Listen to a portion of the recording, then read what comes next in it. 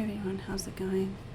Tonight I'm going to be streaming the Whirling Waltz on Genshin Impact.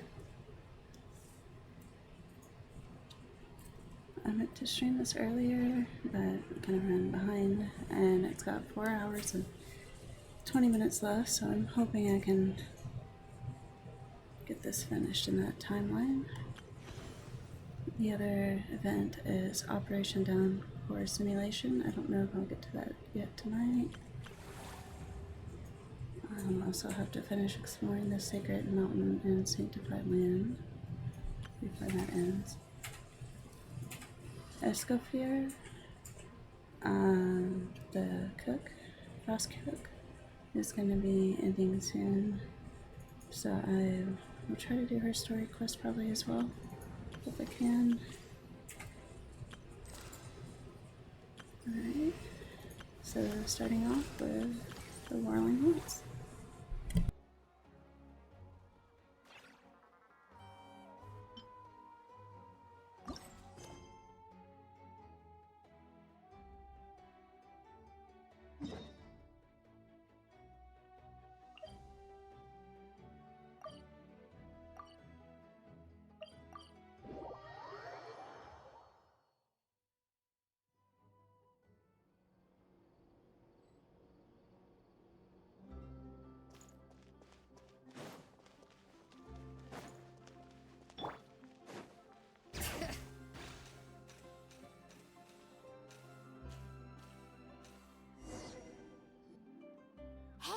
There's a newsstand over there! Wanna grab a copy of the Steambird? We know our Fontanian friends love a little drama. There's no way they let their readers down.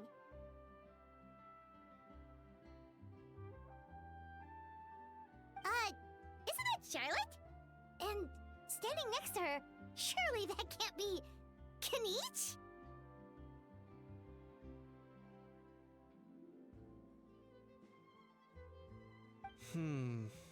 How about...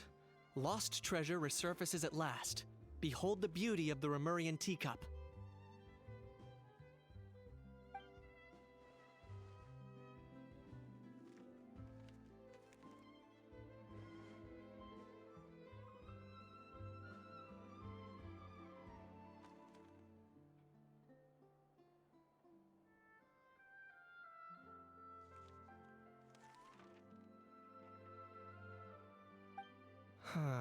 Pretty shocking.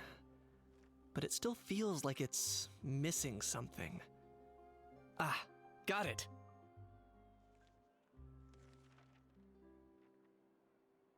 Udex gravely wounded in shocking stabbing. Set to miss cross-border smuggling trial.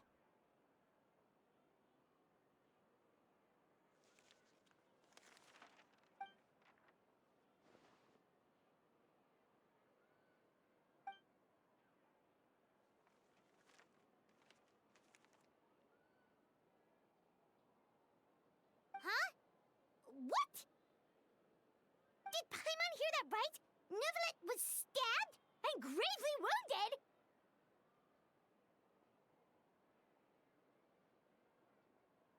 No, surely that can't be right. Can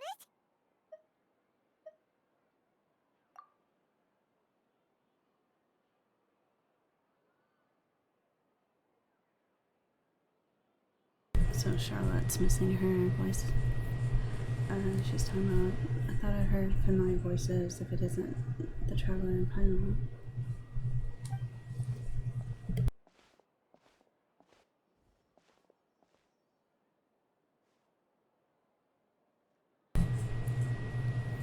What a coincidence. Mr. Beach and I were talking about you two just a few minutes ago.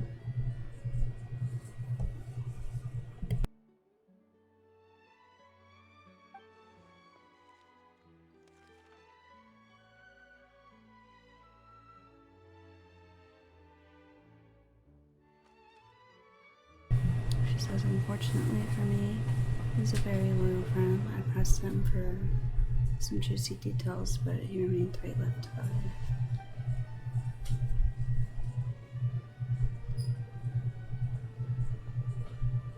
to share with me about the great traveler's triumphs, triumphant exploits, and not one. There's a team effort. Okay. What is this over?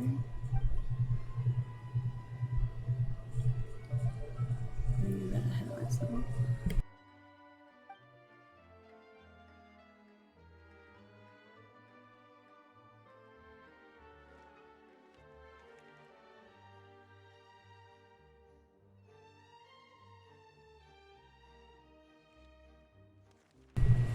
That's what she said. It's been ages since you've seen us. What brings us back to Fontaine? Hey there, you two. Fancy running into you here.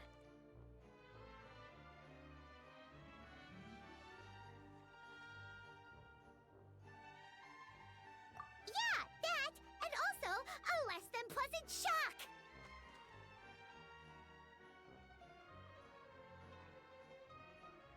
What the heck was all that about a Saurian meat restaurant and the eunuchs getting stabbed? Please say you weren't being serious.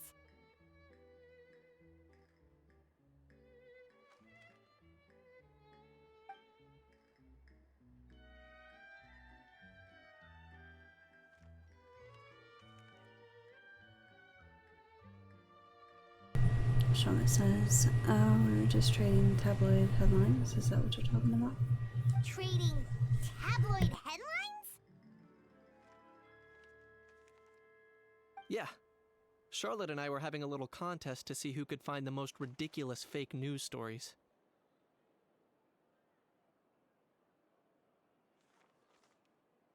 Either I got lucky, or I have a knack for honing in on the most outrageous material.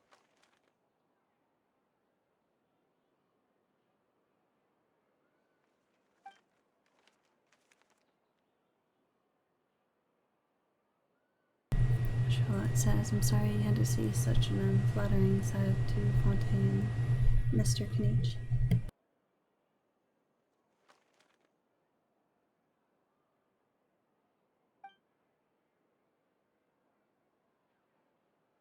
These third-rate tabloids write their headlines purely to shock and scandalize. All they care about is grabbing your attention to boost their sales.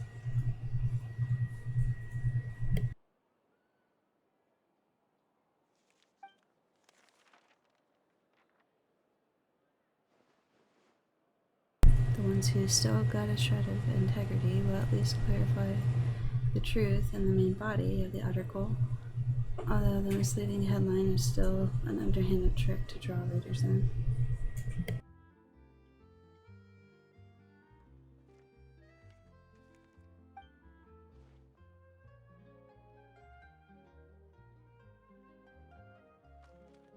But others, like the one we were just reading aloud, have no qualms about making outright fabrications.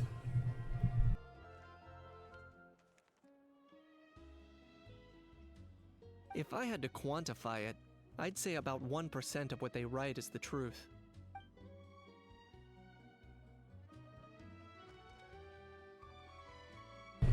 Says that's pretty lenient of you, Mr. Kniech.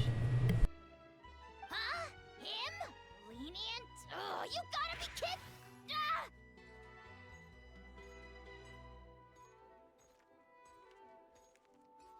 Don't get me wrong. I'm not trying to give credit to these so-called news stories for occasionally including a grain of truth. All I'm saying is, even the wildest leaps of the human imagination are always rooted in reality.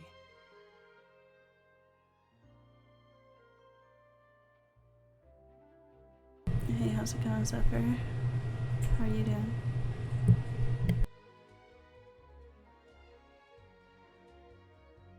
You mean all those fake headlines you mentioned actually do have some basis in fact?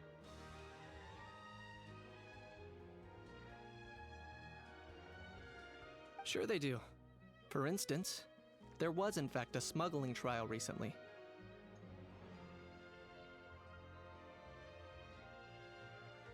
Considering the amount of speculation surrounding the smuggled goods, it's no wonder there are rumors about restaurants serving saurian meat or teacups being unearthed from ancient ruins.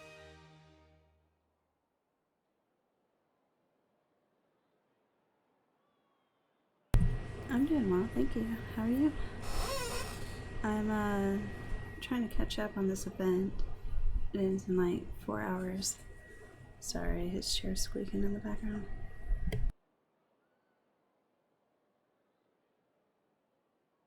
But in reality, the goods in question were simply a few ancient relics dug up from ruins in Natlan.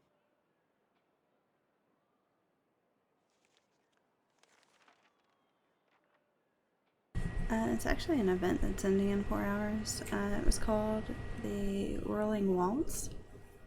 It looks like it gives like a tent or some kind of furniture, primogens, and some other stuff. I'll be able to look at it again after this dialogue.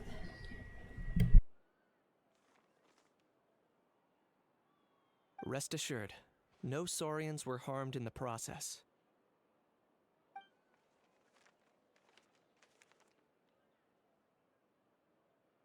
And again, Charlotte's missing her voice, so she says, if you're wondering why the Udux didn't preside over the trial, it's because this case was assigned to another judge right from the offset. It's not as if the Palace Marmonia only has one judge. We can't expect Manzor Nublet to handle every single case himself.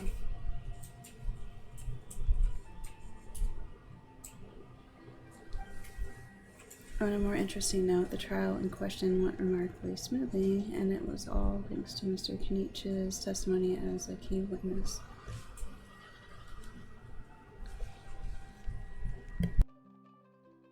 Oh, okay.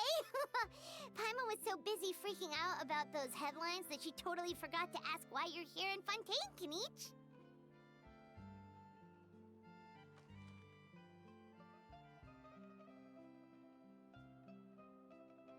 Oh, I appreciate that, thank you. And I say it was all a misunderstanding, the world's not going to end.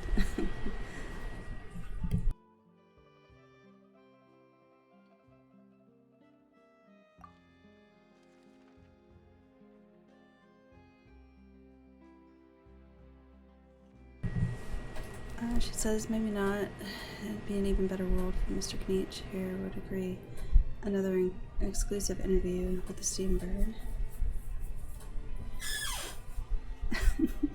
Squeaks in the background. Yeah, I do. I like the fire archon that I have, Mavika. I like Zelenin. Pretty much a lot of the Natlan characters are really great. Of course, I have the Raiden Shogun. I played Diluc forever until I got the Fire Archon, and then she kind of took his place. My first Archon ever was Binti.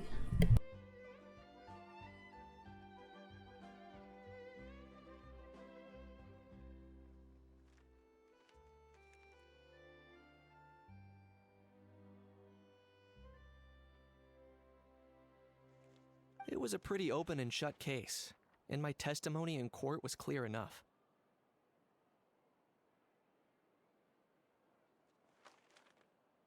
Well, so you are able to shapeshift into the Saurians, and the baby ones are so cute. So it makes it like a favorite place as well.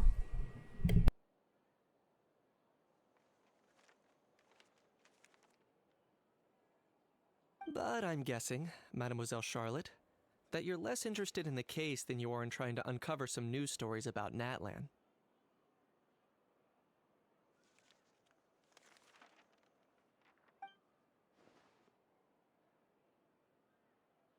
Oh, also, Navia is one of my favorites too. She's really strong. For like Geo crit burst damage.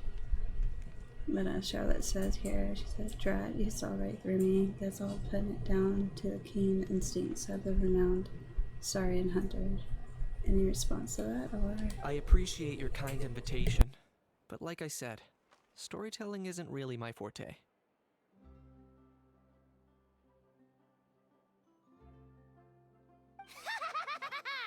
Kenich the speechless! Kenich the tongue-tied!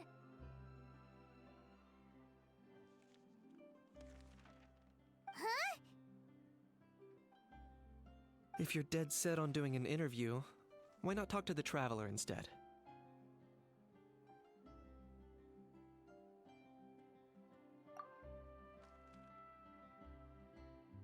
Oh boy, it's on us now.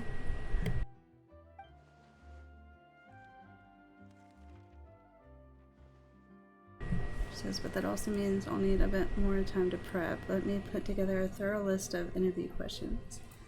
Sounds like I'm not allowed to refuse.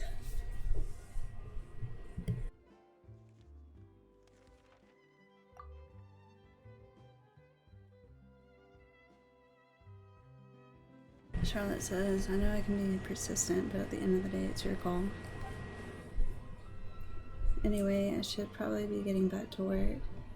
I also need to go track down a gestionnaire and report these increasingly outrageous tabloids. Farewell, my friends, until we meet again. Charlotte never stops, does she?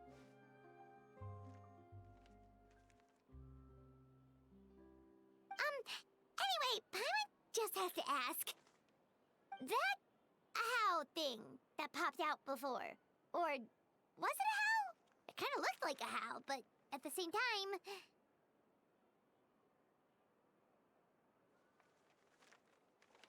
Oh, that thing.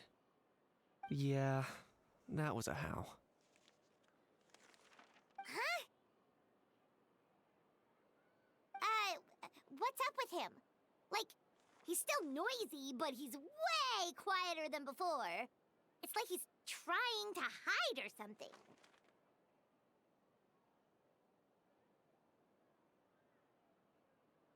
Maybe he's not acclimatizing very well to Fontaine? Could be. Not acclimatizing? Aw, poor Almighty Dragon Lord is not feeling well. Too bad he can't come out to argue back. What do you mean? There's nothing physically wrong with him.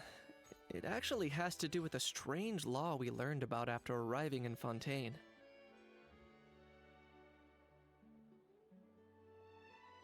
Apparently, it's forbidden to release flying objects within Fontaine city limits during the first 3 days of each month.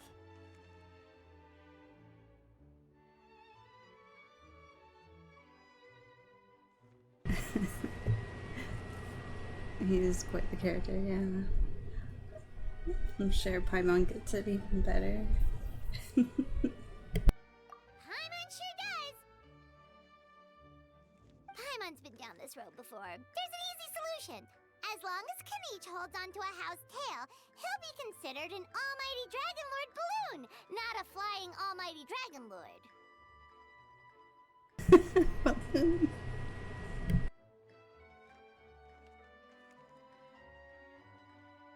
Not gonna lie, I was considering that. But Ahau wasn't too thrilled with the idea of huffing and puffing away in the form of a mini helium balloon.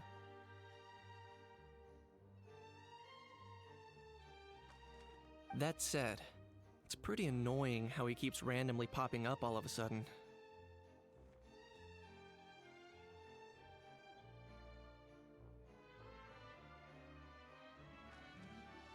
Anyway, this morning I saw a notice outside the Palais Mermonia about an event that's set to take place outside the city soon. Something to do with filmmaking.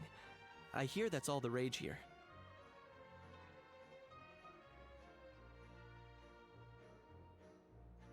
I was planning to stay here and do some exploring for a few extra days anyway, so I think I'll go check it out.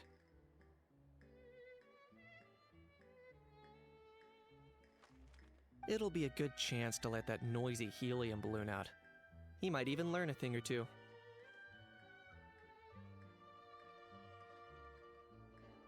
If you're free, why don't you come along? Sure, seeing how angry always makes my day, and I am always up for a bit of fun. I know where it is, so let me lead the way.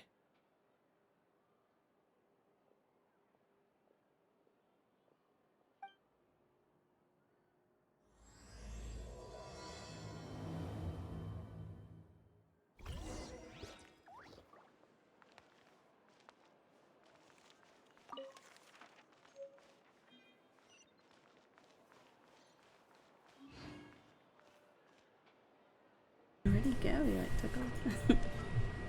Oh, there's my one, sorry.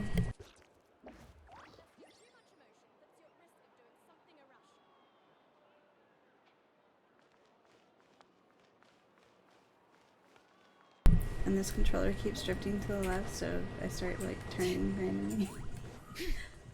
It's not me. I have another controller to replace it in time once it starts driving me crazy, you know. And have to reconnect it.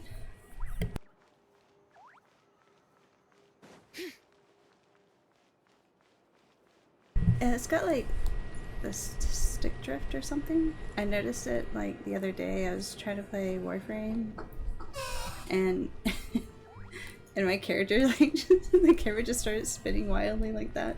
Would you stop rocking back and forth, please? He's messing me right now. We need WD-40 for his chair. So.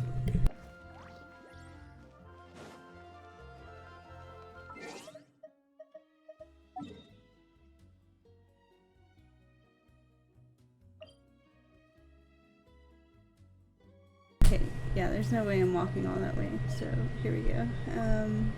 Teleporting.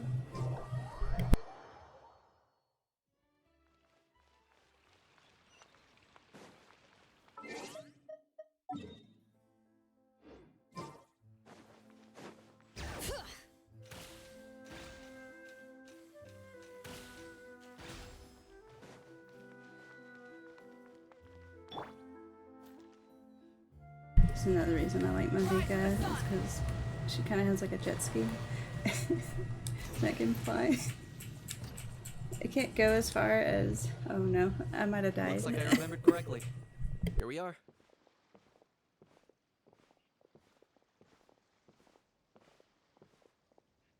Wow, this is awesome! Hard to believe it was just an empty beach before.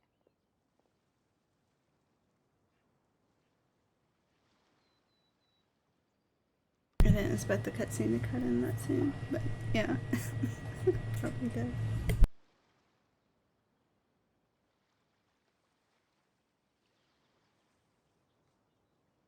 Yeah.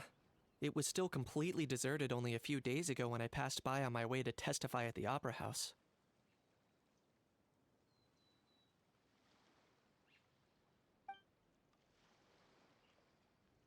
There must be some efficient workers in Fontaine. Quite impressive. A few days? One night was all it took. Rap-a-tap-tap, ta-da! Oh my goodness. But is this all it takes to blow people away? Oh, no, no, no. Given my past experience, I can't let myself get carried away.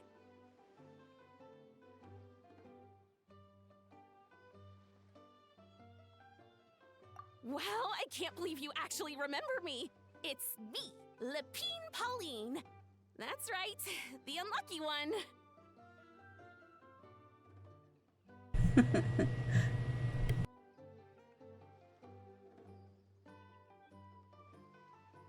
Good to see you again. The prototype lens has come in handy, by the way. Yeah, I think we'll go with that one. Of course! How else would we have managed to build Fantasyland in a single night?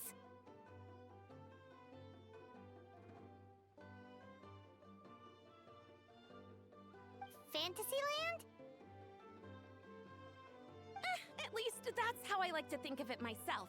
A magical land of fantasy, the stuff of film buffs' dreams.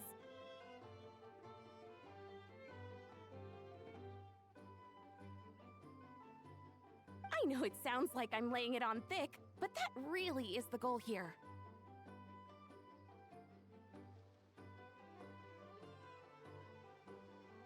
As you can see, the theme of this amusement park is Fontainian filmmaking, a place for all film lovers to come together and co-construct a world of dreams.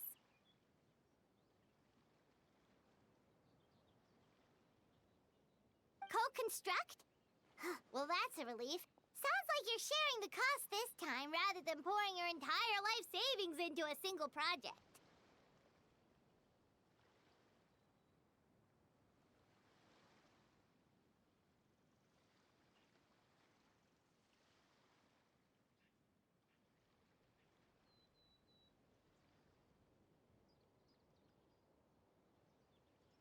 Nope. I might be inviting others to help fund this, but that doesn't mean I haven't thrown all my life savings into it, too.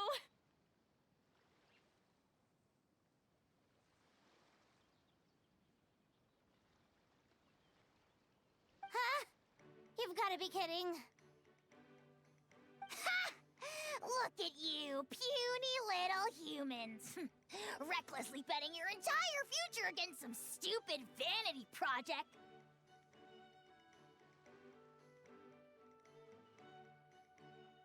We knew a how would come out at some point. And yeah. I'll show you that as well. If you're expecting even an ounce of sympathy from the almighty dragon Just lord, shake your butt and dream face. on! Mockery is all you shall get, straight from the heart!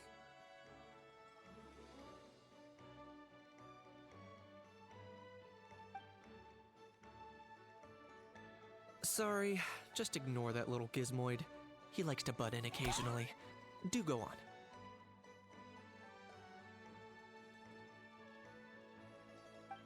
Gizmoid? Who you calling Gizmoid? You're the Gizmoid! Wow! That's quite a nifty mecha you've got yourself there. Is it some sort of smart personal assistant?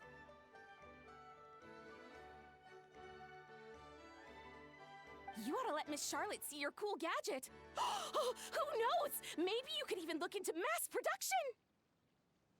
Oh my god. Mass production of how.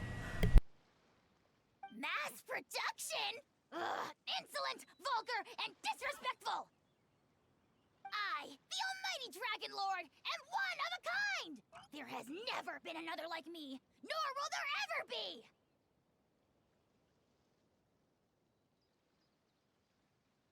And another thing, smart is the understatement of the century!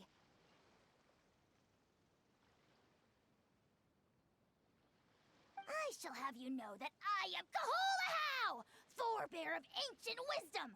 I lived for eons long before any of you were born!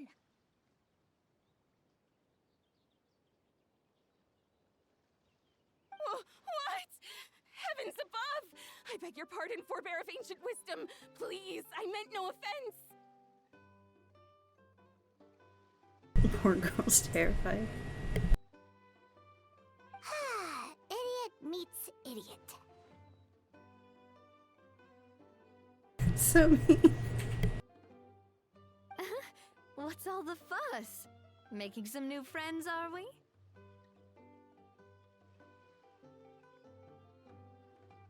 There's Navia.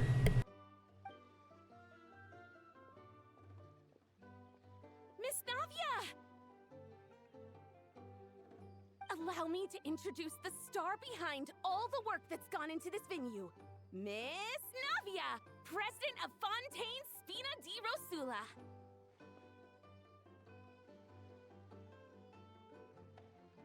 Hello, everyone. Partner, Paimon, how have you been lately?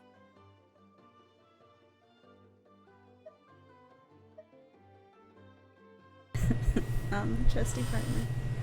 Hello there. I'm Kanich.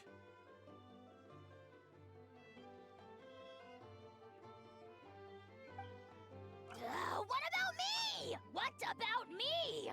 My useless servant can't even give me a proper introduction.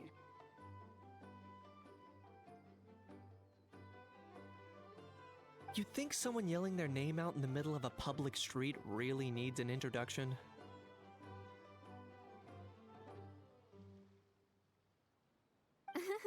He's not wrong.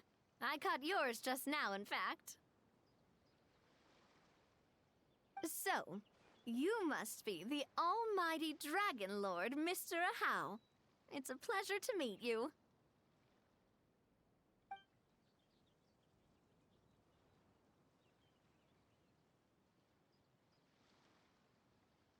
How can't shake hands or what? See that? That's what I call proper manners.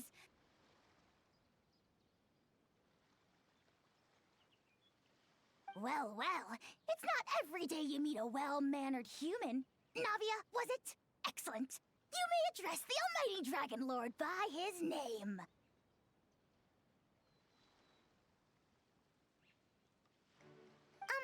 Navia, don't you think the title Almighty Dragon Lord is a bit silly?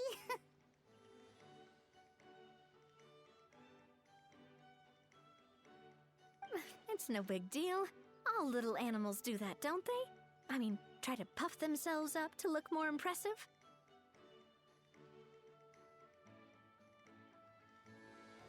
Oh my god. A house totally being treated like a little cuddly pet.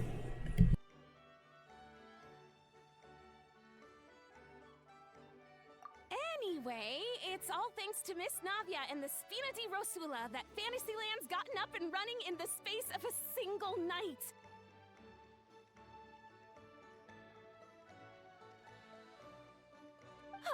Honestly, thank heavens! After all that paperwork and endless waiting, the event and venue finally got the green light.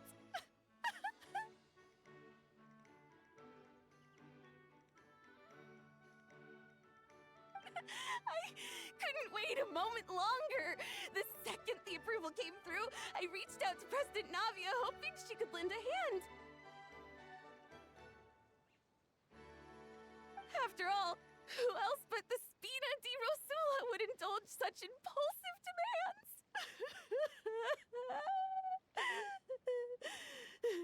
Sorry, traveler.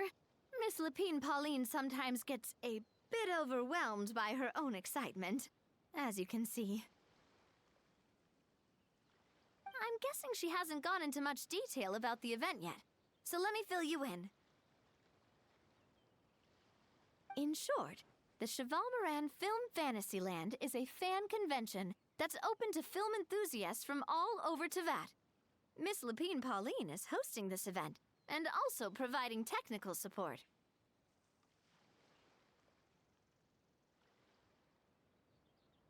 Huh? Cheval Moran? That's right! The one and only Sir Intendant Cheval Moran! Oh, thank you so much. I appreciate it.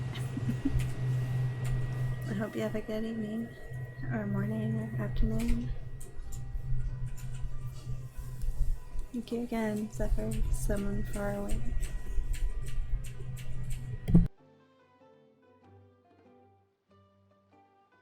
After much persistence and many solicitations, I finally obtained Lady Farina's permission to use the image of her close friend.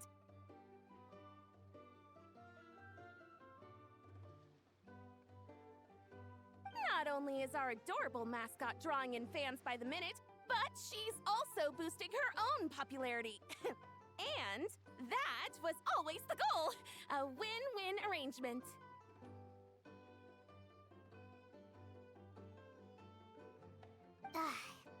It's been a while since we last met, but still, it's a surprise to hear Lapine Pauline coming out with such sensible ideas.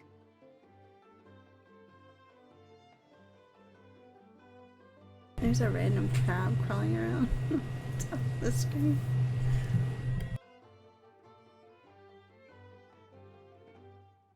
By the way, Miss Lapine Pauline, have you decided to switch careers and go into film tech?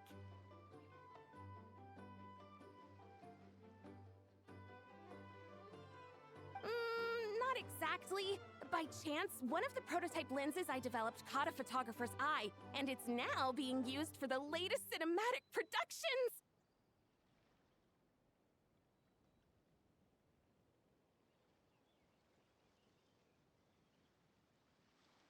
Thanks to this unexpected opportunity, I've had the chance to invent various film-related equipment and props.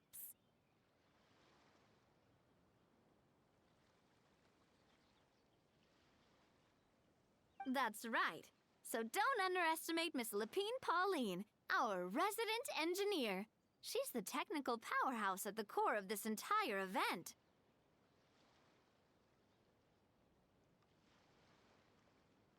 As for the Spina di Rosula, we're mainly here to take care of planning, operations, and management.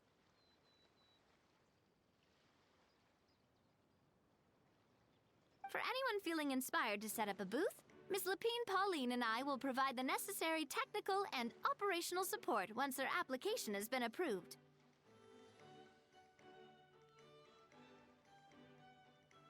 By the way, traveler, are you at all interested in taking part?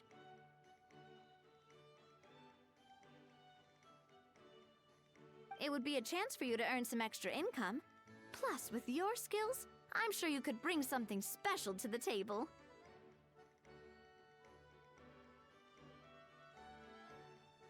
Paimon would be even more tempted if you were to, say, throw in one of those fancy feasts she's seen in those gourmet food reels.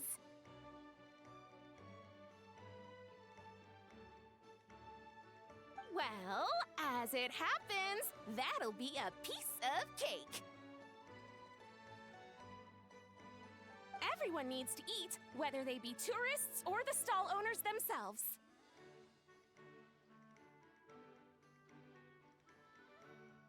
So thanks to Miss Navia's help, we've managed to invite none other than the celebrity chef, Miss Escoffier, to run our theme restaurant.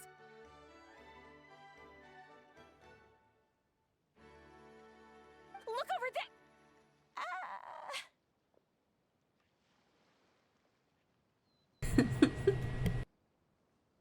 You! Yes, you! For the last time, the ingredients have to be in the right ratio! Get it right next time, or you might as well just lie down on the chopping board yourself.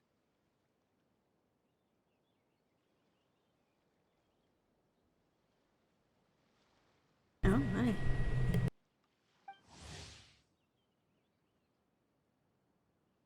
I thought she was so sweet.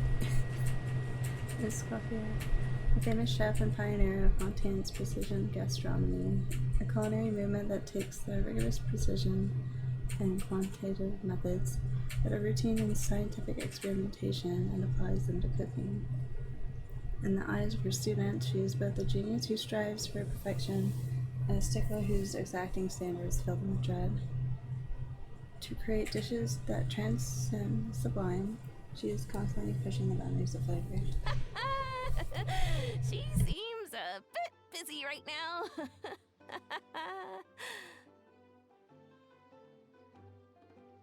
Well, I'm sold.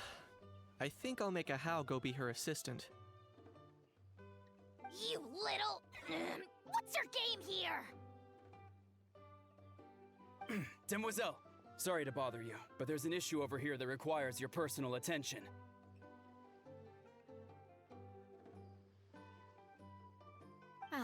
Apologies. Looks like it's back to work with me. Please feel free to take a gander at what we've got.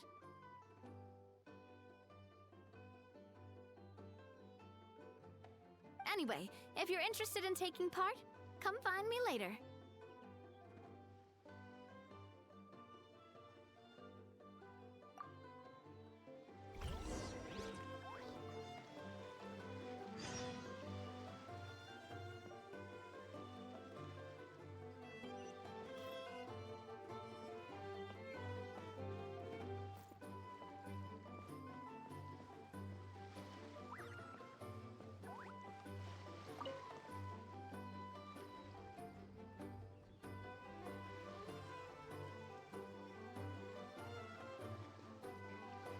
Traveler, it's you! Ready to join the Cheval Moran Film Fantasyland crew?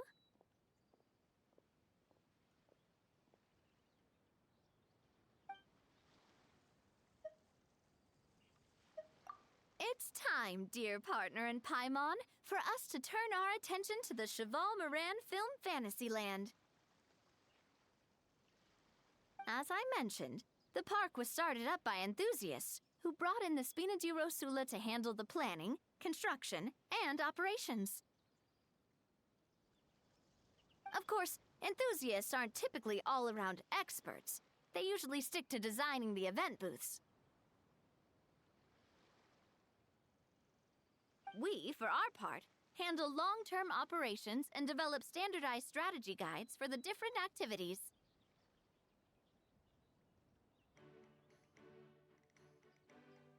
Long-term operations? Strategy? It all sounds so complicated. We spend most of our time adventuring, and we barely have any experience running a stall. Do you think we can handle this? That's more like it. You've seen it all before, haven't you, partner? I'd even go as far as to say you've shaped some of Tevat's biggest business ventures.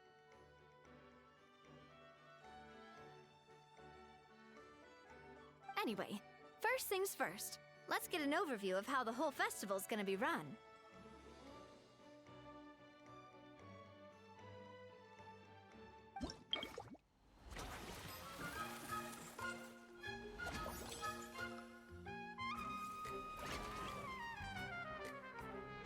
Oh, such cute little animals.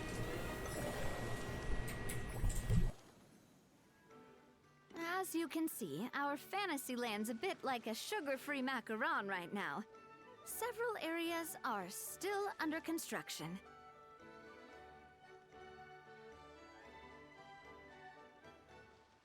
The Spina's only been able to hire a limited number of craftsmen. Besides, we don't have enough experience to handle multiple projects simultaneously.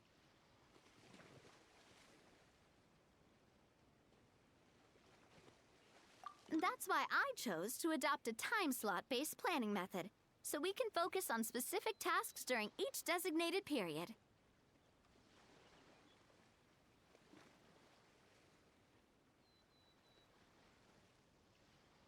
Upgrading facilities, expanding the venue, hiring staff. All of this requires funds and time slots to accomplish.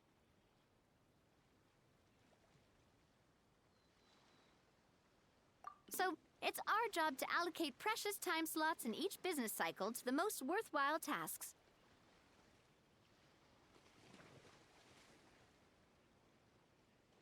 As we attract more guests and earn money to add to our funds, we'll also be able to work more efficiently.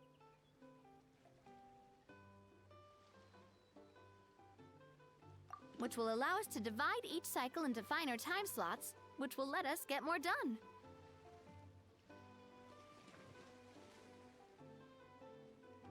So we'll be limited in the decisions we can make and tasks we can focus on within each time period.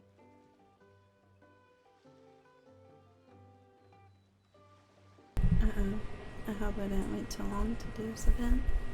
Let's see if I can do it, hopefully.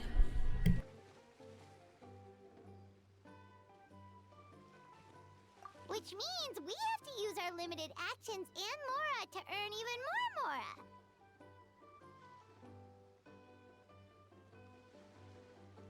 Kinda like playing chess or cards then. Cooking up a strategy in advance is gonna be key.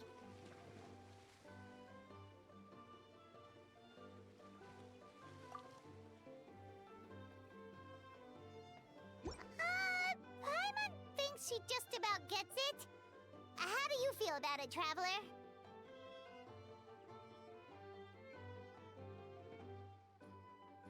Yep, come on, we can do this! You mentioned standardized strategy guides just now. Does that mean there are non-standard ways to take part too? Of course. Film and entertainment mean different things to different people, and there's gonna be a wide range of exciting activities for people to try out. If we're not careful, some visitors might wander off and end up getting in trouble.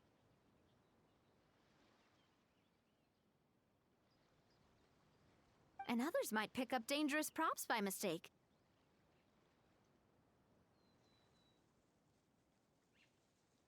To avoid confusion, we need to create a standardized strategy guide for each activity.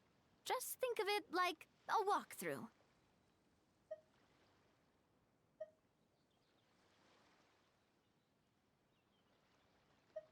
Wow, if we're the first ones to test out the activities, who knows what surprises there could be waiting for us?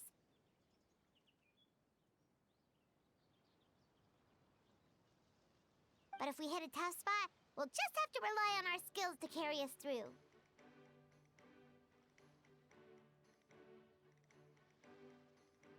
Hopefully it goes without saying that I'd never put you in danger, partner. I carefully checked all the existing activities before you arrived, and I can assure you that they're all perfectly safe.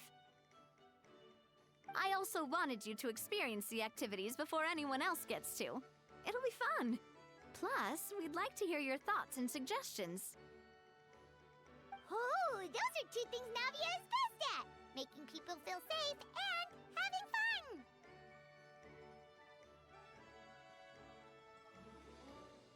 fun! There's a crab on the table now. Great! Well, I can't wait to hear what you think. Your input is super important to us.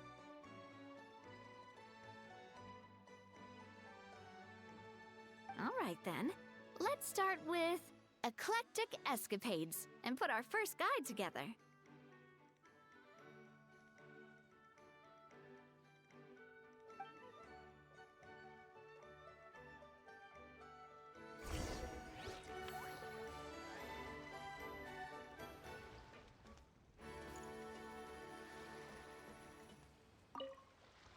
All right then.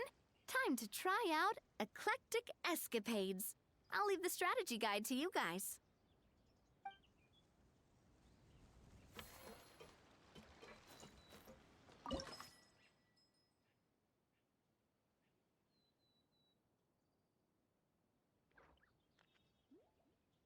So it says, swiftly weaving through narrow alleyways, beset on all sides by danger. A popular trope in action films, and one that's faithfully brought to life by eclectic escapades. Experience the thrill of the chase in this high-paced attraction. Unlock facility is going to take 4 watches. Wow.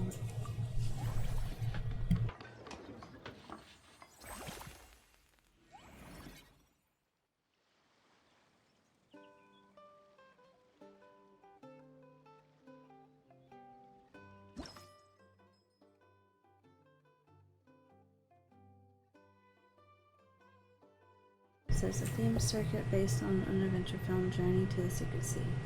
Legends tell a mysterious ocean current. It's an invitation for adventurers to seek the mystical heart of the ocean, the so-called Secret Sea.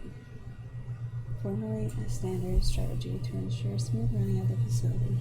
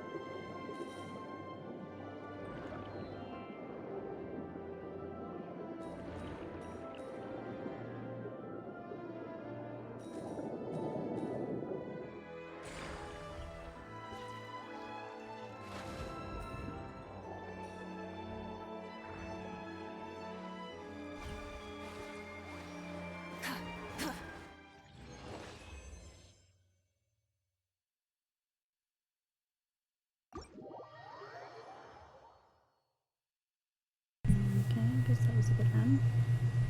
Ah, both of you seem even more excited than before. Looks like your first trial run didn't disappoint.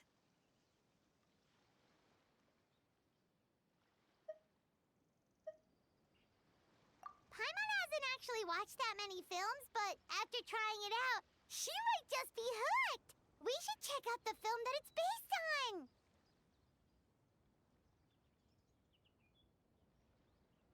Great job, Paimon. That's exactly what our enthusiast friends were hoping you'd say. They'd be beyond delighted to hear that visitors are curious about the films that inspired these attractions.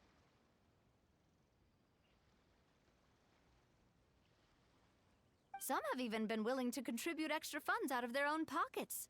Where budgets have allowed, of course.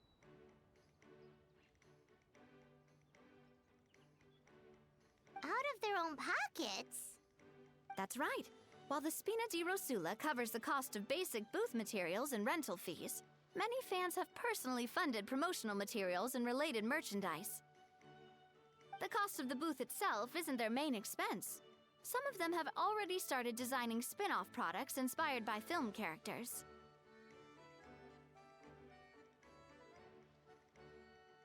Take our official mascot, Sir Intendant Chevalmoran, for instance. She won second place in the last most popular character poll for the comic film category, and was even dubbed the pinnacle of round, bouncy cuteness.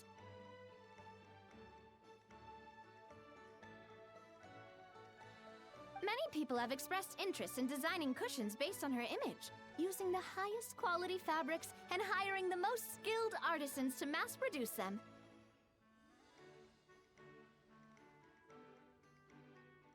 These cushions will officially go on sale at the next convention alongside lots of similar products.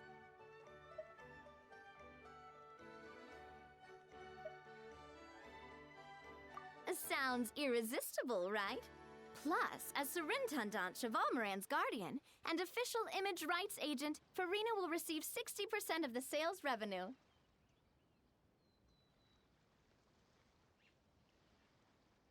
After all, the fans are doing this voluntarily, not for profit, but to promote Surintendant Chevalmoran's adorable image.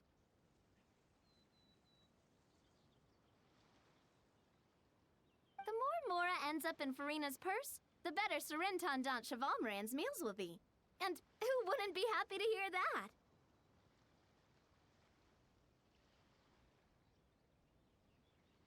Oh, Paimon likes the sound of that.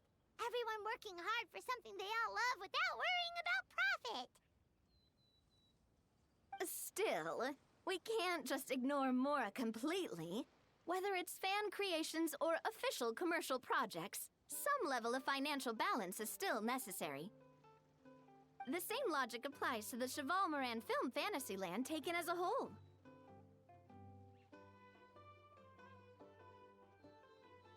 Once we finish the standardized strategy guides, our attractions can officially be open to the public. But we can't take personal charge of the ticketing process.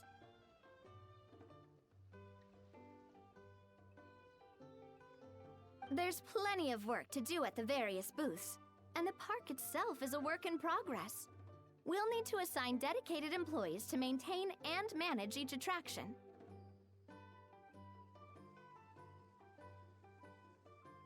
There's a recruitment section on the park's bulletin board.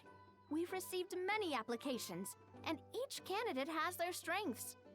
Our job is to match the best candidates to each attraction based on their overall performance.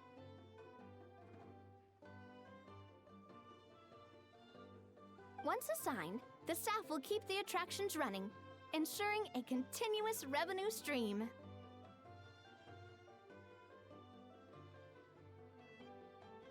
Wait, so we've suddenly gone from being playtesters to heads of human resources?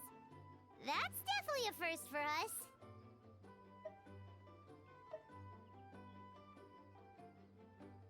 Just don't hold everyone up to your own standards, okay? You can't expect everyone else to be as capable as you.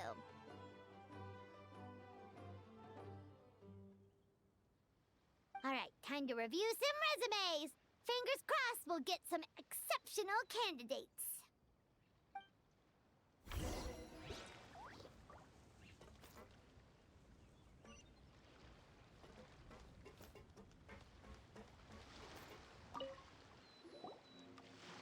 Greetings. Apologies if you overheard my harsh words just now, but I assure you it is entirely necessary.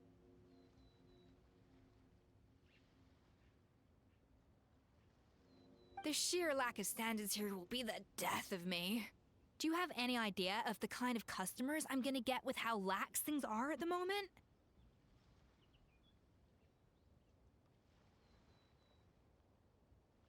The ones that leave their guns behind by accident, and then come back to collect them later, bringing ammunition with them.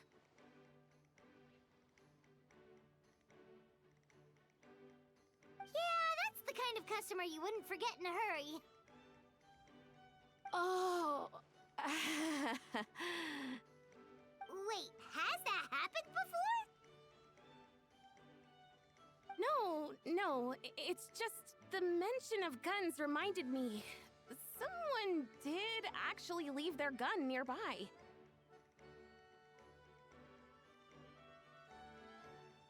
Huh?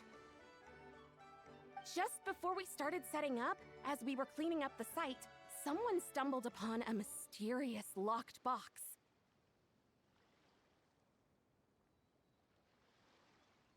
It didn't look like something from Fontaine, though. It had more of a Natlanese vibe.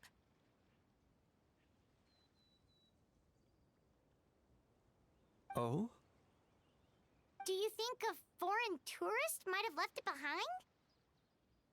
That's what I assumed at first. But the box was buried beneath a pile of wooden planks, rocks, and whatnot, so it seemed like someone deliberately hid it there. But I didn't see much point in speculating, so the best thing I could think of was to hand it over to the authorities.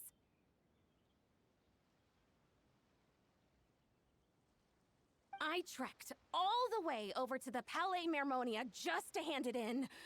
Ugh, it was exhausting.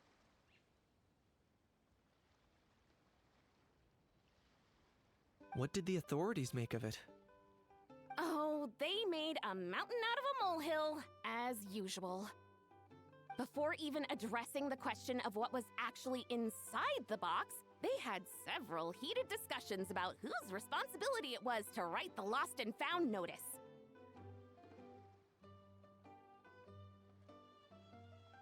Thankfully, the ever-reliable Officer Sedine stepped up and immediately called in the Marechaussee Phantom to crack the lock and check if there were any dangerous items inside.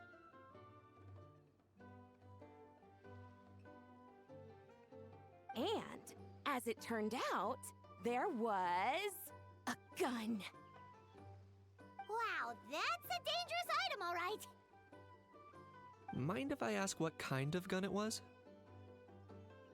Oh yeah, Mr. Kanich, you're from Natlan, aren't you? Do you know a lot about guns?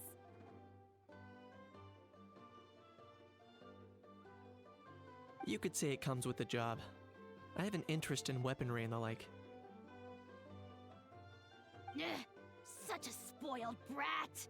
What, are the toys I gave you not good enough for you anymore?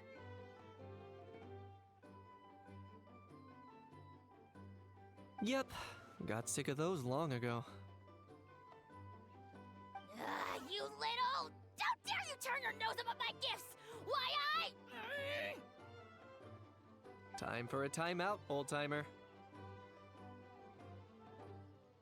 Sorry, where were we? Oh yeah, do you recall what the gun looked like? It's a bit hard to describe. If you ask me, it didn't even really look like a gun. Give me a second. I'll knock out a quick sketch.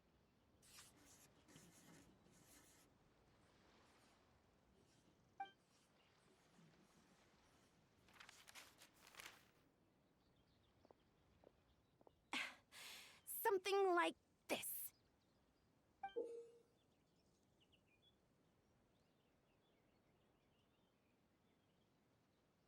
Whoa, it's so neat and precise!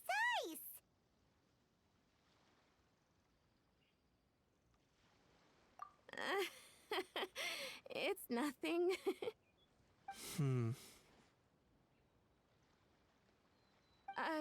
Sorry. Is something wrong with my drawing? I know it doesn't really look like a gun, but I assure you, this is exactly what it looked like.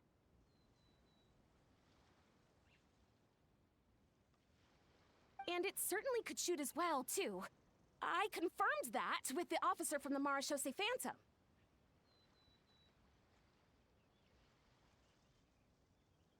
No, quite the opposite. The features are very accurate, and it is definitely from Natland.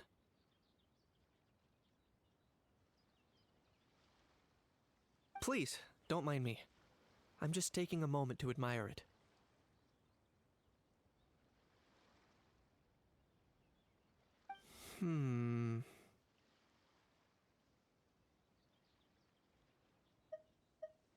I should be the one thanking you. Thank you, and everyone else for your support. Don't mention it. Besides, we haven't really done anything. Not at all! The buzz and excitement you guys bring is exactly what this event needs!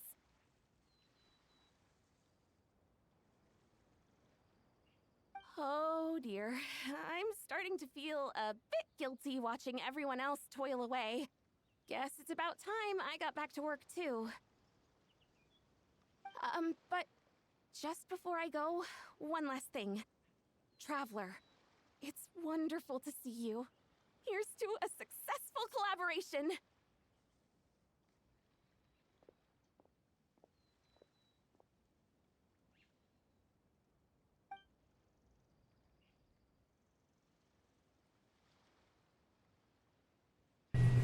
Let's say, it seems like Kanichi has something to say. Let's go find a quiet spot. I'm sure you noticed that there was something unusual about that gun.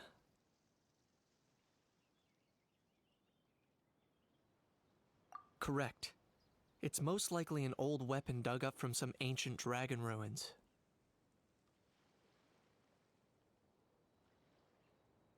Based on my experience, it might be more accurate to refer to it as a hand cannon, but in Fontaine terms, it's not wrong to call it a gun.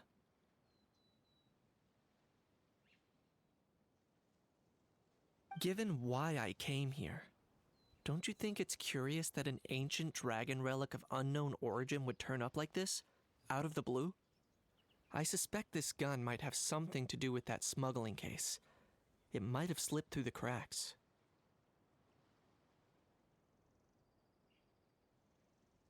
Time is of the essence, so I'd like to head over to the Palais Mermonia to verify my suspicions. Perfect. Then we can head out right away. Or, if you want to catch up with your friends first, I can wait.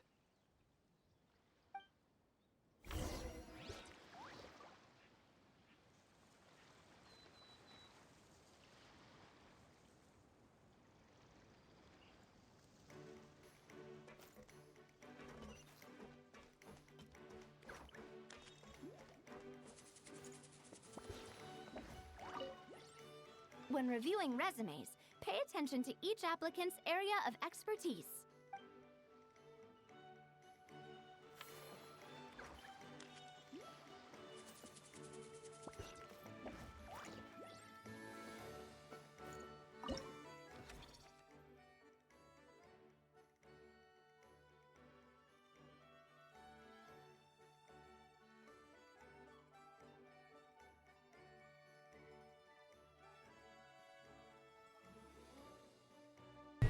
So it doesn't seem like action.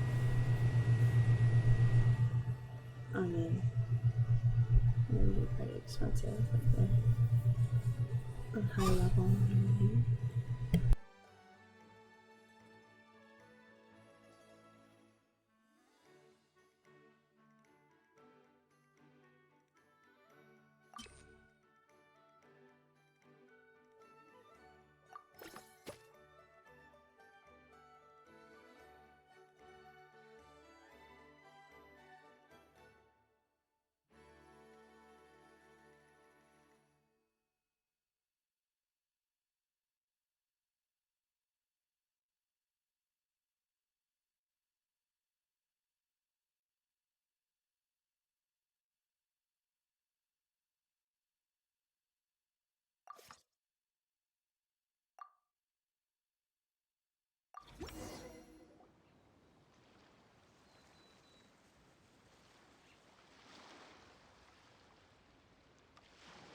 Looks like this particular employee is really getting into their role.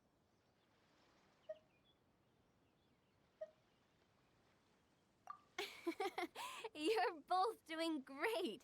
You sound more like bosses than I do. In any case, with this, the Cheval-Moran Film Fantasyland is now officially open.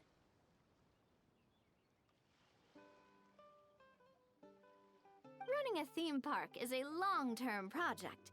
You won't make much if you try and rush it. We're just about done with our current work setup, so let's take a short break and wait for this cycle's revenue report to come in.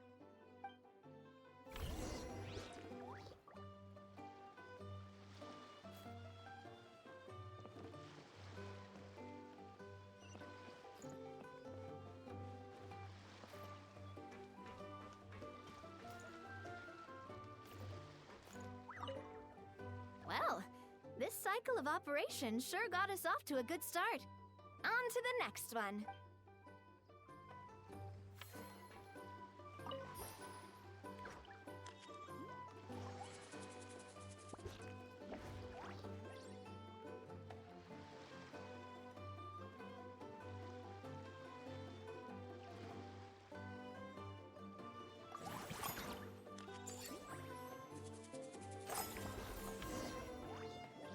Well, the numbers might not look that impressive, but given that we're just getting the ball rolling, I'd say that wasn't a bad start.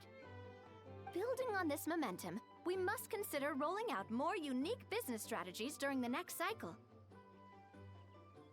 To draw in the crowds, I've invited one of Fontaine's very own celebrity chefs, my good friend Escoffier.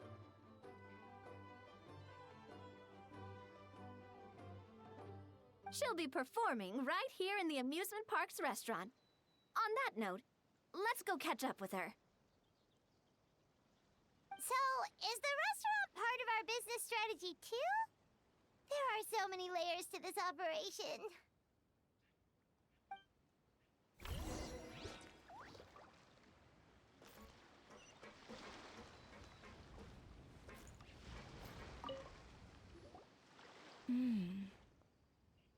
The restaurant is up to standard, and the waterside location will make for a unique dining experience. The beautiful scenic reflections in the water create a stunning backdrop, lifting diners' spirits and allowing them to truly savor their meals.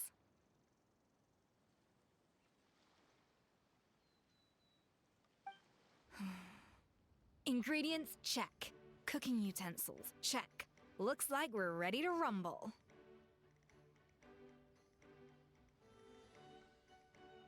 Hey there, Escoffier! Oh, my employers are here.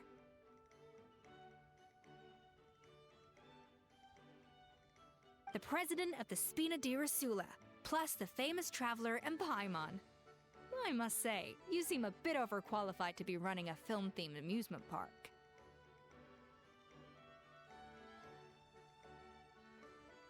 I'd say that if anyone here was overqualified, it would be the former head chef of the Hotel de Boer. Wherever you walk, the aroma of fine cuisine follows in your wake.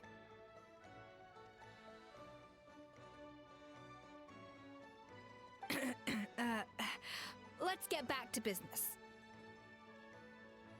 I'm guessing you want the traveler to help me decide the theme dish for each cycle, right?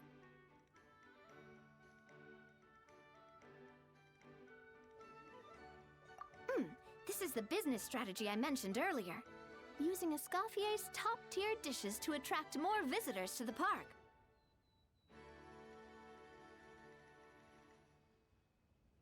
But this isn't just about attracting visitors. Her culinary masterpieces will surely have other surprising effects.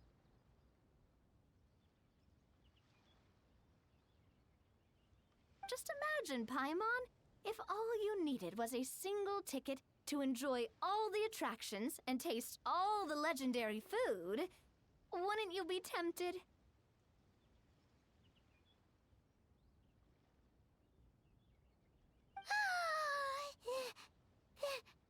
Then Paimon come every single day!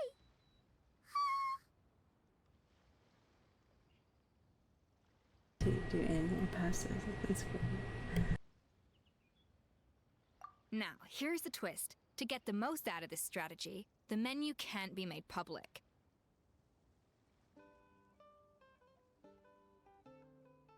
Based on research by a certain food branding consultant, many restaurants have started offering a special chef surprise dish.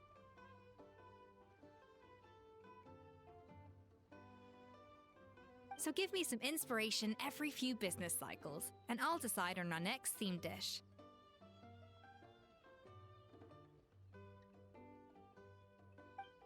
Now then, give me your hand.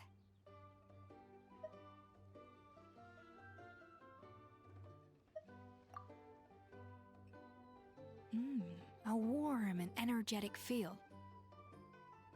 Your hands are calloused from wielding your sword, but still quite delicate. When you grasp its hilt, it's like you're holding the bow of a violin.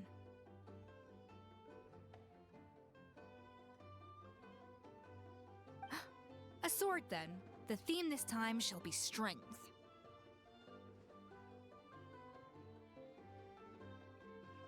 Alright, let's find out what strength looks like in gastronomical form.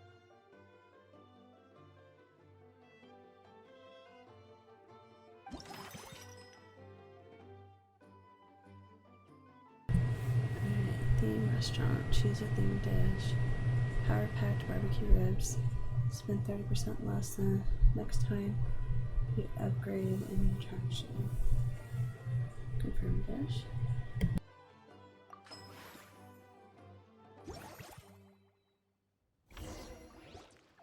I've refined the sauce for these barbecue ribs. It's a richer flavor than the classic version, but not at all greasy.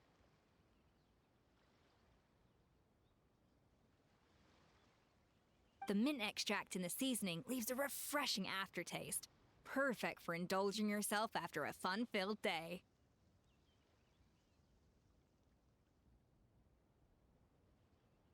But if you ask me, I'd say the artisans need these more than the guests.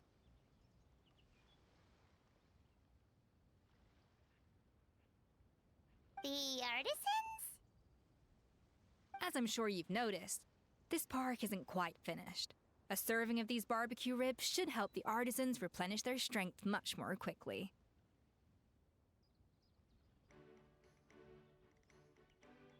As their bosses, you have an obligation to provide meals for them.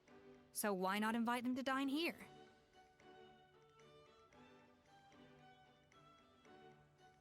Who knows? The morale boost might even improve their productivity.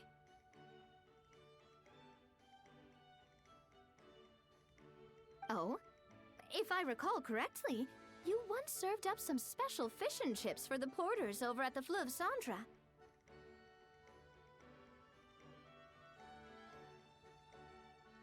For several days after, the workers were all incredibly efficient. They'd finish 8 hours of work in just 5. And then, because they clocked out early, they'd come back completely refreshed the next day.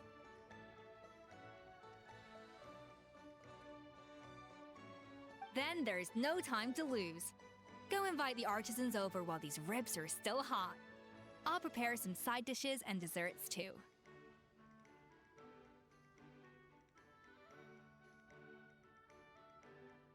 That's a great idea! You really live up to your reputation, Escoffier!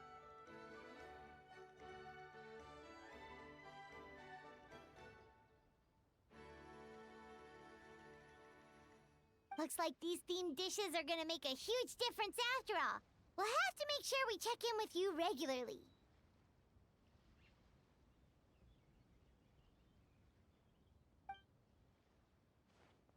The artisans are pumped and ready to roll thanks to that themed dish. And perfect timing, too. Let's take this chance to take the facilities of our eclectic escapades to the next level.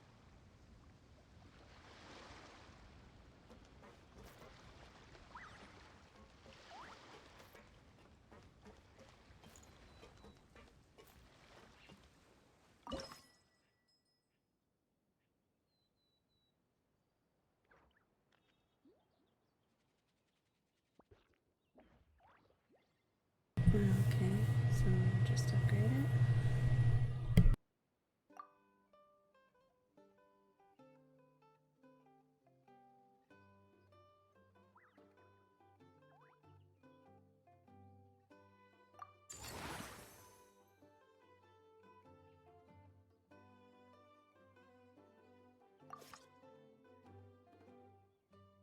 should be able to attract more customers by upgrading the stall, don't you think? That's right. Based on my business experience with the Spina di Rosula, I've quantified the service value to help you intuitively understand how satisfied customers are with each stall.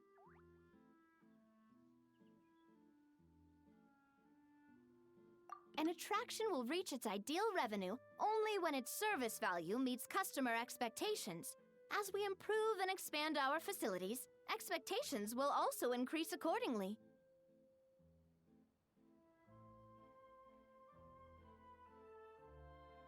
When that happens, we can deploy more capable employees or invest funds in training to enhance our employees' skills.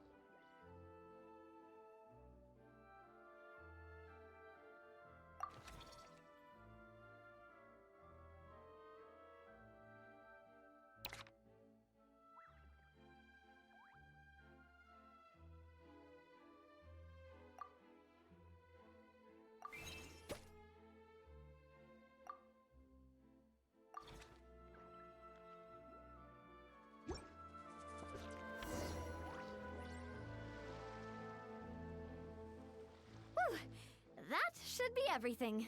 Looks like you've pretty much mastered how to run this park. Huh? Have we really? Thinking about it, we have learned quite a lot, haven't we? Oh, not at all. I wouldn't say I taught you much. Your intuition's been guiding the way mostly.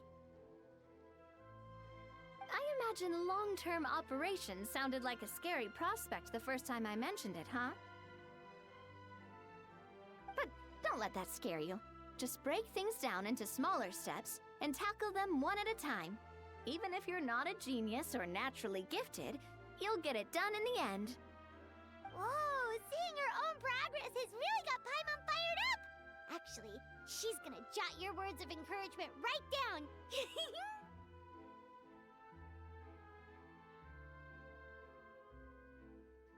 From here on out, we'll be running the Cheval Moran Film Fantasyland together. Let's make it a big success!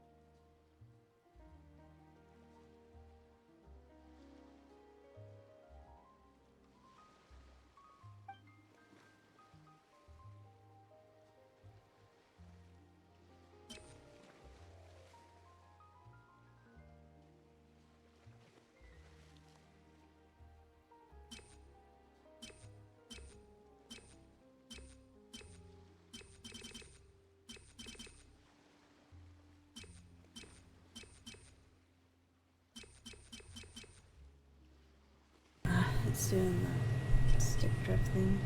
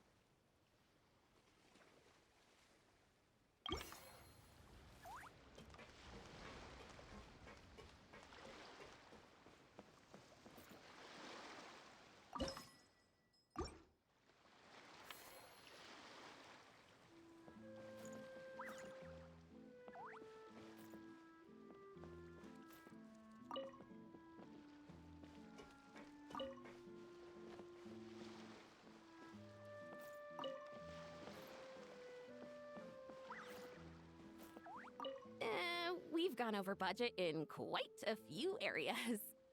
But, whatever. The results are what count.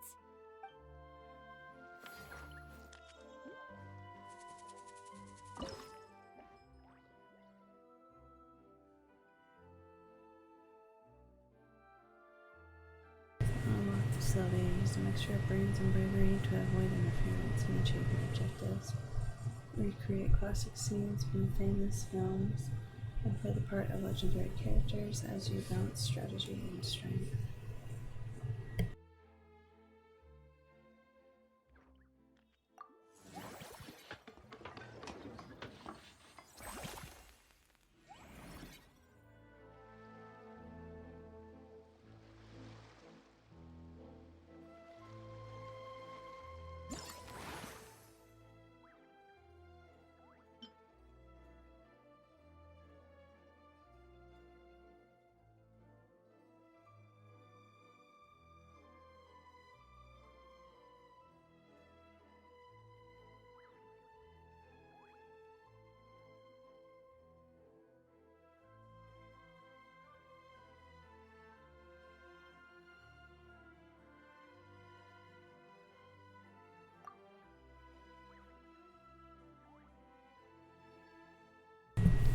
A scene from the character film The Champion Duelist. The champion duelists are a symbol of justice and fearlessness made flesh. To become a true duelist, you must triumph over the fear and evil within your own heart. Face the torrential barrage of bullets, shatter your hesitation, transcend your limits, and embody the courage and justice of a champion duelist. Go formulate.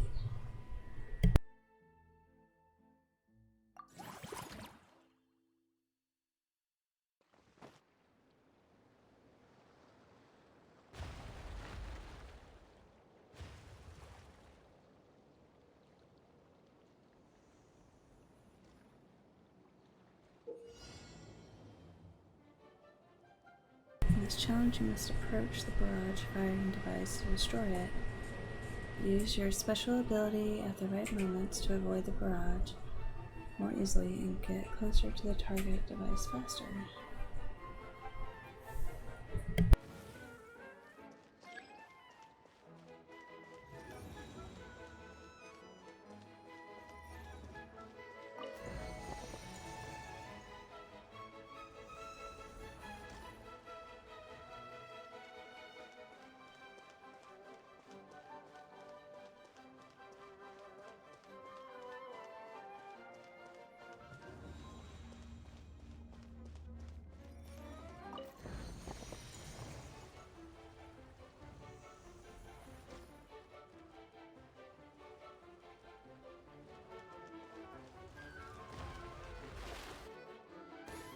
Uh-oh.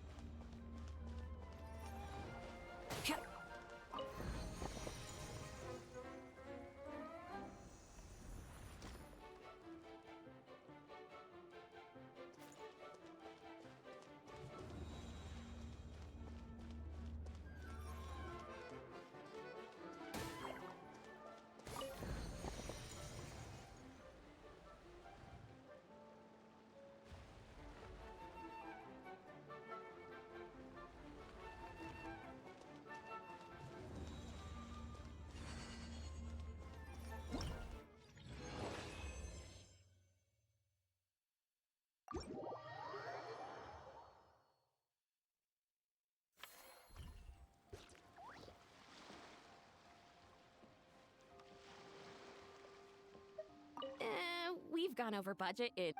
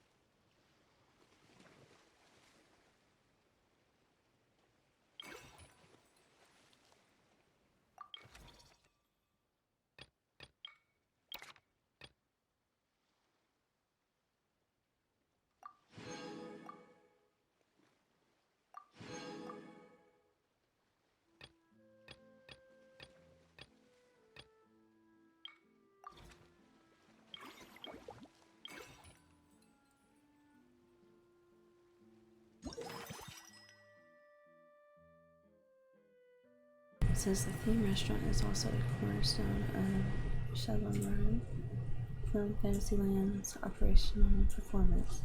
At certain intervals, especially invited Master Chef Escoffier will create new themed dishes based on the inspiration you gave her. This will bestow unique buffs on your operations.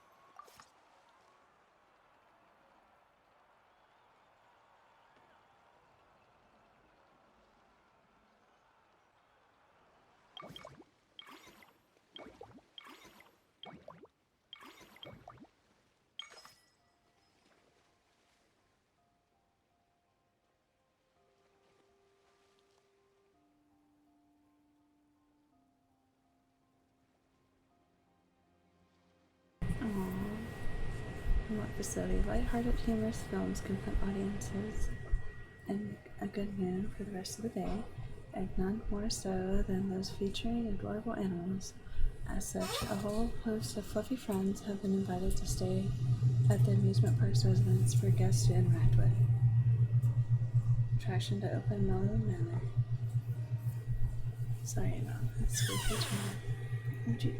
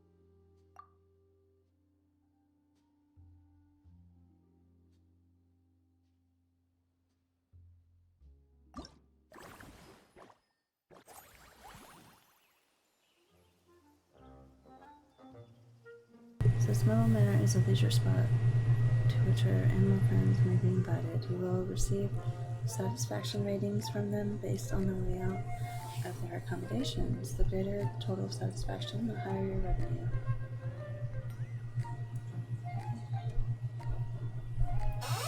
Animal friends who have similar living habits, that is, those of the same species, are suited to living alongside one another. Once you have put a certain number of animals of the same species together, satisfaction will greatly increase. There are some animals who love to party, and who will greatly increase satisfaction when placed as neighbors to other animal species. The animals you have invited will stay in the manor. Don't forget to say hello.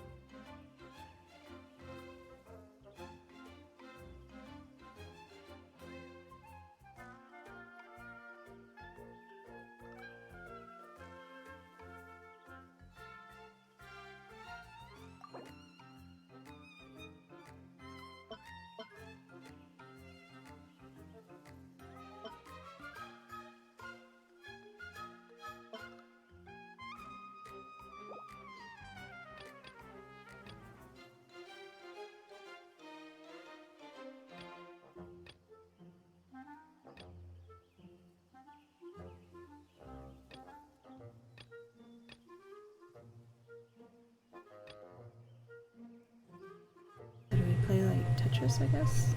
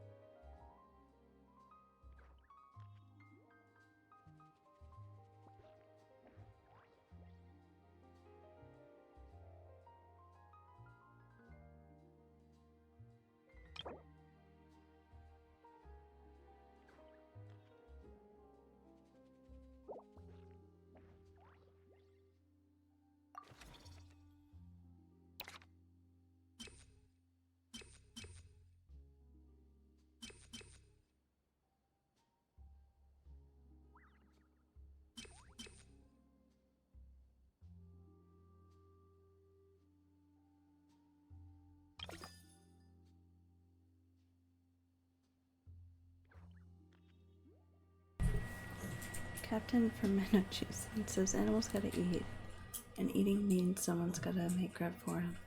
Only right pick. Here, it's a chef like yours truly. I'm a dab hand. I've opened up all kinds of whimsical dishes. My mates always tell me there's a good chance they're better off as animal feed. So that's exactly what this captain's gonna do. Eddie's kiddo, I'll make sure to pick only the finest ingredients. After all, our animal friends deserve healthy and hearty meals, wouldn't you say?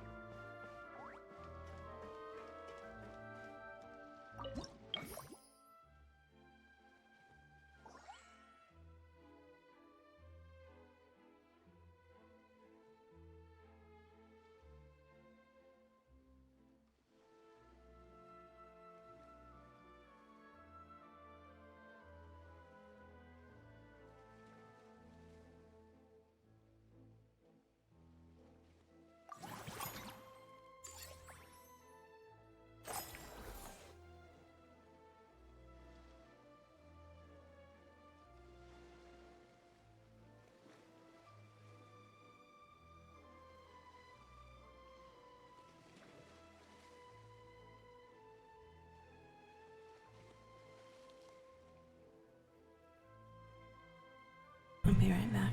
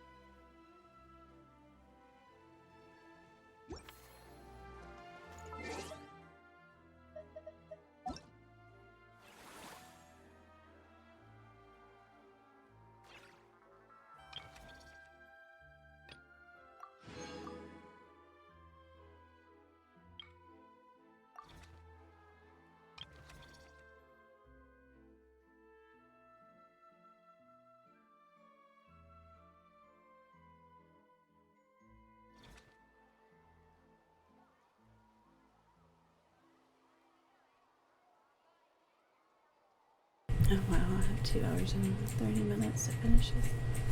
Okay.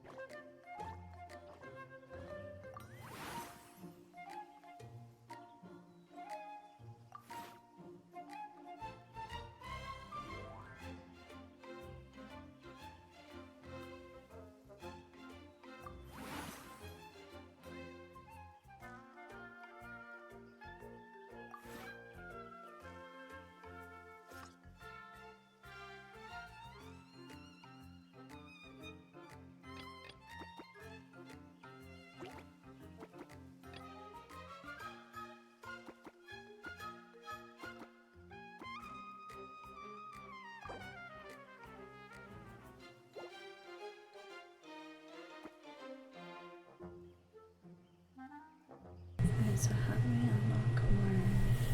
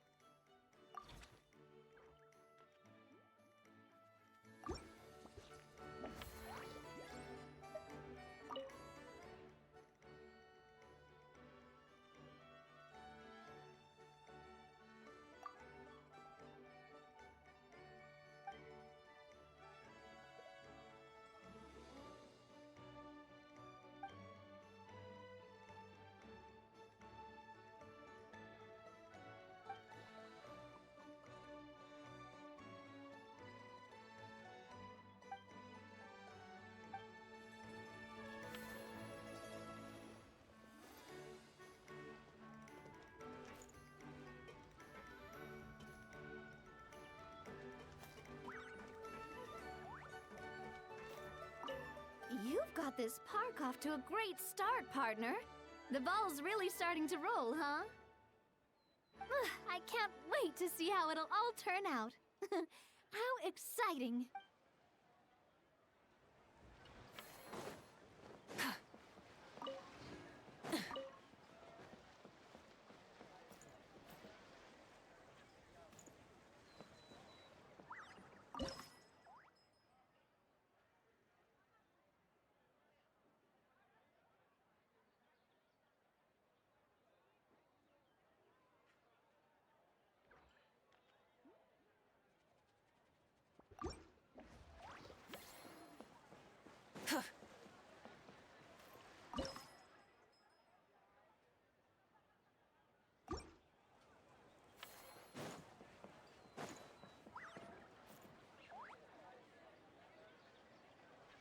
Yeah, I don't know if I can upgrade it yet.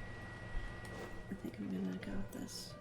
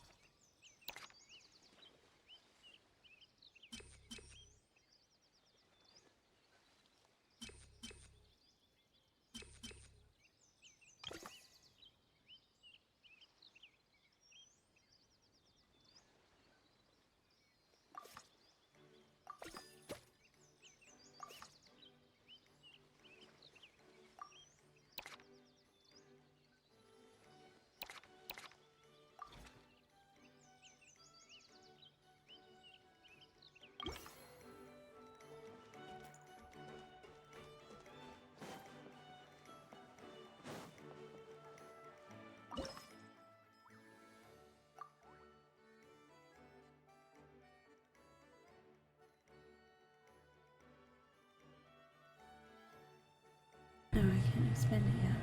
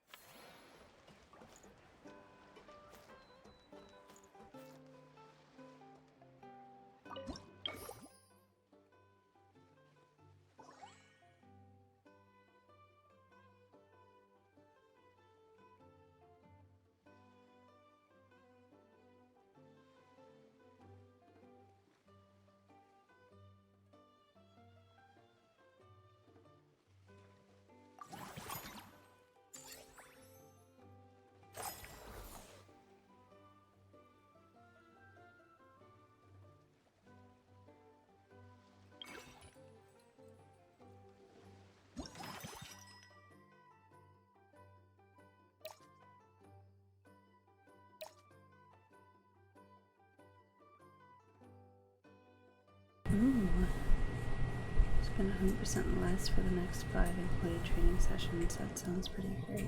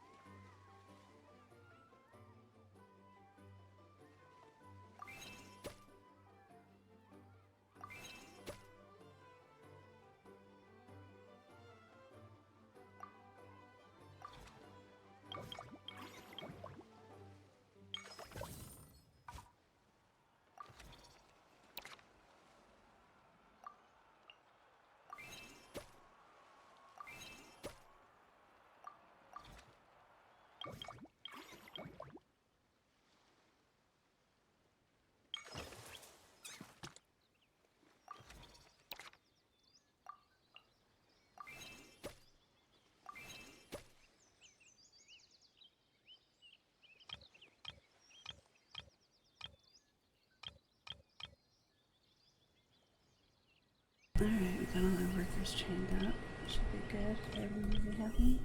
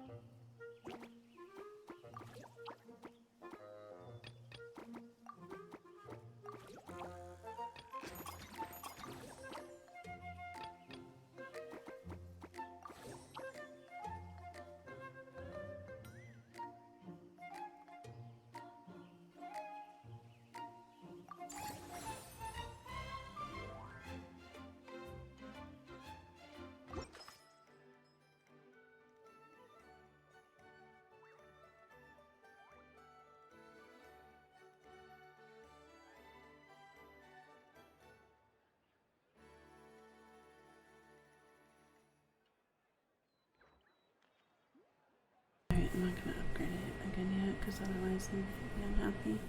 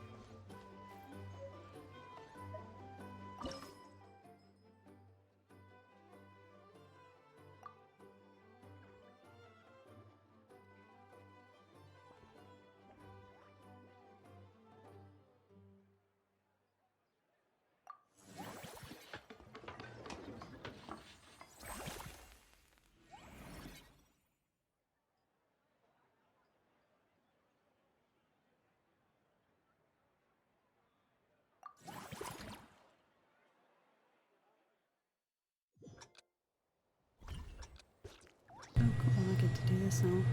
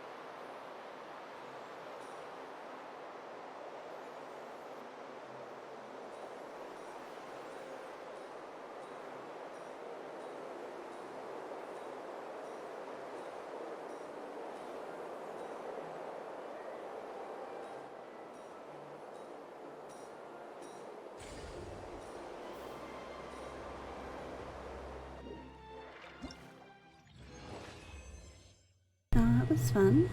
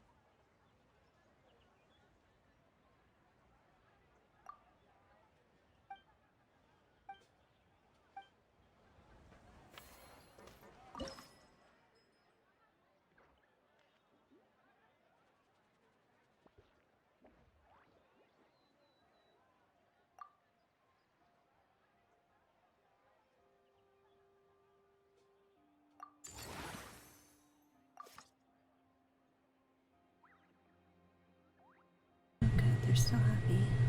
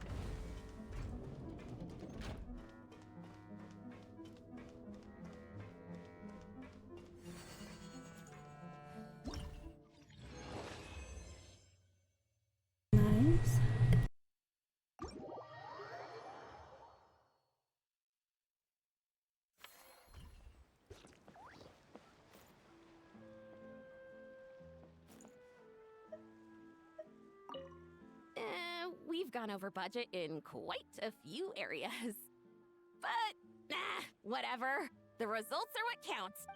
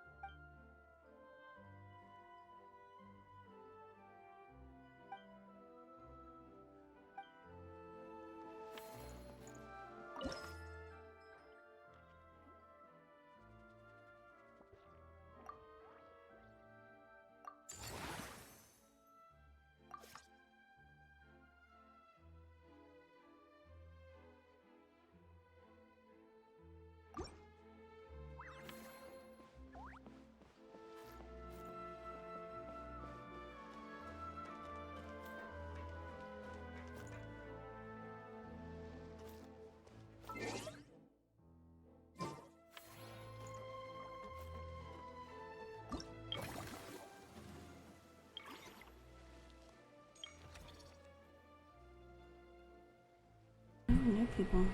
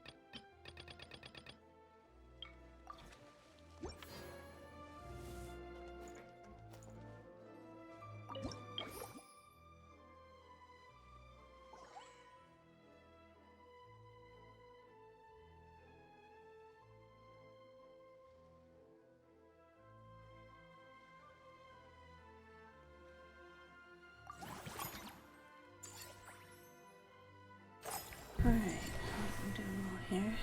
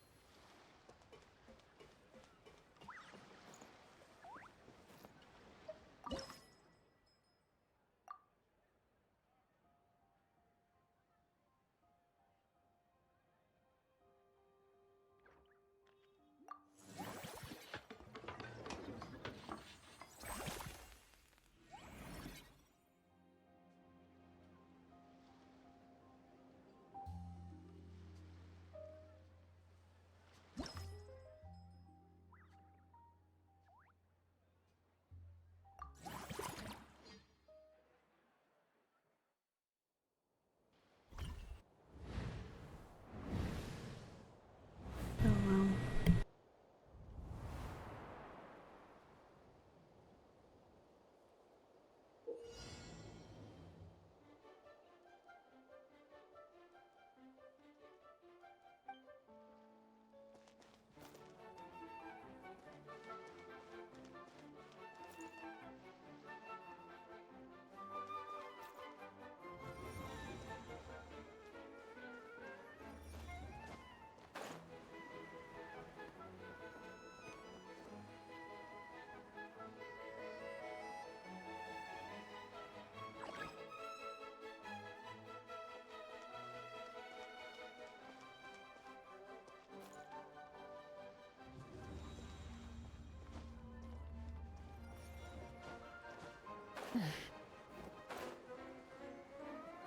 Oh, come on.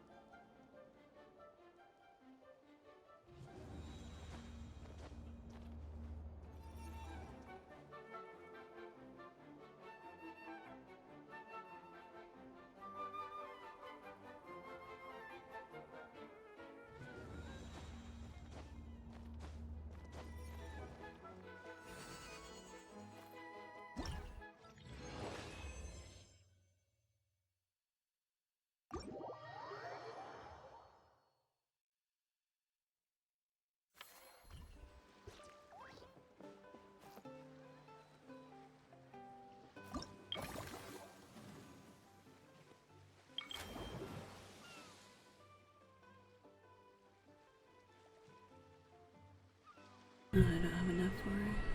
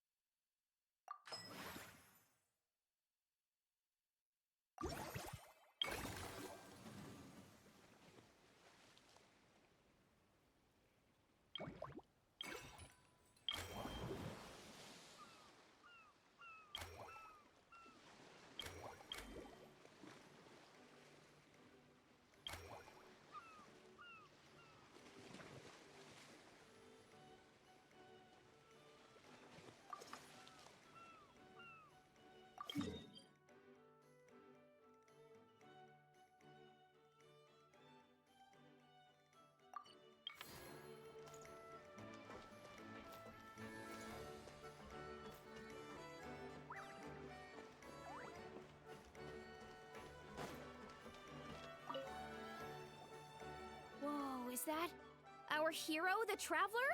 And Paimon, too! Oh, I guess I shouldn't be too surprised. Mrs. Escoffier already told me you were the big boss here.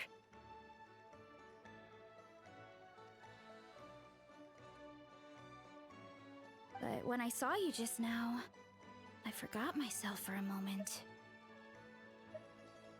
Tactically speaking, the Cheval Moran Film Fantasyland doesn't even have a boss, does it?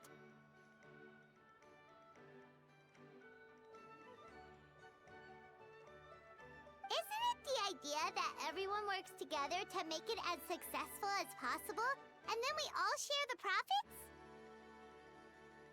But, wait a sec. Why are you here, Veressa? Well, officially, I'm here to promote my brand. Not long ago, Mrs. Escoffier placed an order with me for her restaurant, as she often does.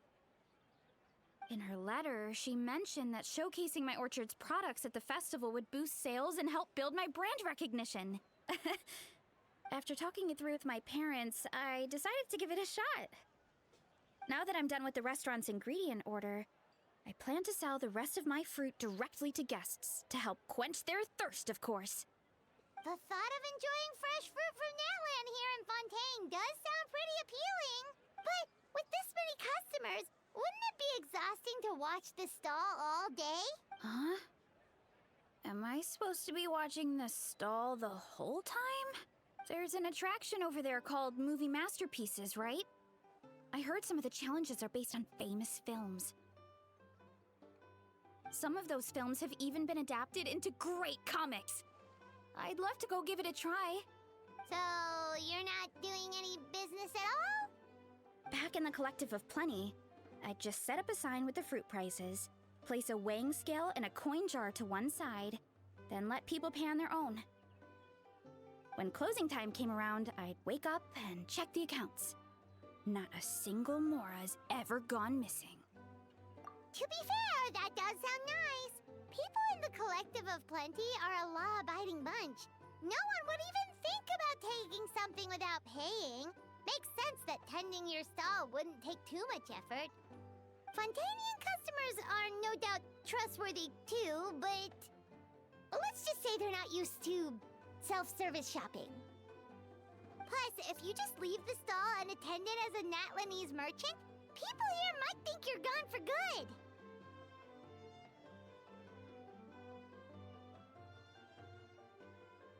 In that case, I'd better start acting the part. But I'll need to buy some things in the city before I officially open for business. I promised to bring back some Fontanian clockwork mecha for Kochi-an-san. Oh, and I also wanted to try a few rounds of movie masterpieces. After that, I should be able to focus on my business without getting distracted. We might not be locals, but we've explored Fontaine quite a bit. We know our way around pretty well. In that case, give me a moment to get some extra fruit, a price list, and my coin jar set up. I get to go shopping with the Traveler! Nice.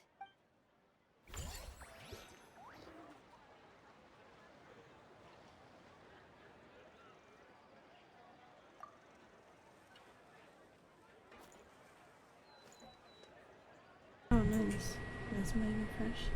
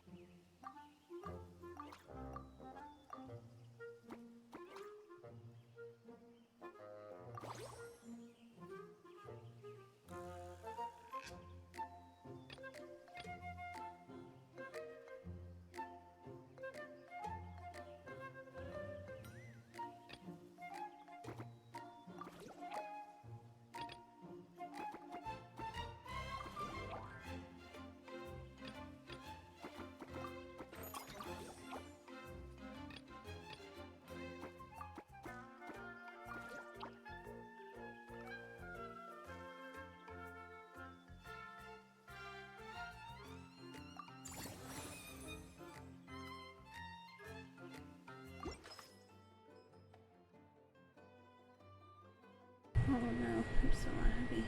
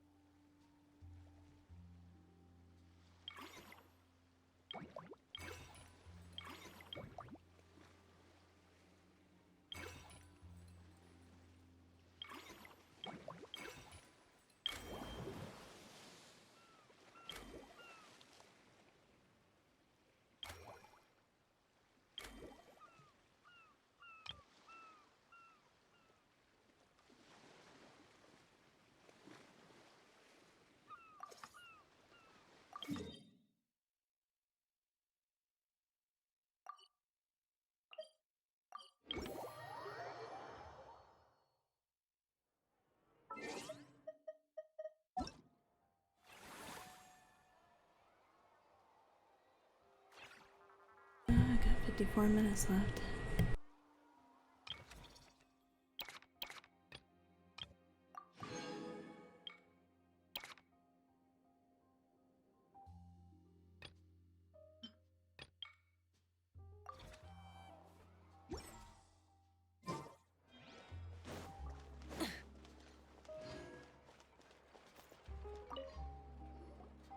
Hello, boss.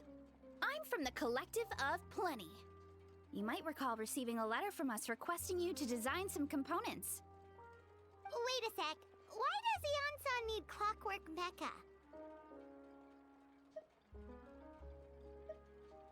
Nothing like that. Our coach just wants to fine-tune her gym equipment so people can target different muscle groups more easily.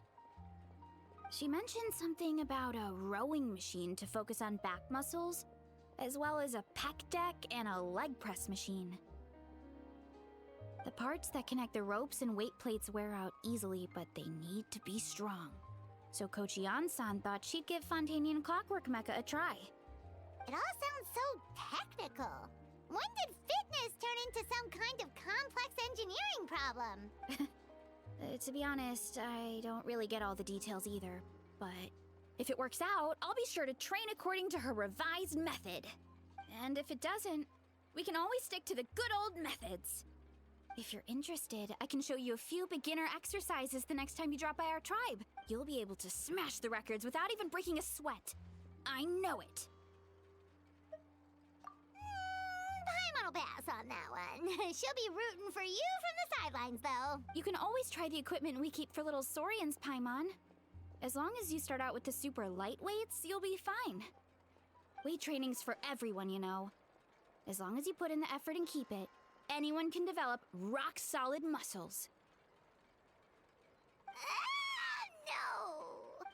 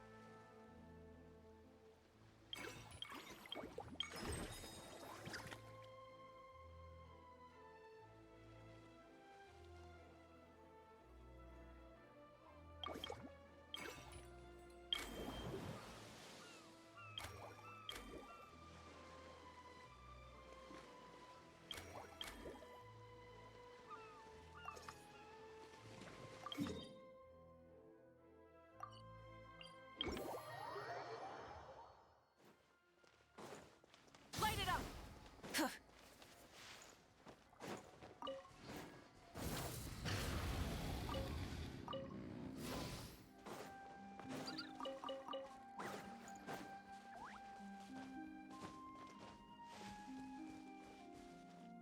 Try and stop me!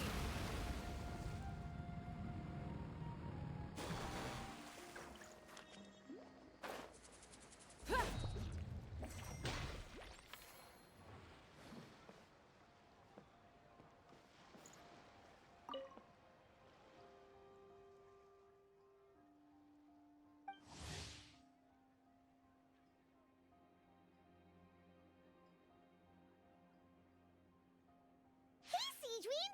Welcome to the Cheval Moran Film Fantasyland!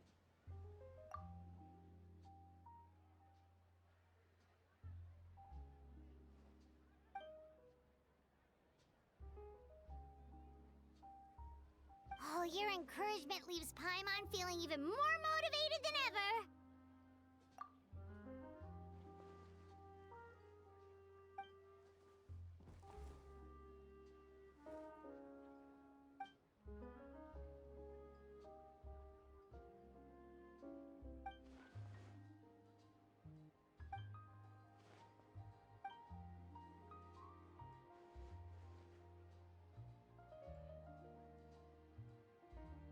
But now they've got films to watch. Even the ones who used to cause trouble might settle down a bit, right? We have our very own animal-themed area, by the way. We call it Mellow Manor. Customers are calling it the most relaxing place in the park.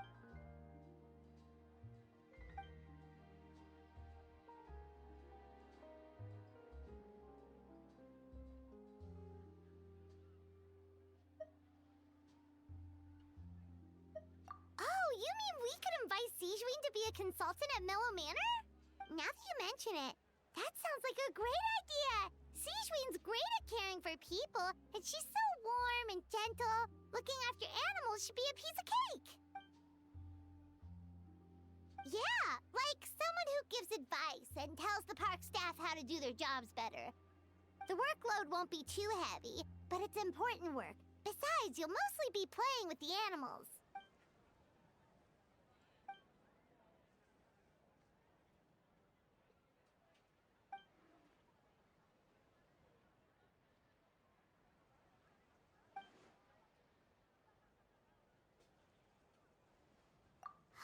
With Sijween on board, Mellow Manor's gonna be even better than before! Paimon has a feeling our revenue's gonna shoot through the roof! Nice, so unused funds can generate additional income.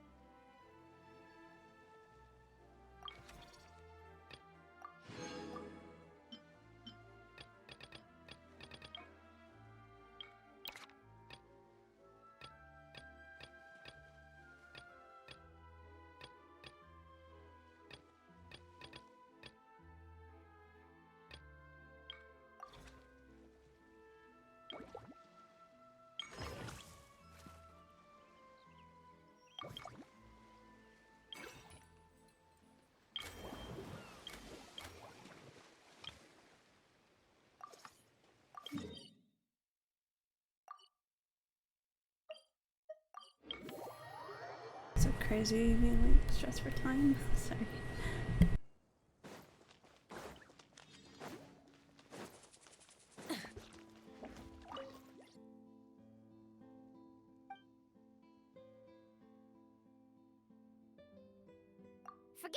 issues, Paimon wouldn't be surprised if she could actually chat with the animals once she's done reading. Oh, wait, head nurse, please don't go. Phew, boy, am I glad I caught up with you. One of the inmates has become obsessed with those magical mouse munchies from the animated films you've been showing them, and tried making some himself with 3 days' worth of welfare meals. He ended up giving himself food poisoning, with symptoms we've never even seen before. Please, we need your help.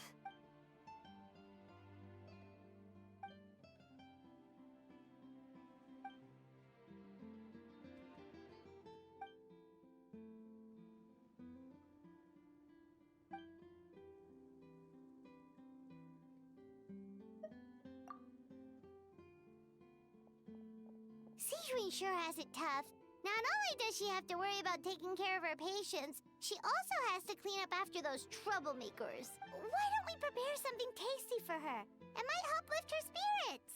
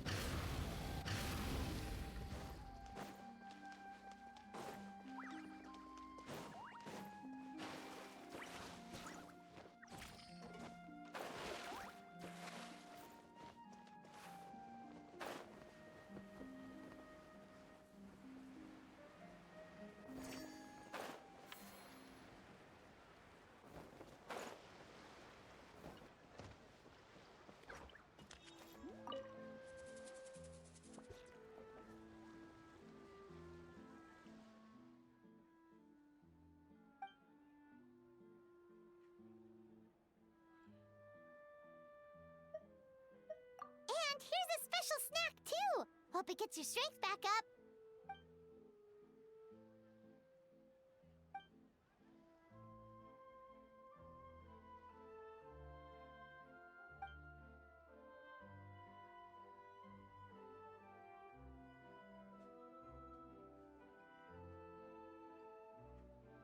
Is it because they aren't paying any attention when they're watching? Or is it some rebellious mentality? Whatever you tell me not to do, I'll do it just to prove you wrong type of thing?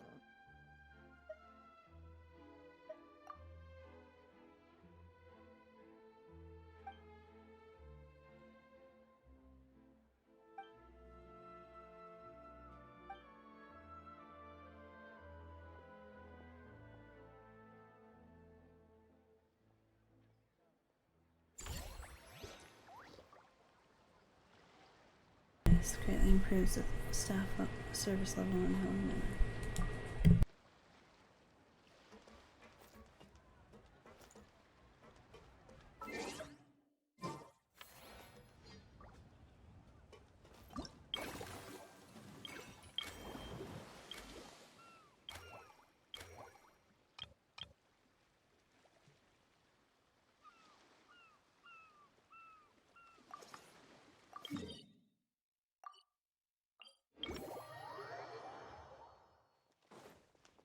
Burn it down!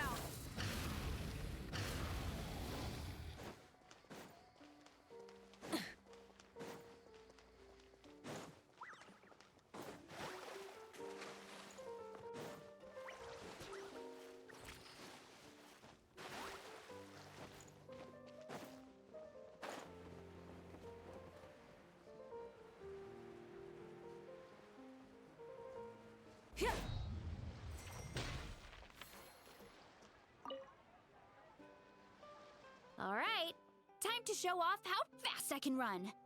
I'm gonna go have a blast, then come back, calm down, and focus on running my fruit stall. That's right. Last thing you'd want is to get too absorbed in having fun, then suddenly realize you're starving because you haven't eaten anything for hours. Funnily enough, Paimon can think of someone else with a bad habit of getting so into things that they forget to eat. No matter how busy you are, nothing's more important than staying well-fed, hydrated, and healthy. No need to worry about me, guys.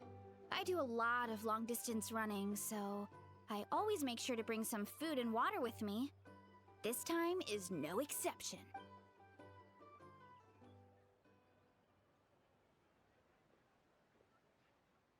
Woohoo! That was incredible! How was it? Did you get through all the levels? It was amazing!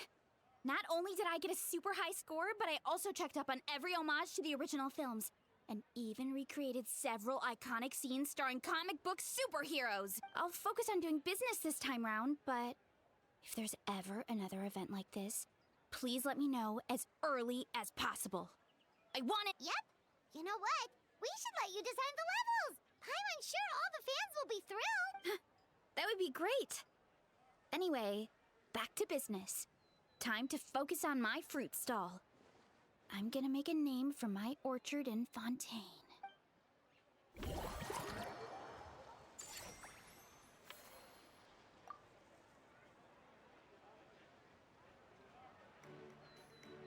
Alright, nice.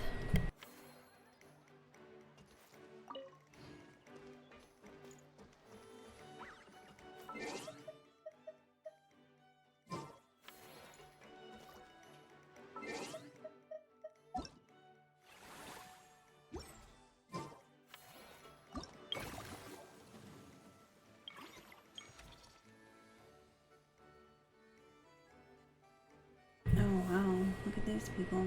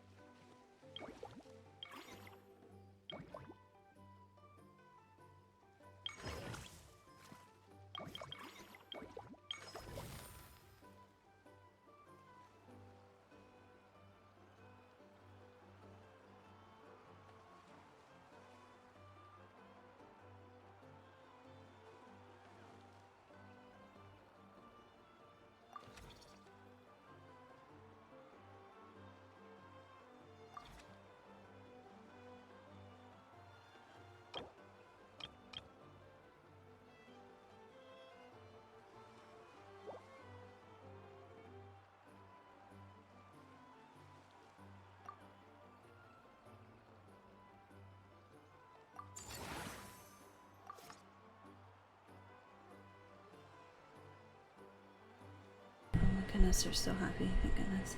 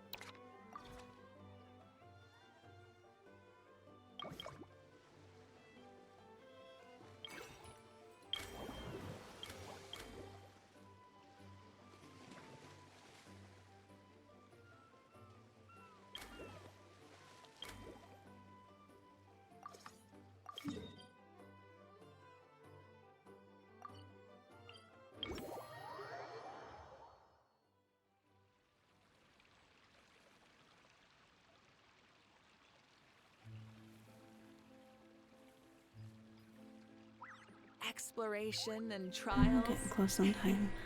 Adventuring is right up my alley.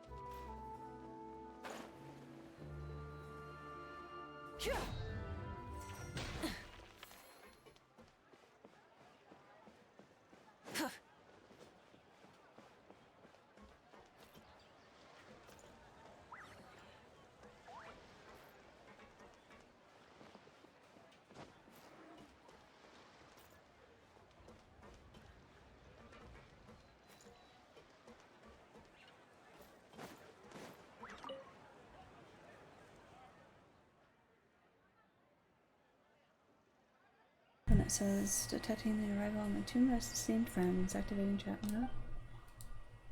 Hello, Traveler and Paimon. Hello, Lynette. Director we know invited us to come here and unwind just as well. It's an opportunity to recharge. Us? Wait, but Paimon hasn't seen Lenny anywhere!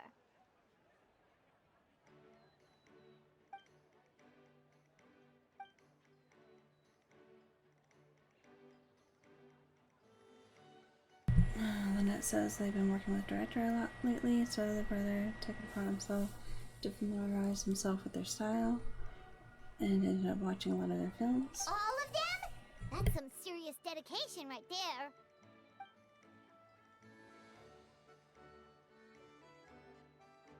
And the issue is the director is famous for psychological horror films. Lenny got so into the plot twist that he didn't sleep properly for 3 days straight and ended up completely messing up his sleep cycle. Paimon had no idea Lenny was so into horror films.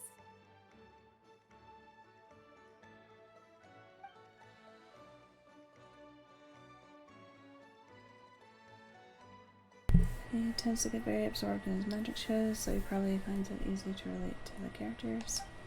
The way the director uses psychological suggestion is quite similar to how we use it in our shows after all.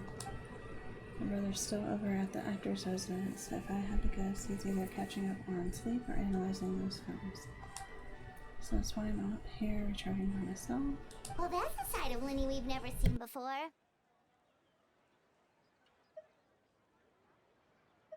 Don't even think about roping Paimon into this! It says me neither. I don't like jump scares or stories that give you chills afterwards. Shouldn't films be relaxing, something with beautiful visuals, or at least a simple plot that doesn't require too much thinking? Sounds like eclectic escapades would be more to your liking then. Want to give it a try?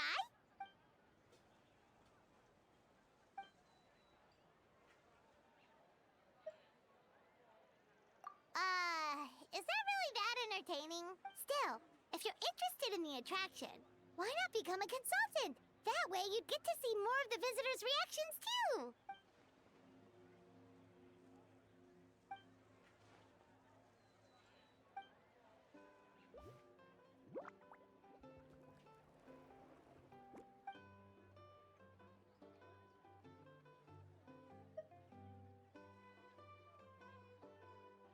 Great idea! If we can get Lenny on board, the Cheval Moran Film Fantasyland will be even more popular than it already is!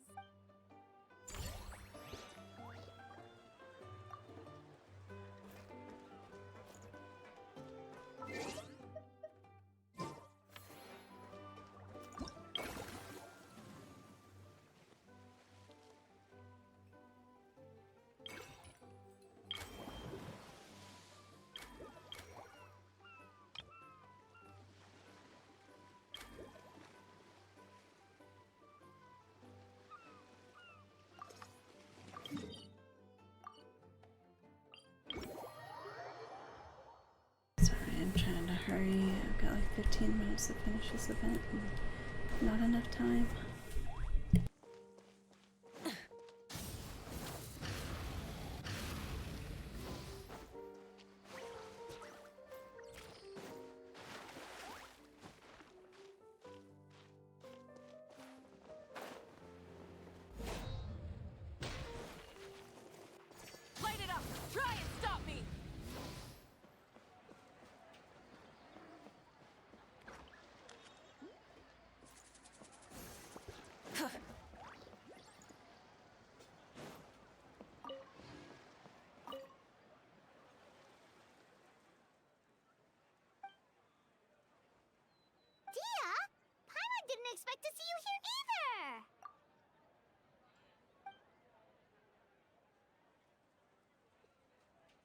It says that some members of the Blazing Beast were invited over to star in an adventure film here in Fontaine.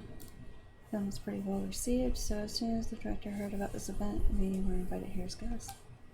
To satisfy the audience, the director took pains to recreate sets from the film. Guess that's not scenery most Fontainians see every day, huh?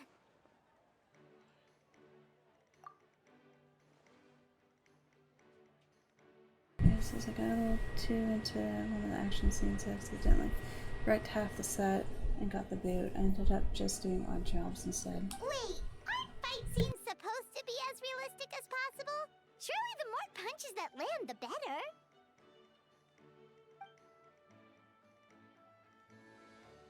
Yeah, says, well, the production team didn't have much of a budget, so if they shot a few more takes and the set collapsed again, they would have gone bust. Plus, even the toughest fighter we had in the crew, Uncle Scimitar, couldn't last more than a few moves against me. What was his role in the film? I should know he was playing one of the key villains and was supposed to perform a grand sword dance in front of the protagonist. If things had gone how they were meant to, it would have been an amazing fight scene. The lead actor, exhausted from working all day, was so hungry and in a rush to wrap the scene that he improvised and pretended to shoot him with a gun instead. After thinking it over, the director decided to keep the scene, and to her surprise, the audience loved it. It even turned Uncle Scimitar into a bit of a star. I thought I'd seen that guy somewhere before. In a little while, he's going to be very busy signing autographs for fans, something I should really be helping out with, actually. But now that I've run into you guys, how about this? I'll go give them a heads up, get them to cover for me, and then we'll go out for a drink or two. You sure that's okay?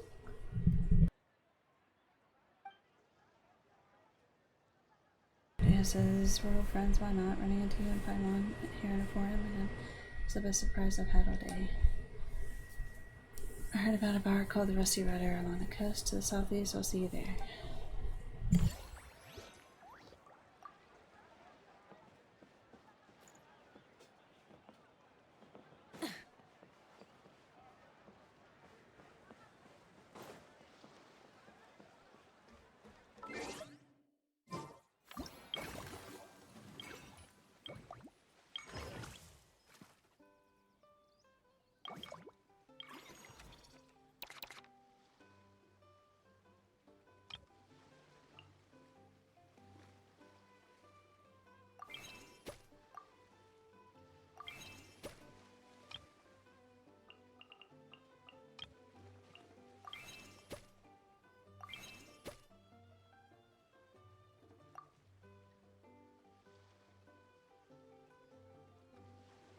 Oh wow.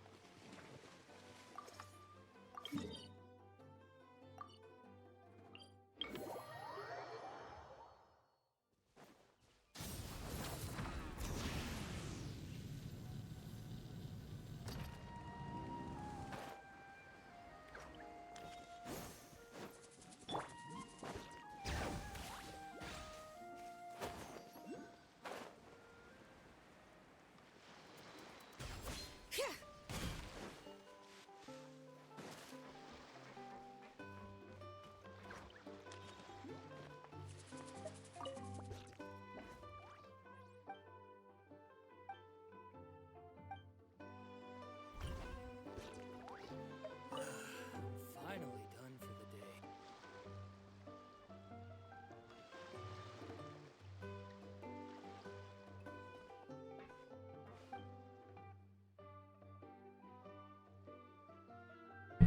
It says I took the liberty of ordering a Misty Sunrise. It's basically Bullfruit juice, but flavored with vermouth, thyme flower, and lotus extracts. For Paimon, I picked Cloudtop Slumber, special blend of milk and single origin B1 tea topped with whipped cream and sugar. They both sound delicious. But how come you seem so familiar with this bar when it's your first first time here. Paimon's never even heard of the drinks you were. It's all part of the job. Being a merc means adapting to new environments. You're used to dealing with the unknown. Taverns in different parts of Teyvat all have unique customs, sure, but you pick up some tricks when it comes to chatting up bartenders. Honestly, having a stable job might bring you a sense of structure and security, but it sure gets boring over time. Never a dull moment when I'm with you guys, though. There's always something unexpected to keep me on my toes. Anything exciting, lady? I'm all ears. Where do we begin? Literally everything that's happened has been pretty incredible, if you think about it.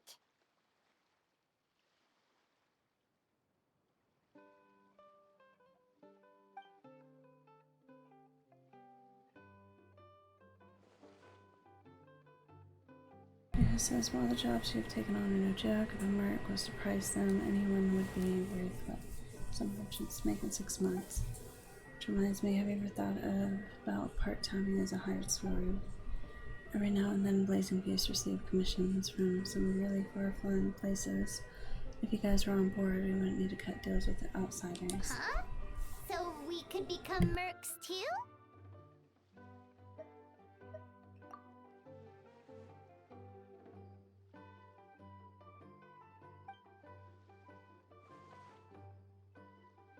That actually makes a lot of sense.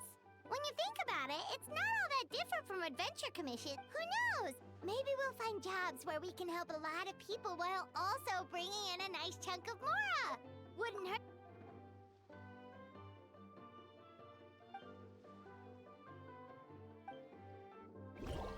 She invited the Blazing Beasts, and then also the adventurers.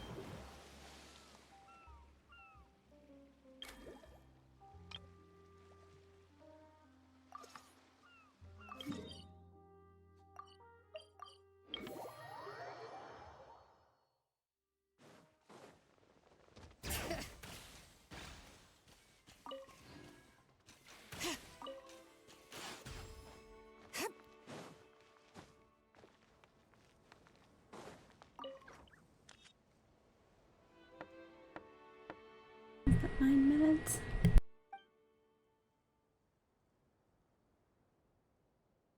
Talking about how it's fun, cute little animals, take a break from the horror films.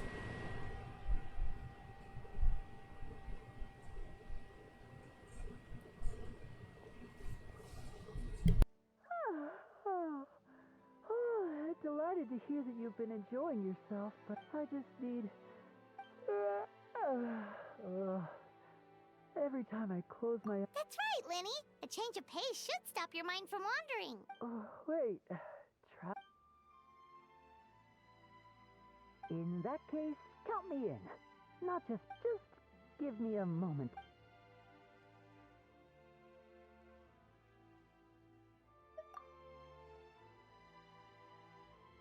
Sounds good! Getting...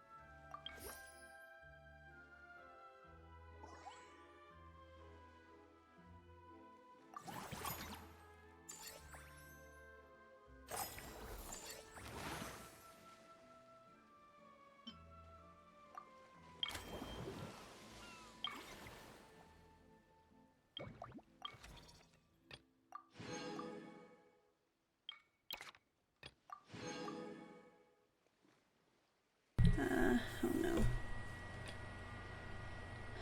Stage 4. I think I'm gonna run out of time. I'll be like 5 minutes. Yeah, 4 minutes. Ah.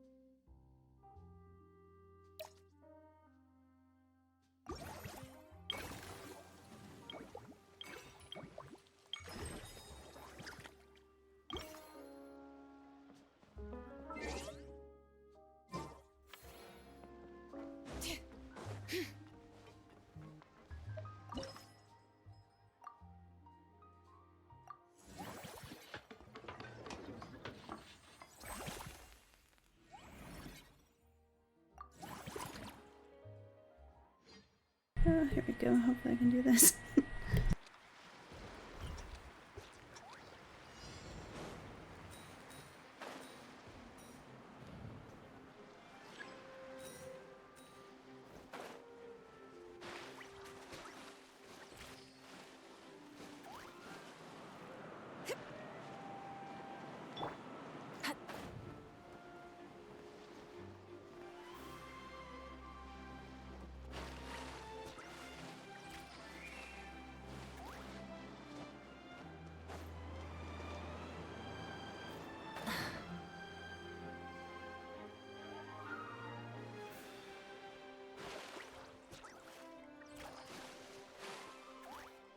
I don't know what I'm supposed to do here. Okay. Freaking make it.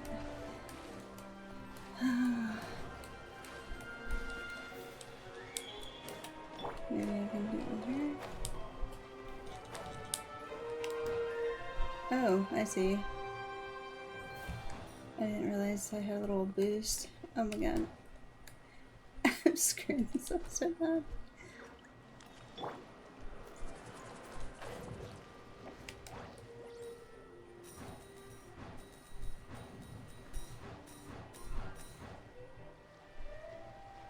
Um,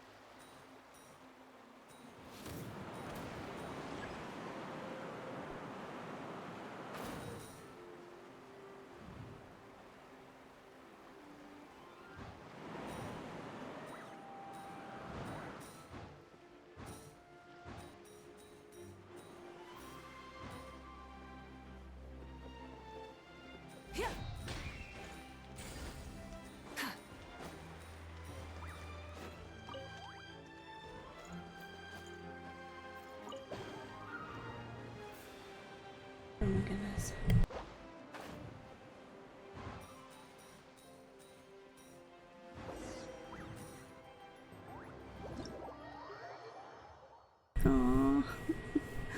tried.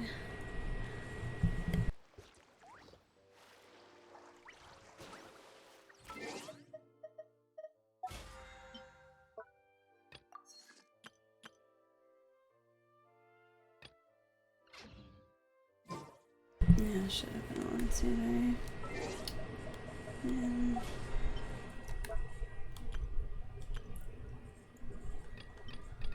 well,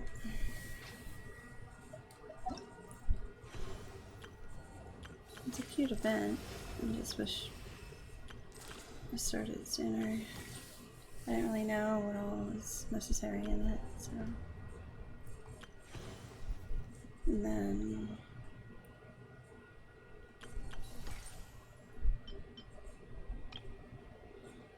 where's this quest? Continue. This was 7 days. This is 22 days. A day.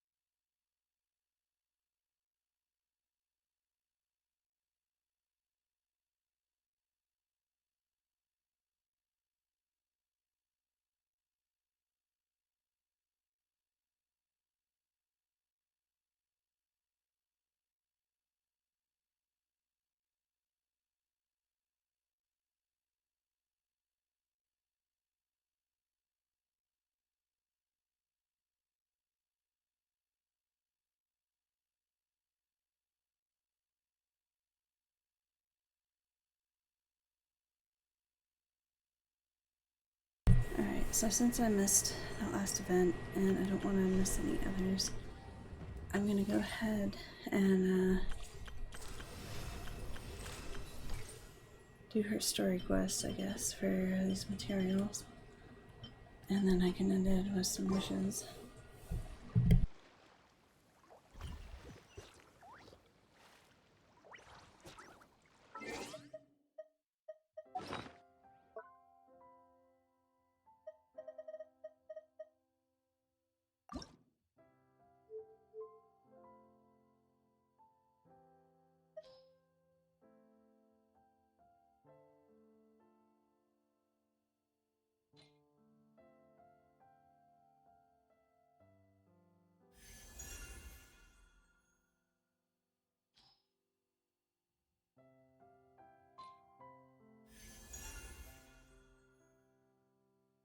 Darn, so if I would have gotten another refinement piece from that event, then it would have been AoE damage equal to 80% of max HP. But I ran out of time, so also would have gotten this thing leveled up for cheaper, because there's usually an enhancement bonus. Oh yeah, at least I still got the bow.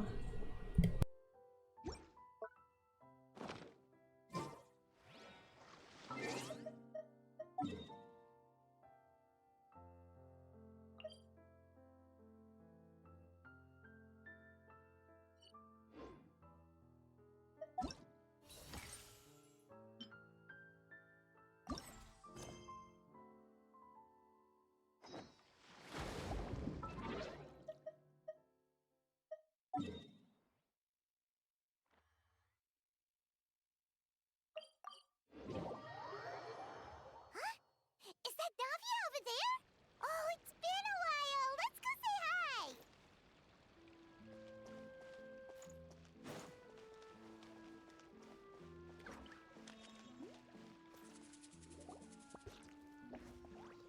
Hey, Navia, what you up to? Shh!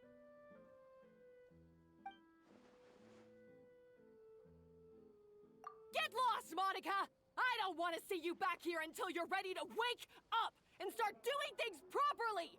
Right now, you're a disgrace to my kitchen and to the Hotel de Boer name!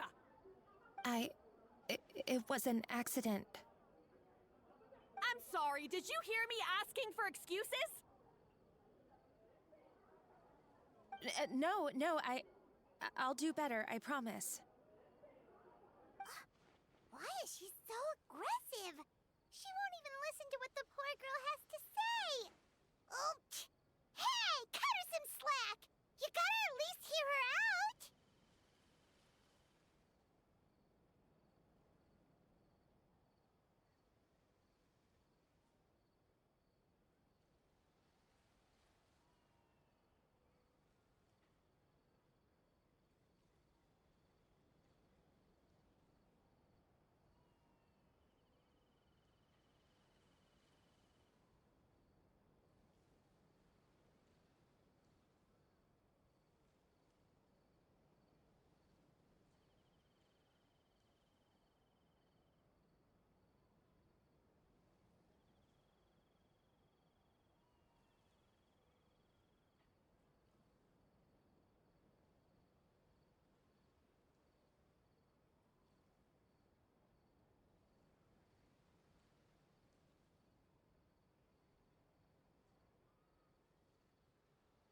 Wait! Huh? Who do you think you are telling me? Wait a sec. Navia?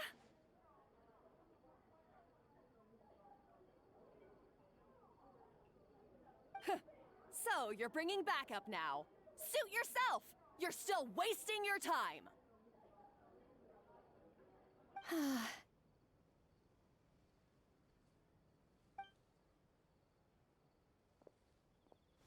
Savannah, is this how you always treat your staff? My staff is right. I'm the one in charge here now. And last time I checked, the Hotel de Boer doesn't take orders from the Spina di Rosula.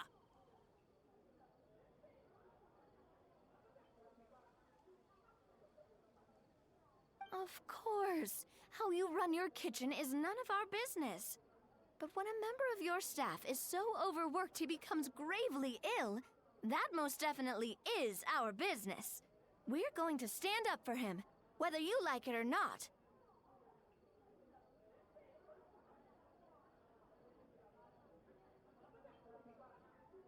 Overworked? I've said it before and I'll say it again. If Vermont can't handle the job, then tough luck. There are plenty of other capable people I can hire instead.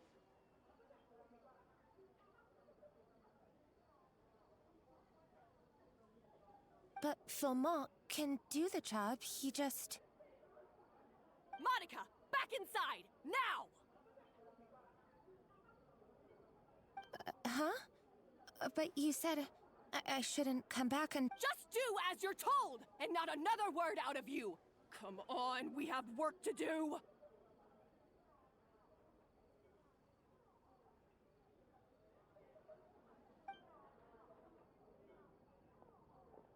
Wow! What a horrible person! Sorry. Looks like I've dragged you into some drama again. Her name is Savannah. She's the new head chef at Hotel de Boer.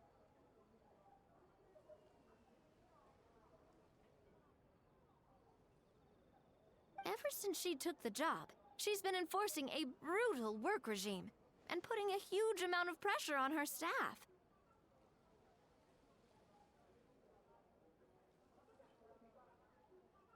One guy was so overworked, he collapsed from illness. He's been bedridden for days, and he can barely even talk properly.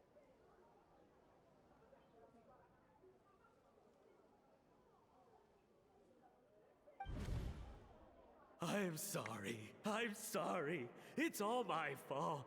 I don't deserve to be a chef.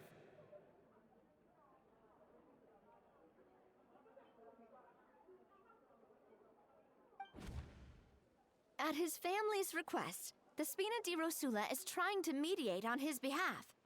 We're not exactly making a ton of progress, as you saw.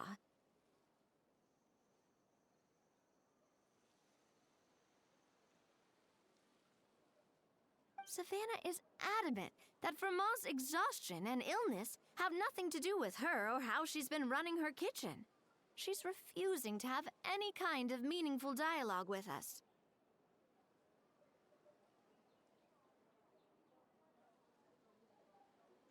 Our next thought was to talk to the other chefs at the restaurant and get a better idea of their working conditions. But with Savannah watching them like a hawk, no one has been willing to open up.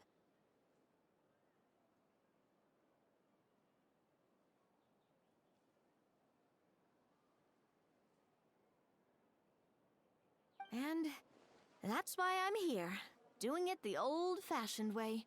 Camping out, watching, and waiting for an opportunity. Oh, shoot! It all makes sense now. Sorry. Paimon should have thunk before she spoke. Did Paimon ruin everything? Oh, no, not at all, Paimon. Honestly, the way she was laying into Monica, someone had to step in. I'm sure I would have piped up if you hadn't.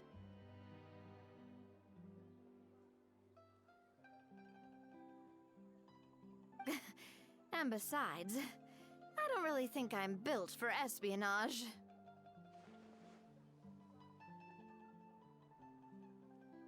Yeah, meaning it's gonna be all the more difficult to get the inside scoop now. Oh, I might as well head back to the Fleuve Cendre then. We'll need to come up with a whole new game plan.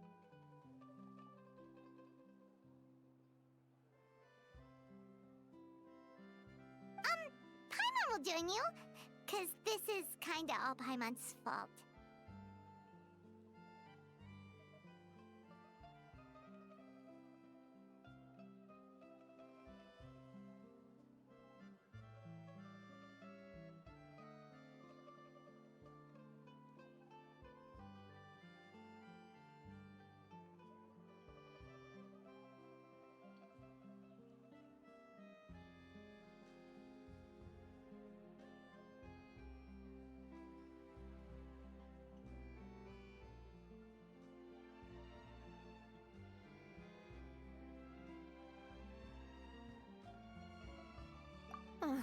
guys, it's fine.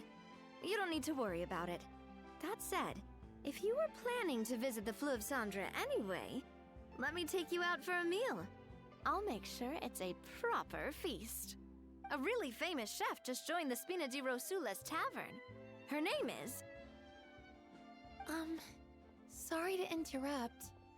I just wanted to apologize for the scene you witnessed just now. We shouldn't subject our customers to that. This is a small token from us. It's some candy from Monica. She asked me to make sure it was delivered into your hands. Monica's the one apologizing? Huh. Clearly Savannah is the one who owes an apology. Our head chef has been a little highly strung lately. Sorry for everything. All right. Since there's candy, Paimon will drop it. Not the candy.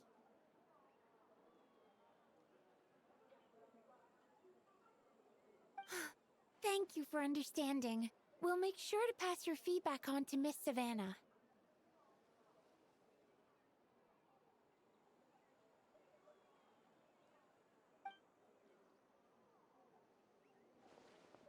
A little highly strung, huh?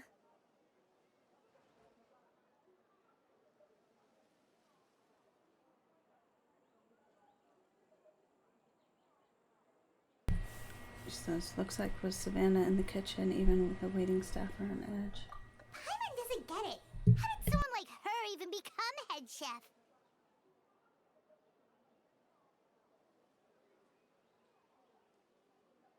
Well, according to Fermat's family, she hasn't always been like this.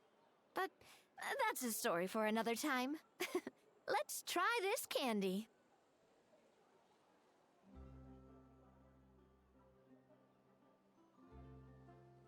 Oh yes, never underestimate Nadia's affinity for sweets.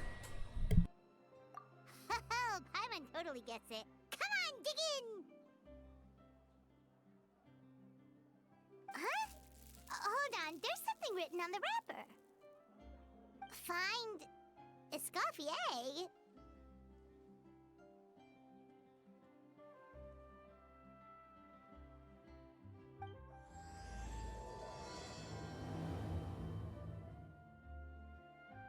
Escoffier? Could this mean... Huh? You know that name, Nadia? Yeah. Let's stick to the plan and go back to the Fleuve Cendre for now. That's where we'll find Escoffier anyway.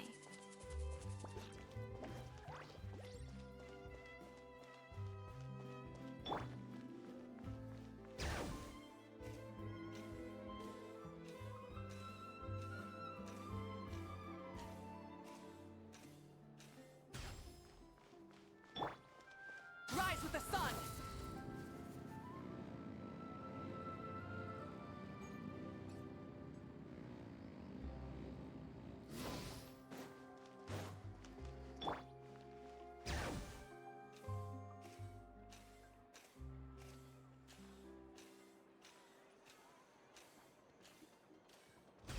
I didn't expect it to be downstairs. Huh.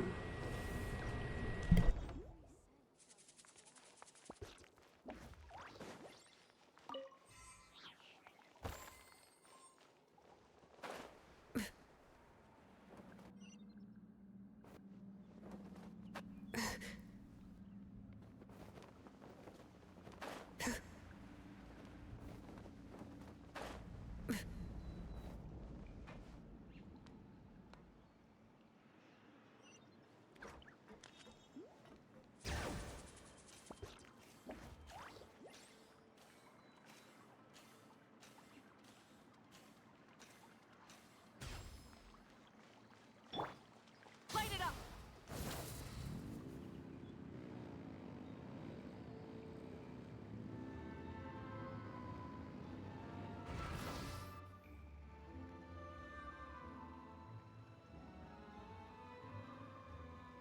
So, who is this Escoffier, anyway? She... Well, for starters, she used to be the head chef at the Hotel de Boer, before Savannah.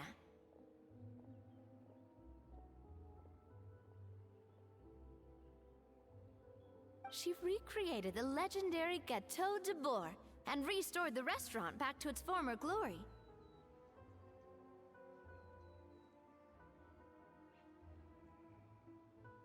Safe to say, she's the most renowned head chef in the Hotel de Bourg's history, after the culinary genius Modeste himself. Gâteau de Bourg. That's the super exclusive cake that they only sell a few slices a day, right? Wow. Why the heck would she let Savannah take her place?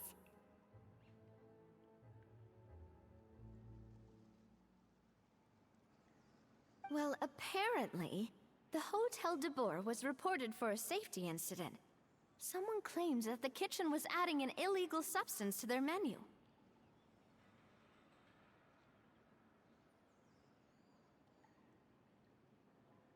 But none of the chefs had any idea how it could have gotten into the food. In the end, Escoffier decided that as head chef, she should take responsibility, and she was sent to the fortress of Meripede.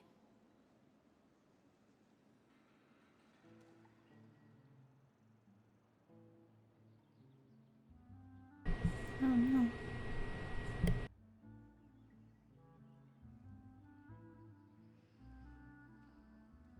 The Fortress of Meripede?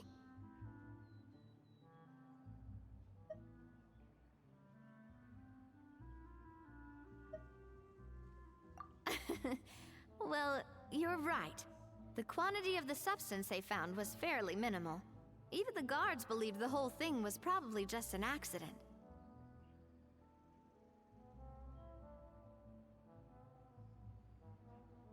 Escoffier didn't have to stay in the fortress for long, but still, by the time she returned, the role of head chef had already passed to Savannah.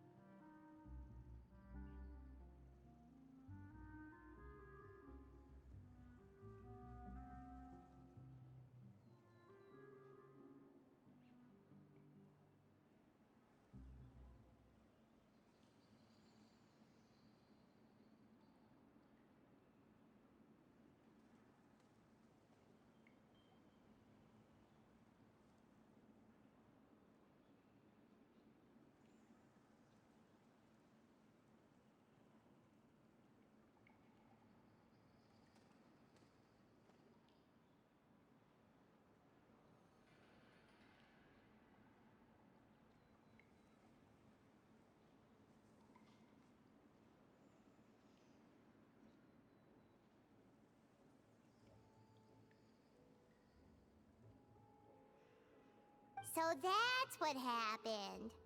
Paimon still thinks it's really unfair. Even though Escoffier is no longer head chef at the hotel, she's still well respected by the staff.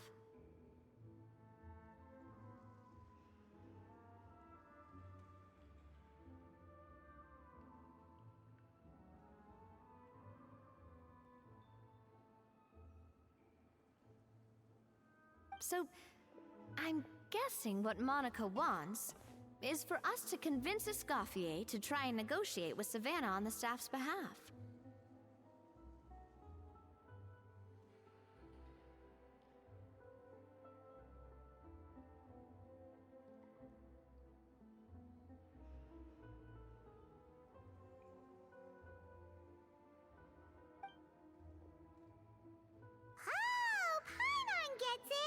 Monica wants Escoffier to come back and kick Savannah out.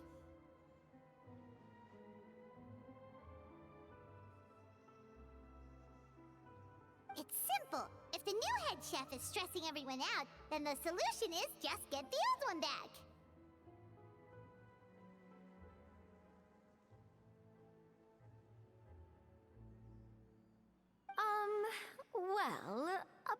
that.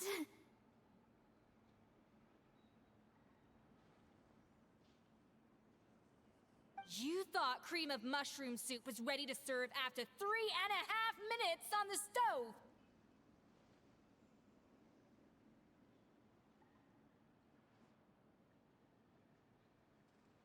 You'd have had more sense serving hot water with ice cubes.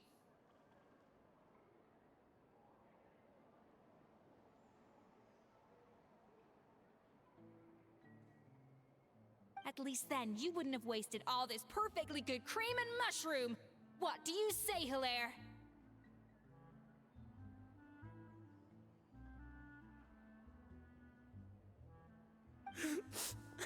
I'm sorry, Cream. I'm sorry, Mushroom.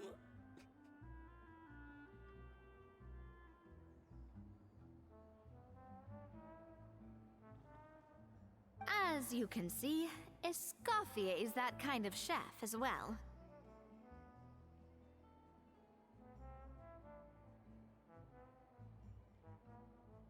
You have to leave it on the heat for long enough to allow those flavors the chance to come out. Don't be fooled by the aroma when the water first starts to boil. Got it?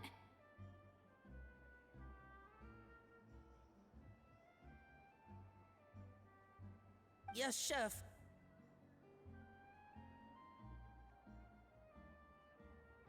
Then go back and do it again. The customers are still waiting.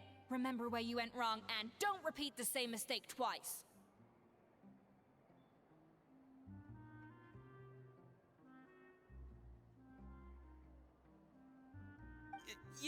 Yes, Chef.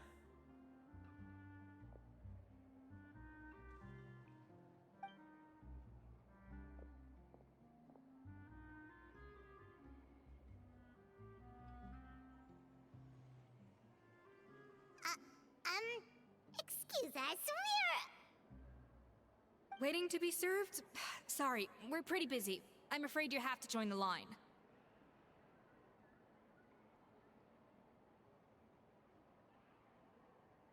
Oh, no, we're not here to eat.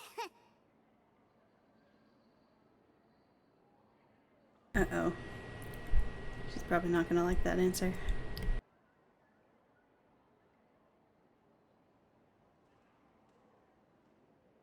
So you're not paying customers? Then I'm afraid the wait will be even longer.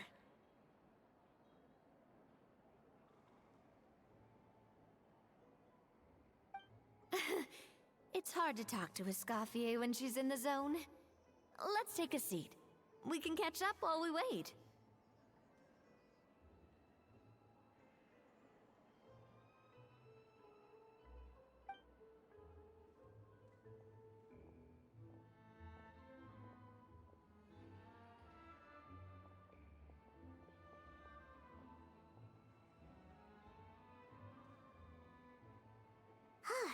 Looks like the rush hour is finally over. Is it always this busy here?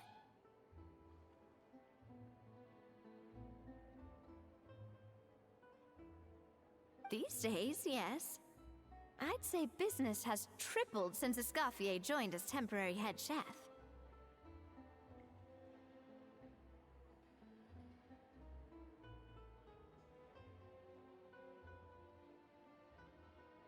Well, in her words, the Hotel de Boer doesn't need her anymore. It doesn't look like she's got any plans to go back.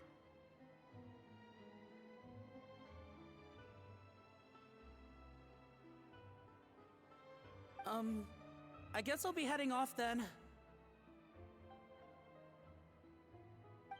Wait, take these home with you. We can't serve them now, and there's no sense in letting them go to waste.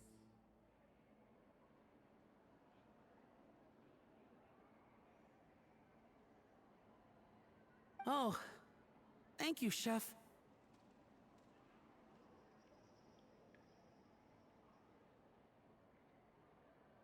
For what? Like I said, I just don't want them going to waste. Oh, and tell Fiamma to get well soon, so you're not running yourself ragged every single shift.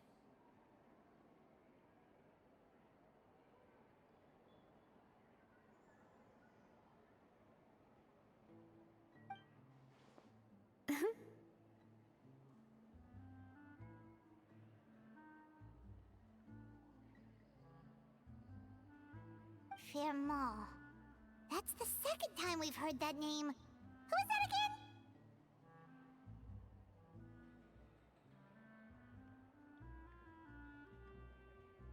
He's the chef that fell ill from stress. Hilaire is his son. And with Mom stuck at home taking care of Dad...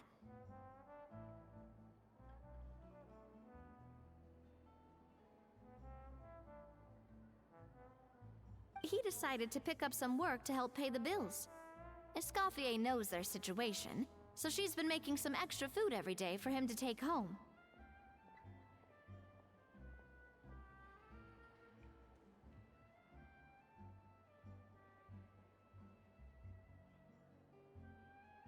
Hey, I heard that, Navia!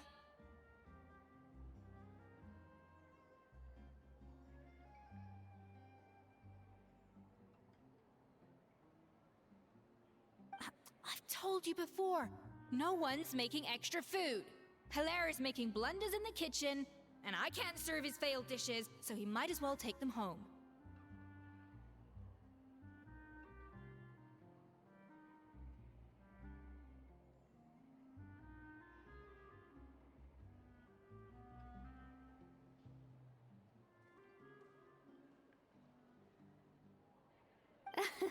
Yeah, failed dishes that just so happen to be nutritionally complete every single time.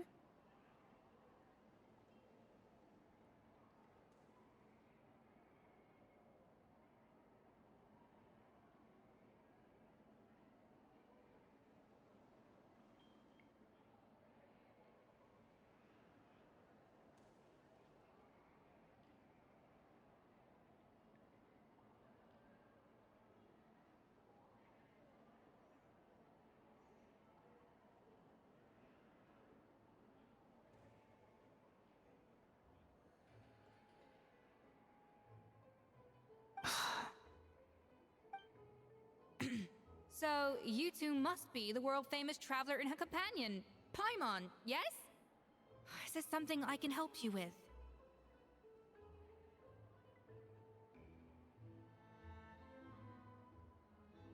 Oh, so you know us already. We'll skip the introduction then. We are here to talk about Savannah.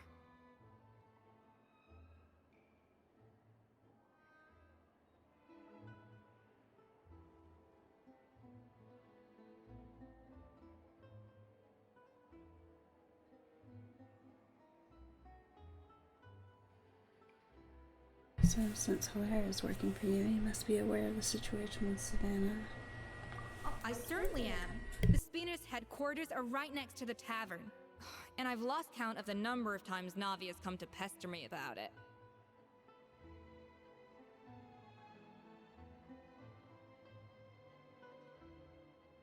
But I don't work for the Hotel de Boer anymore, and being ex-head chef doesn't give me the right to interfere with that business.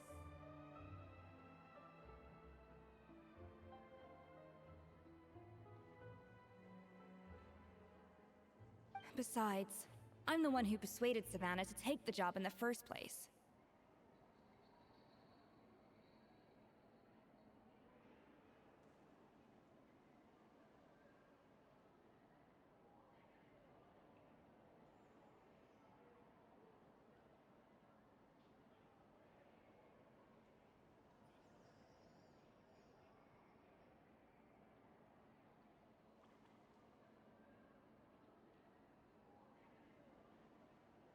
What?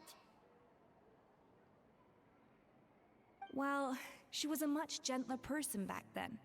A little timid, even. She wasn't at all confident that she was the right fit for the role.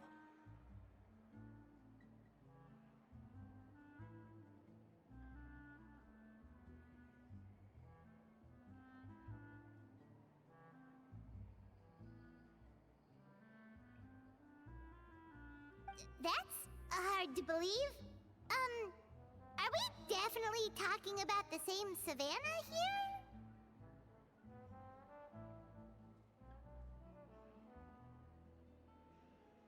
Honestly, I do wonder if she's just emulating me. I mean, I'm not the most pleasant head chef to be around either.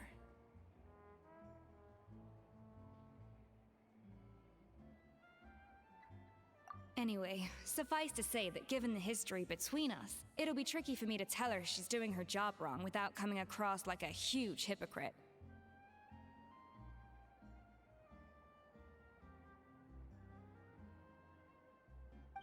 Fiamar and the others probably think that Savannah gets it all from me.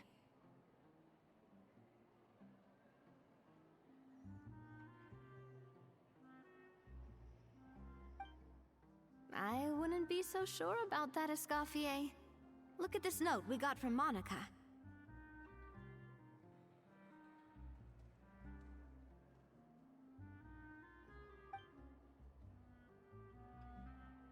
She mentioned me.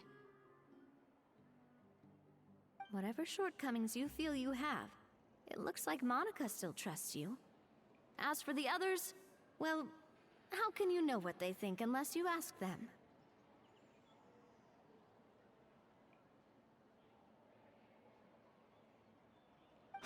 Monica. Plus, it's not like we're asking you to storm in there and raise hell. We're only in the initial phase of our investigation. All we're trying to do is get the other chefs to open up to us.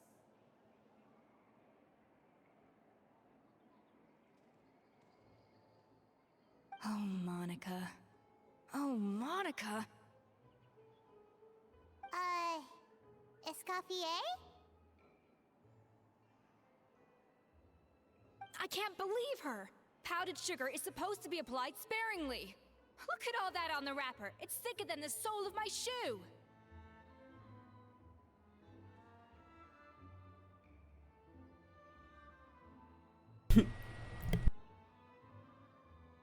Unbelievable! I won't stand for this. She has to learn. Come on, we're going.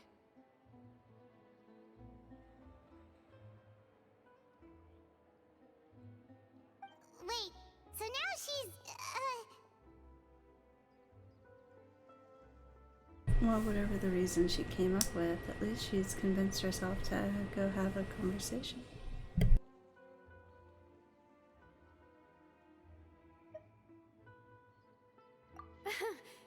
Let's go catch up to her. We don't want to keep her waiting.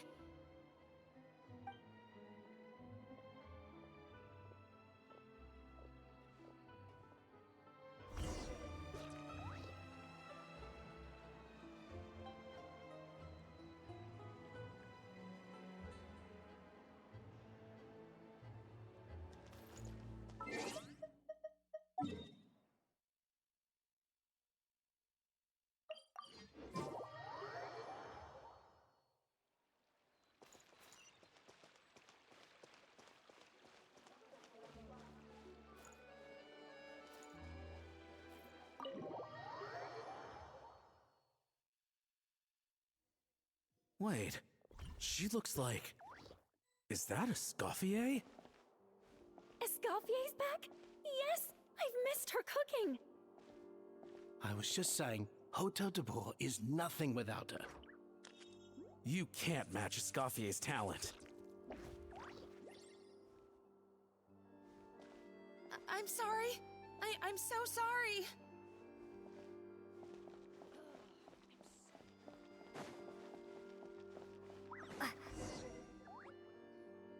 I'm sorry, I'm so sorry. I messed up your order. Oh, I wouldn't go that far. Maybe the taste is a little off, but if you hadn't brought it up, I don't think I would have noticed.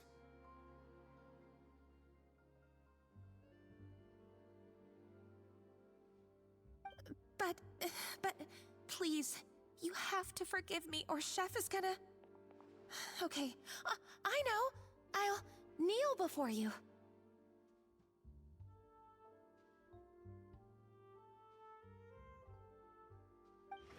What the heck? Get up, Monica! Can't you see that you're just making your customer feel more awkward?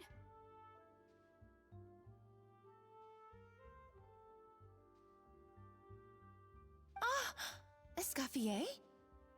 If you want forgiveness, then do what any self-respecting chef would do. Make the dish again. And this time, Get it right. You cannot go begging your customers to feel sorry for you.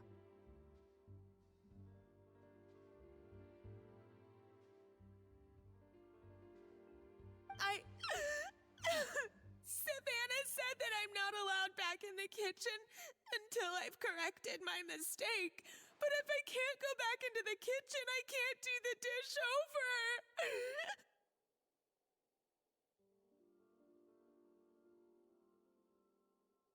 That's some backwards logic. How can you fix your mistake without being allowed to cook? If this is what Fermat had to put up with, then no wonder he had a breakdown.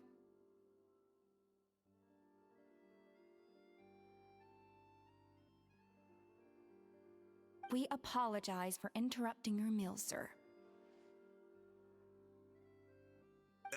It's fine. With my layman's palate, it's not like I can tell the difference anyway. I was actually quite enjoying my meal until she appeared out of nowhere and started apologizing. Gave me a bit of a fright, to be honest.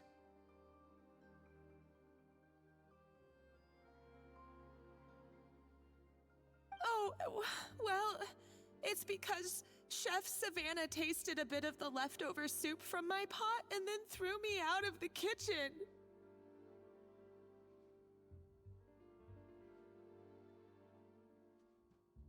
Gosh, that's pretty strict. Has she always been that way? I don't recall things being like this when Escoffier was head chef here. I gotta say, you're all looking a little worse for wear these days.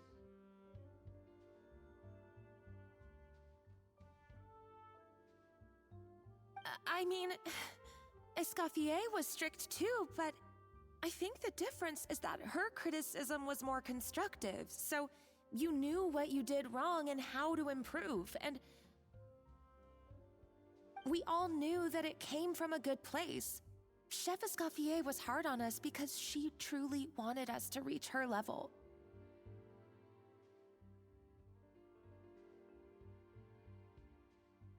But these days, whenever we make a mistake, we just get told to wake up, get your head in the game, or just do it again.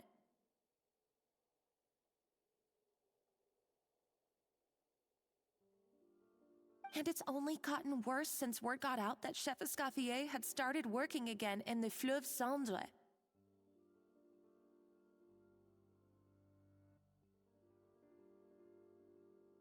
Monica, you don't need to call me chef.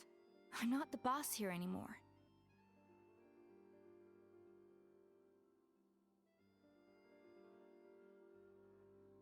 Yeah, but through no fault of your own, what happened back then, that wasn't on you, and all of us know that.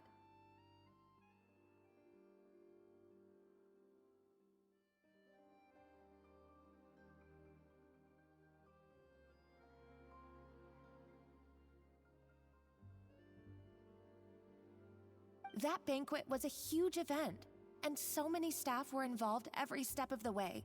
With so many moving parts, there's no way of knowing how that lumiline ended up in the food we served.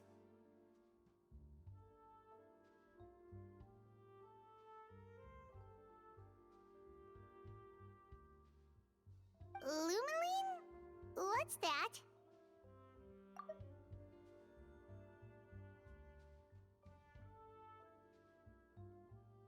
I didn't mean to do that.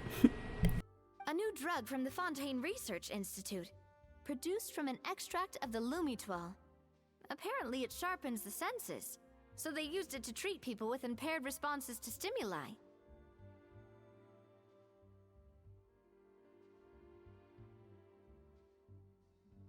Oh, yeah, I've heard about that. They found out you can use it as a flavor enhancer since it stimulates the taste buds. Makes things pretty addictive.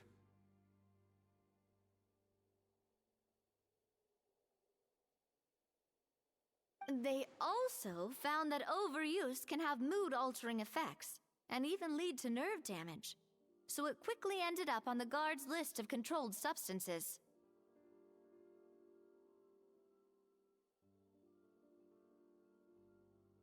Unfortunately, however, some food products containing the additive had already made it to the market by the time the guards banned it from the restaurant industry.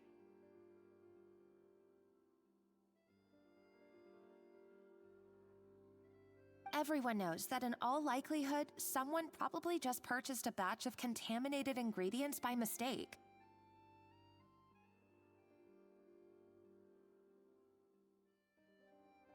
But you took all the blame.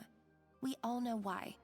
You just didn't want to see this turn into a place where tensions are constantly running high, because everyone's suspicious of each other all the time.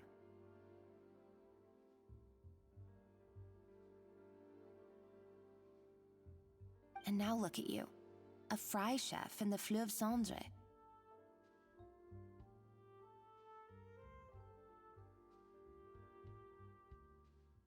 What are you trying to say? Sure, the Spina's Tavern is no Hotel de Boer, but come on. It's not that bad, is it?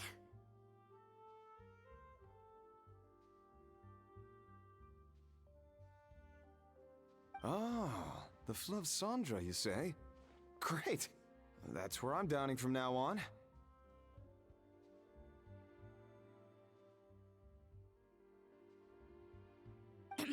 Monica, I'm very happy with my current job.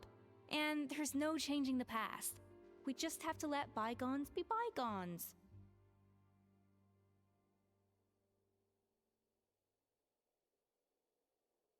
Besides, at the end of the day, I was the head chef, regardless of whose mistake it was.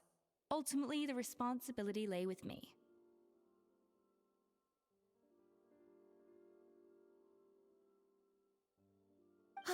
If only Savannah was half the boss you were. I'm sorry? Do you have a problem with my conduct as head chef?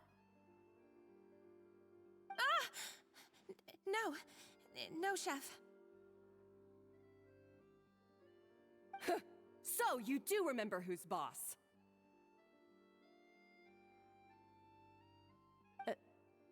Escoffier?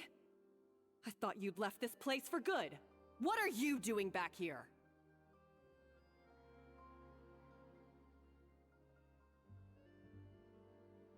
What happened to you, Savannah? Why are you acting like this? When I turned this place over to you, You made me the head chef and gave up your right to tell me how to do my job.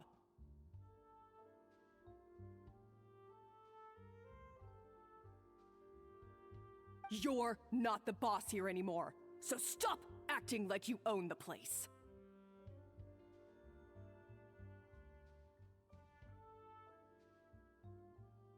Whoa. Sounds like someone has a chip on her shoulder. Oh, Savannah!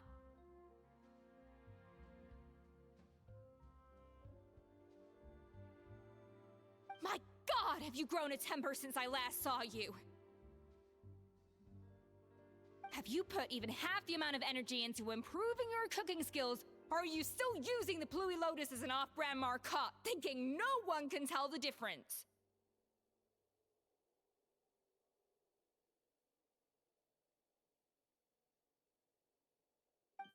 That's none of your business!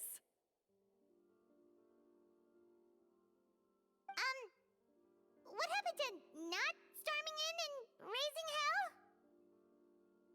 Ho ho! I was not expecting to see something this spicy as soon as Escoffier returned.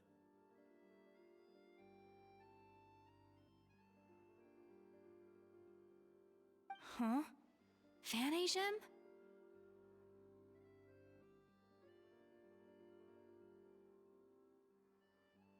Aye, miladies. Might I make a humble suggestion? Given that we have ourselves a tête-à-tête between chefs at the Hôtel de Bord, I dare say it would be de rigueur to settle this the traditional way.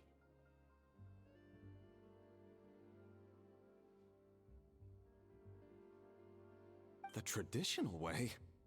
That can only mean one thing. I think they're gonna have a cook-off. That's right! I'm talking, of course, about the tradition established by Modeste himself. The cooking contest!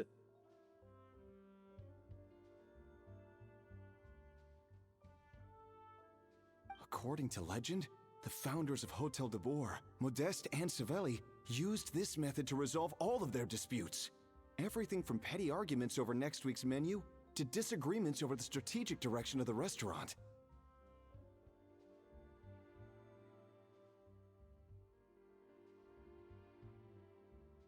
The cooking contest would decide who had the final say.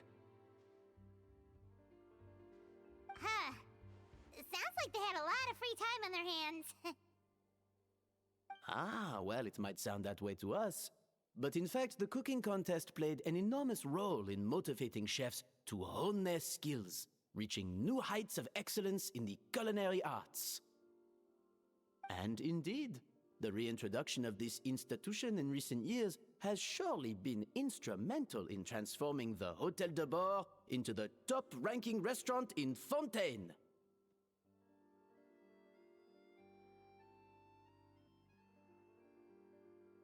Reintroduction? Someone brought it back? Who? What say you, Escoffier? Surely you of all people won't back down from this challenge. It was you who put the rule in place, after all.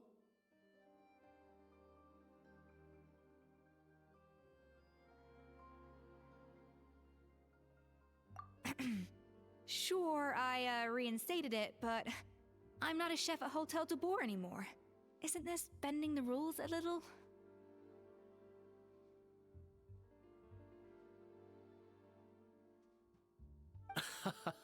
I see no issue as long as both sides agree to the terms. We could simply treat it as an exhibition of sorts. Savannah, any objections?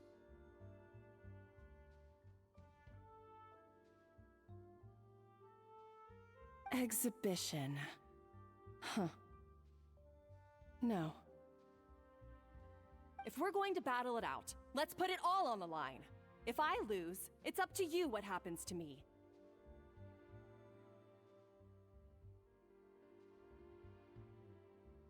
I don't want anything to happen to you. But if you lose, you hand over the Codex de Boer to me.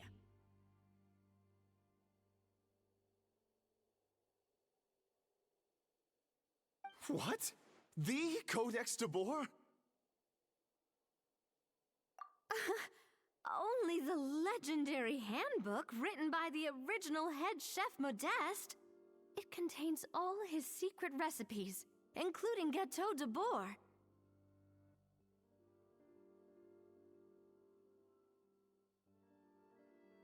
It's the greatest treasure in Fontaine's culinary world, and only the present and former head chefs of the Hotel de Boer have the right to read it.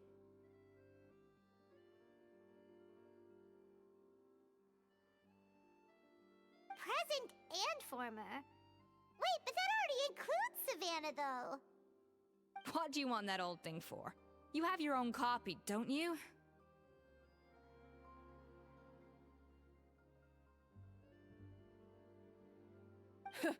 Don't take me for a fool. You know perfectly well what I mean.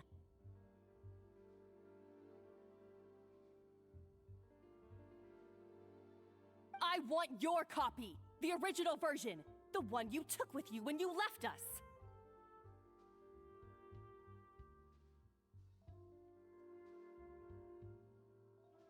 I'm sorry, I must be missing something. You know, there's no difference between the original and the copy, right? They contain the exact same recipes.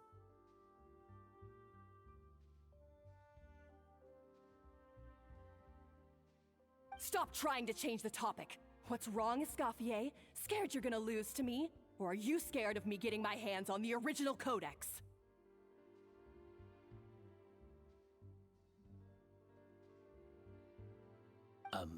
Savannah, you may remember that we gave her the original as a parting gift, to thank Escoffier for her years of service. Asking for it back feels a little, Oh, I'm sure it won't be an issue, as long as both sides agree to the terms. Those were your words, weren't they?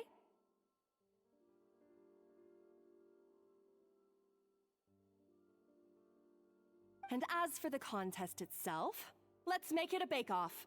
Gâteau de boar, per the recipe in the codex. Well, Escoffier, you against me. Are you in or out?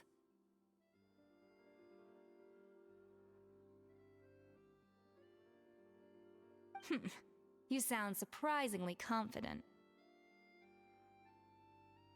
All right then, let's see how much you've actually grown.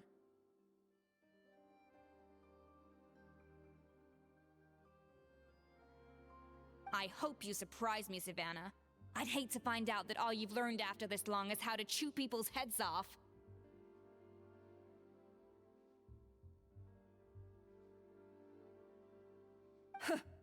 Believe me, I'll show you.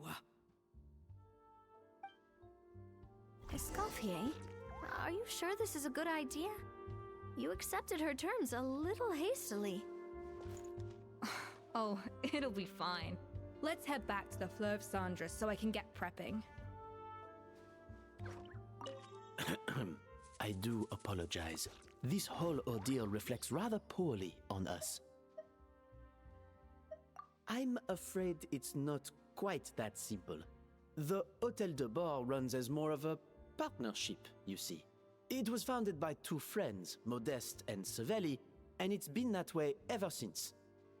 So, while I am technically Savannah's boss, it's not really my place to interfere with the business of the kitchen. To be perfectly honest with you, that's part of the reason why I suggested a cooking contest. If Escoffier wins, it would be the perfect opportunity for her to talk some sense into Savannah. Or, of course, if she wanted to return, then... But anyway, I'm getting ahead of myself. Whatever the outcome, this contest will hopefully serve as a turning point for us. Please, pass on my best wishes to Escoffier. I must say, Savannah surprised me with her confidence. Does she really believe she can best Escoffier in the kitchen? I thought she was just blowing off steam when she first raised the idea to me. I can't believe I got to witness that firsthand. I only stopped by here for a quick meal. I definitely got my Mora's worth today.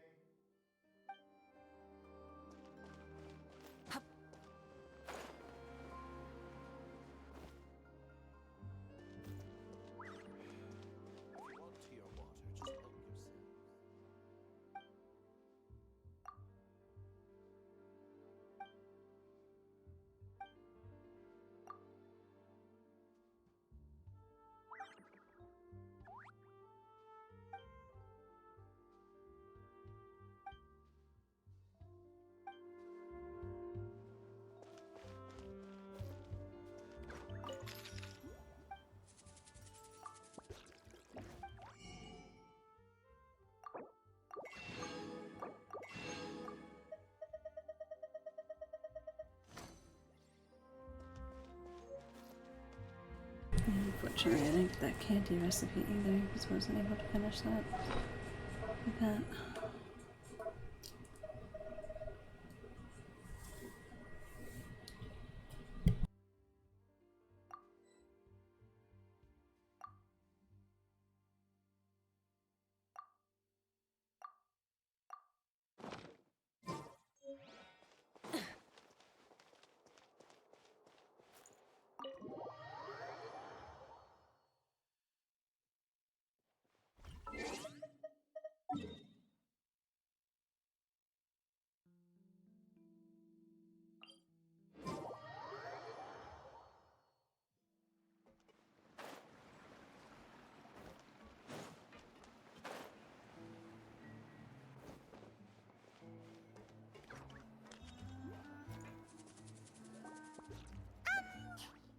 So, this whole bake-off thing kind of came out of nowhere.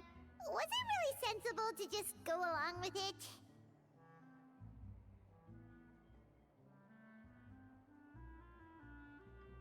Well, I got a sense that she's holding something back. But we chefs always express ourselves in our cooking. So if she won't talk, this might be the best way to find out what's really going on with her. Huh? Holding back? Sure didn't sound that way to Paimon. Escoffier only picked up on it because she's the same way. Always closed off. never letting you know what she really thinks. That's patently false, at least where your macarons are concerned. I've been nothing but truthful with you about the disgraceful amount of sugar you use.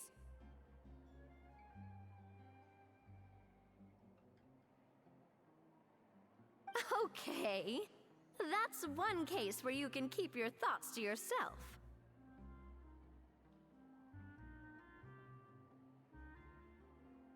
Oh, that? Well, it's not so much a recipe book as a diary of Modeste's adventures.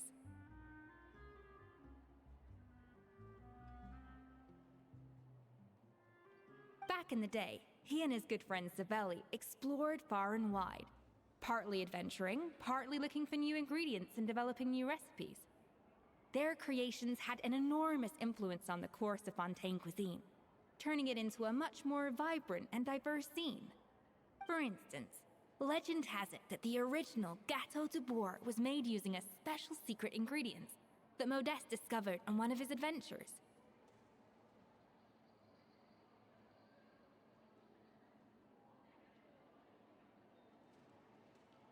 So rare was the ingredient that they could never make more than 16 slices of the cake per day. But everyone who tried it claimed that it was one of the most blissful and invigorating things they had ever tasted.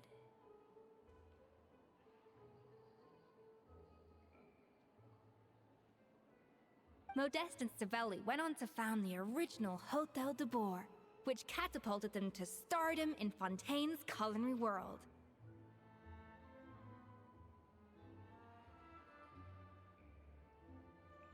Especially Modeste.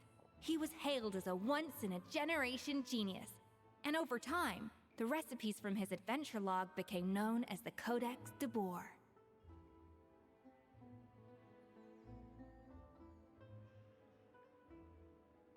Paimon's heard this kind of story before. Armed with the Codex, the Hôtel de Bourg took its rightful place as the finest restaurant in the land, serving those recipes for centuries to come. Something like that? What? No, of course not. Cooking is a constantly evolving art form. How could any restaurant survive if they only served food that was popular last century?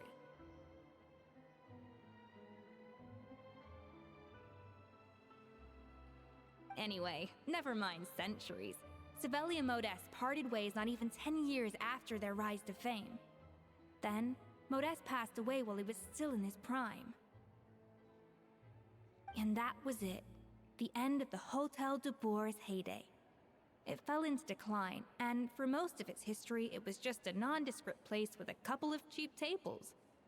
It's only in recent decades that it started recovering.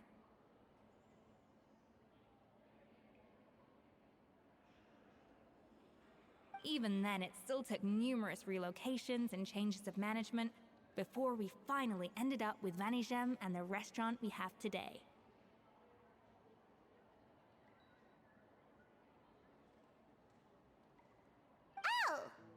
So the Codex really isn't all that, then.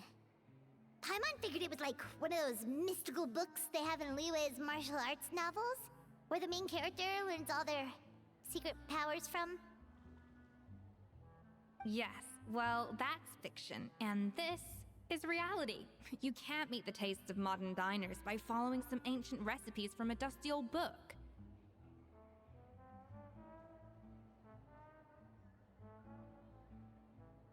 Case in point. Even the Gâteau de Bourg they sell now is actually Escoffier's reimagination.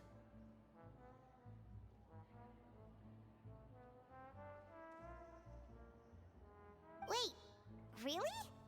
Why though? Didn't that recipe make it into the Codex?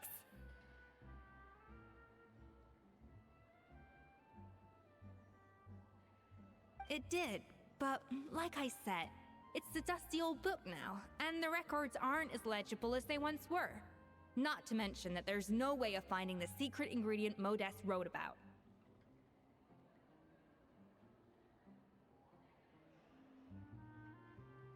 So, reimagination is right. I consulted some historical records and took what I could from the Codex. But ultimately, the Gâteau de Bourg of today is my own recipe.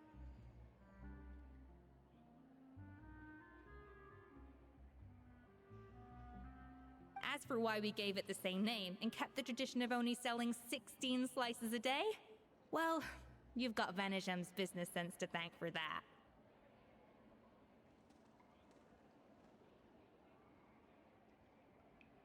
Oh. Huh. Well, that kind of takes all the mystique out of it. Hey now, it might not be the original Gâteau de Bourg, but it's still the most delicious cake in Fontaine today. And who knows? Maybe Escoffier's version is more suited to your palate. Just think, if the original truly was the perfect cake you're imagining it to be, there's no way the recipe would have been lost to history, right? Not to mention that the Hotel de Bourg never would have fallen into a slump.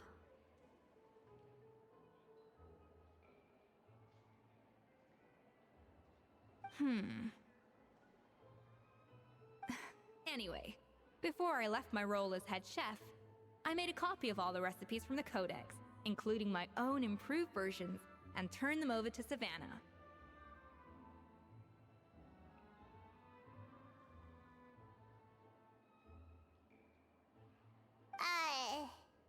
So why is she so interested in the original copy?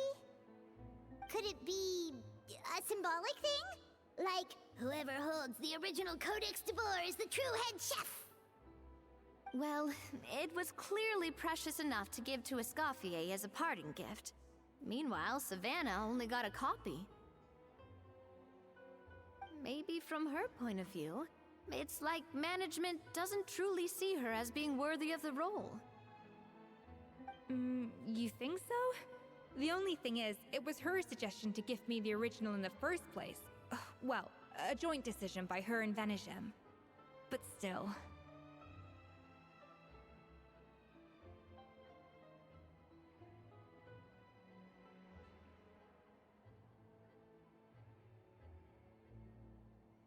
What? Huh. Guess she's had a major change of heart since she became head chef. Yeesh. Who knows? We could speculate forever. Better to just let our Gato do the talking.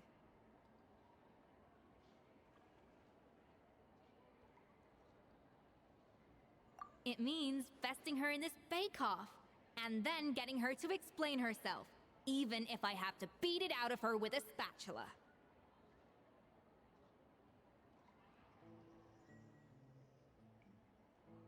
However much she's changed since we worked together, I believe that she still has her chef's pride. And if she respects the art, she'll respect the outcome of our contest. Well, I'm confident that you and your spatula can get justice for Froment. All you need to do now is win the contest. But that should be a breeze for you.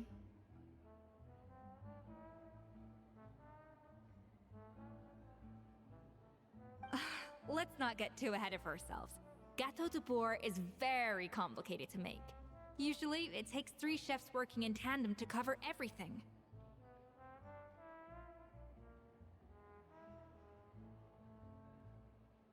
Now, if I had to push it, I could probably do the work of 3 chefs myself. But I'd prefer to play it safe if I can find a couple of assistants in time. Well, that's easy. The 3 of us are veterans in the kitchen. You just need to pick 2 of us. Well, I have heard the Traveler is an accomplished cook, as well as a warrior. But be warned, I will hold you to exceptionally high standards. Think you're up to the task? Oh, count me in too. I've spent weeks perfecting my macarons after your scathing review.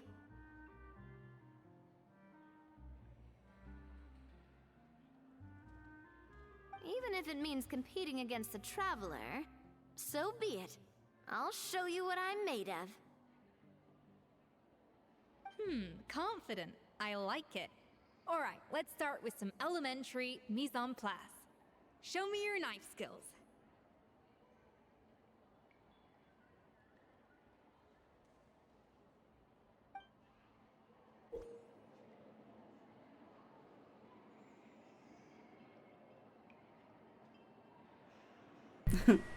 It's like Fruit Ninja, killing the fruit on the floor. Okay.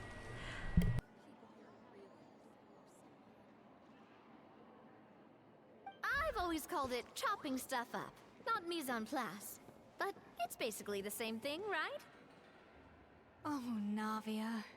The difference in your case is that mise en place is chopping stuff up without sending juices flying all over the kitchen.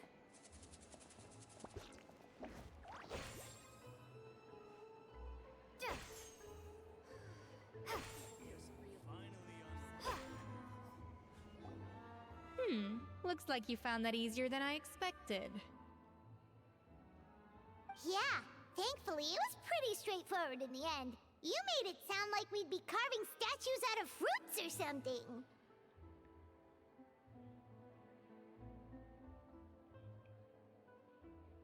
Well, brace yourself, because the next step is anything but straightforward.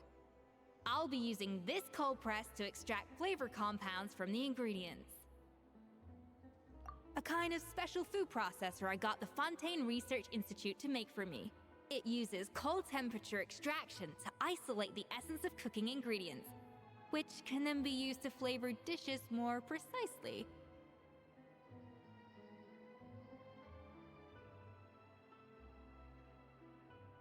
But this isn't exactly standard kitchen equipment, so that probably didn't make a whole lot of sense.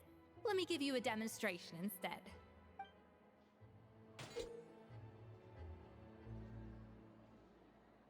Alright, display your mastery with the cold press. Tap your elemental skill to accelerate the cold press's progress. Then use normal attack to let it do its work. It seems like special substance extracted from plants might come in handy here. Custom-made equipment from the Fontaine Research Institute, huh? That's some pretty high-tech food prep. Paimon's never used anything this weird before. Cool. Not weird.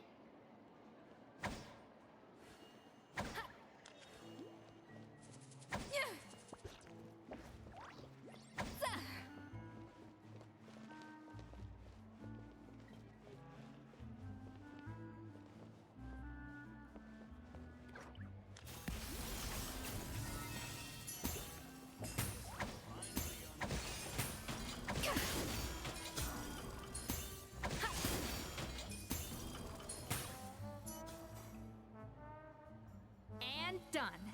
These are the flavor compounds extracted from our ingredients.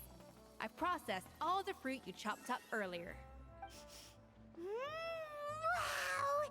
Even the smell is so much more concentrated. What next? Do we add all this stuff in?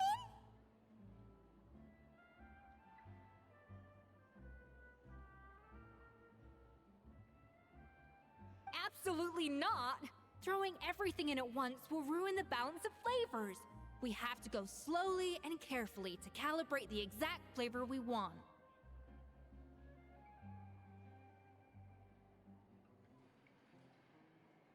I'll demonstrate again. Now, watch closely.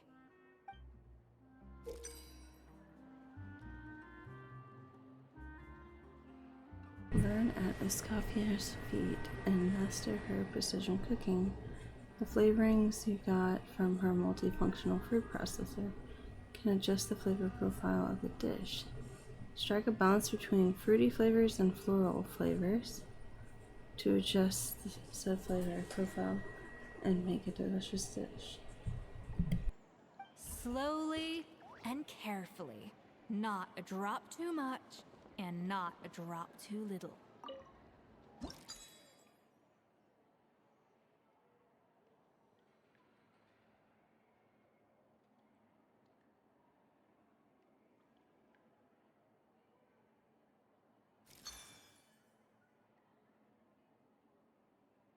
Oh shoot, I did the wrong thing.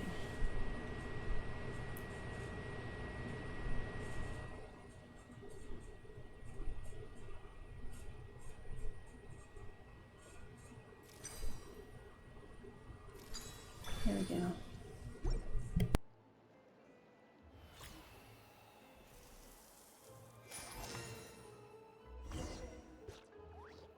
And voila! Now it's your turn.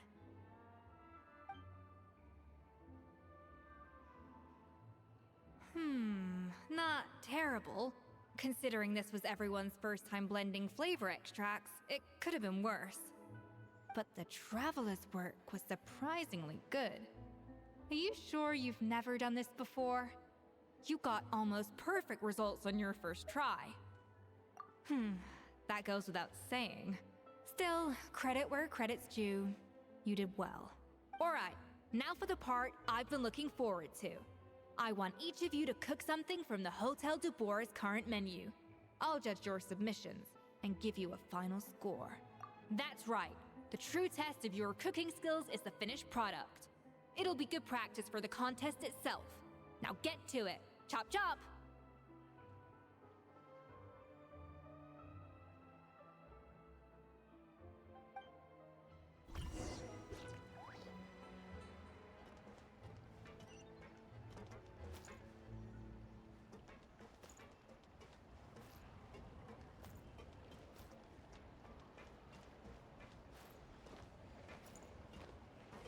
Finally on the right path.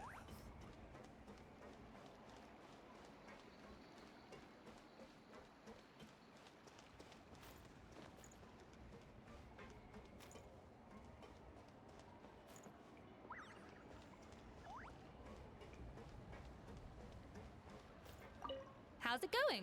Have you picked a dish yet? Choose wisely. I expect you to present the most delicious thing on the menu.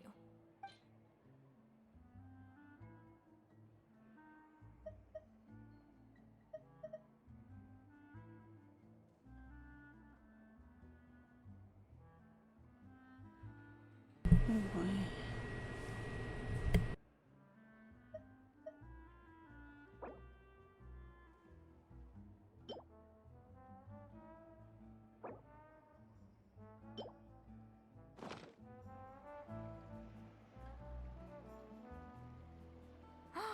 Look at that! With the grace of a snow-winged goose, as I like to say. Now, let the grating commence.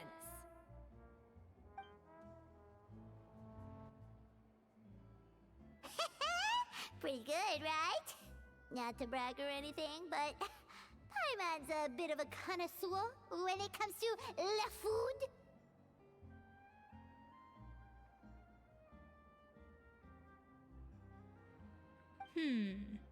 6 points. What?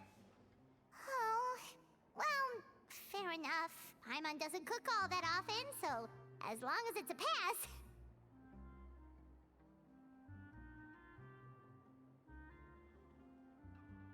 That's 6 out of 100. 6 out of 100. Oh no.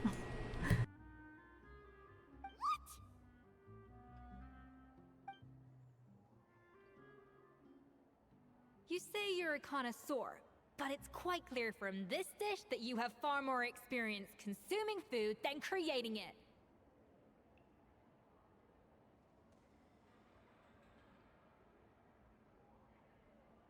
By that logic, I suppose you think listening to Lady Farina on repeat every day would make you an opera singer.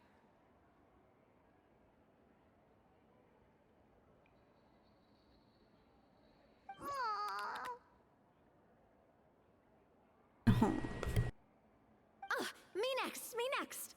I'll have you know that this batch of macarons has 2 whole tablespoons less sugar than my previous ones.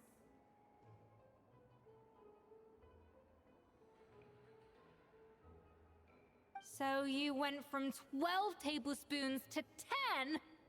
Well, it's nice to know you actually measured it out. Because it tastes like you just threw in whatever was left in the jar. 6 points.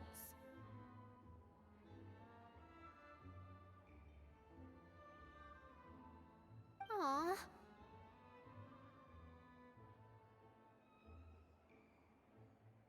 Now to the final dish. So, what do you think? This is our last hope.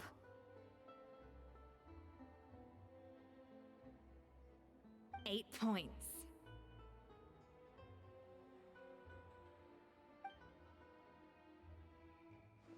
Darn! That's barely higher than what we got. Not exactly. The color is spot on. Beautiful aroma. Excellent presentation.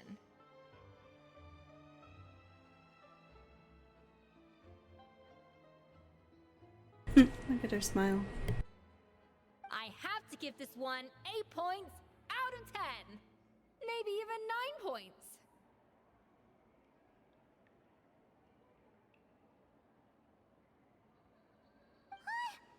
How did you pull that off?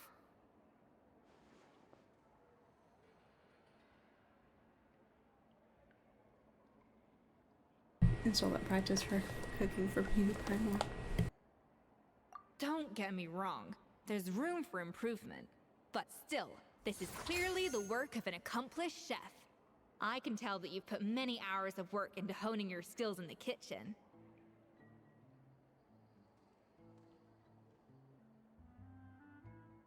I can really taste the grace of the snow-winged goose in this dish.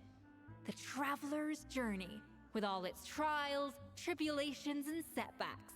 Not to mention the frustrations of having a picky eater for a partner.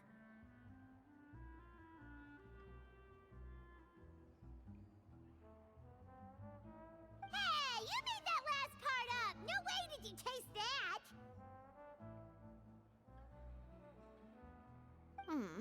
Well, it looks like I lost fair and square. I guess you'll be taking the Traveler as one of your assistants then?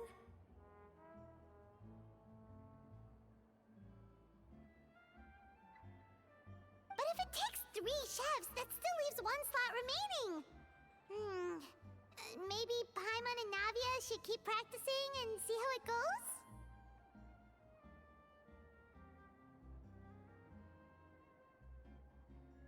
Chef Escoffier! Oh, it's Hilaire! What brings you here? I heard the news about the cooking contest. You're doing Gâteau de Bourg, right? I was just wondering if you needed any help. Huh. And you think you're up to the task, do you? Oh, no, I know I'm not there yet. It's actually my dad who wanted to help.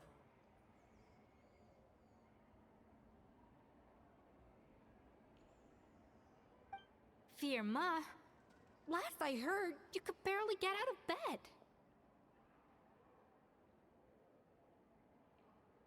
Chef Escoffier, Navia, Traveler, thank you all so much for everything you're doing for me and my family.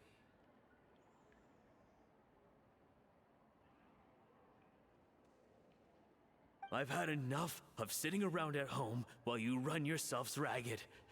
If you let me, I'd like to help you win this cooking contest.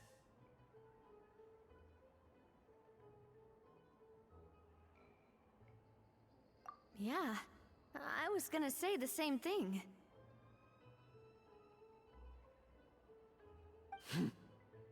Don't you worry. I'll be fine. I'm feeling much better now. I'm sorry. I know I've been rather useless these past few days, but not anymore. The fact is, I'm a fine chef, despite recent events. I've proven myself in the Hotel de Bourg kitchen, so if anyone's qualified to work under Chef Escoffier, it's me. I think. I mean, I hope so.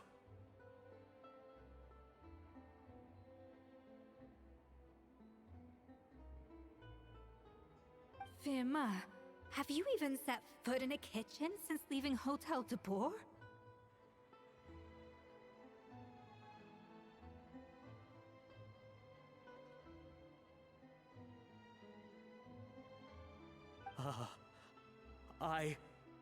I have not. But I'm fully rested now. I know I can handle it. I'll prove it. Let me whip something up for you right now.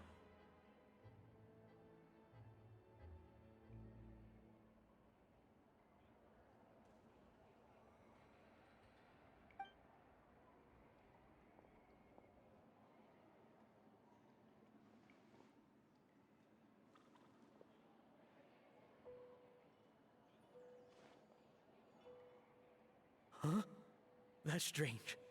Why are my hands shaking?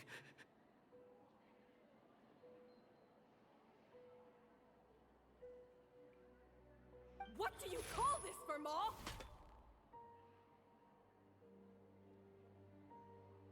I can't seem to grip my knife. Do it again! Again! Again!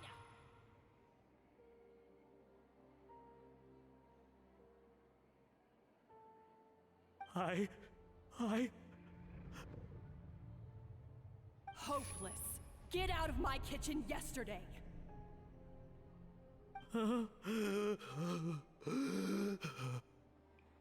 Dad, what's wrong? I don't understand. I was feeling so much better, and then Will I never be able to work in a kitchen again? Dad, talk to me. What happened?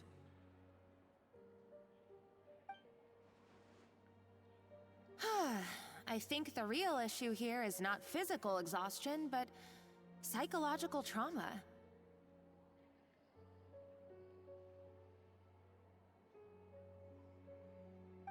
Monica, when did you get here? Probably because you were all concentrating so hard on your cooking. I didn't want to interrupt your flow. But anyway, Vermont, I'm so sorry. If only I'd known how serious your situation was, I would have stood up for you sooner. You have nothing to apologize for, Monica. During those long nights of redoing every order, you were the only person who looked out for me. Oh, come on. All I did was make you some tea. I doubt it was much help. Savannah was so ruthless toward you. I probably should have brought you something stronger. She sounds like the worst. All right, another Savannah horror story. Let's hear it. She's been getting harsher and harsher on us ever since she heard about Escoffier's new role in the Fleuve Cendre. Seems like no matter what we make, she'll find something wrong with it. What is this? It looks like a dog's been at it. In the trash now! Then she orders us to redo the dish again and again, but we never know what's going to make her happy. Do it again, do it again, do it again!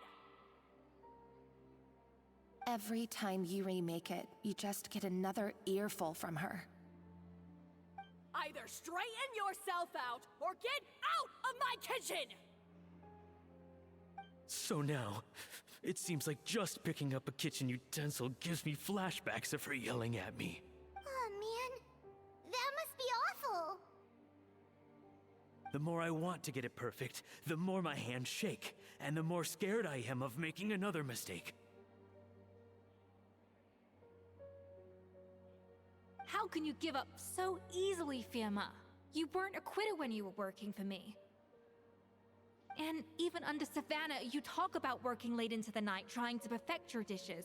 That says to me that you still hadn't lost that determination to prove yourself. What changed? I don't know what's come over me. When I think back, I just remember feeling like my heart and my hands were growing heavier and heavier as the shift went on. Each time I had to redo a dish, my heart sank a little further. Maybe Savannah was right. Maybe I am just hopeless at this. Dad.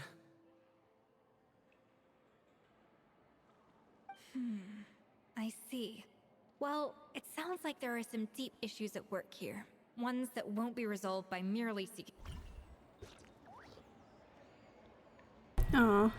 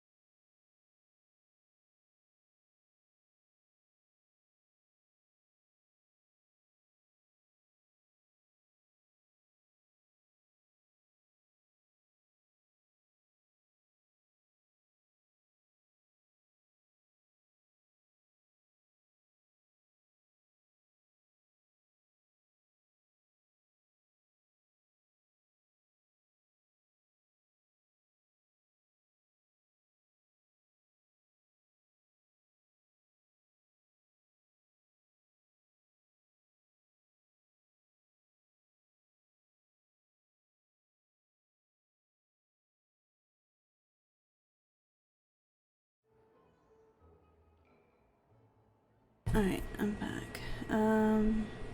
Relocked the game. Looks like it's went back on the dialogue. 6 points. What? Oh, well, fair enough. Paimon doesn't cook all that often, so as long as it's a pass. That's 6 out of 100.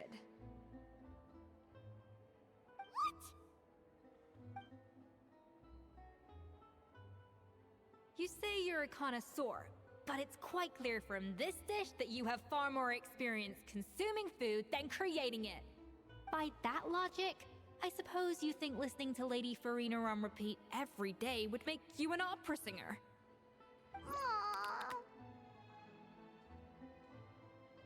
Ugh, me next.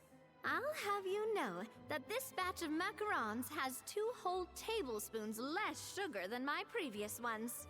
So you went from 12 tablespoons to 10?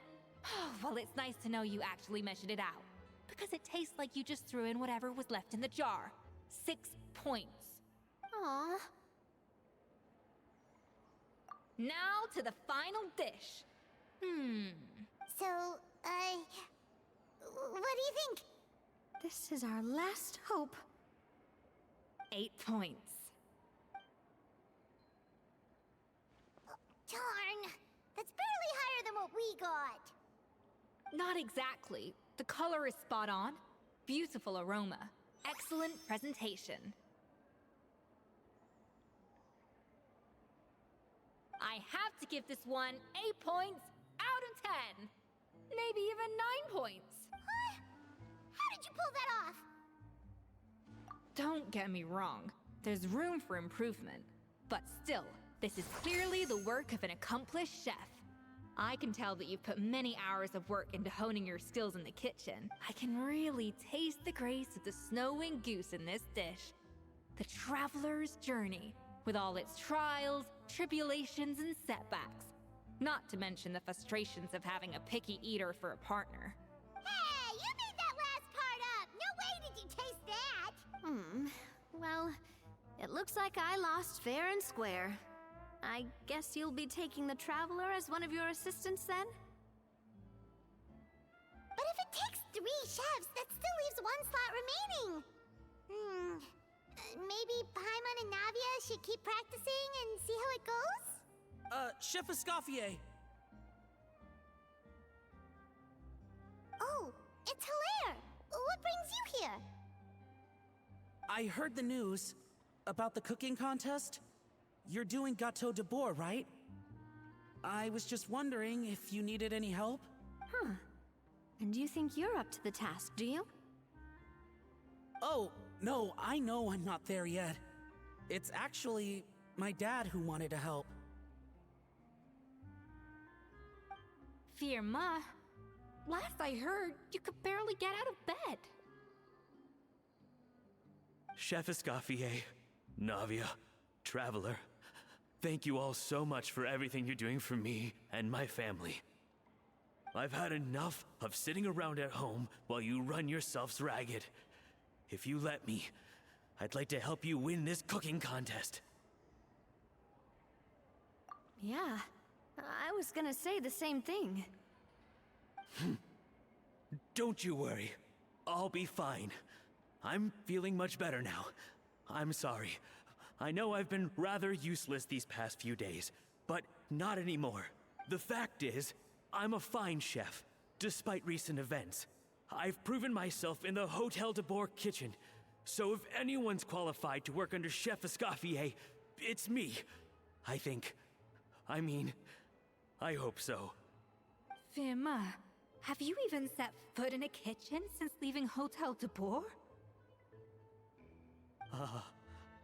I have not, but I'm fully rested now. I know I can handle it. I'll prove it. Let me whip something up for you right now.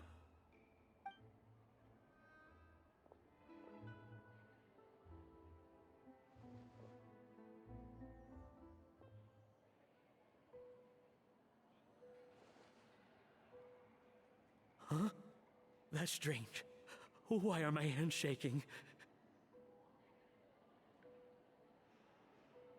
What do you call this, Vermaw? I can't seem to grip my knife. Do it again! Again! I... Hopeless. Get out of my kitchen yesterday. Dad, what's wrong? I don't understand. I was feeling so much better, and then Will I never be able to work in a kitchen again? Dad, talk to me. What happened? I think the real issue here is not physical exhaustion, but psychological trauma. Monica, when did you get here?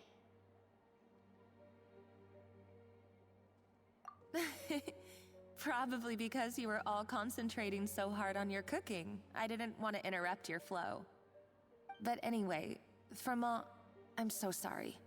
If only I'd known how serious your situation was, I would have stood up for you sooner.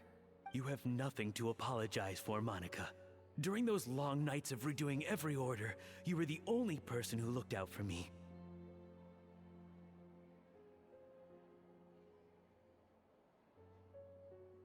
Oh, come on. All I did was make you some tea.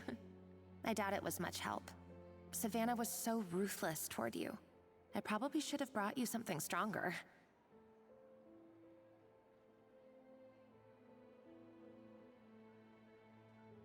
She sounds like the worst. All right, another Savannah horror story. Let's hear it.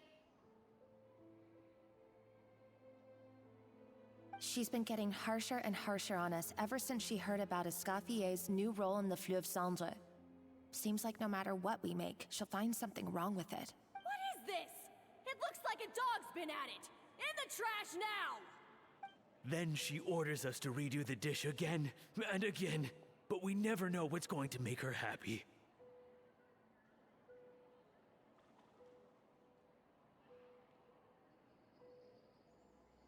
Do it again, do it again, do it again! Every time you remake it, you just get another earful from her. Either straighten yourself out, or get out of my kitchen! So now, it seems like just picking up a kitchen utensil gives me flashbacks of her yelling at me. Oh, man. That must be awful. The more I want to get it perfect, the more my hands shake, and the more scared I am of making another mistake. How can you give up so easily, Firma? You weren't a quitter when you were working for me. And even under Savannah, you talk about working late into the night trying to perfect your dishes. That says to me that you still hadn't lost that determination to prove yourself. What changed? I don't know what's come over me. When I think back, I just remember feeling like my heart and my hands were growing heavier and heavier as the shift went on. Each time I had to redo a dish, my heart sank a little further.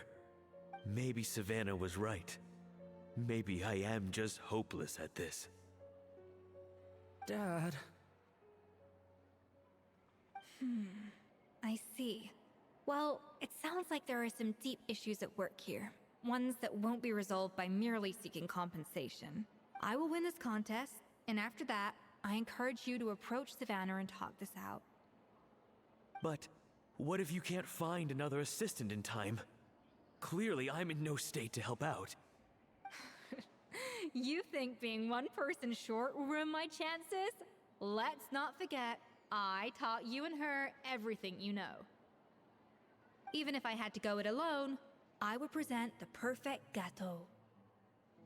Oh, well, Paimon and Nadia will still keep practicing, just in case. And so will I. Yeah! And if worse comes to worse, we can always get the Spina di Rosula to put out an emergency call for chefs. There's gotta be someone out there, right? Actually, I thought maybe I could help. That's sort of why I'm here. What? Why didn't you say so? I was going to, but then... well, this is the first chance I got. You do this for us? Thank you so much, Monica. Alright, fine by me. But aren't you still working for Savannah? Joining the other side seems like a guaranteed way to put your future employment in jeopardy.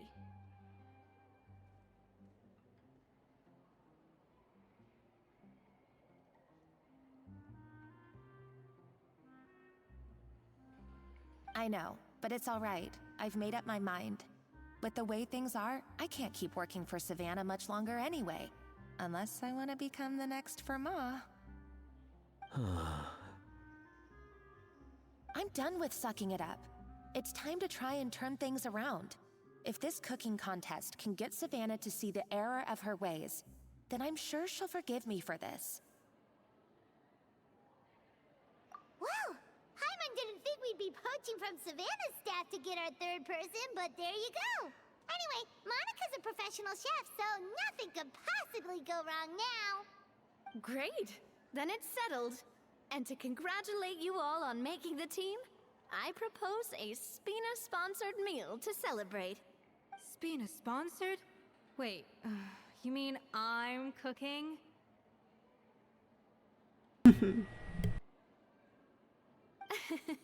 Well, I promised the traveler a feast in the Fleuve Cendre, and I know how much you've been looking forward to it.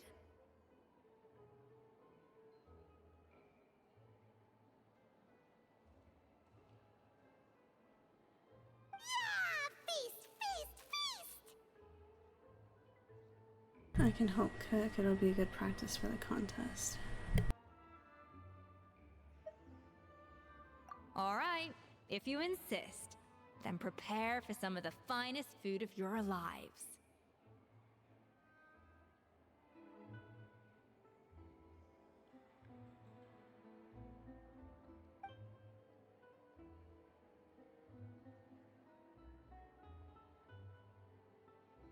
Escoffier opted for a huge variety of dishes. Thankfully, both of us are skilled enough that even though it was our first time working together, we had great rapport.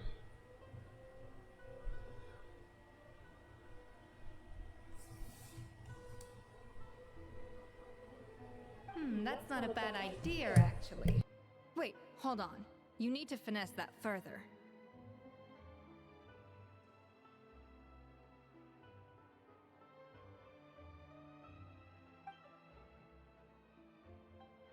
She just dealt plenty of praise and taught me an awful lot too. The time seemed to fly by. That was a dream come true. Hyman never knew Fontanian cuisine could be this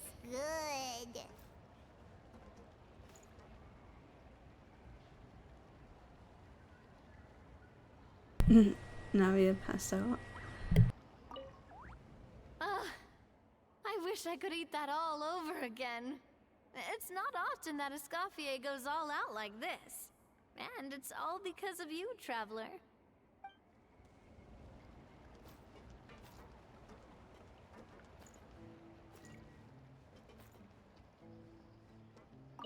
Wow. I don't know if I'll ever be able to cook as good as that.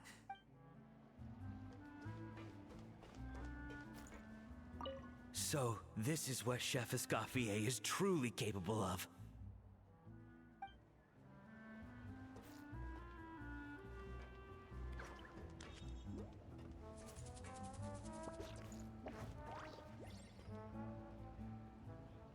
Where is she?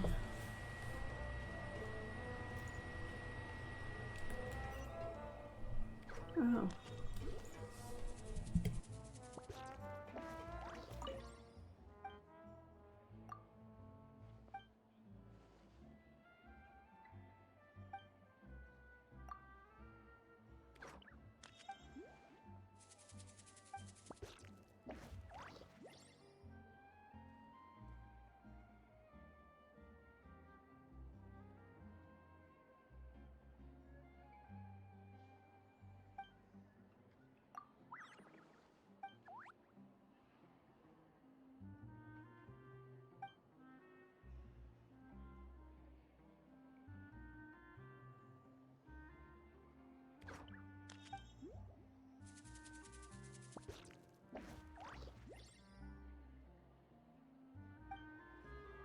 I guess I'm finally on the right path.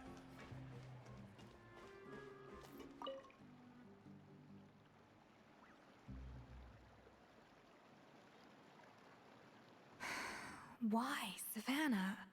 Why? Oh, nothing. I was just flicking through the original Codex de Boer. I wanted to see if there was anything I'm missing. Something I hadn't noticed before. That might explain why Savannah's so desperate to get her hands on it. But I can't find anything. It's just some hastily scribbled recipes in between diary entries from Modest's adventuring phase. And most of it's not even legible anymore. The copy I gave her not only has all the recipes in full, but even includes my own private tips and notes from years of experience. Surely that's infinitely more useful than this old thing.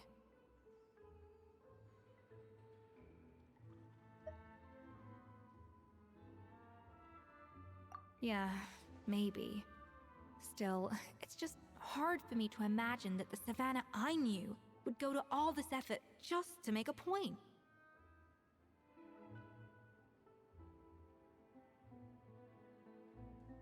We were. At least I always thought we were. She was a little shy, but meticulous with everything and everyone she dealt with. She made a few mistakes here and there, but she was quick to correct them whenever they were pointed out. And she was always striving to improve as a chef. Those qualities are why I recommended her to replace me as head chef. I never imagined for 1 second that she'd cause Fiamma and the other staff so much grief.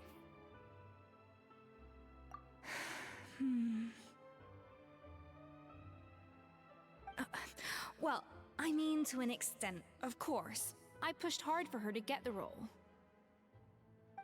And the idea that she turned out like this because of me is difficult to come to terms with.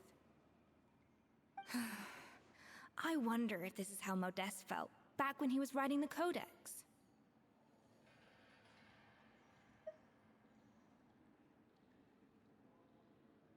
Yes, with his good friend and co-founder of the Hotel de Boer, Savelli. The story goes that after Modeste unveiled his Gâteau de Boer and was hailed as a culinary genius, he was admired and adored by all. But his newfound fame slowly drove him and Savelli apart. Unlike Modeste, whose every new creation was an instant hit, Savelli seemed to face setbacks at every turn. Doors that would swing wide open for Modeste would shut in Savelli's face. And with Modeste being whisked off to all manner of functions by his celebrity friends, he had less and less time to discuss the culinary arts with Savelli. People started gossiping about Savelli, and their relationship between the two gradually soured. Everything came to an abrupt end when Modeste, still in the prime of his life and still hailed as a genius, suddenly died from an acute illness. And that was it. They neither had a decisive split, nor got the chance to properly reconcile. Their story just came to an end. One rumor had it that Savelli actually killed Modeste out of jealousy, even as the latter was hoping to make amends. Unlikely. It's a popular theory, but there's no real basis for it. At least there are no records of Savelli ever being convicted of a crime. Still, beyond a point, there's no way of knowing what truly happened in the past. All we can do is try to make sure the present doesn't quite go as badly. And that's why I have to win this contest tomorrow. Then get the truth about everything that's been going on, even if it means cracking her open like a nut.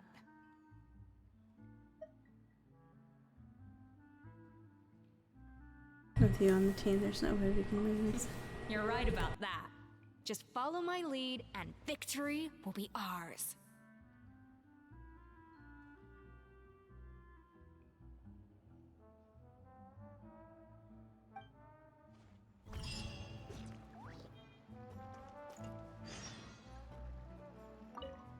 Let's hope that Savannah isn't all sizzle and no steak.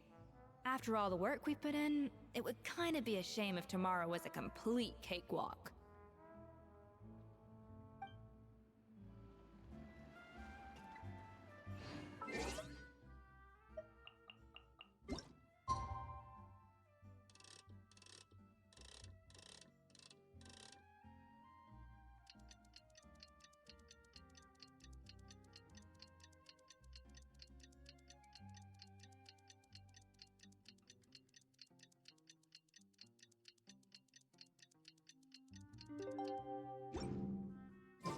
It's cooking contest day! To the Hotel de Boer! Toot sweet!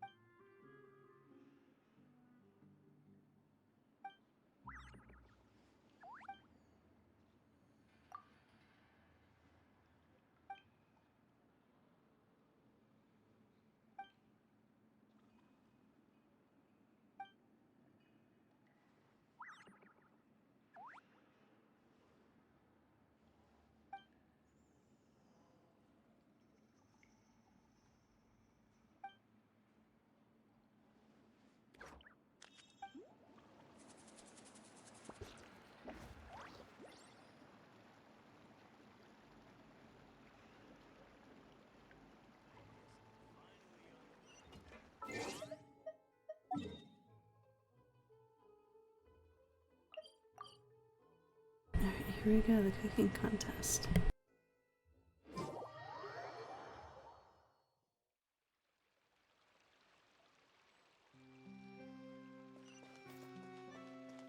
Did you hear the news? Escoffier's coming back for a cooking contest. Wait, seriously? Escoffier in a cooking contest? Now that I've got to see. I don't get it. Why would anyone in their right mind challenge her to a cooking contest?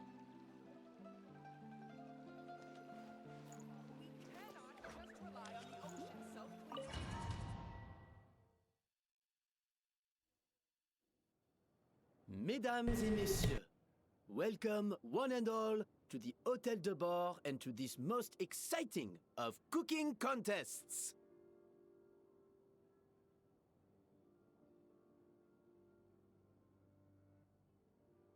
Savannah, I brought the original copy of the codex you asked for.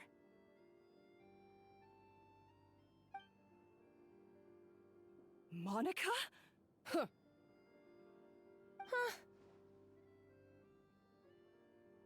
In the interests of fairness, this contest will be conducted in a double-blind format. Once the dishes are complete, they will be sent to the back of the kitchen where they'll each receive a label.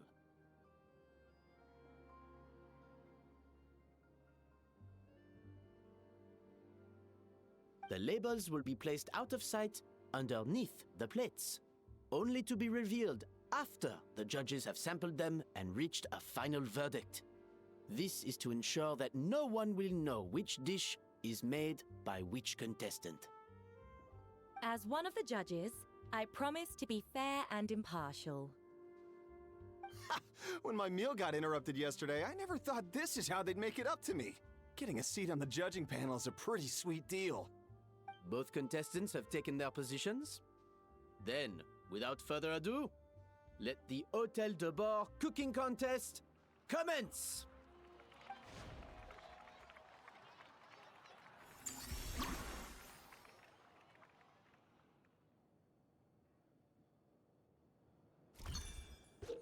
Okay, so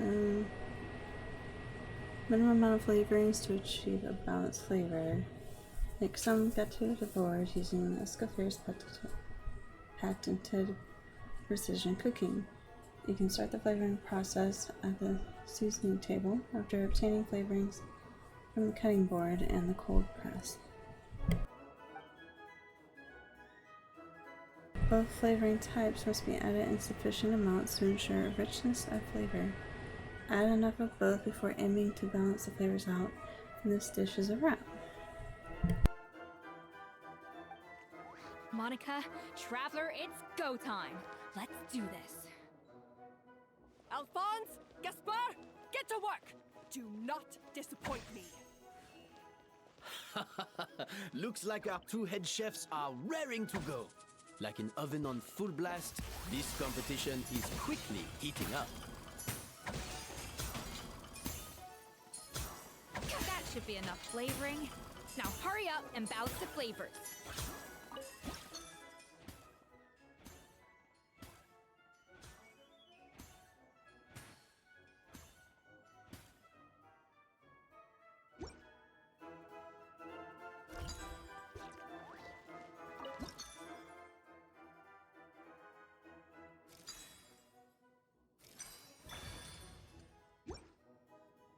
There we go.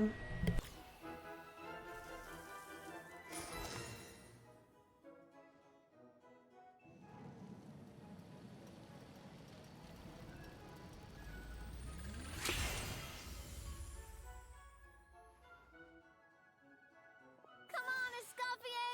Come on, traveler!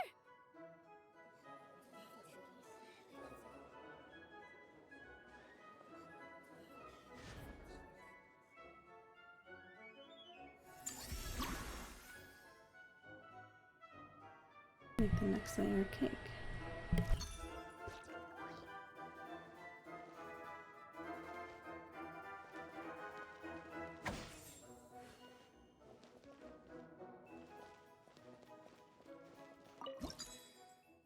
The balance of flavors is about right, but the quantity is too low. Alphonse! What are you playing at? That's not how I taught you to do it! Stop horsing around and do it again! Yes, chef! Oh, tension in the ranks on Team Savannah. Will this slow?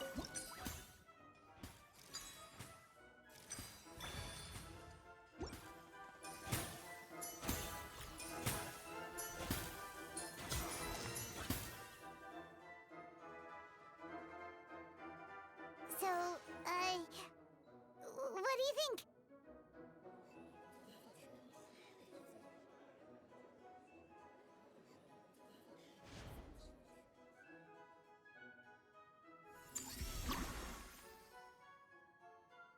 Time for the last layer of cake.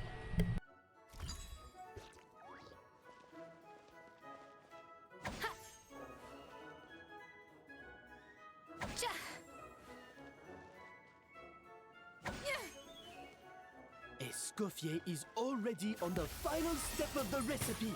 Let's check on Savannah's progress. I think this flavor profile is still a little bit off.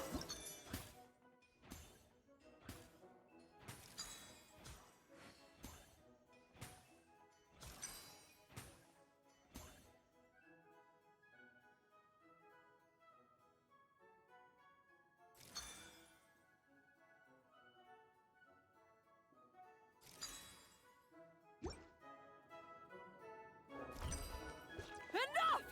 Ugh, useless! Both of you, make like an egg and beat it! I'll do it myself. Wow! Is Savannah serious? Can she really make up?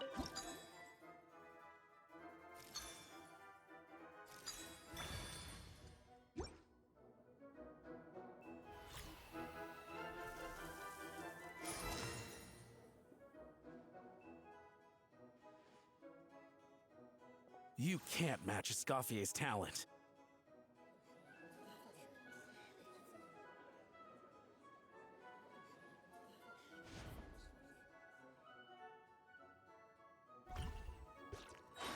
I present to you Gâteau de Bourg.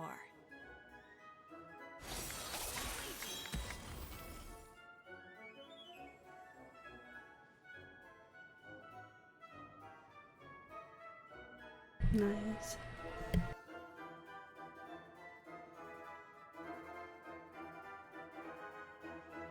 That was perfect! We were like a flock of snowing geese, completely in sync, working gracefully and elegantly together. Great work, team!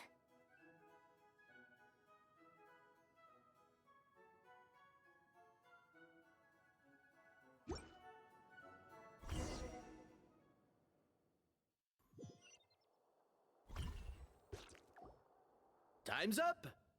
Contestants, please take your dishes to the back.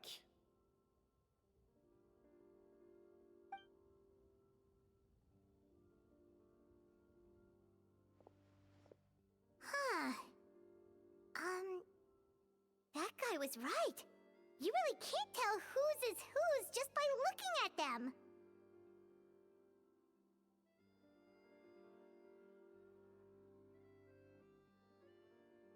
We both made the same dish after all. For all her flaws, Savannah's a talented chef who earned my recommendation for good reason. She wouldn't screw up something as elementary as the cake's appearance.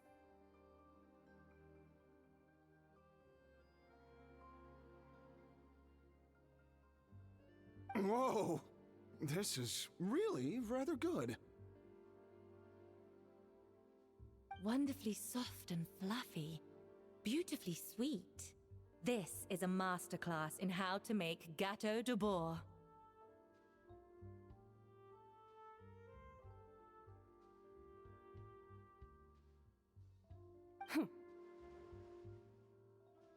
I would give this one at least 9.9 out of 10!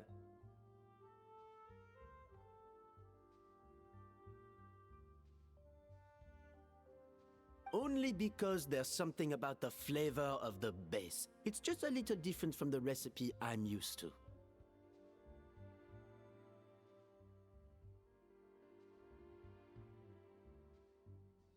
Huh? Really? I couldn't tell.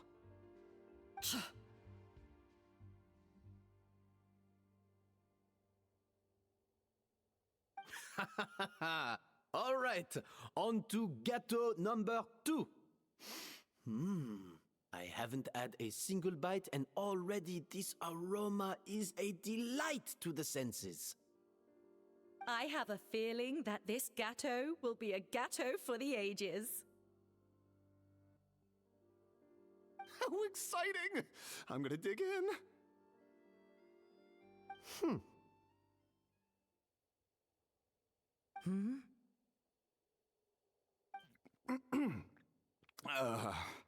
I think maybe someone got a little carried away when they were adding the sugar.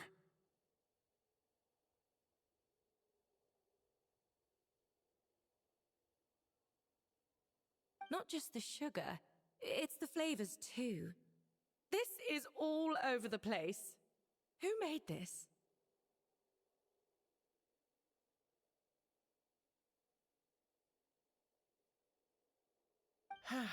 It appears the decision is unanimous. This gâteau is far below the standard we would expect.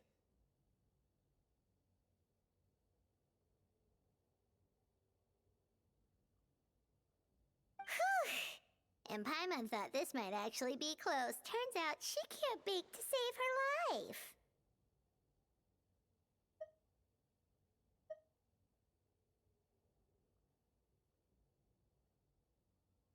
Yeah, maybe it's because of poor teamwork. She spent half the time just braiding her stuff.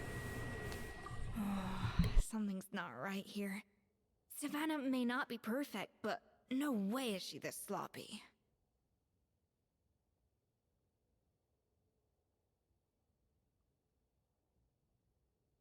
I can now declare that the creator of the first gâteau has won this cooking contest.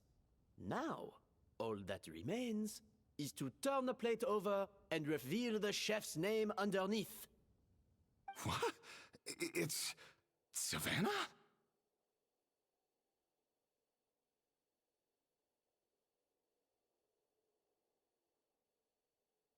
Switch the cakes in the back. No! That's impossible!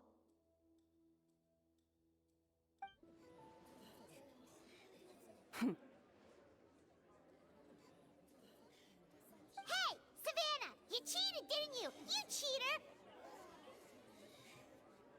What did you do? Oh, you swapped the plates, didn't you?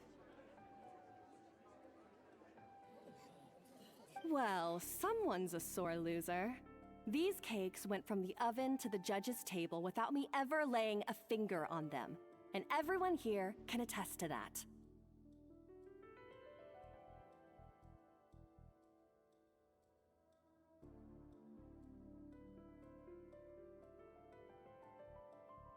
It was Vanejem's staff who labeled them in the kitchen. If you're looking to accuse someone, why don't you start with them?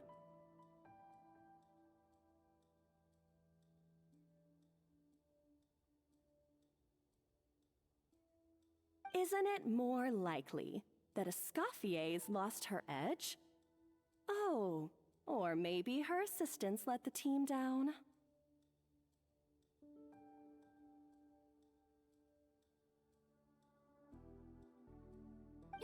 You take that back! Judges, we demand a rematch.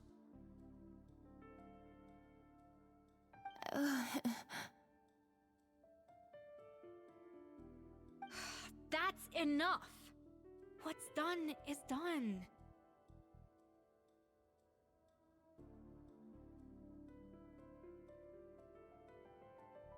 As head chef, or rather as team lead, I take responsibility for the dish I served. Whatever went wrong and however it happened, I should have spotted it.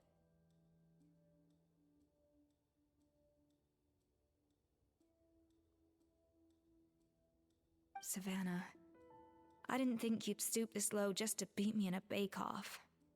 What happened to your chef's pride?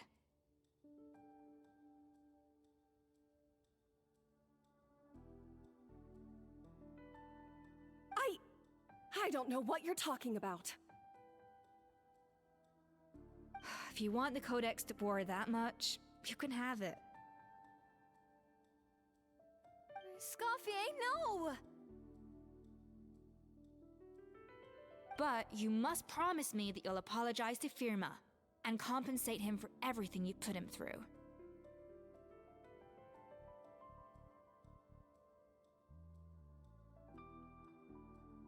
It's a little late to be negotiating terms. The contest is over and I won. That means you owe me the Codex, and I owe you nothing.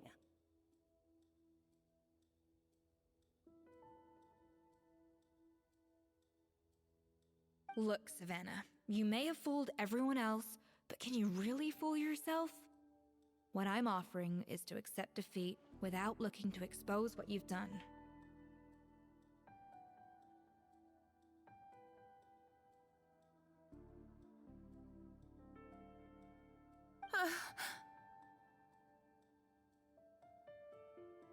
But only on the condition that you promise to stop putting so much pressure on your staff.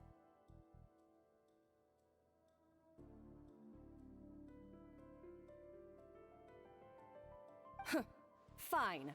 I'll treat this as your final handover of duties from one head chef to the next. So, will that be all, ex-head chef? Or is there any other unfinished business you'd like to leave in my hands? I didn't mean that to be a scolding from your former boss, just a word of advice from a fellow chef and a friend.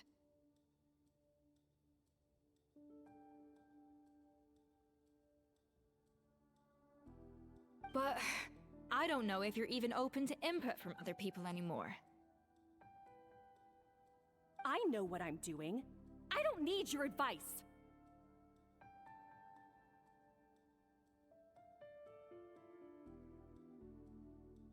All right, fine. I'm glad to hear it.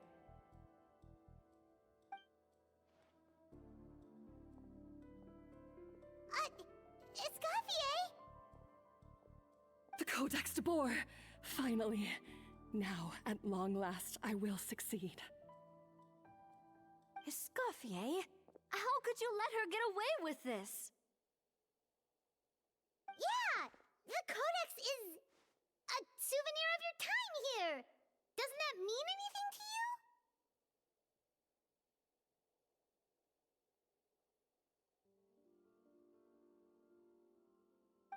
It's all right.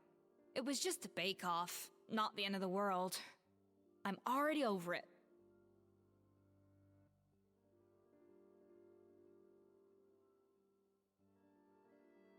Besides, it's not all bad.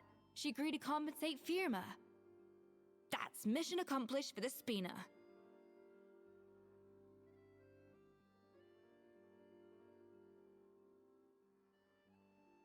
Honestly, if I'd have known that giving her the codex would solve everything, I'd have just done that in the first place. I mean, why bother with a whole cooking contest?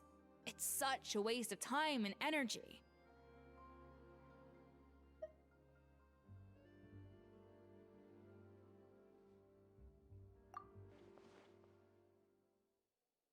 I say privately, I'm sure she's devastated, but what's done is done. No. No! This doesn't make any sense! Huh? That's it? No secrets, no nothing? I don't believe it! This can't be happening.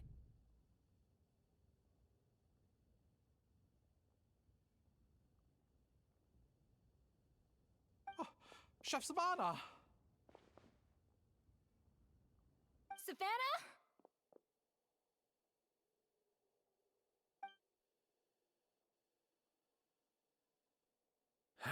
It's nothing life-threatening.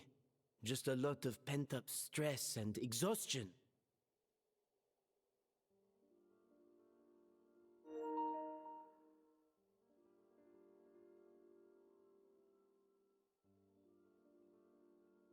Oh, I knew it. Pent up stress?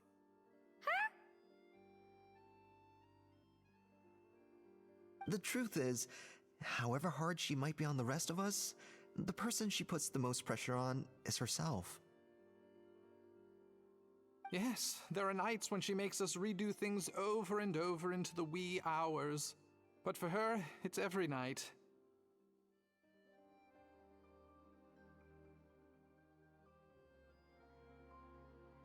She'll hide herself away in the kitchen, working on new techniques and recipes, and only realize how long she's been at it when we come to work the following morning.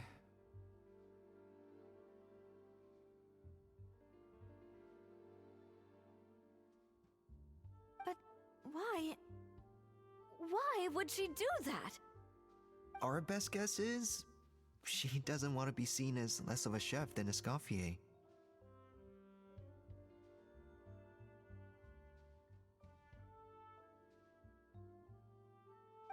And there it is. Even so, that's no excuse for taking her anger out on the rest of you.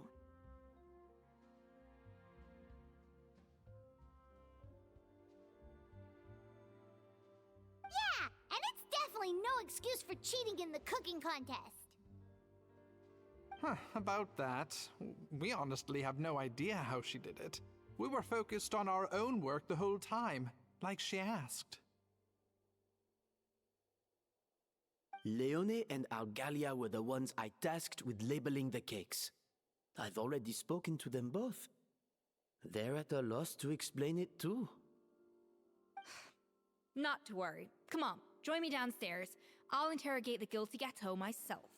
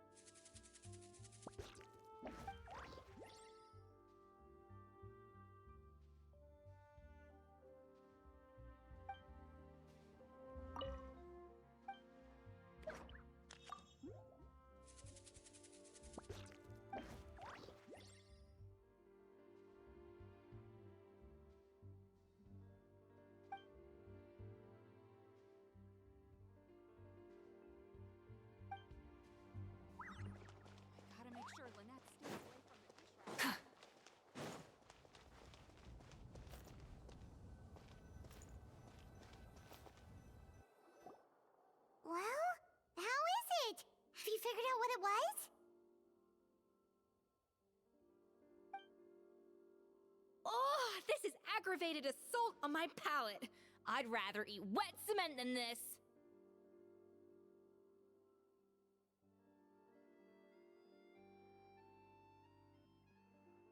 Is it really that bad? I made sure to taste test it before it was served.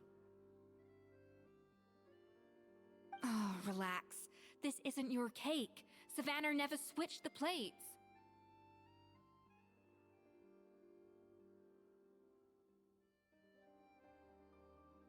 The offending flavors are coming from in between the icing and the cake base, which means someone tampered with it while it was being made.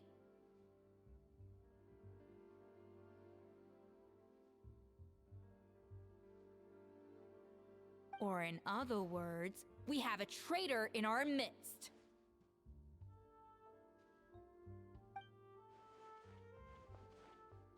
I'm sorry. I was forced into it.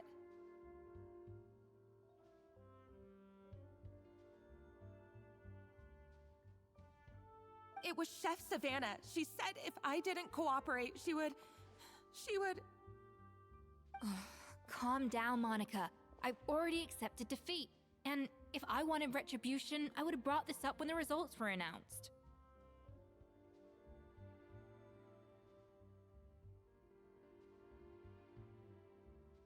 Whatever's going on with you, just spill the beans. There's no need to hide it.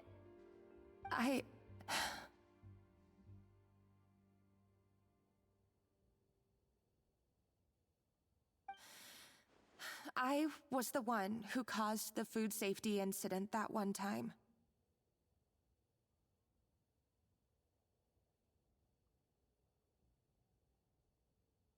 Food safety? Wait, you mean the Lumaline incident? So you procured the contaminated ingredients? I think so. Savannah and I were on procurement that day. I didn't check everything as well as I should have, and so I let contaminated ingredients make it into the kitchen. But I swear I didn't do it on purpose. I had no idea there was an issue with them, and I didn't know it would end up with Escoffier going to jail. But the last thing I expected was for Savannah to use it as leverage to blackmail me with... This is crazy! So Savannah pressured you into sabotaging Escoffier's cake by threatening to expose your secret if you didn't? I know, it's terrible. I'm so sorry. I was so scared. The thought of Chef Escoffier finding out that I put her in jail, it made me freeze up with fear. I thought Escoffier would hate my guts if she ever found out, and yet somehow that's ended up in me doing something even worse.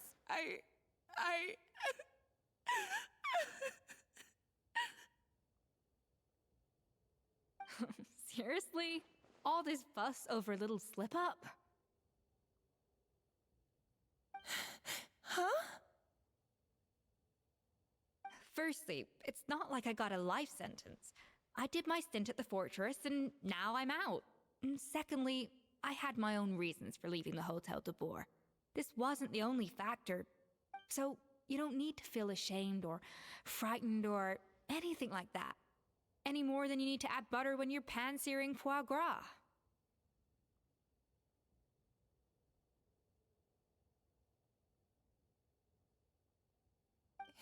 You mean... you forgive me? Oh, well, I'm not saying you don't have to take responsibility for your mistakes.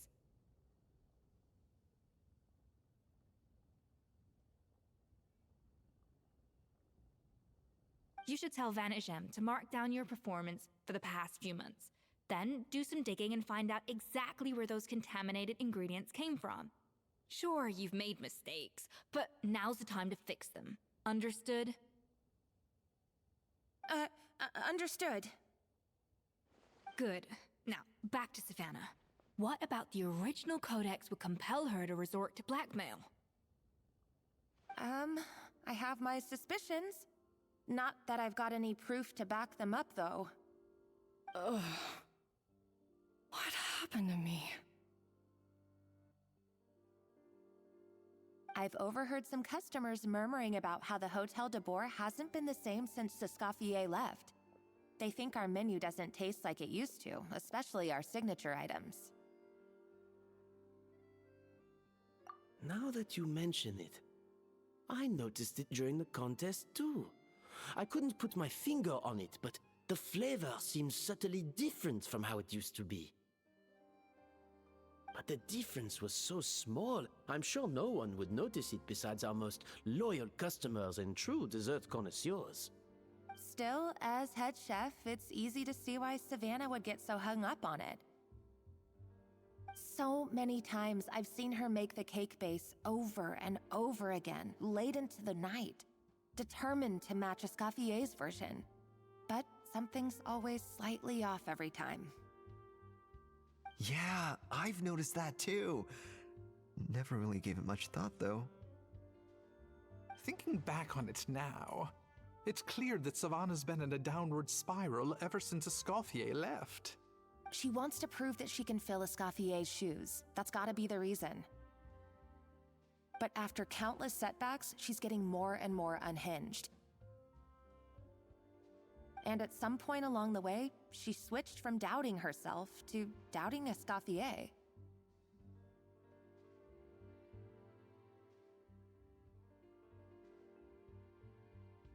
Doubting Escoffier? For what?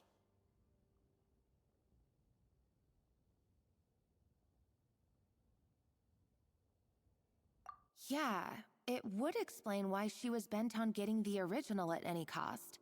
She must have thought Escoffier purposely omitted key details from her recipes when she copied them out. Also, she could retain her place as the #1 chef in Fontaine, the only one privy to all the secrets of the trade. Oh, for goodness sake, what a stupid idea. Of course. Then she finally got the codex only to discover that the secret recipes she's been pining for don't exist at all. Seeing how utterly wrong she was must have been a real shock to the system. It probably brought up everything at once. It overwhelmed her, and she passed out. There's still one thing that doesn't make sense, though. If Savannah had the real recipe all along, how come it tasted different? She might not be on the same level as Escoffier, but surely after like 50 attempts, she'd get it right one of those times. You'd think so, but geniuses like Escoffier are in a league of their own.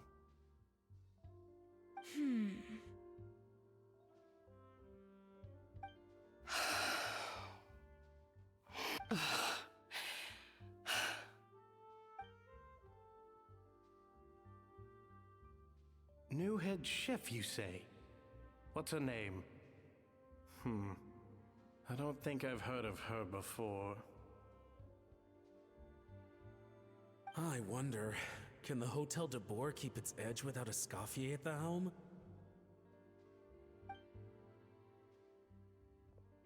This tastes different from last time. Is it undercooked or something?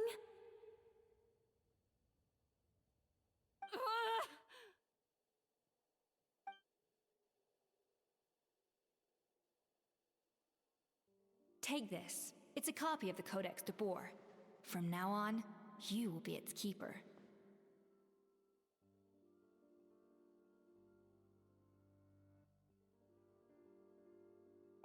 Don't listen to the doubters. If I say you can do it, then you can do it. Even if you don't believe in yourself, at least believe in me. Hey, did you hear me? Once I'm gone, the restaurant is all yours.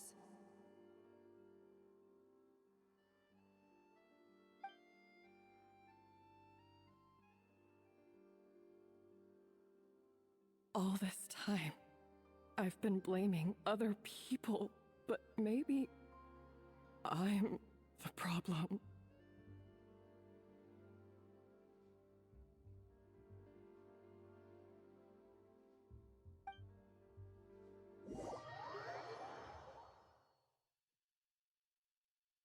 I sincerely apologize for putting everyone out.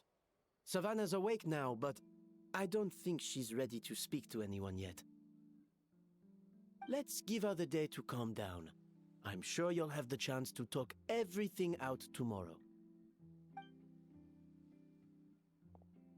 In that case, I'll go and update for Ma and his family. I wonder what he'll make of all this. So, we'll come back tomorrow then. Whew, that was a long day. I think I've earned myself a sweet treat when I get back home. Oh, nice! Macarons? Or are you gonna switch it up this time?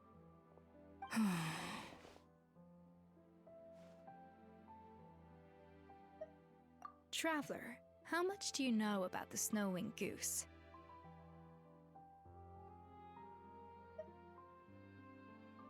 Every year, they migrate long distances in search of a suitable home. There's always one goose at the front whose job is to lead the flock. Fontaine poets often use the image of that goose to explore the ideas about leadership and genius. They usually imagine someone who's a cut above the rest, a model of perfection. But what those poets don't know is that during a migration, the lead goose is always changing.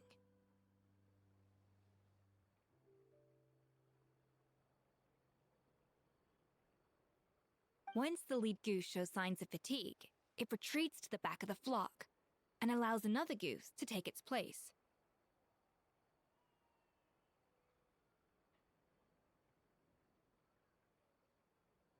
So, the truth is that leadership, with all the responsibilities and pressures that come with it, it's something that everyone takes turns at.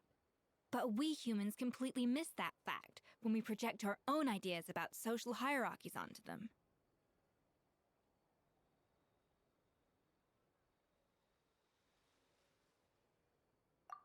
I guess what I'm saying is, I don't buy into this notion that there's some sort of gulf between normal and genius.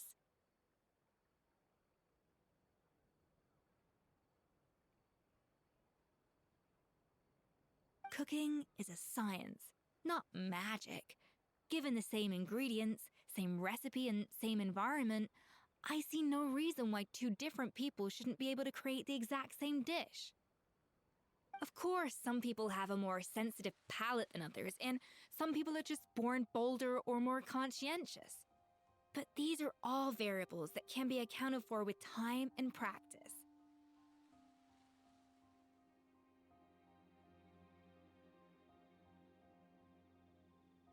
I'd have no reason to expect so much from others if I believed that perfection can only come from the hands of a genius. The only reason I hold people to high standards is because, well, I believe they're capable of greatness. Okay, I've made up my mind. I'm gonna get to the bottom of why Savannah failed. And come tomorrow, I'll give her the scolding of her life, pointing out all the mistakes she's made along the way.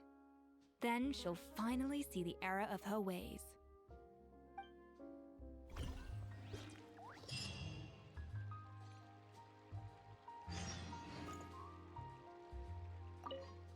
Thank you for your words of encouragement. I'm gonna head to the Hotel de Boer and spend the night investigating. I guess I'll see you tomorrow. Genius? Calling someone a genius is just another way of saying I'm too lazy to figure out how I need to improve. It's a defeatist attitude and I won't stand for it.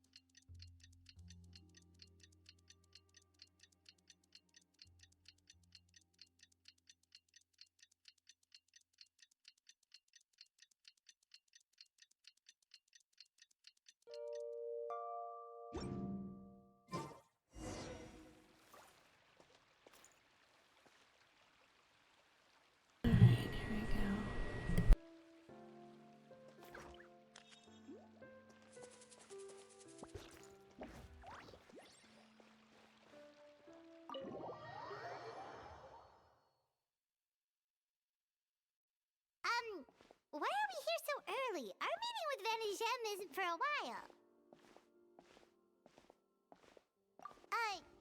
Check on her? Why? What happened?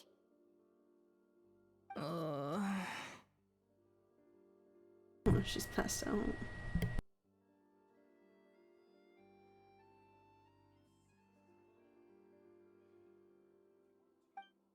Oh no. Escoffier, are you alright?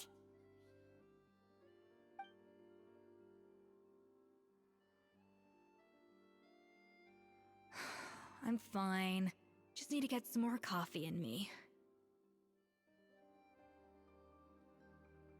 You really did pull a little lighter then.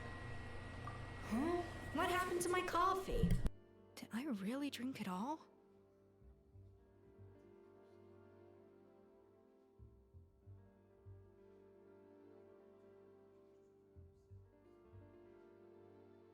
I'm gonna get you a fresh one, or for now you should get some rest.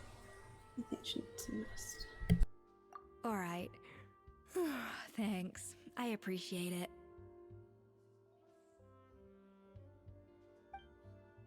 Well, there's cooking facilities here. Or we could just grab a cup of coffee from Cafe Lutece, but either way, hurry!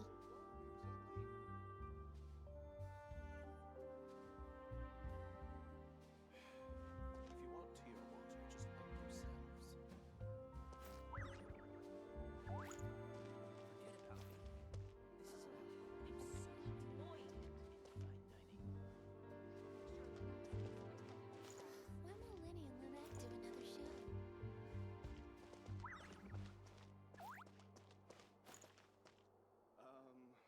What did you want exactly?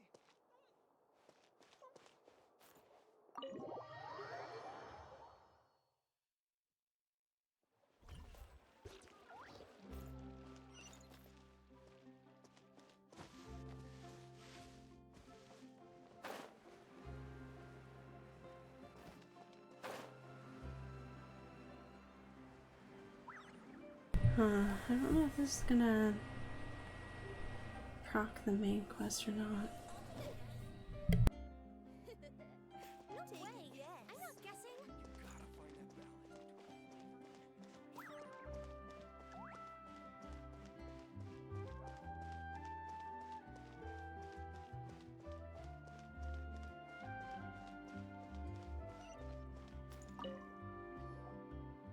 Hello! What can I get for you?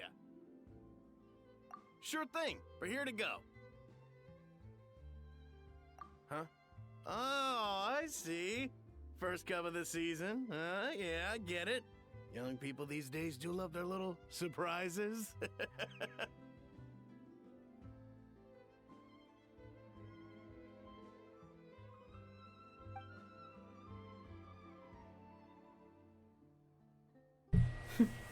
Not convinced we're on the same page here, but I'm not here to chat. Let's get this coffee to Escoffier.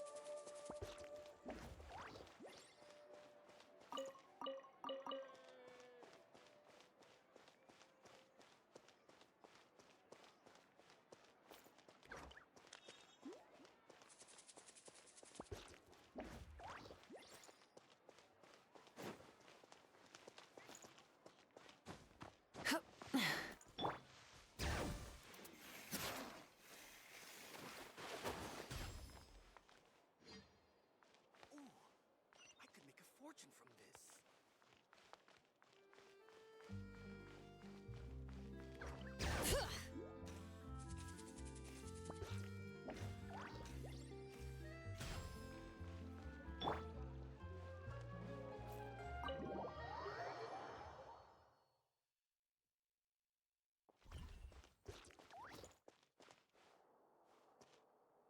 Poor girl, we only let her sleep for like 5 minutes and already bring her coffee.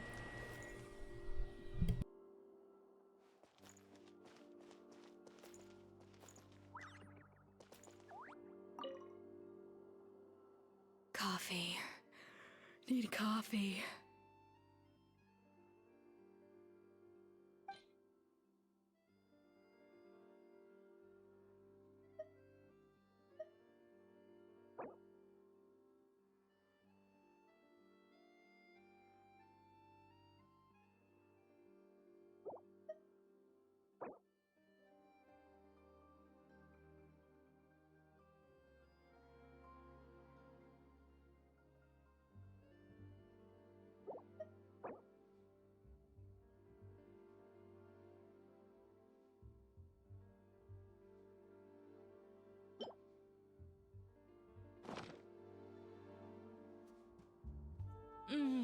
Strong, bitter coffee beans, transformed through expert brewing and balanced perfectly with rich, creamy steam milk. Wonderful.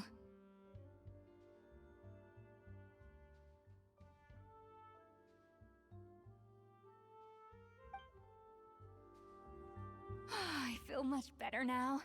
Thank you so much, Traveler in Paimon. Glad to hear it, but make sure to catch up on your sleep when you get the chance. I think I figured out where the problem lies. Honestly, it's ridiculous. I don't know whether to laugh or cry.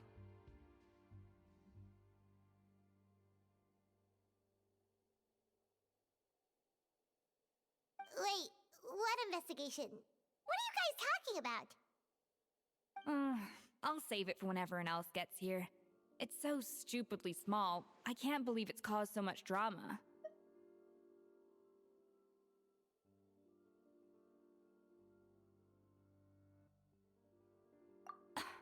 Yes, except my failures were stepping stones to success. Escoffier! Have you seen Savannah? Huh? No, not since yesterday. Why? What's wrong? After seeing her home yesterday, we were all a little concerned about how she was doing. So, I dropped by her place early this morning to check on her.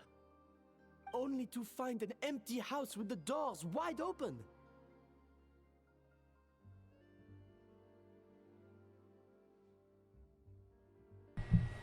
So she moved?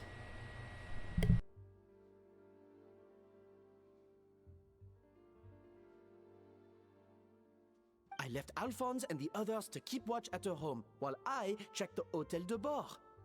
I'm worried something bad might have happened.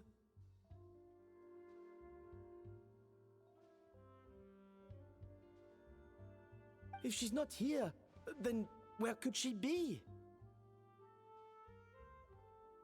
Boss, Escoffier, bad news.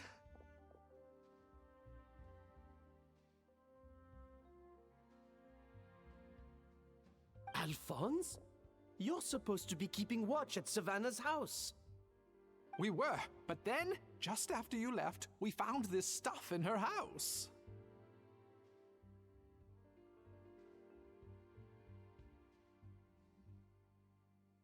Oh, looks like a map with a bunch of random places circled. What does it mean? Wait a second. This feels familiar. I'm sure these places are all connected somehow. Of course! From the Codex! They're all places that Modeste explored on his adventures.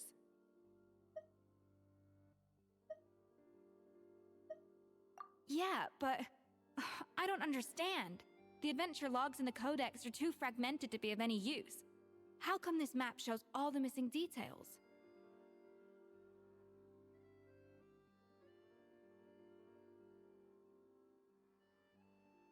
The Codex de Bord? Then, this place marked in red out at sea. Could that be the fabled birthplace of Gâteau de Bord?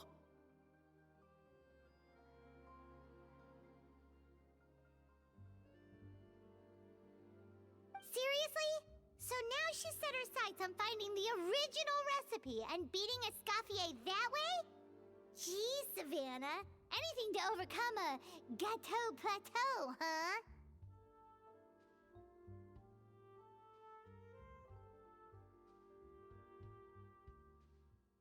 Ugh, idiot! Does she have a death wish? Those ruins are thousands of years old.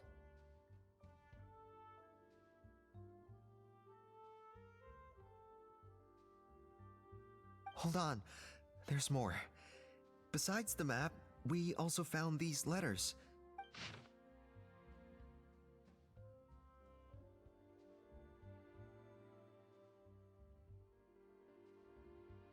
Alright, letter of unknown origin.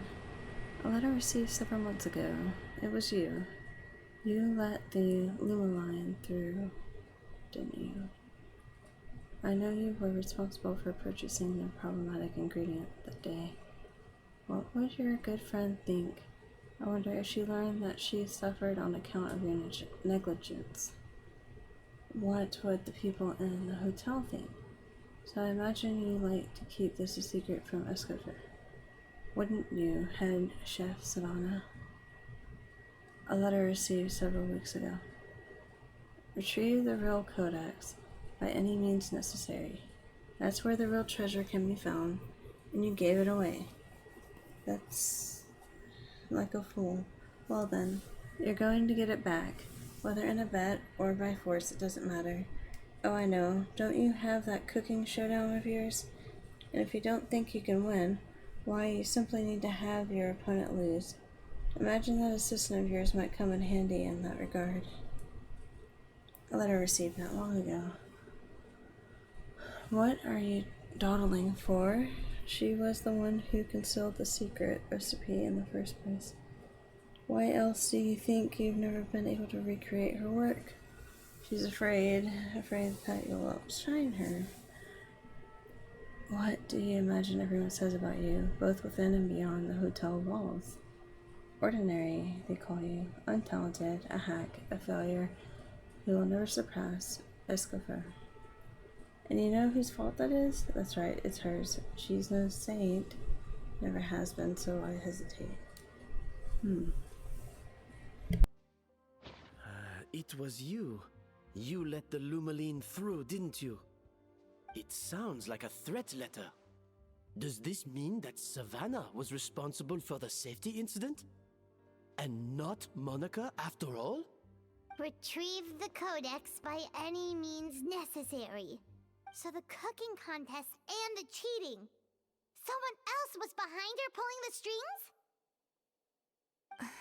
She's keeping the true recipe to herself. Ugh, this is all such a mess. Paimon needs a second to process this. First, we thought that Savannah forced Monica to cheat in the cooking contest. But now, it turns out that someone else forced Savannah to force Monica to cheat?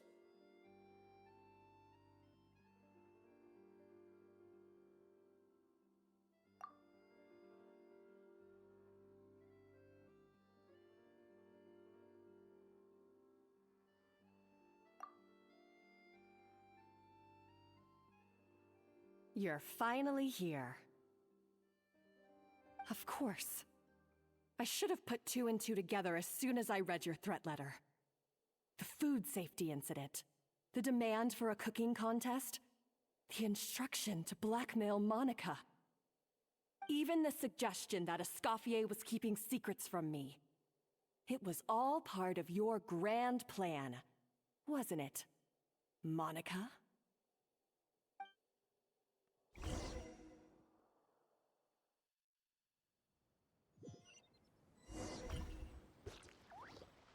We should be getting close to the spot marked on the map.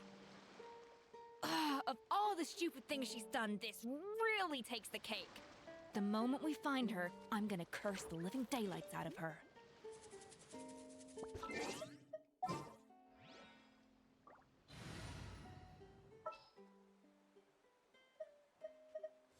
All is accounted for.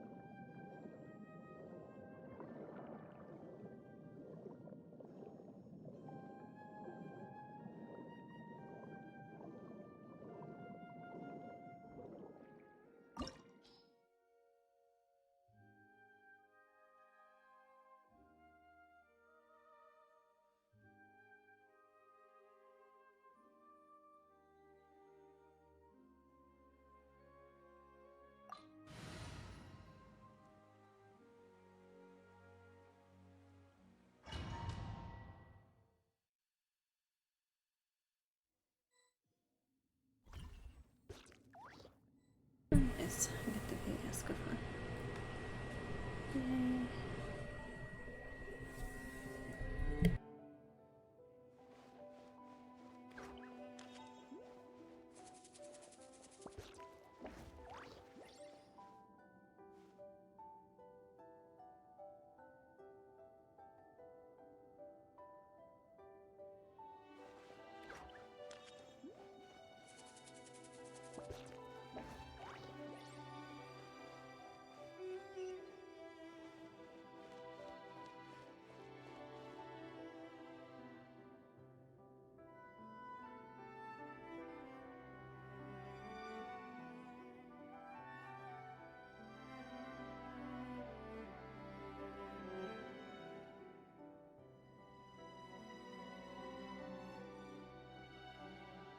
Whoa!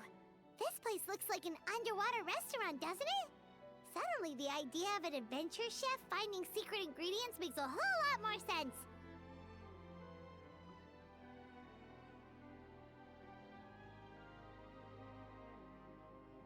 I think Modest's codex mentioned this place.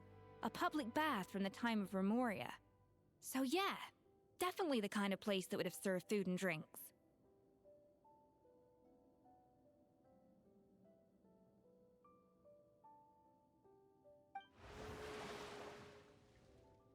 Huh? Some blubber beasts have come to join the party? How did they get here?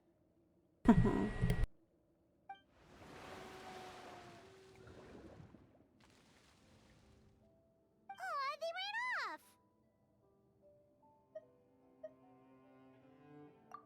That could be easier said than done.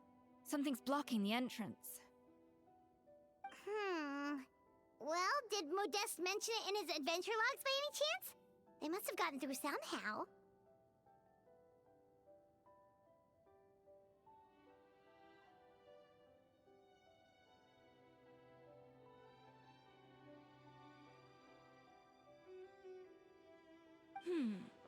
Good point. Yes, that's right. It's coming back to me now. We prepared a banquet for our shy little guests, and as the food flowed away on the current, they broke into a joyous chorus, and the path opened to us.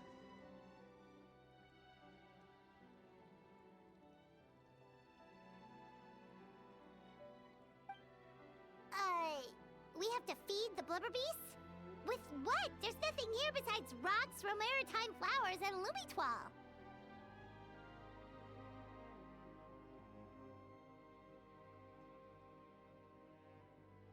See, this is why you should always bring snacks. You never know when you're gonna need them.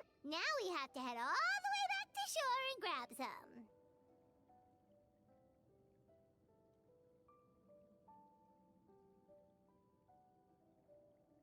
There's no time for that. Romaritime flowers and lumitoile will have to do. They may not look appetizing to us, but who knows? They could be blubber beast delicacies. Wait, we're seriously gonna try this?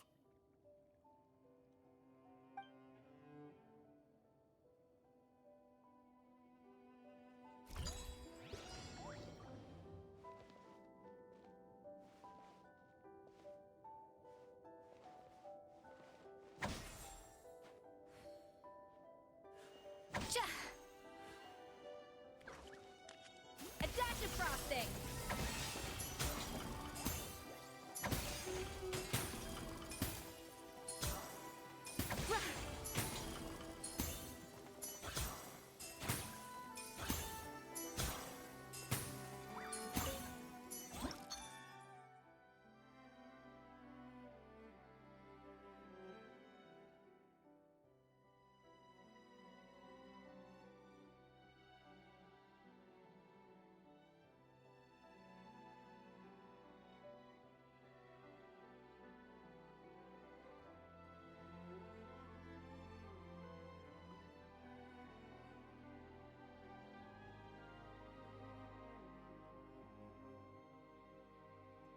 This is not balanced at all.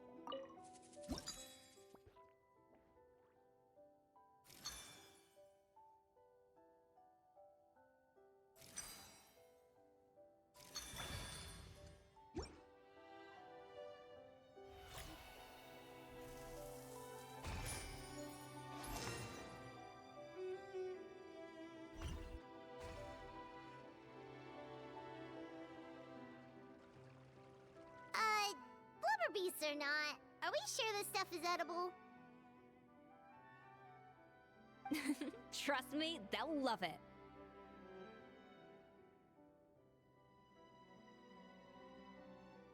This is gonna be fun.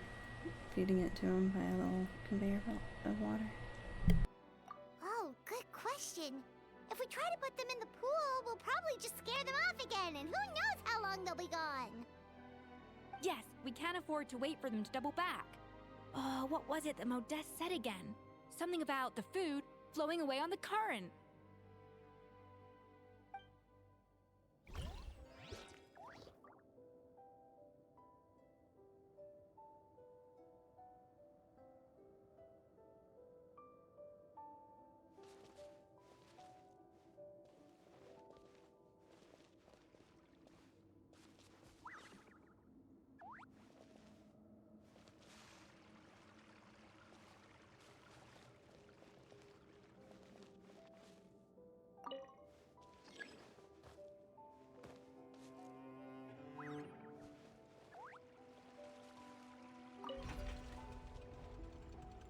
Oh, nice. You can rotate it.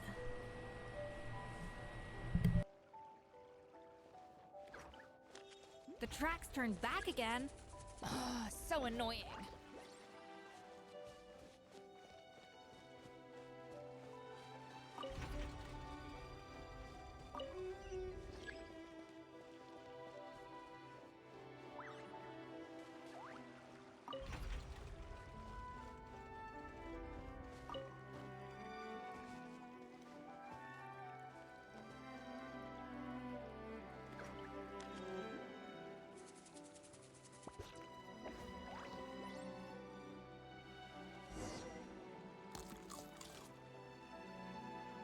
Wow, it's really singing!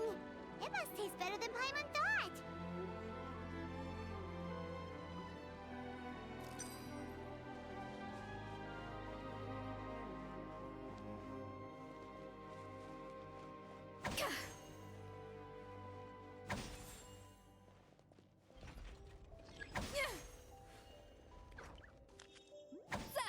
Off to the freezer.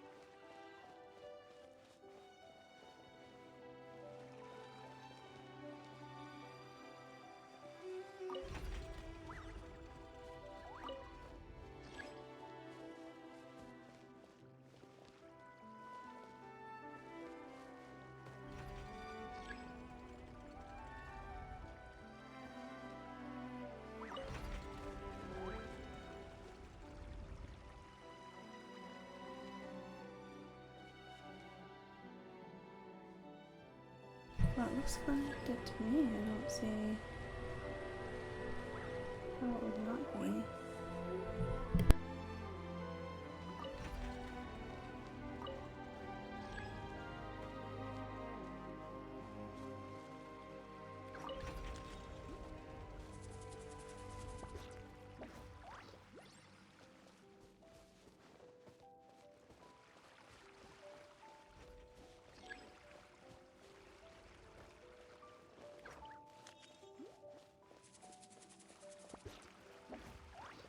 A dash of frosting.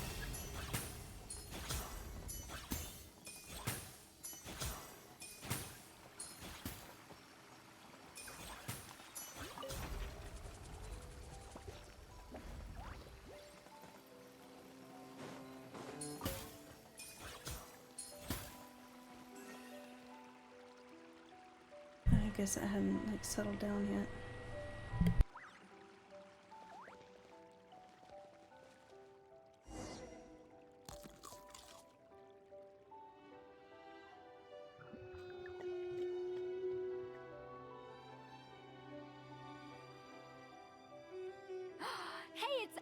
in.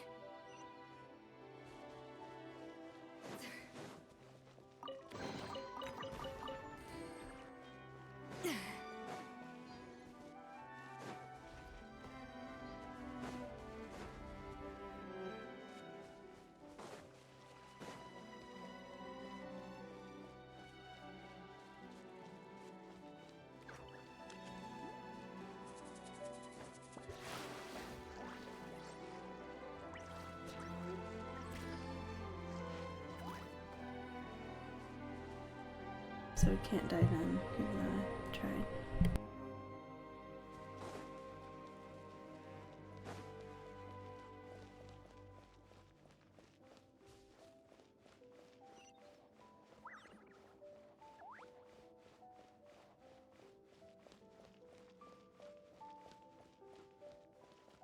Ja! Yeah!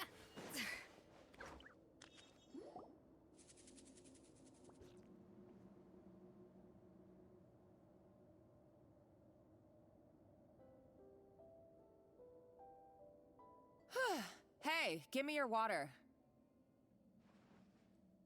Here. I said your water, the one you just drank out of?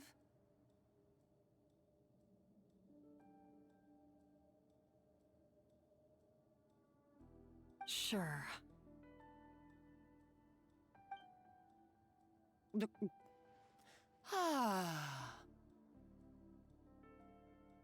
All those years slaving away under Escoffier, and then you. Today, it's finally paying off.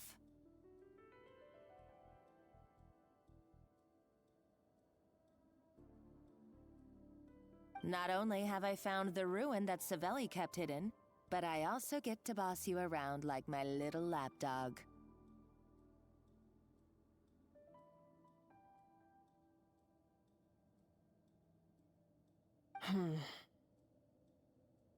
Hey, go scout ahead for me. If we need to do any more blast tunneling, I want to know where to lay the explosives.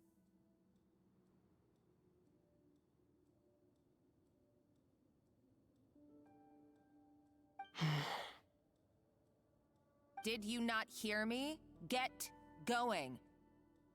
Why don't you do it yourself?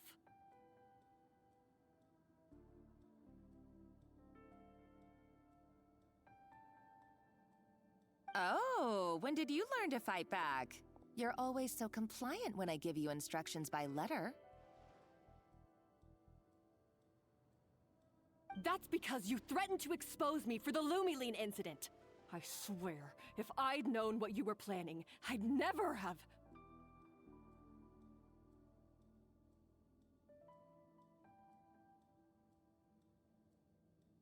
Ha! Don't be so self-righteous. Admit it, you've always been jealous of Escoffier. That's why you lapped up everything I told you.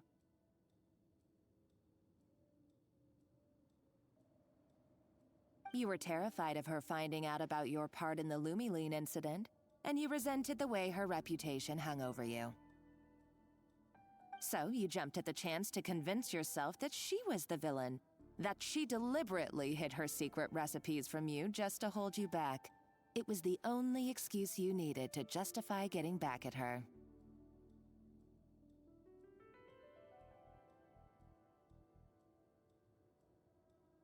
First, idolization, then jealousy, suspicion, and self-deception. That's what this comes down to. It was the same story with Savelli and my ancestor.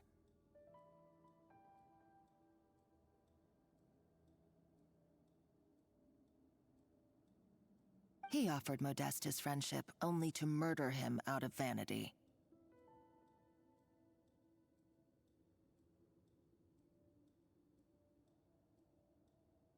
He promised to explore the world with him, only to later destroy all records of their adventures. It's a miracle I even found this place. You have no idea the countless hours I spent piecing it all together.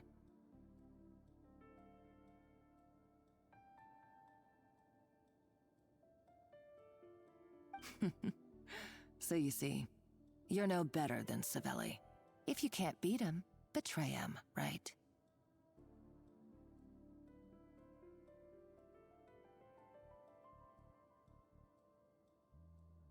I am no Savelli, nor will I ever be. Oh, put a lid on it. You really think you can absolve yourself of your vindictive and jealous behavior now? Just because you finally realize that Escoffier never kept any secrets from you? You didn't show any remorse when she left, or in the cooking contest. Why start now? You have no right to redemption.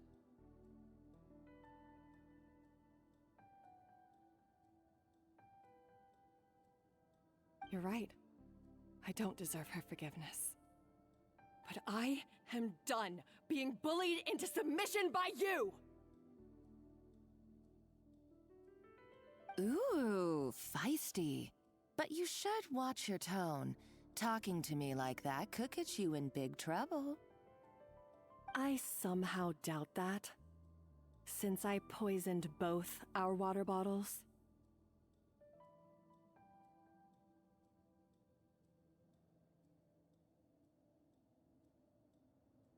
Wow. What?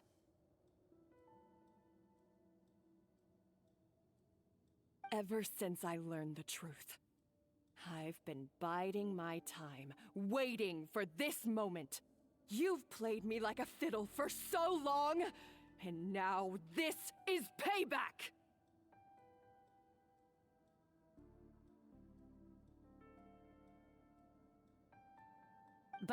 But you drank it too! It's what we both deserve. This is the price we must pay for betraying Escoffier. You'll die here with me, Monica! You.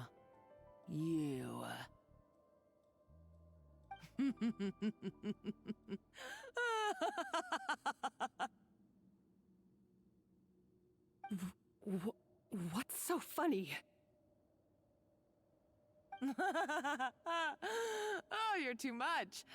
I thought I'd play along for a bit just to amuse myself. You gave a very rousing performance.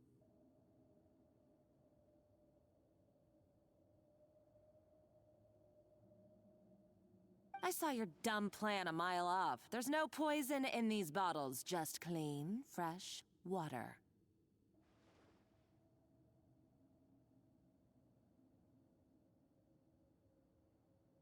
No. Revenge is a dish best served cold, you know? Did you really think your half-baked plot would fool me?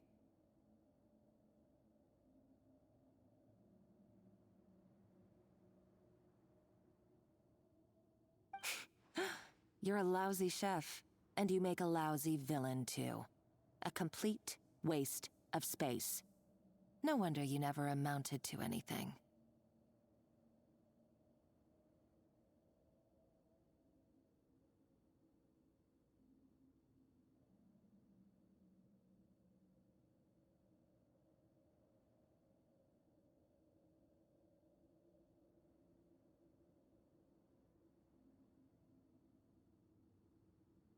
Everything I ever did was a failure.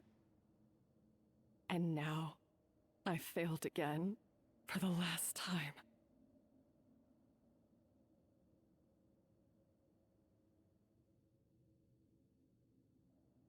Hey, why don't you try your hand at being a comedian in your next life? You got a good laugh out of me. But now the show's over.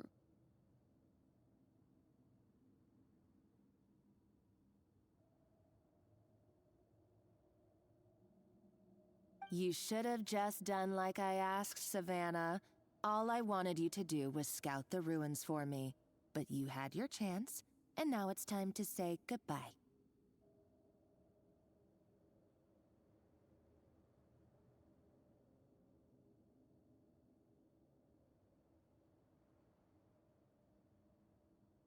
What did you say? Is he gonna go among us on the poor girl? Ah. Is he the Going pasta? among us. Wow. Is he the pasta? And pasta.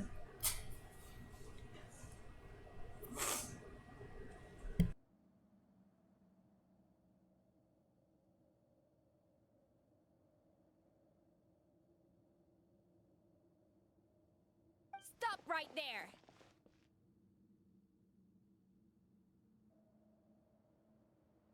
Let her go, Monica! We've got you surrounded! Escoffier?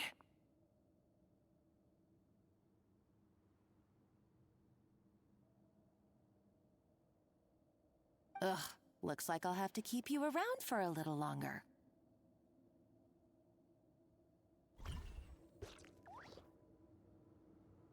Oh no. I'll be right back. I'm gonna have to relog.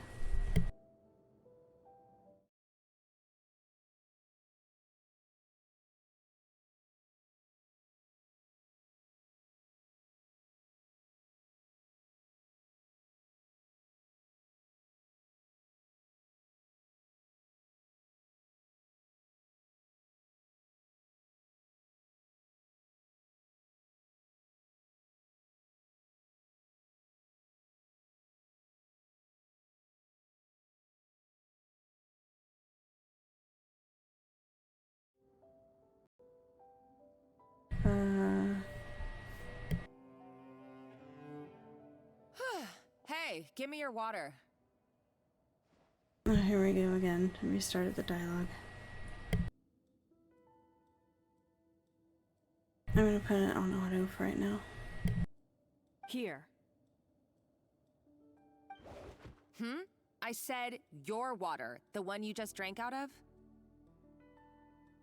Sure.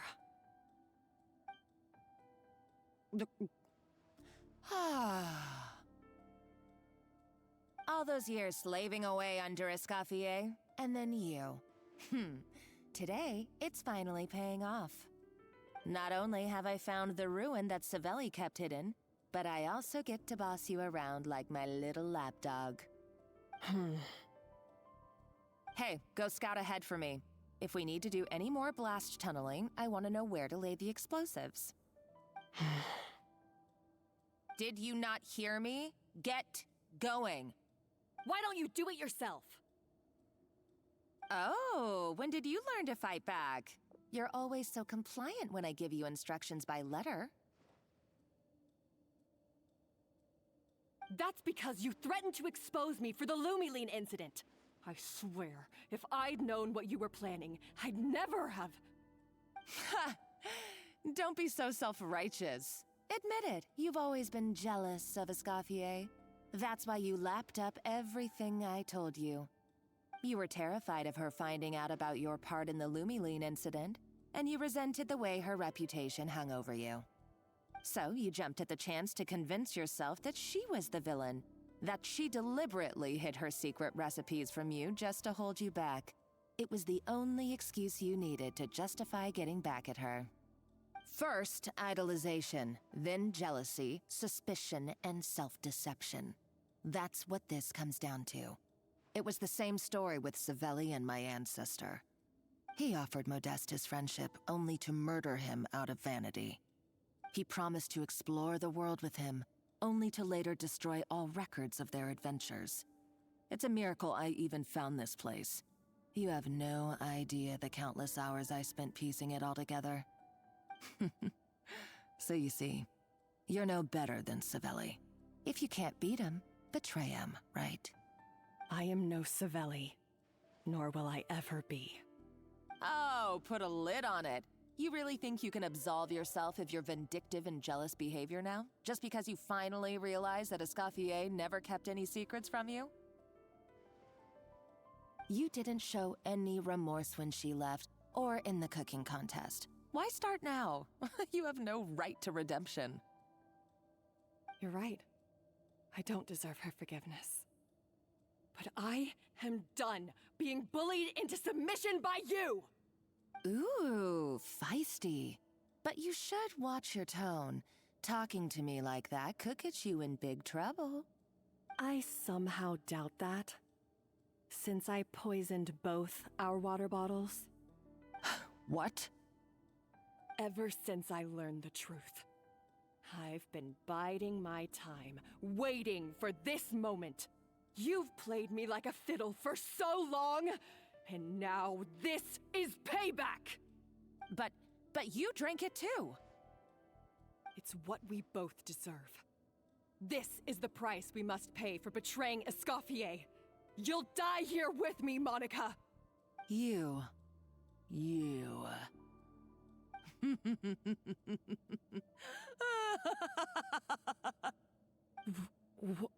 What's so funny? Oh, you're too much. I thought I'd play along for a bit just to amuse myself. You gave a very rousing performance. I saw your dumb plan a mile off. There's no poison in these bottles, just clean, fresh water. No. Revenge is a dish best served cold, you know? Did you really think your half-baked plot would fool me? You're a lousy chef, and you make a lousy villain, too. A complete waste of space. No wonder you never amounted to anything. Everything I ever did was a failure.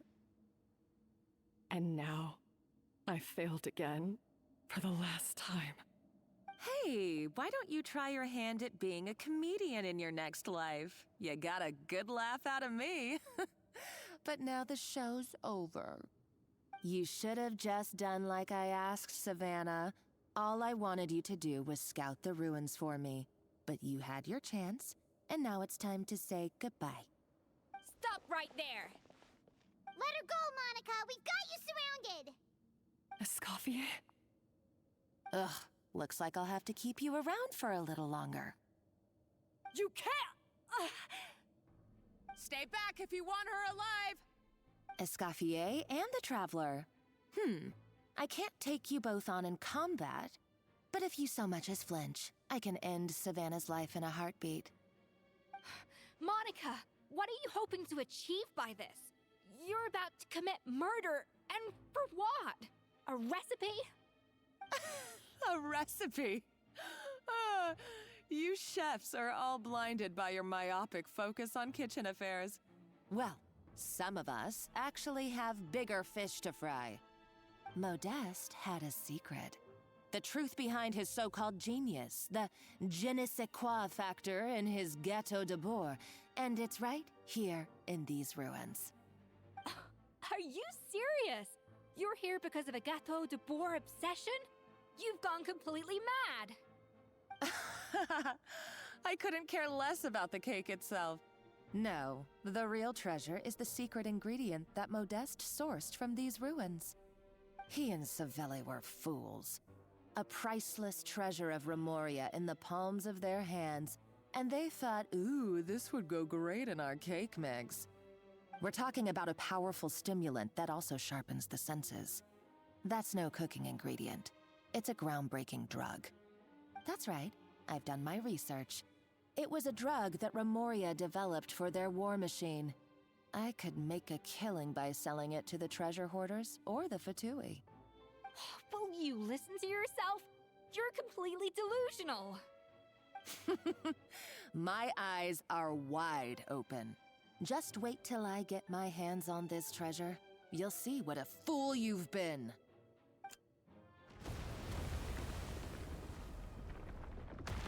Wait, what's that sound?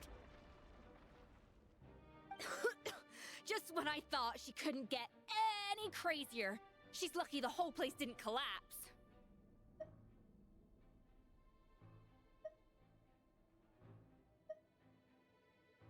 Uh-oh, Savannah's gone too! Monica must have taken her. Oh, what a coward. She's only taken her hostage because she knows that she's no match for you.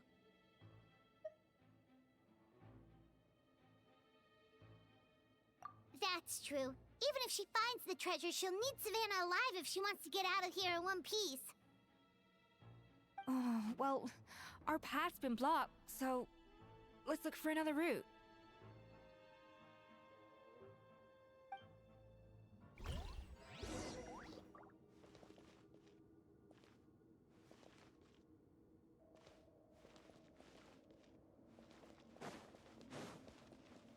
The water looks pretty deep here. Maybe it leads somewhere.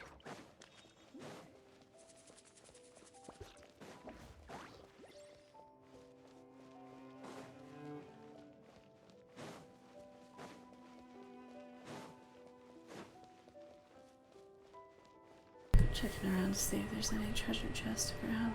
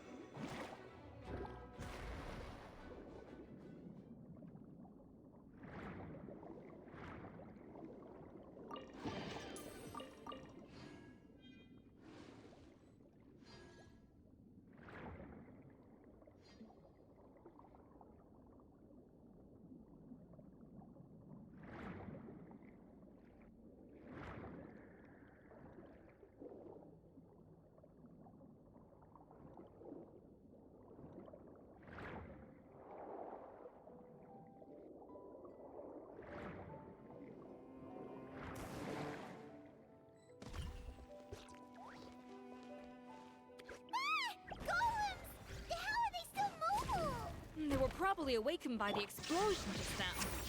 Alright, Knife Skills 101. Time for some rough chopping. Ha! Torn to oblivion! Sword, bring refuge! Show no mercy! Ha! Eat Lolline! Eat Papa! Get Bring it! Letting brave names echo!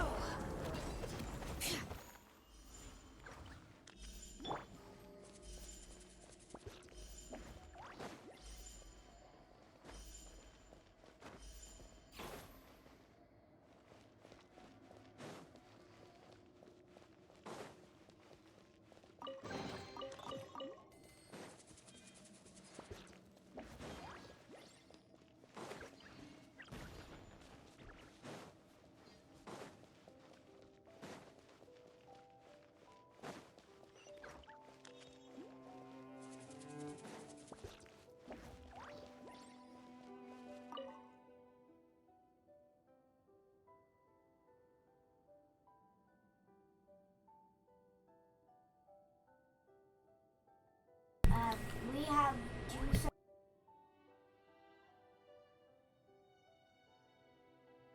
Following the exalted harmmost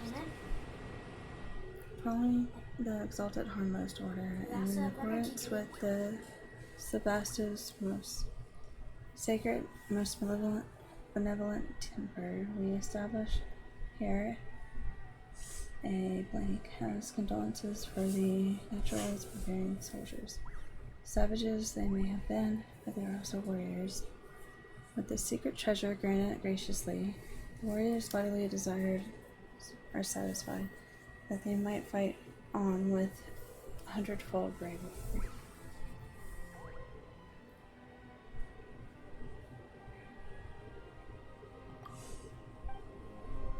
Alright, let's do that.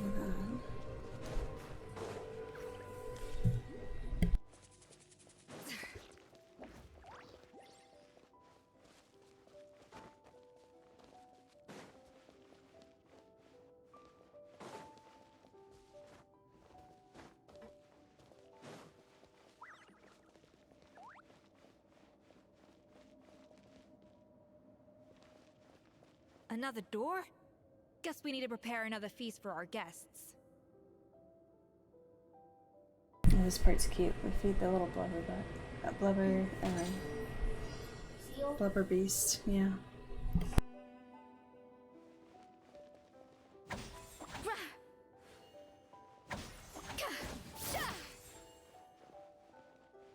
Off to the freezer!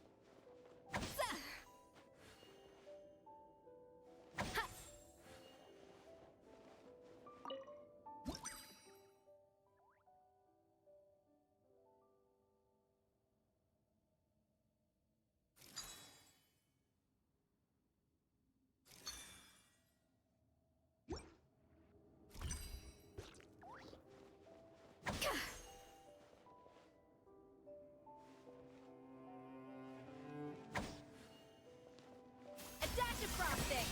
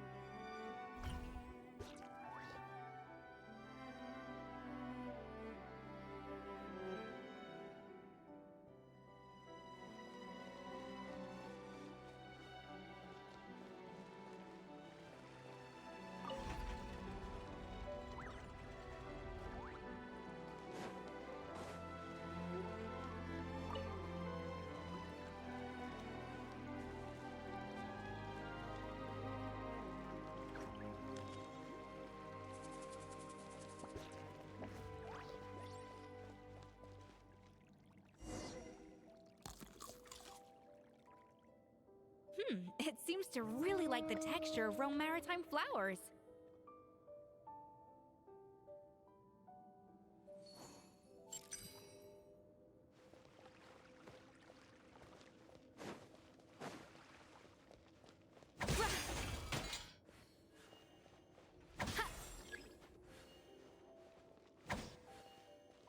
A little amuse-bouche!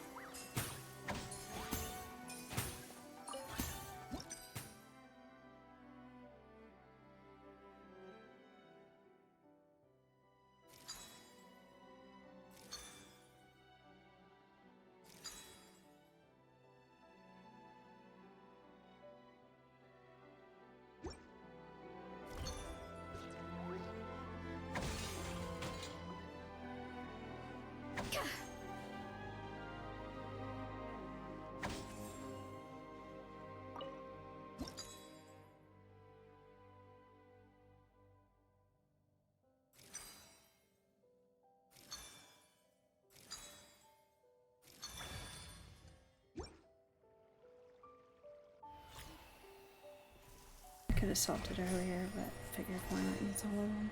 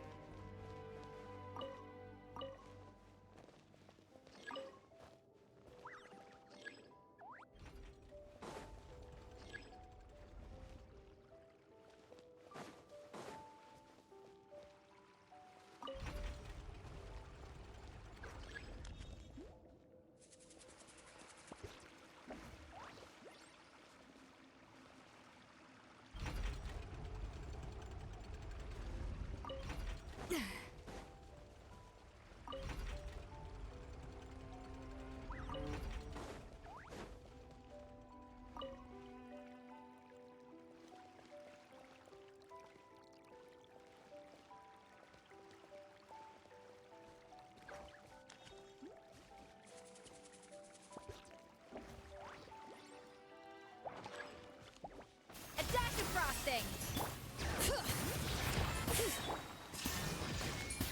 Fulfill our pact! Yeah.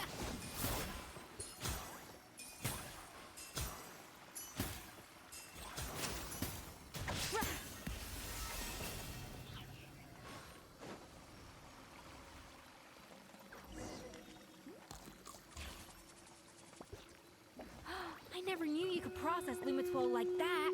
Alright, I've got to jot this down. Lumitwols and Maritime flowers. This could open the door to a whole new world. Yep, that's literally the plan. Wait, hold on. Which door are you talking about?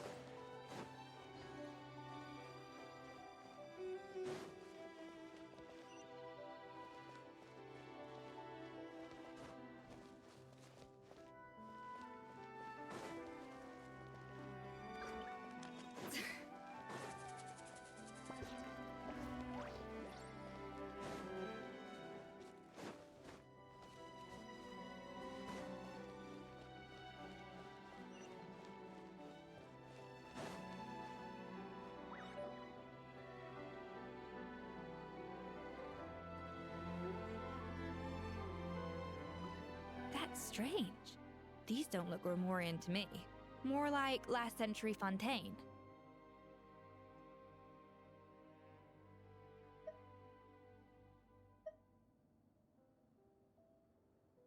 Adventurers from last century Fontaine, huh? Oh, Modeste and Savelli, do you think they camped here?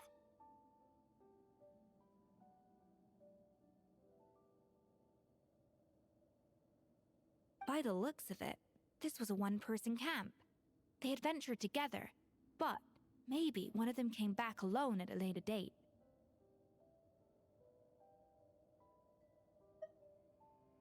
Huh, you really think so? Trust our adventurer's instincts. We're pros at this stuff, just like you're a pro in the kitchen. Well, I'm a pro at least. Okay, well, the Traveler has more adventuring experience overall, but Paimon's definitely a pro rummager from all those treasure chests. And bingo, found it.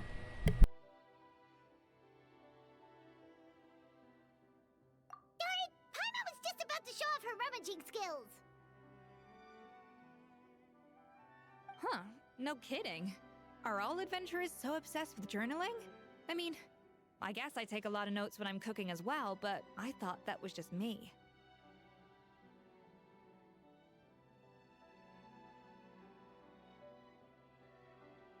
Anyway, let's find out who was here. It's been years since I've last visited these ruins. It's exactly the way I remember it.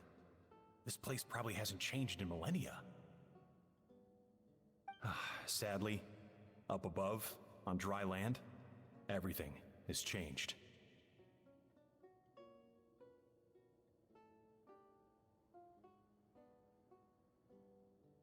The treasure of Remoria. That's what we used to call it. Modeste was right about its potential. It turned Gateau de Boer into a national sensation.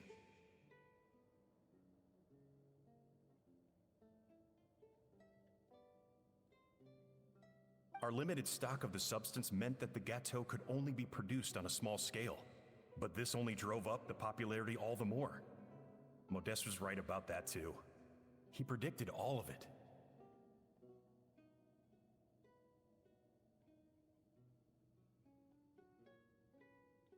He was praised as a genius, while I, as the one person who'd ever disagreed with him, was labeled a talentless fool.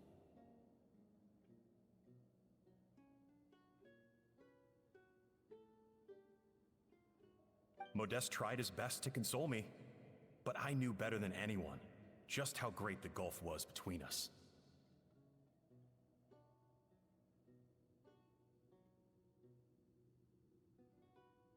Our conversations grew scarce, and we saw less and less of each other. I didn't fight it. He had new friends and a career of his own. Why invite further disdain by inserting myself where I did not belong?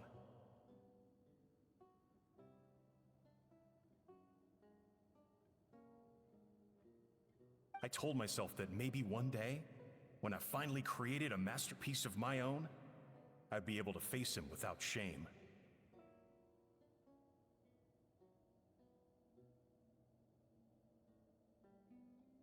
Or maybe one day, when I've put these feelings of self-loathing behind me, I'd be able to ask him with a smile on my face, how about we go on one more adventure, for old time's sake?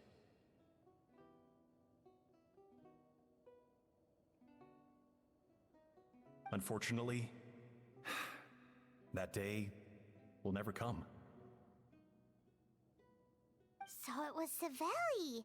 From the sounds of it, he came back after Modeste had already died.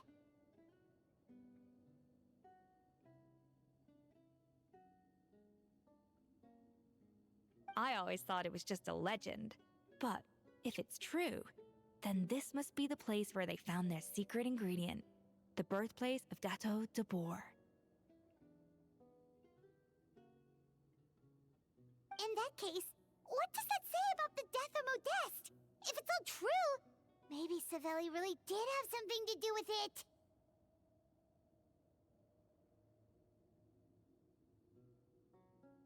The taste of Gateau de Boer has changed. Modeste was convinced of this, even though everyone swore they couldn't tell.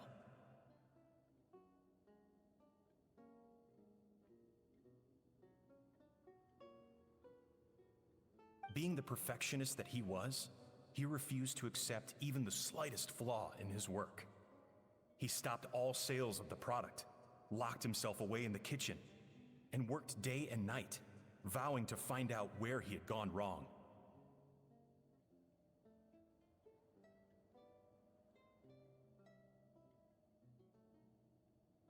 But as he baked and taste tested over and over again, he found he only strayed further and further from the original taste.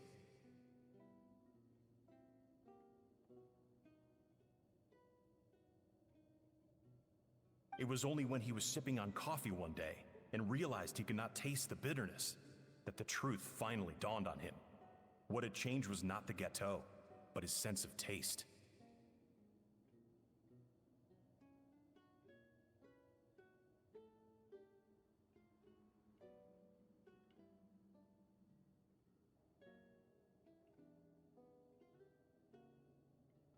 The treasure of Remoria stimulates the senses, taste included, and invigorates the spirit. In the short term, it offers people the ultimate gourmet experience, but in the long term, it dulls their senses entirely.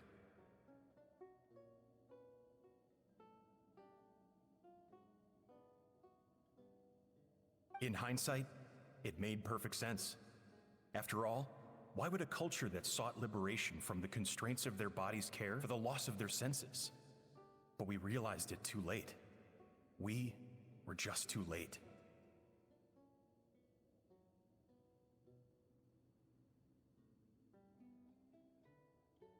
Over the course of his many culinary experiments, Modeste exhausted the remaining supply of the treasure of Remoria. He consumed it all himself.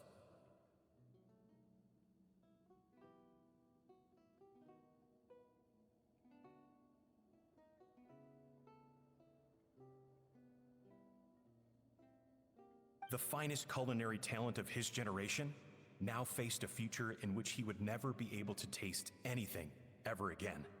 Finally, in despair, he took his own life.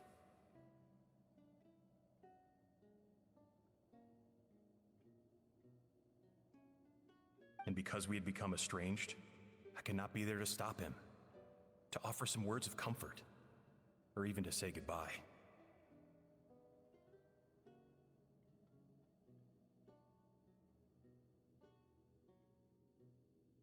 Yet despite everything, he sent me his final letter.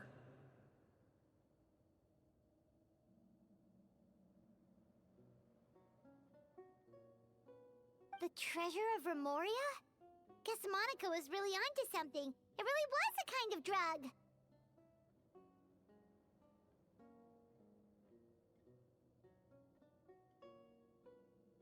So, Modeste chose to end his own life.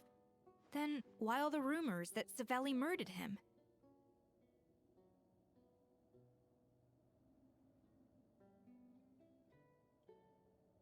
Also, neither the Codex nor any other contemporary records make any mention of the treasure of Remoria. It's almost as if someone deliberately erased it from history.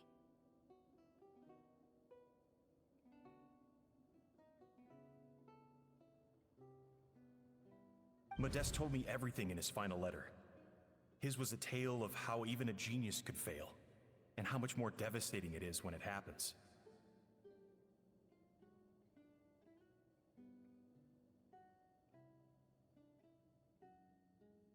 Did he hope I would gain some personal catharsis from knowing the truth? Or maybe he wished for me to warn the public about the dangers of Gâteau de Bourg, proving that I had been right all along.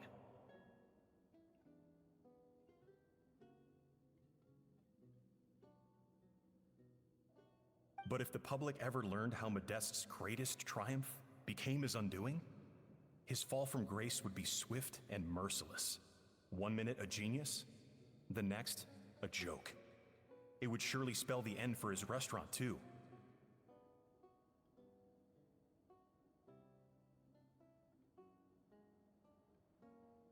What would be his legacy then? How would future generations view everything we built together? I fear the scorn I have faced these last years would pale in comparison to the scorn shown to him by the history books.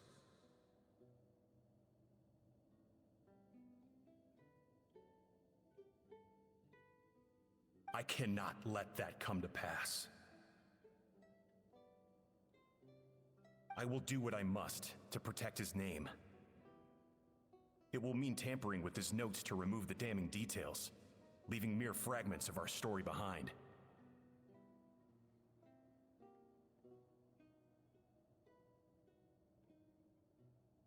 It may lead his family to suspect me of having a hand in his demise. But if that's the price of destroying all evidence of my crimes, then so be it.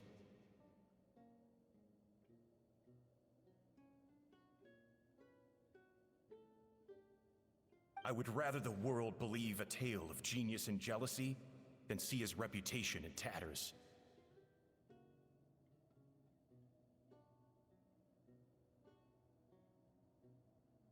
The final loose end is the evidence here, at the bottom of the sea.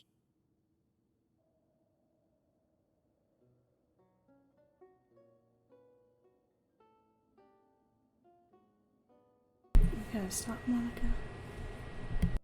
Huh? What's wrong? Didn't we say Savannah should be safe for now?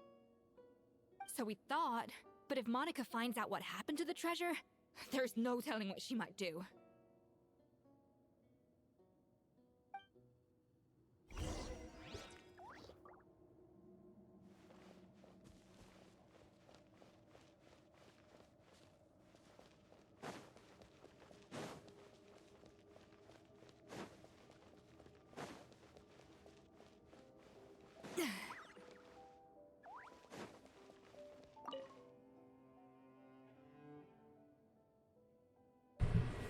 Very legible engraving. The barbarians who take the blank are gradually losing part of their blank. There is no cause for worry.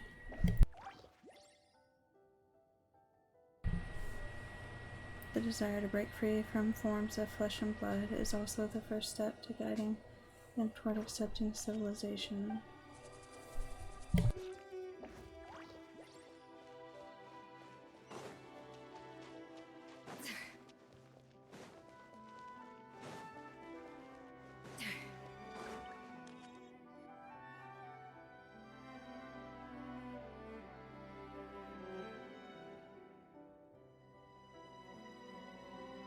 The treasure of Remoria. I have found you at last.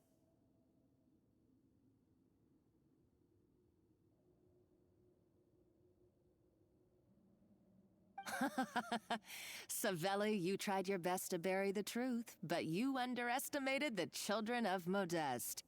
Some fragments of his diary escaped your clutches, and we have held on to them for generations.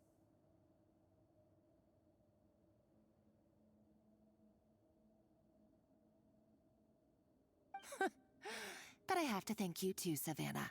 Without your help retrieving the codex, and with it the last piece of the puzzle, I may never have found this place.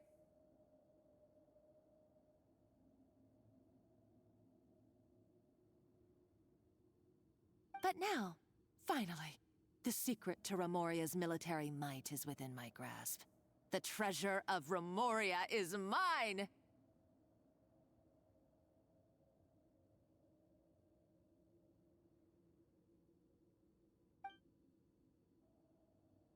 Oh.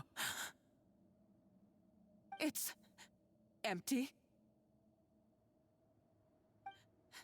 It's empty?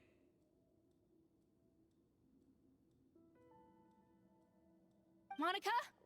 Oh, we were seconds too late. Escoffier? What's the deal with that jar? Savelli's final act! He wanted to conceal the secret of the treasure forevermore and make sure it would never harm anyone again.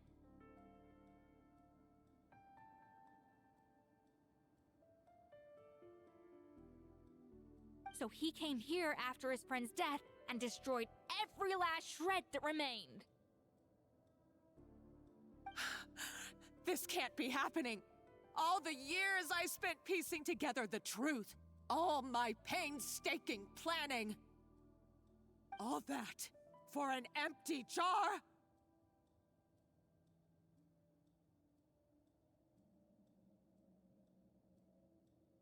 Monica, don't do anything stupid.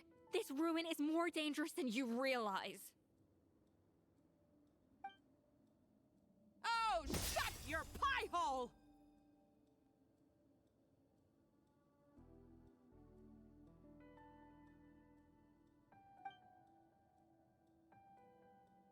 Praise be to Lord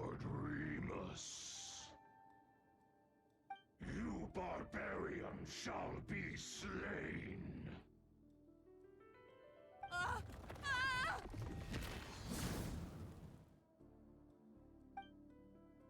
She's a nutcase! A liability to herself and everyone else! Well, now it's up to us to clean up the mess she's made. Take these golems out!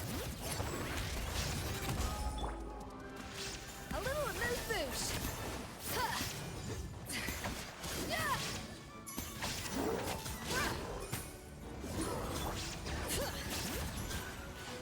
Get to work! You two! Time to end them!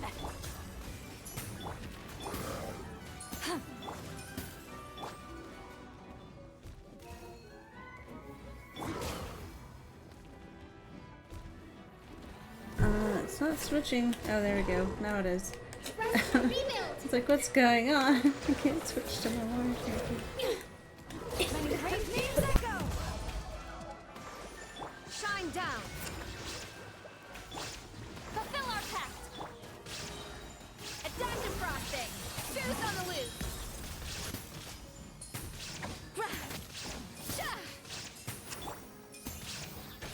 Eat Lolene! Eat Papa! Get a little amuse-bouche!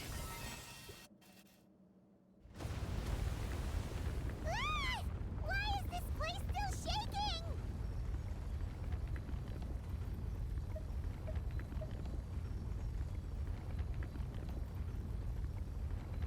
Maybe it's because of the fighting, or maybe because Monica was too trigger happy with her explosives. I'm gonna go with that one. Yeah, that one sounds funny. Either way, it's all her fault. Enough chit-chat. Let's get out of here, Traveler! Escoffier, come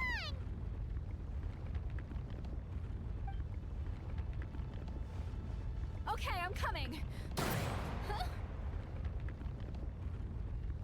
What was that? Oh, no, you don't. If I can't get what I want, neither will any of you. Dodge the bullet! Yeah. Literally! It's crazy. I've got nothing to show for my life's work so far. But if I can take another so-called genius down with me in my final moment, then it was all worth it.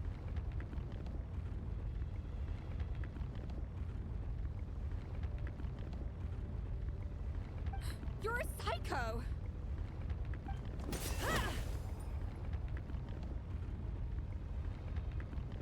Hey, she's okay. Savannah? When did you wake up?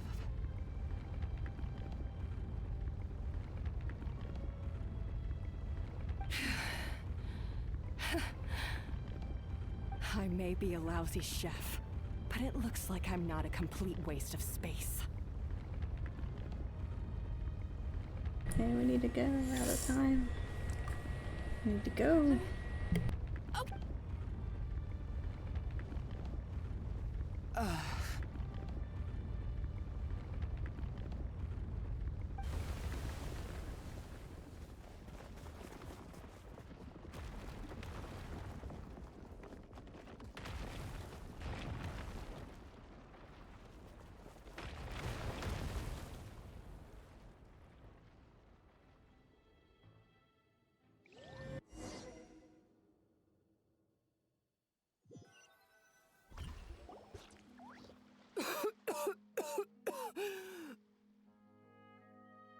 Escoffier! Savannah! Traveler! And Paimon! Venejem! What are you all doing here? What did you expect us to do? Stay at the restaurant and sit on our merry derrieres while the Traveler and Escoffier were out here risking their lives? You're so derriere. We had to do something, even though that something ended up being, well, waiting for you here instead.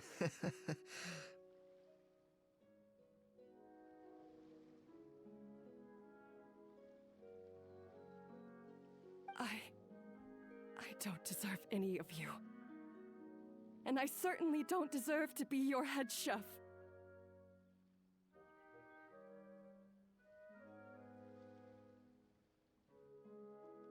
It was my fault Escoffier had to leave.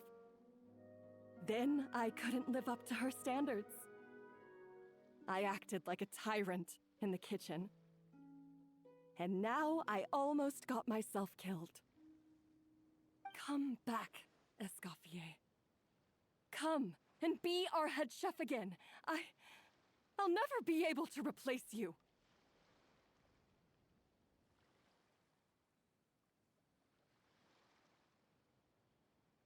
Okay, so everything I said to you the day I left, it just went in one ear and out the other?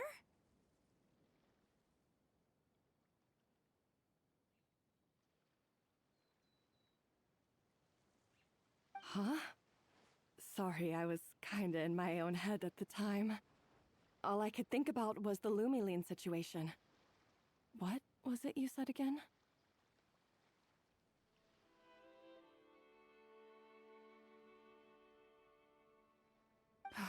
Forget it. It doesn't matter. Anyway, I didn't leave this job because of you. And you're not nearly as awful a chef as you think.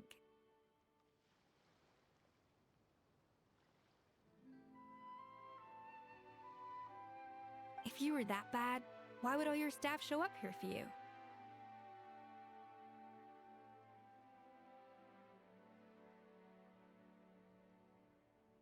Escoffier's right. Sure, you nitpick our work and get us to do things over a lot, but when it comes down to it, you're the one who's always doing whatever it takes to make sure the customers get served on time, every time. Things were pretty rough after Escoffier left, and Savannah's the only reason we've been able to make it through. Our customers know that Escoffier doesn't work for us anymore. But the fact is, they keep coming back. If that's not an endorsement of your work, I don't know what is. At the end of the day, we're all human, and we all make mistakes. All we can do is recognize where we get it wrong and do our best to improve. That's all that's humanly possible. No, I get what you're saying, but what I did to Firmin and to Escoffier, it's unforgivable. Well, about that, there's someone else here to see you, Chef. It's been a while, Chef Savannah. Firmin? I'm so sorry. I put far too much pressure on you. And the way I stubbornly refused to go and see you after you fell ill. There's no excuse. But I'm too late, aren't I? The damage is done. I heard that you can't even hold a kitchen knife anymore. Actually, I think I'm going to be just fine. Huh? We thought Firmin's problem was purely psychological in nature. But after the threat letter came to light, it got Firmin thinking. And then he remembered the tea that Monica used to give him every night.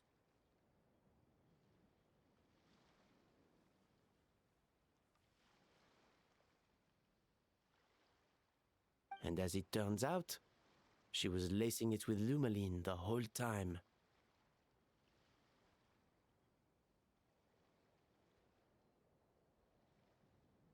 No way! Doesn't that cause nerve damage? It can.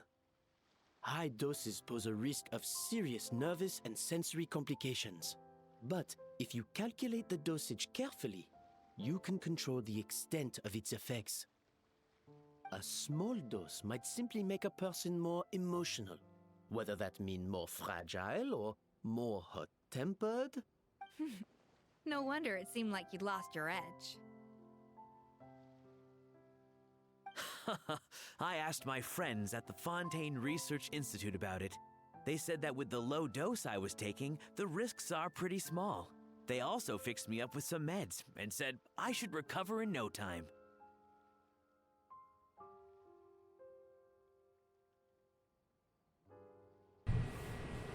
You're already sounding a lot more confident. Well, that's what happens when you give someone a little bit of hope to cling on to.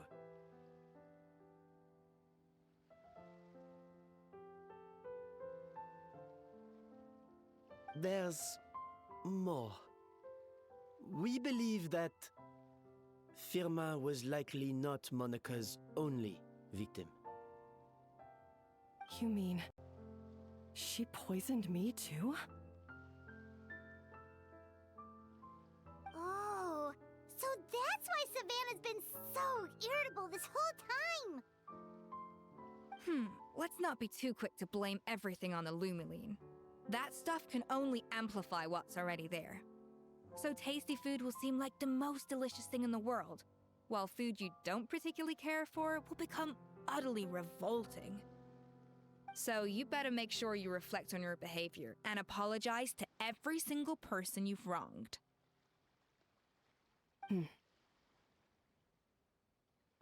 I will. I'm sorry. There's still one question that's really bugging me. Why is it that no matter what I do, my Gâteau de Bourg never tastes the same as yours?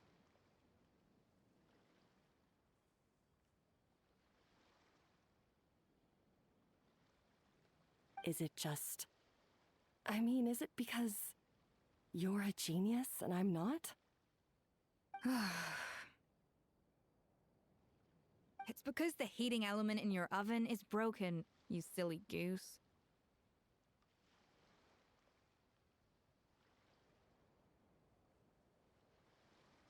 What?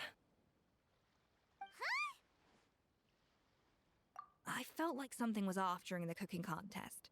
Once I got around to checking all the equipment, I noticed it right away. There was a half-degree discrepancy between the temperature setting and the actual temperature.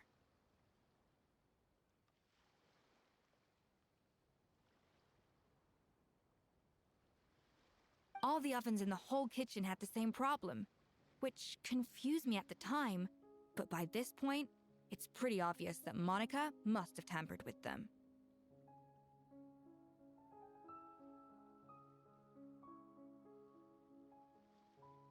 I would have figured it out the day of the bake-off, since the issue affected both our teams. But of course, Monica sabotaged mine so that could never happen.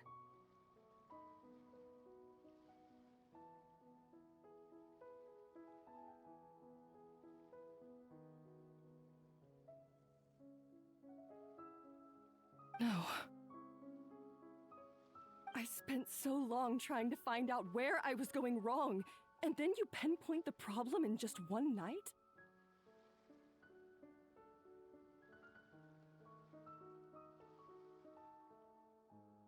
It all comes back to one simple, undeniable truth.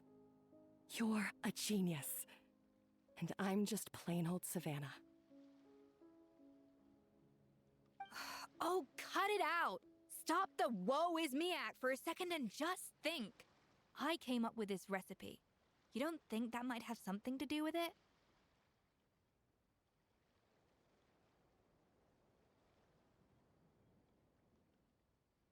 Do you know how long I spent perfecting my Gâteau de Bourg?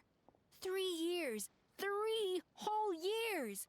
I know this dish inside out, back to front and upside down. And you've been head chef now for what, 6 months? If that? A couple hundred failed attempts, and you're gonna throw in the kitchen towel and declare you'll never be successful because you're not a genius. You clearly have no idea how many kitchen failures I've had under my belt, or just how long it took me to finally get my recipe to a level I was satisfied with. Genius or not, everyone makes mistakes. Modeste did, Savelli did, everyone does. You're only a lousy chef if you don't face up to your mistakes, learn from them, and then keep chipping away until you crack the problem once and for all. Surely you haven't forgotten all that. You were no lousy chef back when I handed you the reins. I haven't forgotten, and I'll make sure I never do. That's our head chef. Ha! Sounds like we won't need another changing of the guard in the Hotel de Bord kitchen anytime soon. Huzzah! What a perfect ending to a crazy journey. Look how happy everyone is. So you got your mojo back now? Yeah. Thanks to you, Escoffier. In fact, no. Thanks to all of you. Aw, friends again. So nice to see them finally settle their beef.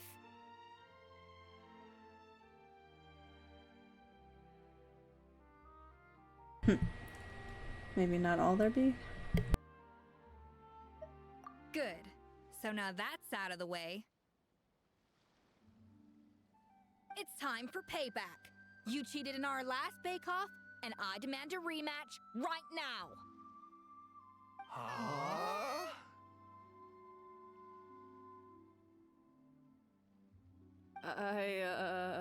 Huh?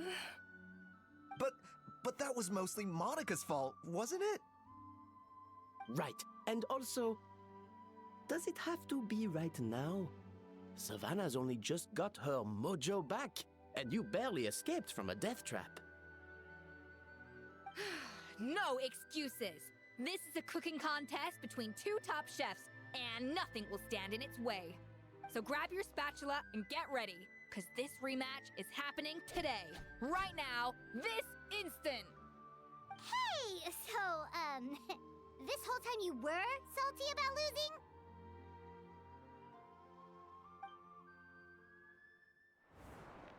The second cooking contest commences now! This time, no more games, and no holding back!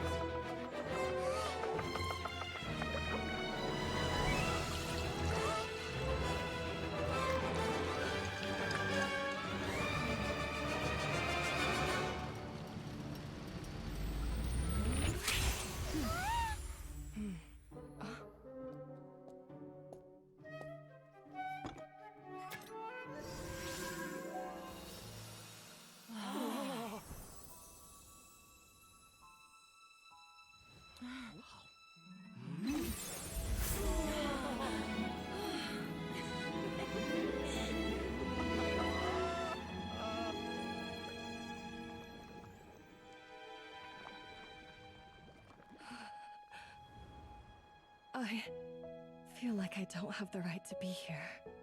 Hey, what are you so afraid of? You can't unbake it now. And if you don't serve it, then good or bad, you'll never find out how to improve. If you're too scared to fail, you'll never know what real success tastes like. So? Embrace your failure. Taste it. Digest it. That's the way to success. I don't know. Sounds like it's easier said than done. I'll do it.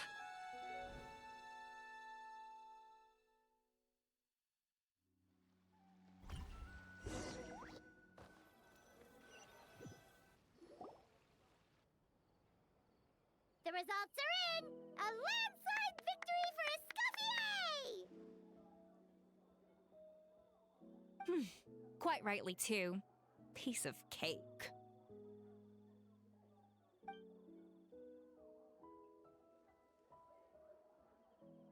Oh yeah, look at that! Savannah looks pretty chipper too, considering she lost.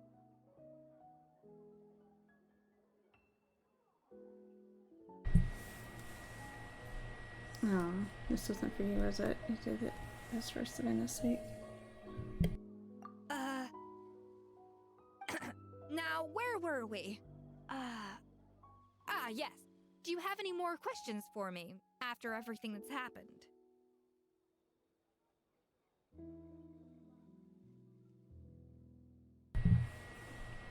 What are your future plans, or are you going to stay at the Sunday?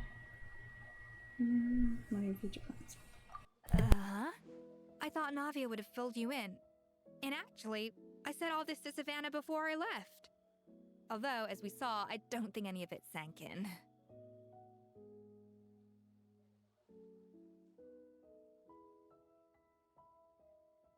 I had 2 reasons for leaving.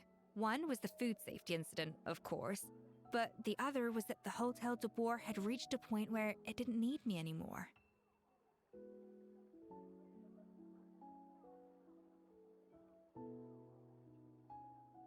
So I decided to step down and look for new opportunities to improve myself. Improve how?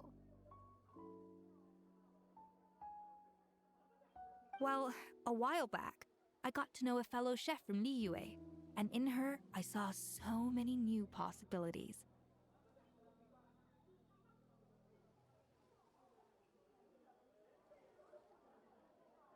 She has that same adventurous spirit that Modeste and Sibeli had in their youth.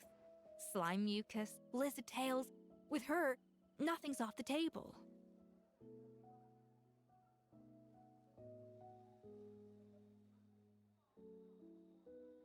There's a whole world of new flavors out there waiting to be explored, hiding away in ingredients we overlook. Case in point, remember those Romaritime flowers down in the ruins? I used them in the cooking contest just now. Did you taste the difference?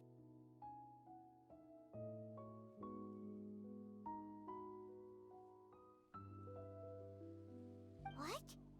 Paimon didn't notice at all! Half of the art of cooking is dissecting the recipes of previous chefs and figuring out the exact constellation of elements that gave their work its signature taste.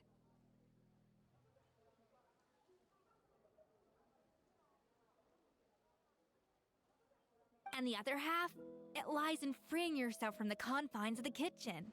You've got to go out and explore the endless possibilities out there.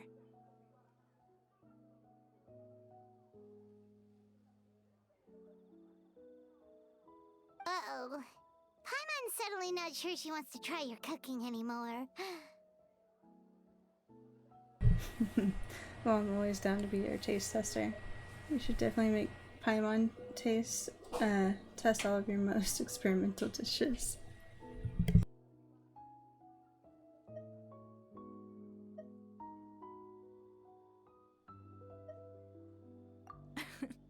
Don't worry, it's not going to be a free-for-all like in Modeste's time. Before I put anything into my food, I'll obviously do my research, make sure it doesn't contain any harmful substances. In the meantime, take this. It's a recipe for Petit Gâteau de Boer revised version. I tweaked it to suit your needs as busy adventurers. Hope you enjoy, and remember, feedback is always welcome. All right! So, do you ever see yourself returning to Hotel de Boer? Oh, of course. I've already promised Vanishem that I'll come back every once in a while to make sure the quality of the food remains at an acceptable level.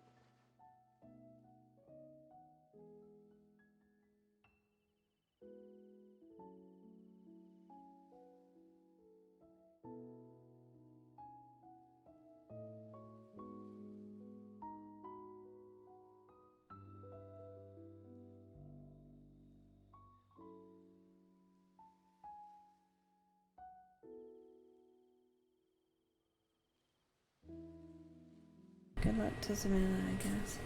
You know, Paimon's still a little disappointed that we never got to see the treasure of Remoria.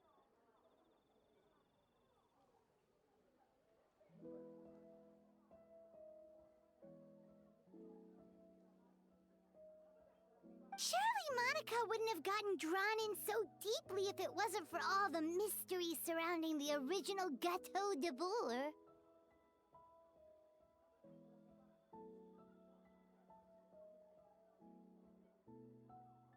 She practically dedicated her life to finding the lost pieces of Modeste's diary. Then went to all that trouble to infiltrate the Hotel de Boer. And in the end, it was all for nothing.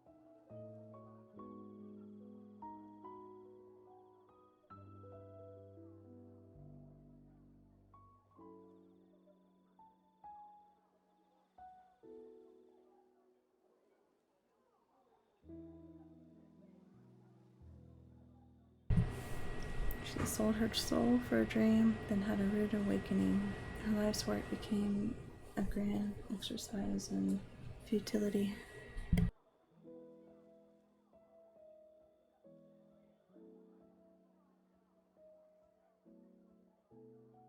Since you mentioned the treasure, between Modest's writings and what we saw in those ruins, I think I may have figured out the truth.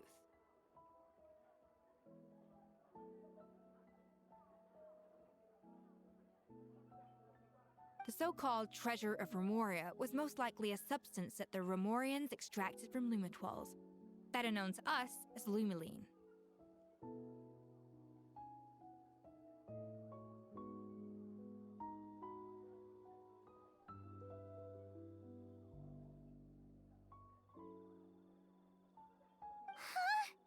So then, why all the hype back in the early days of Gâteau de Bourg?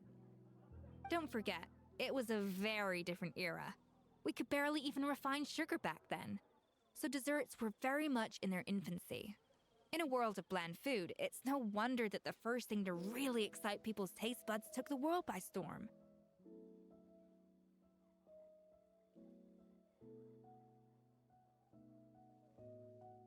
And as for the Lumiline, it may well have been somewhat valuable in ancient times. But these days, it's just another drug from the Fontaine Research Institute.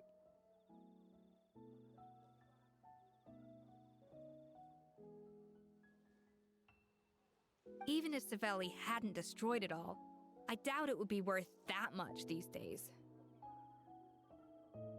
So after all that, there was nothing in those ruins but worthless junk.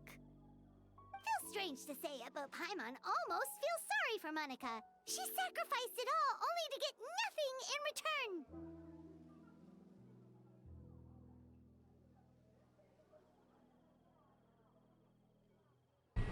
She got exactly what she deserved. Yes, Paimon, for Monica. Yeah. Oh, hey! Huh? Navia? You just got back from that underwater ruin, right? Well, check it out. They ran a special issue. Did you see anything like this down there? Freshly unearthed from the ruins of Remoria. A magnificent jar thought to be over 1,000 years old.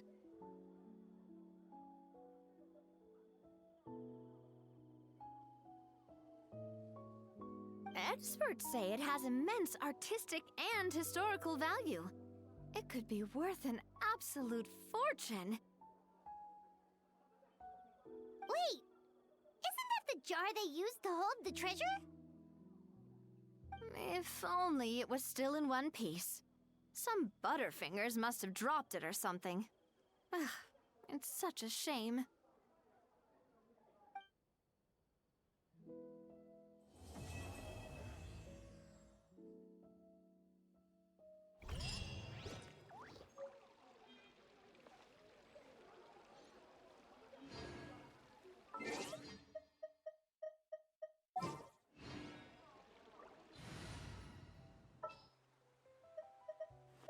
Ready to ride.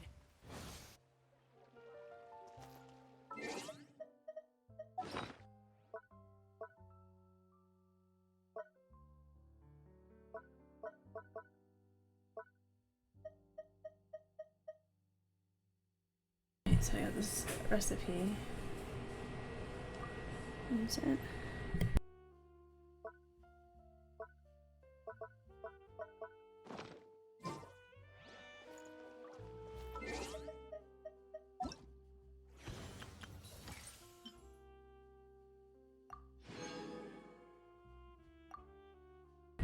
The reward, so I finished that.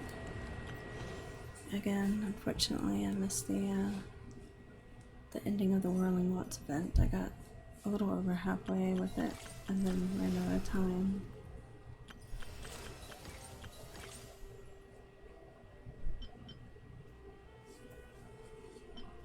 There we go, test runs.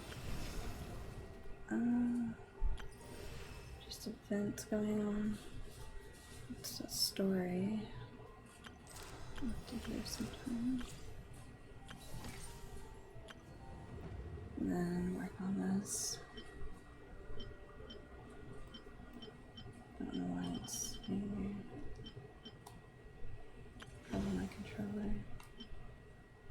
Then there's this one, Operation Downpour Simulation. A tabletop war game.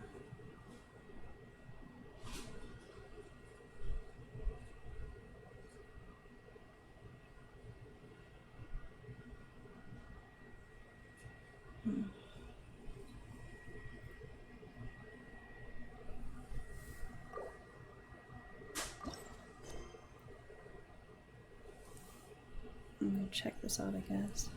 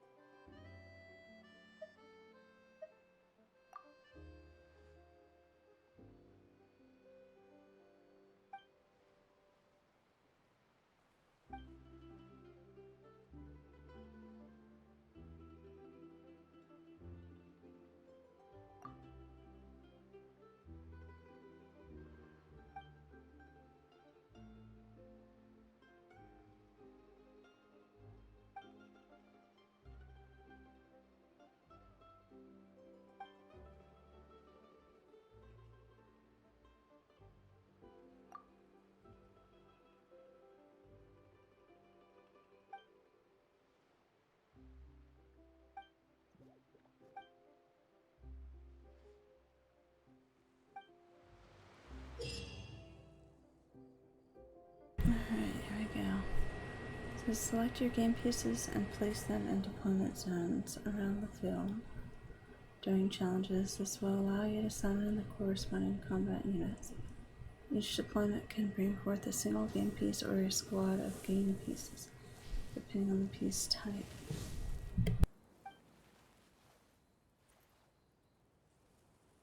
Hey Sophia, how are you?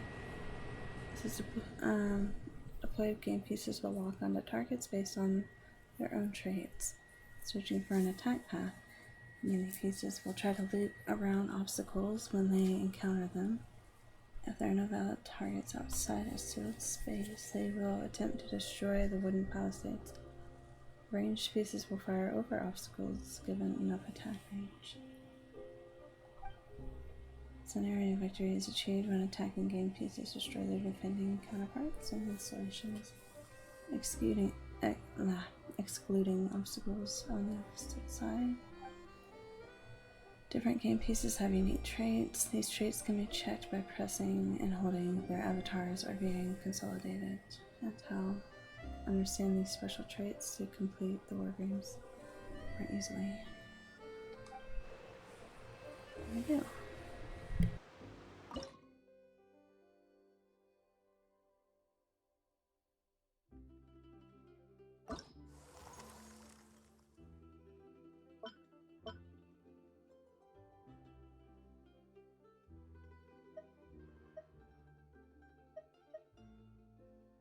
So I guess it just automatically gives me these people. It's both gonna be melee and a squad. So both of them? Oh wait. No, ranged. Okay.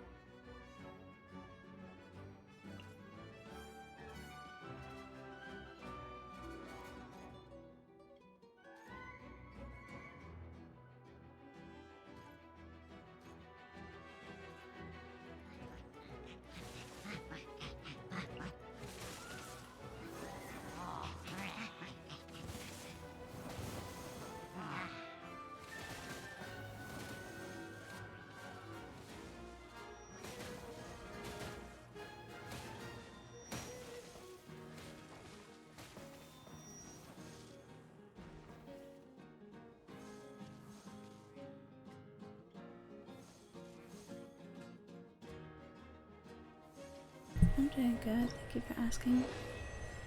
Just did a few events, the Whirling Waltz and then the Escoffier character story quest.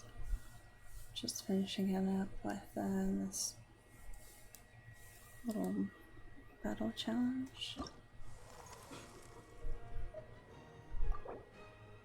And I can do some wishes and maybe try to make that cake thing and see what it does.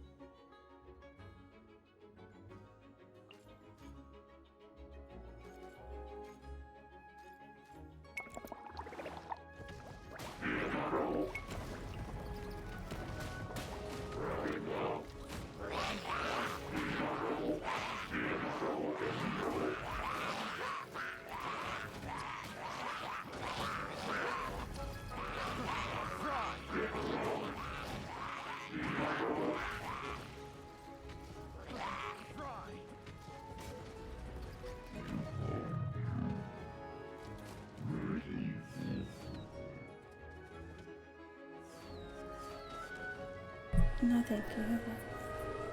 She'd be awesome.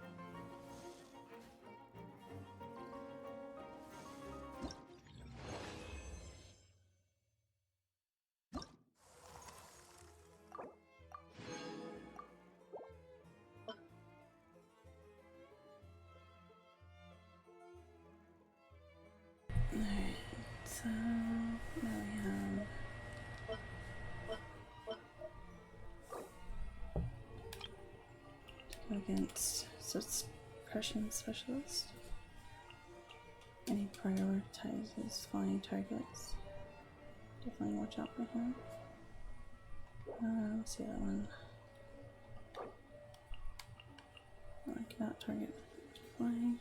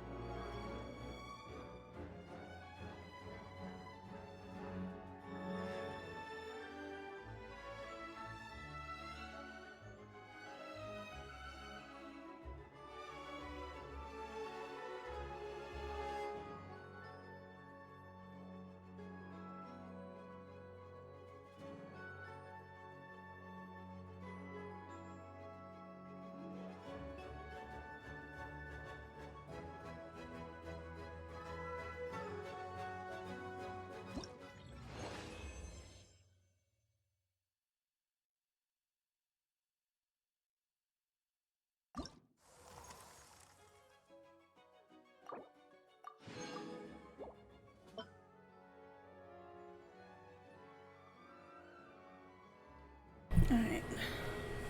What we got now? Let's see. Anti-personal mine, AoE. Oh, explode doing AoE of higher range.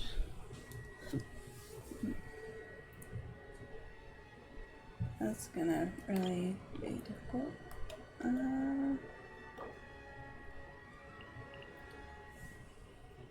Hydro, Finch, AoE. Immune to Hydro.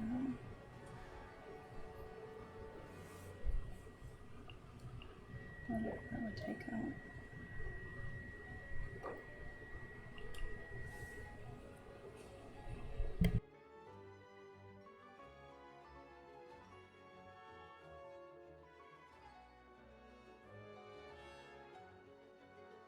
I could hope maybe they would take it out. Let's see.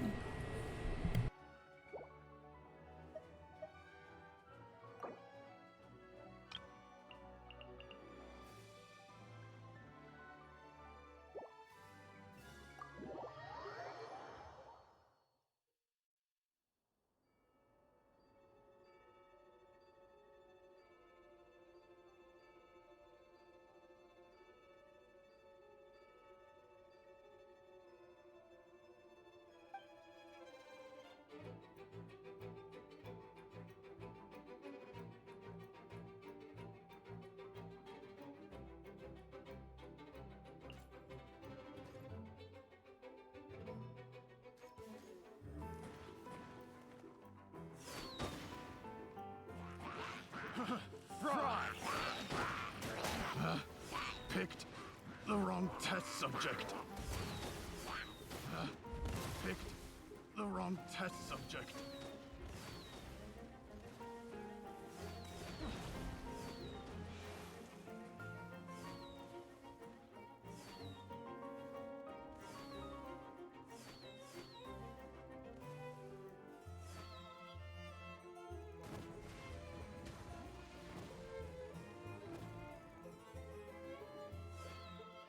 Oh, one survived.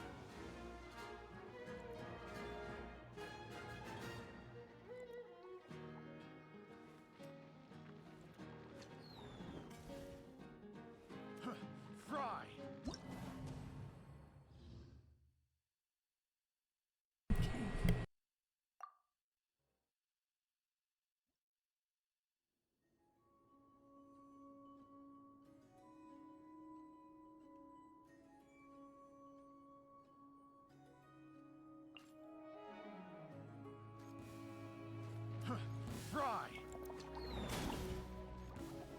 Fry!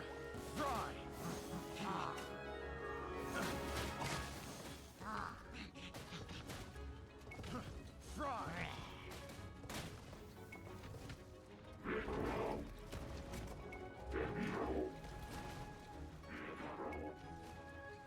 Oh, sorry, that's wrong.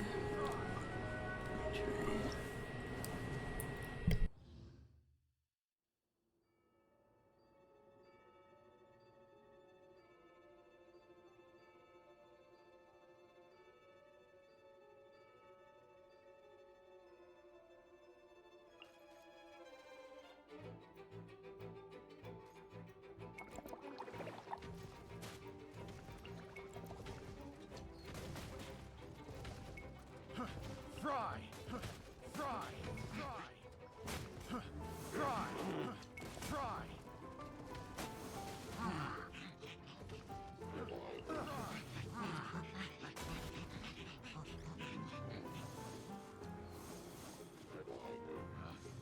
Picked the wrong test subject. There we go, now I got it.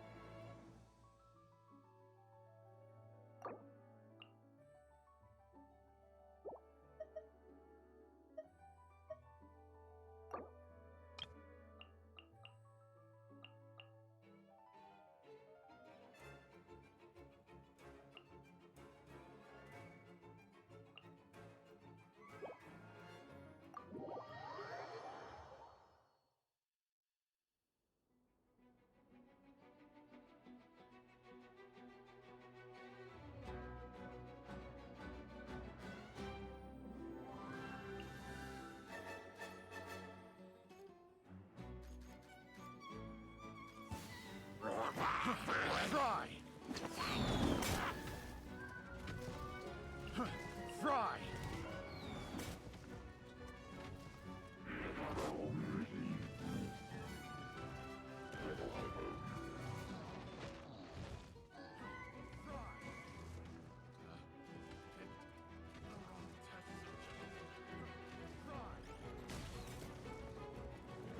Jeez, that ice dude really takes out the...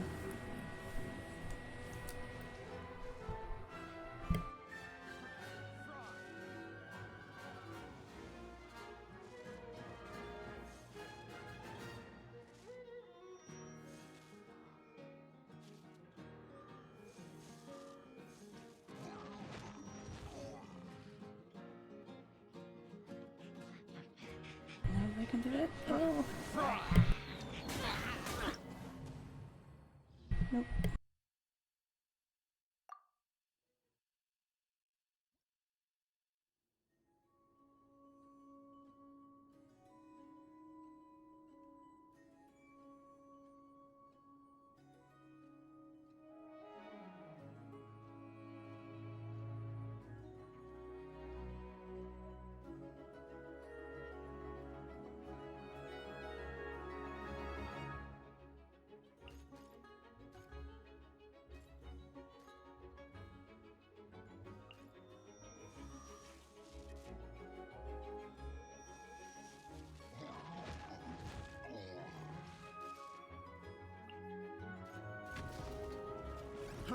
Fry!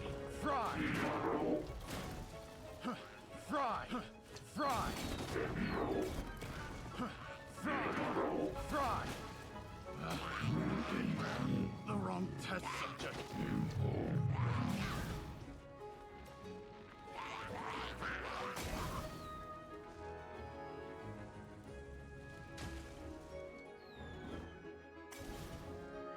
Yeah, those Fridays really didn't attack.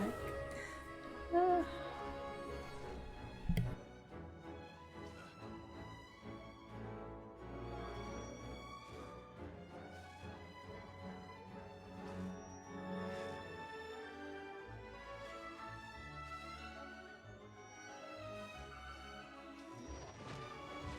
I gotta have it this time though, just in numbers. Fry!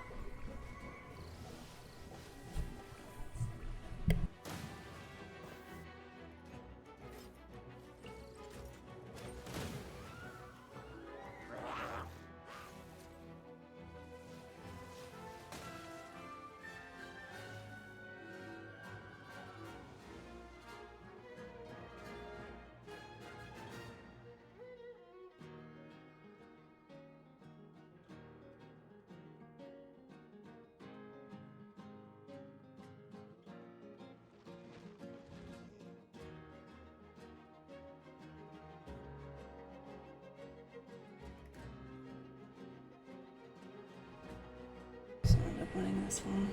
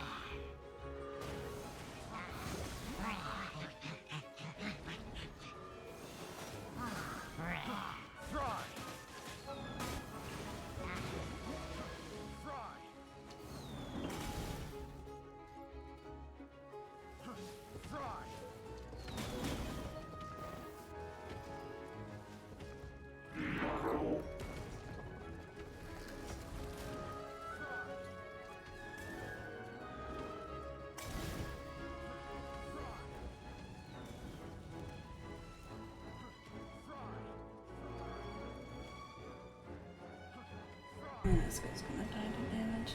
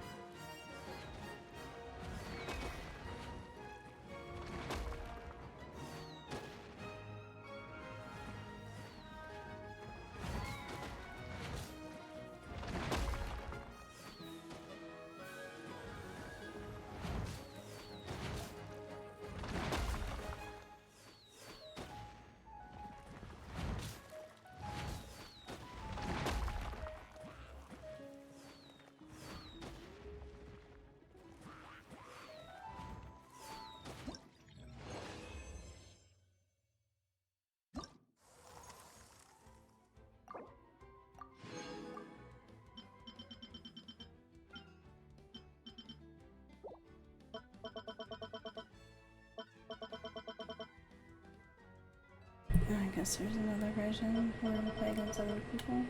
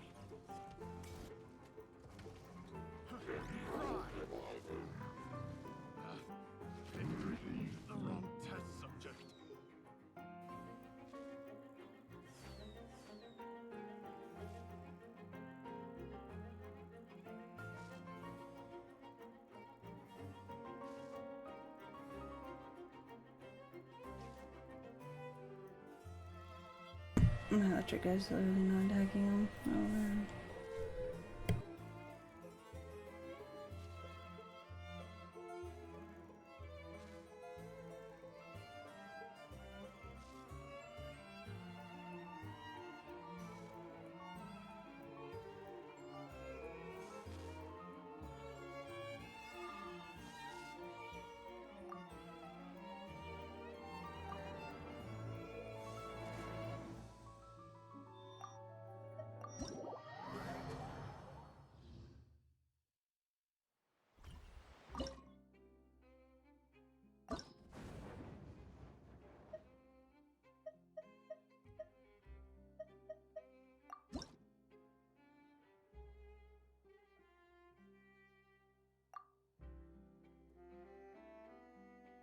Oh shoot, just realized that we could change the map.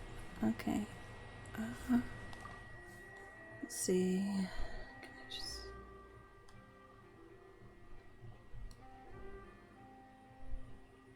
Just formation.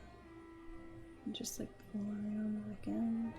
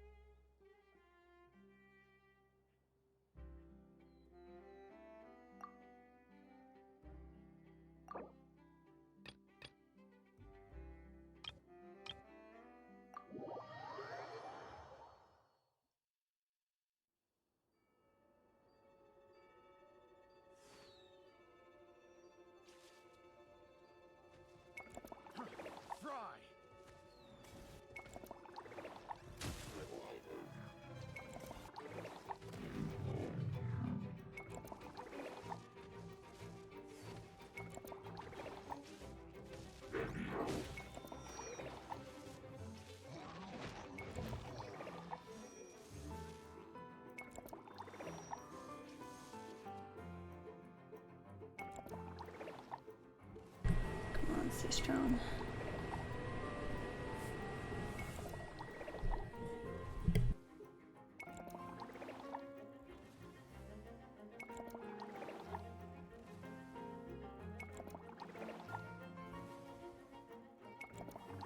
And your blob's completely missing. Water dude's completely missing him. Come on, get him.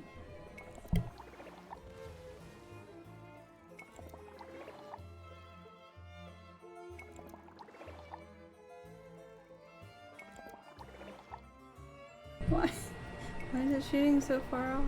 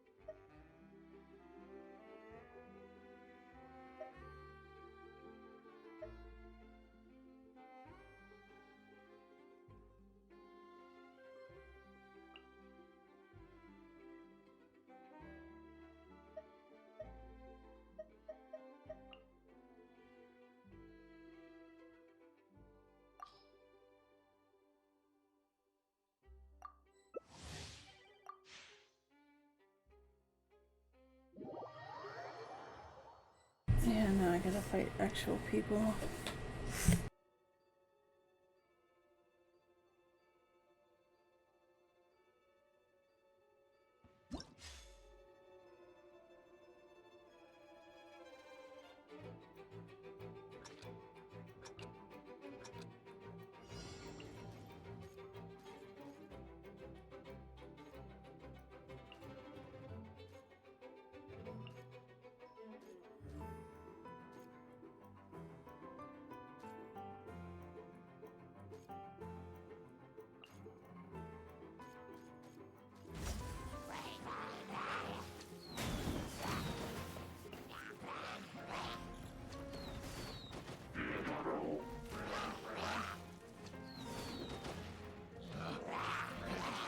The wrong test subject.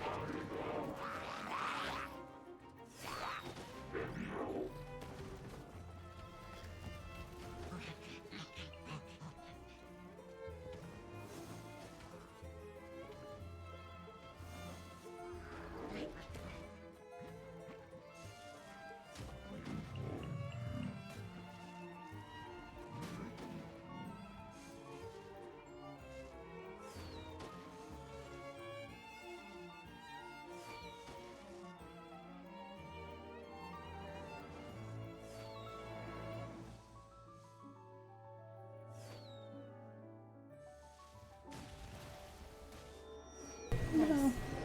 Ah.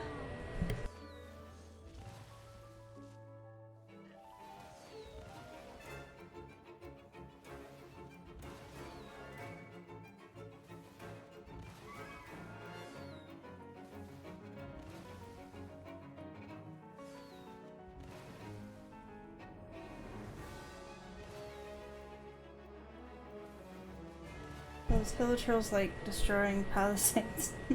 Oh. Oh no. Birdie! Come on. Birdie! Get him. Get him. Oh, so close.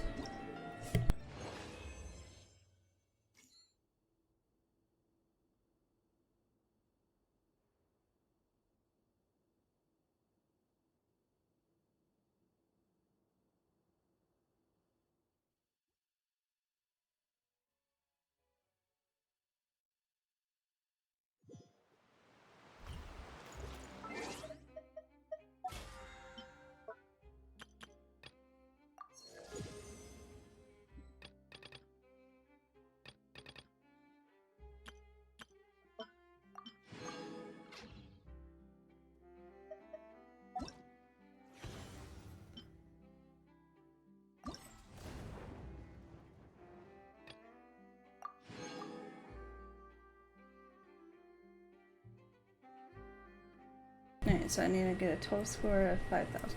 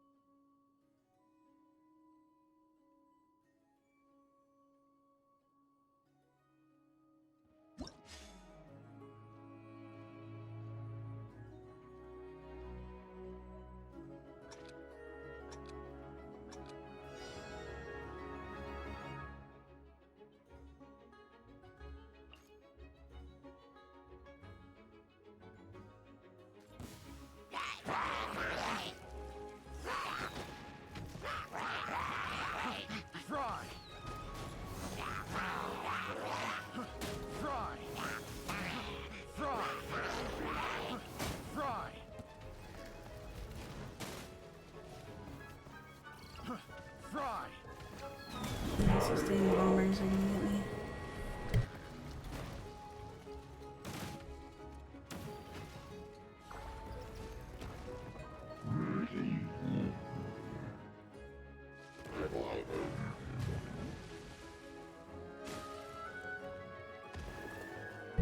Yeah, I messed up. Okay. But you can kill.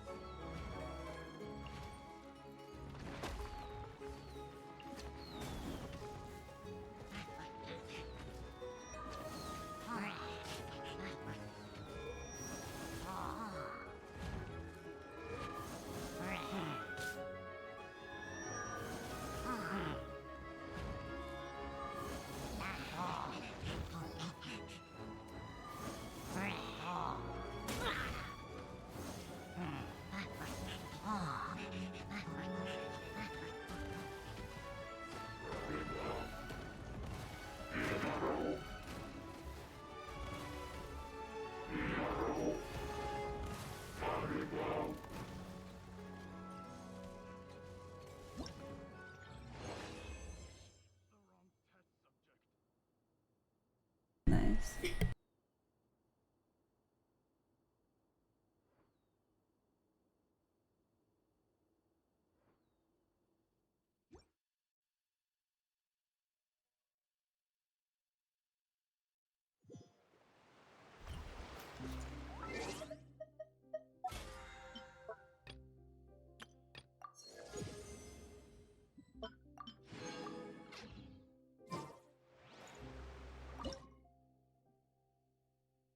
Alright, and we gotta win one more time and I'm next.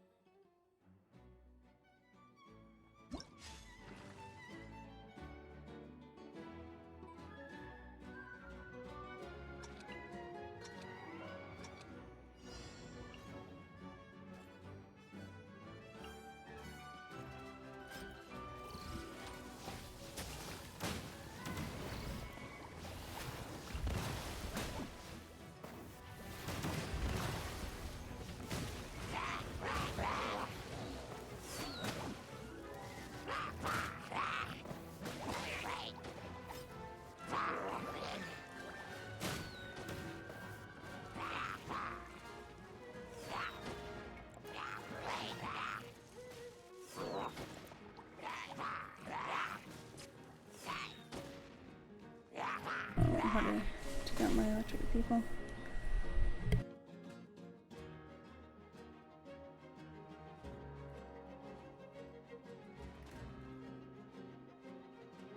Yeah, this isn't looking that great. They don't have any of my damage anymore.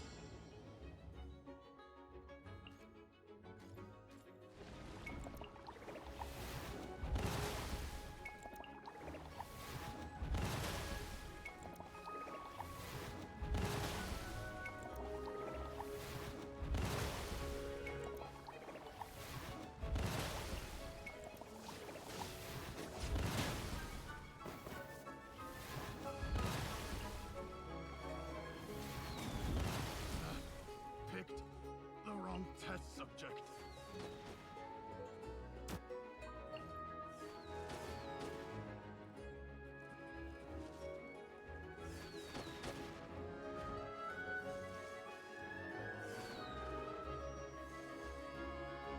Birds having pathing issues right now. It's a dumb bird. It'll eventually figure it out, hopefully. I have.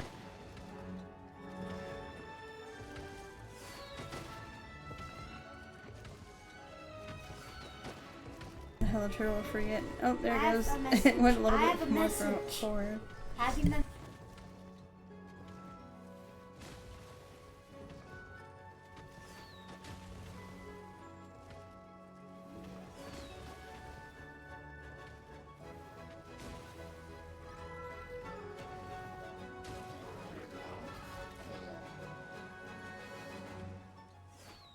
Happy Memorial Day. You can say Happy Memorial Day. What do we eat? Because today is Happy Memorial Day. Oh man. We only got 2 troops left. Come on, guys. We going swimming. I don't know if this is gonna work. Oh no.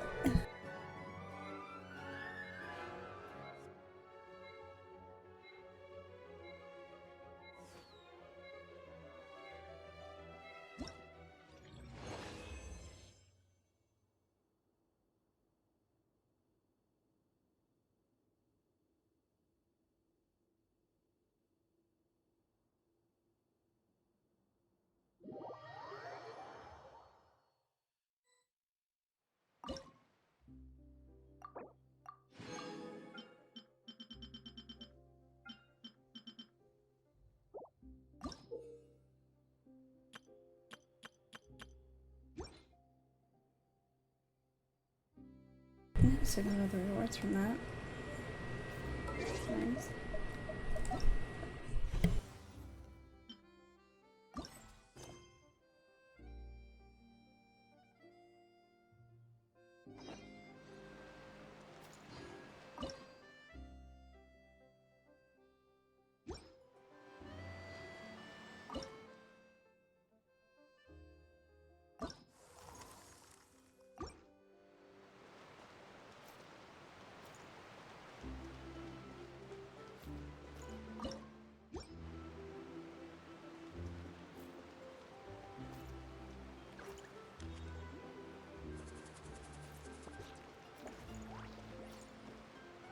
How am I supposed to talk to her?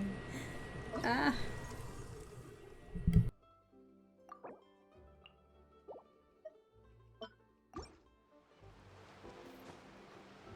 Rise with the sun!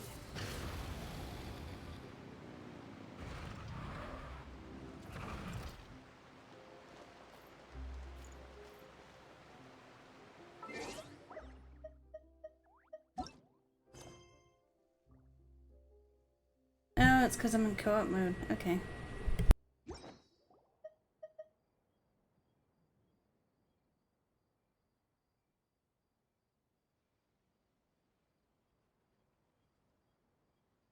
The thing froze for a second. It's kind of...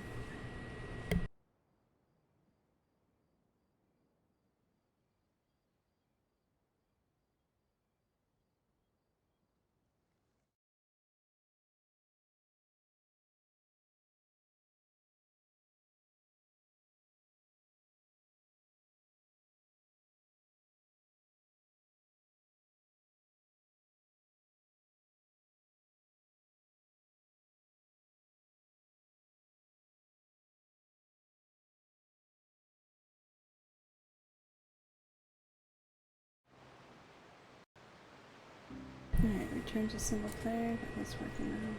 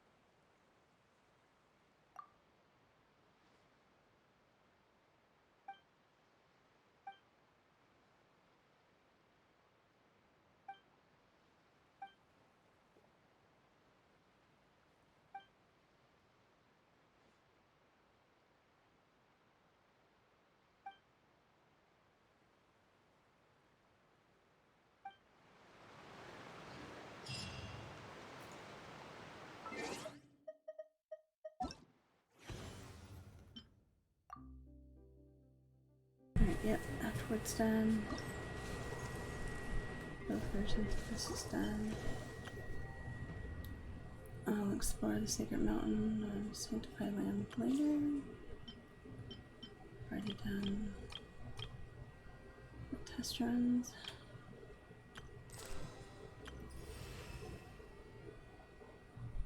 We'll do the Archon quest later. Did her story quest.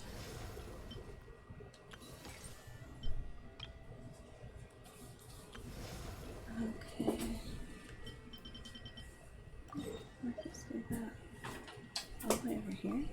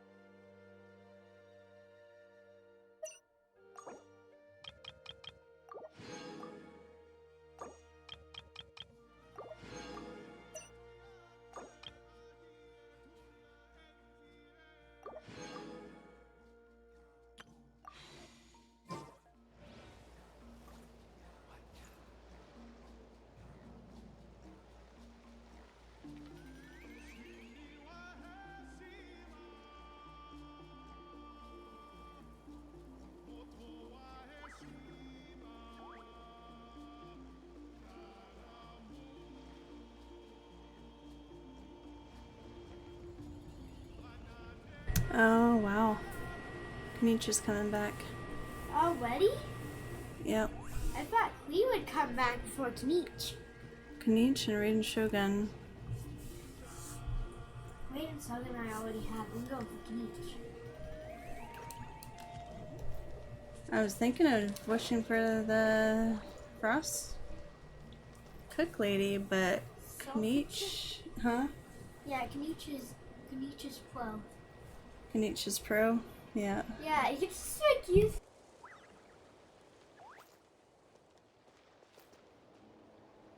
I might have to save my wishes, guys. I'm sorry.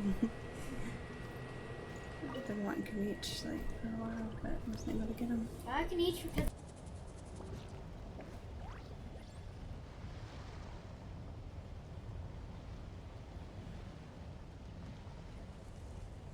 Oh. Go ahead and say what you were saying about Kaniche. I like Kaniche because he's from the Yamukasaurus place. Because he's from the Yamukasaurus place? Yes. I don't know if he's gonna take me over there by that foggy island or not.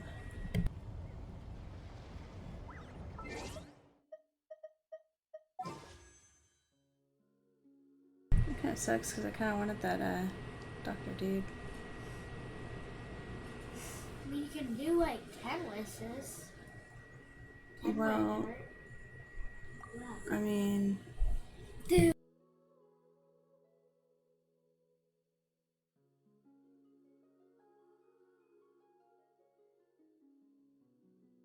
I'm probably close to a guarantee, so I don't know if I want to do that. Knowing that Kaniche is next.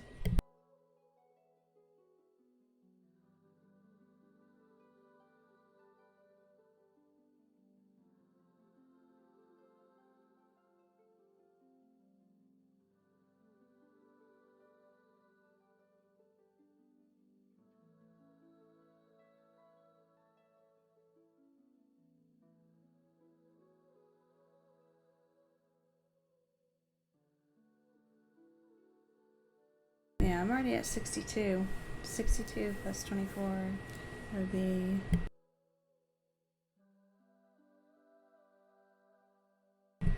That would be 86 wishes, and 90 is my guarantee, so I don't think I want to wish on her, actually.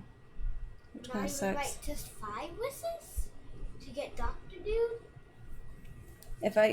You realize that I'm pretty much at my guarantee.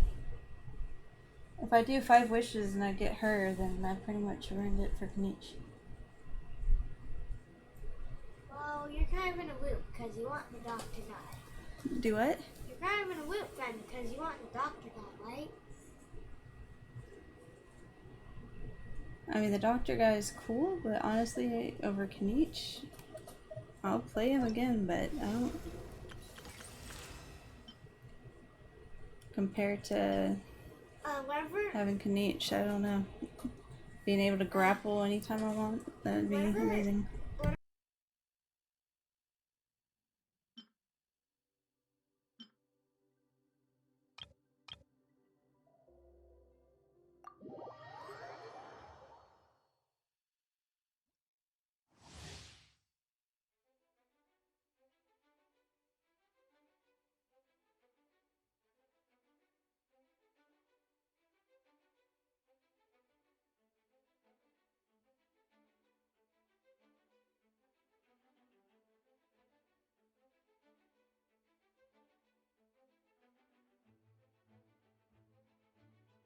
Yeah, she's a cool character, don't get me wrong, but compared to having Kaniche, yeah, I don't know.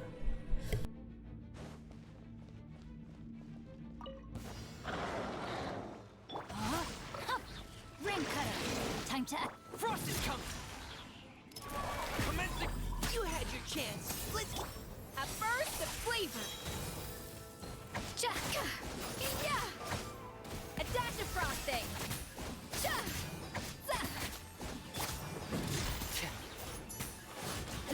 Know my sword. Witness the power of Gua. Getting here! Dead reckoning! Final warning! Leave the wounded to me! A little amuse-bouche. The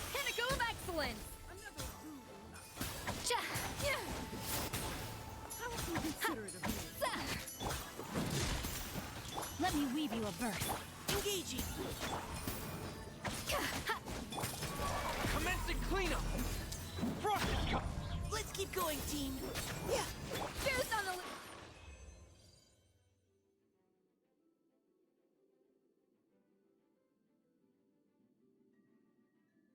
Yeah. That is great. She's awesome. The fact that she like lowers their frost and water resist. It's just cool how the challenge was completed right in the middle of the cutscene. Kanich is next. It wasn't. You already know Navia. I know. I have Navia. Navia's You have awesome all too. those characters on that list. Yeah. You're toast! Teamwork is dreamwork! Coming at ya! Fire! Well, with frost. Don't waste my time. Fire!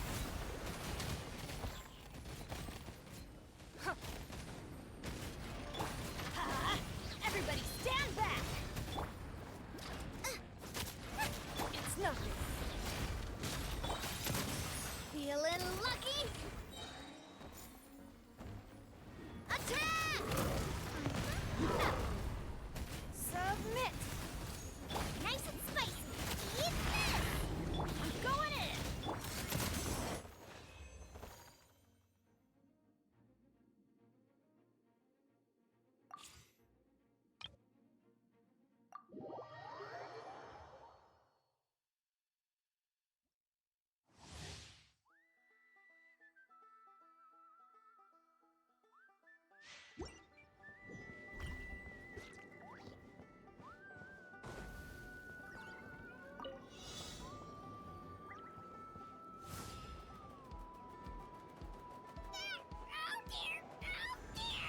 Come on, buddy.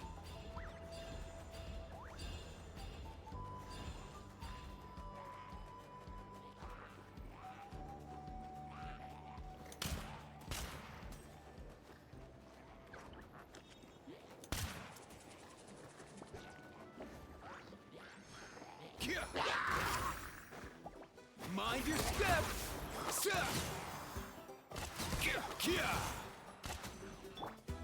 Midnight Phantasmagoria. Rain cutter. Not too far now. Time to say hello.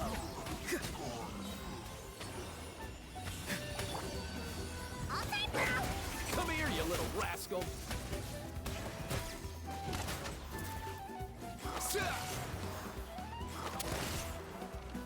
Shadow Raven, let night fall!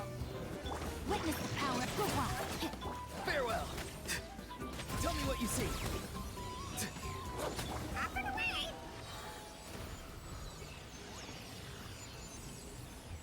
This dude's awesome too. Flying around. Let's go. Whee. Mind your step.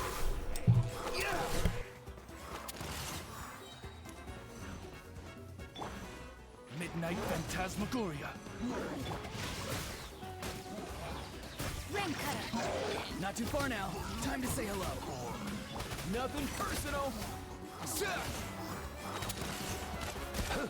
Here. Yeah.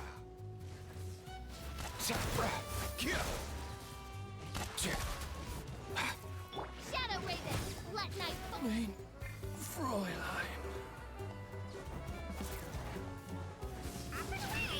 Come here, you little rascal. Easy now, Kakuku. Rain outlines your fate. Witness the Farewell. Tell me what you see.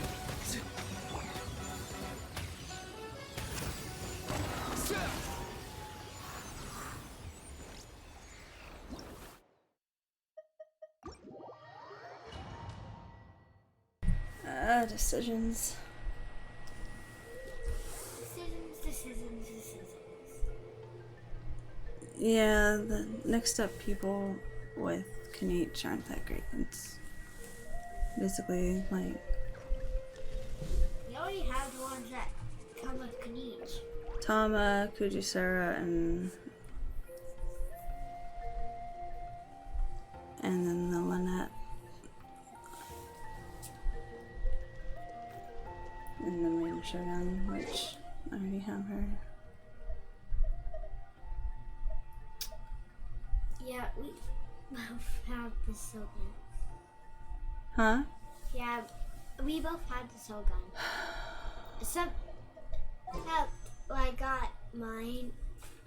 I got my Tanjari 7 wishes apart from my Maiden Sogun. So you said do 10 wishes and see what I get. Do 10. You'll want if I'll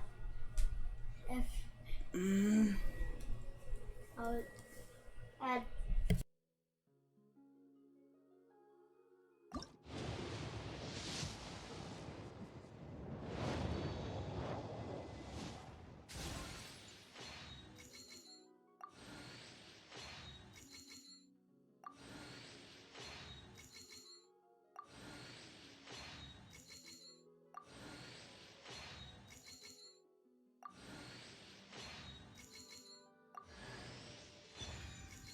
Really? It's Star Girl.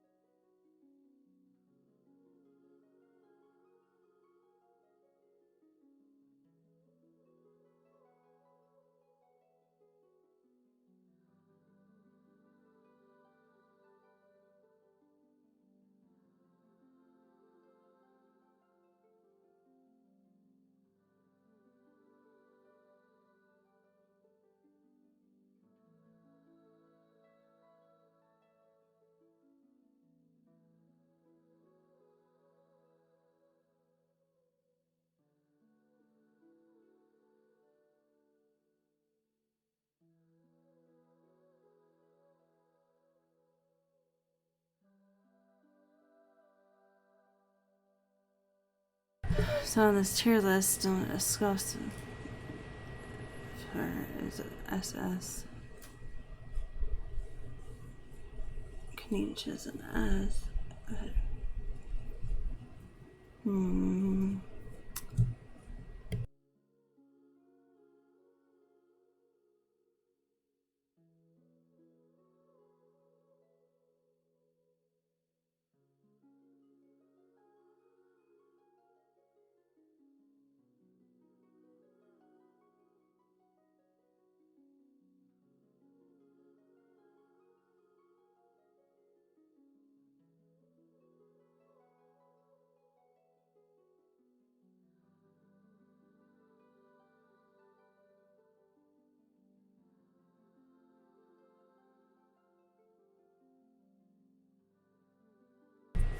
Whatever. I'll do the wishes and then wish for Kniech too after. Here we go.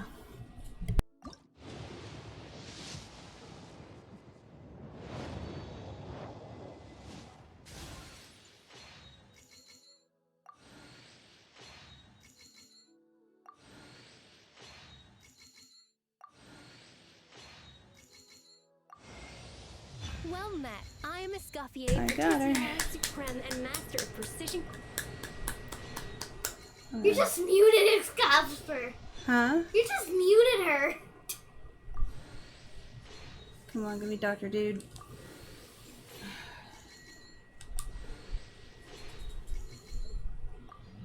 No Dr. Dude. But you got 5-star girl. Yeah. She kind of looks like me. I mean, she gives water and frost like she lowers the enemy's frost and water resistance on And top of weighs giving ours? heals. Huh? Does he raise our frost and water resistant? Here, I'll look at her and see.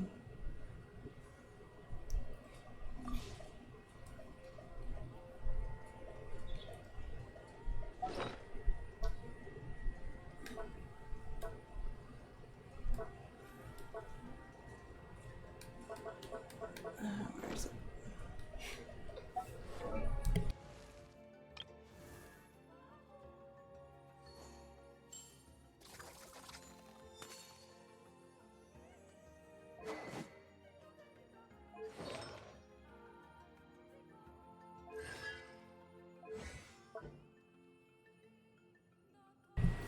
So, okay.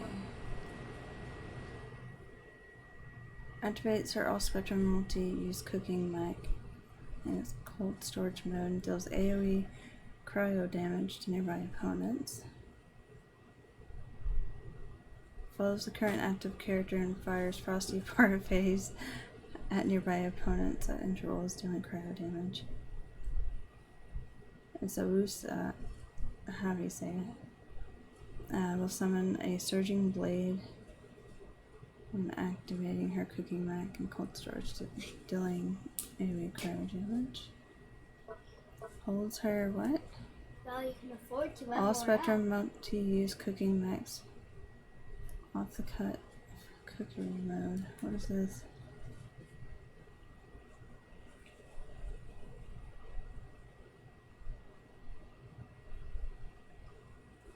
What?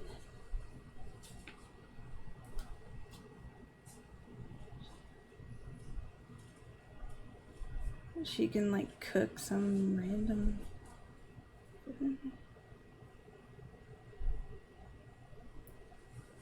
It can absorb elemental attacks when the absorbed elemental energy hits a certain limit. She can convert the ingredients placed within it into wonderful food. Wow. Does AoE cryo damage and restores HP to all nearby party members based on her attack. And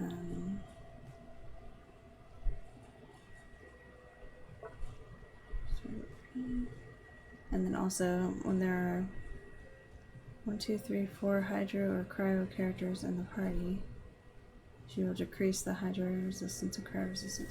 Okay, so if you do a party, how many opponents hit by elementals? Okay. Interesting.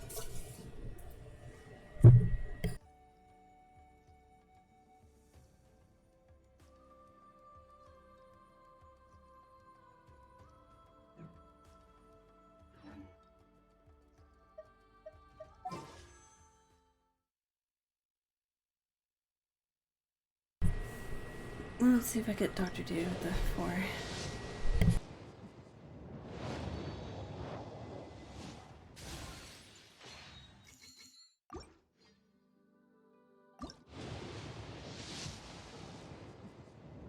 I'm just trying to get the doctor guy.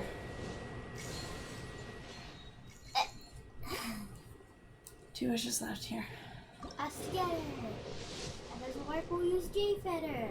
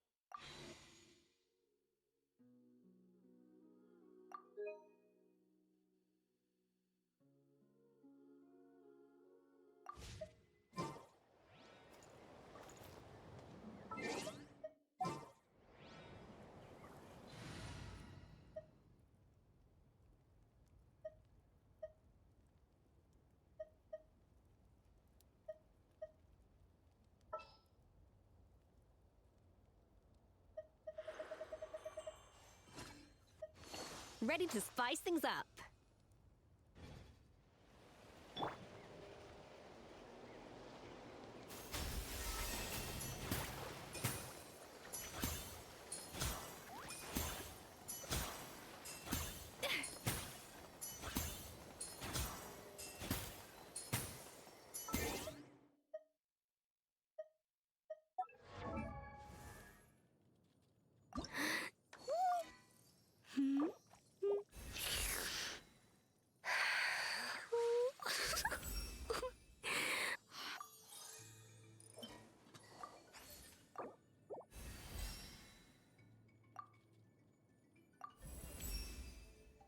Mastery isn't just about...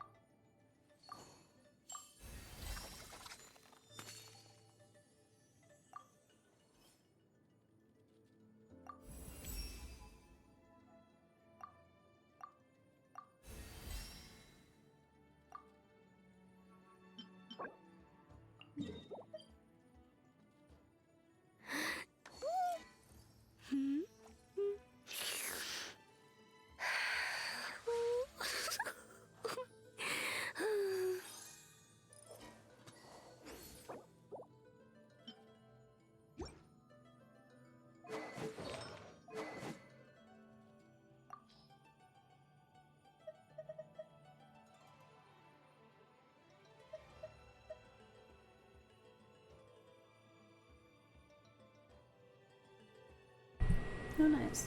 When the builder performs healing, restores 16 energy. Nice.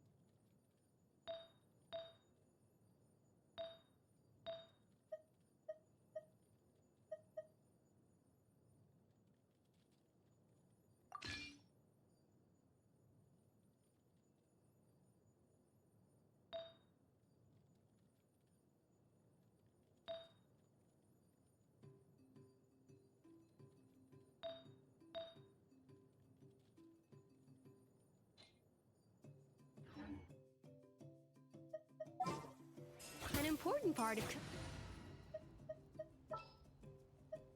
I'm never late.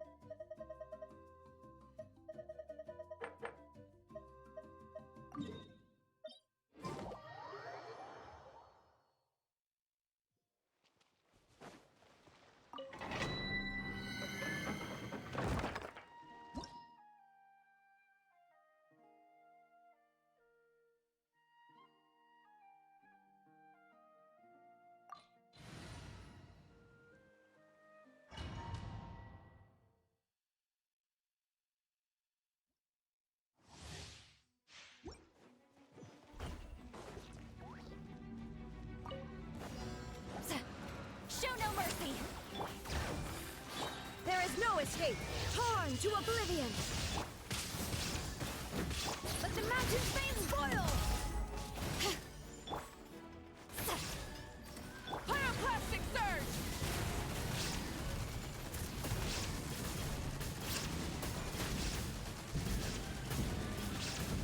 Incinerate!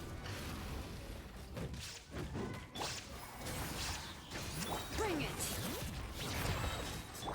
You two! Time to end this! Illusion shattered! Wrath from the sky!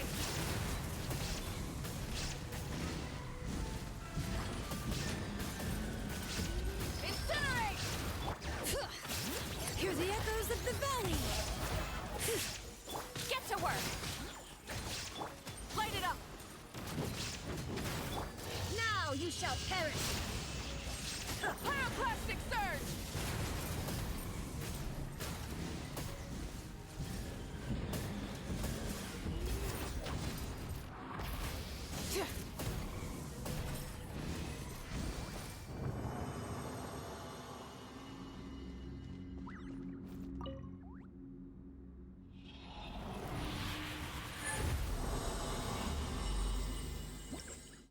Yeah, I really hope I get Genshin too, but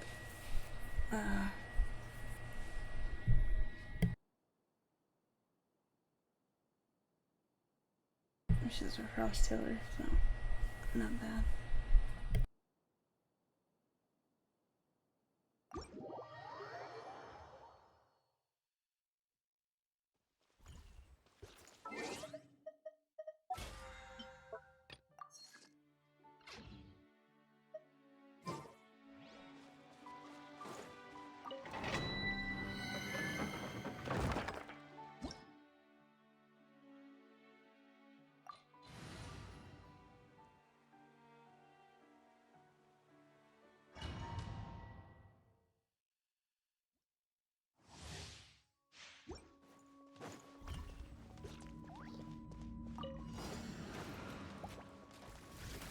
There is no escape! Show no mercy! Lolene! East Papa! Get him! Burn it down! Light of the blazing sun!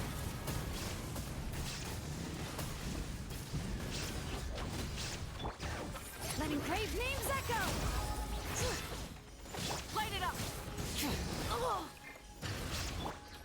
Inazuma shines eternal!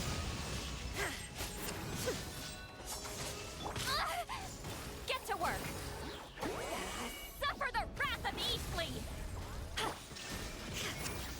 Rise with the sun! Pyroclastic surge!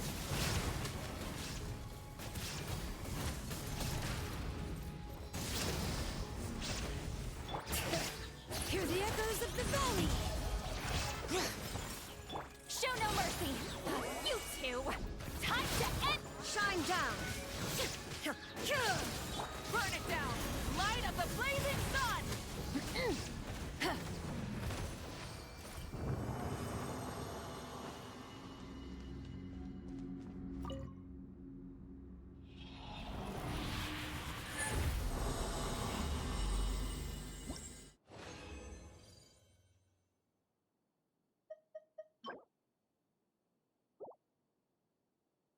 It's gonna be the wrong ones. Golden Troop.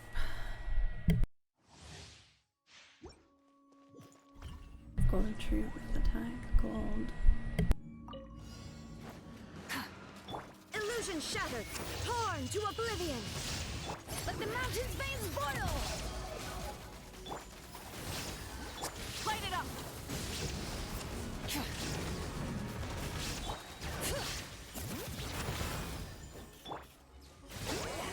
Suffer the wrath of Eastleigh!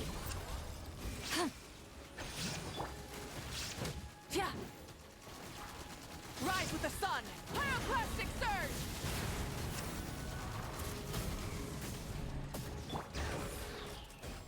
Letting brave names echo! There is no escape!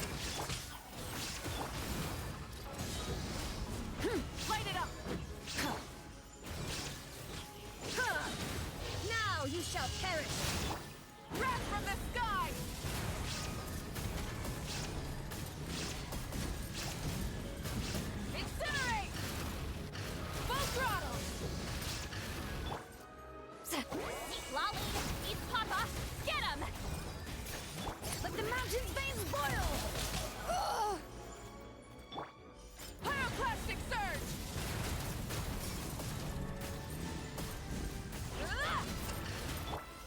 shattered. Bring it. Get to work. Burn it down. Light of the blazing sun. Incinerate.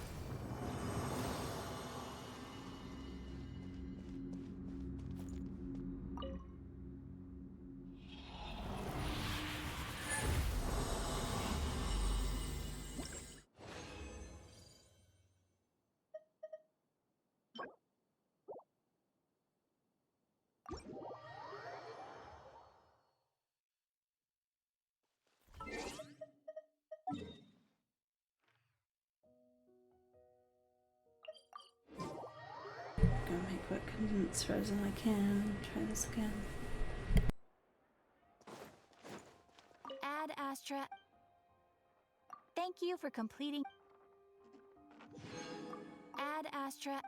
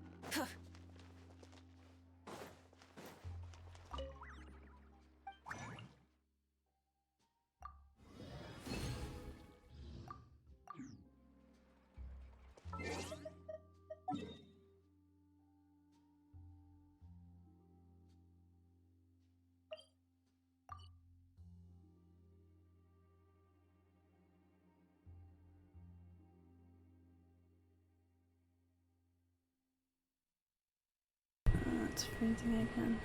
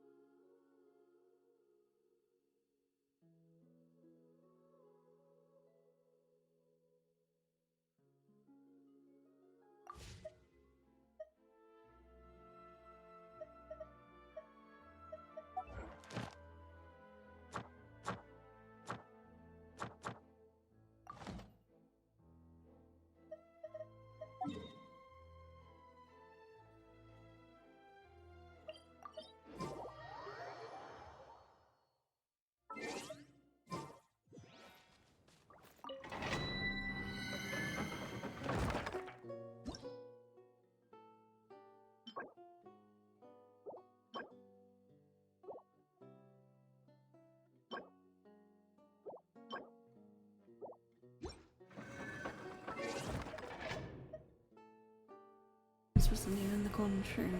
Where is it?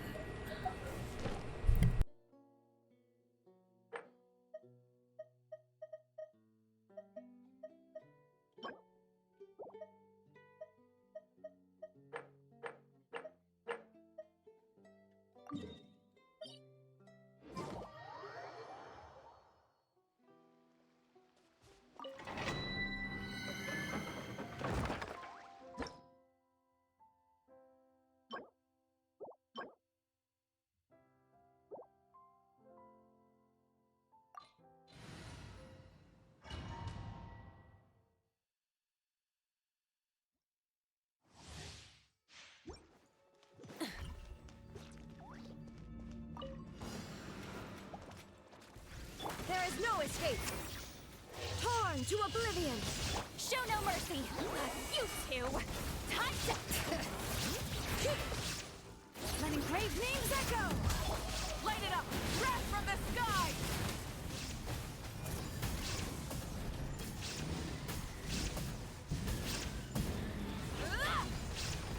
Illusion shattered! Fulfill our pact! Lolling, eat Papa, get him! Let the mountain's veins boil! Pyroclastic surge! Incinerate! Shine down! Inazuma shines eternal! Show no mercy! Suffer the wrath of Eastly! Rise with the sun!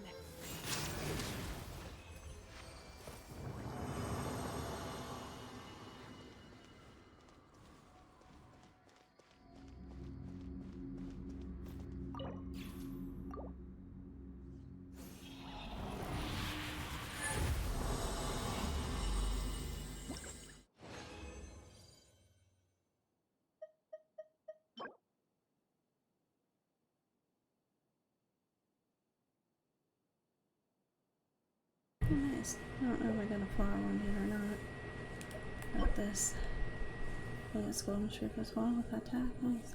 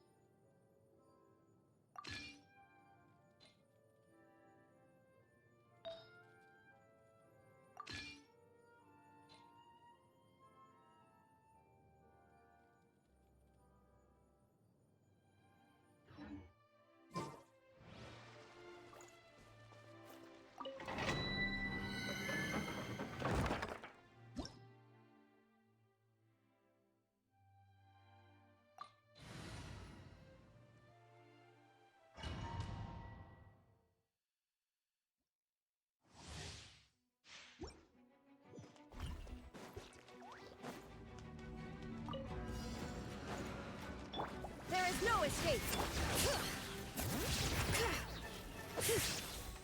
Fulfill our pact! Light of the blazing sun!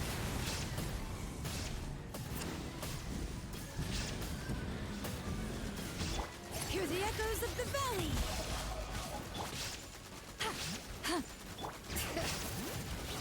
Illusion shattered! Burn it down! Wrath from the sky!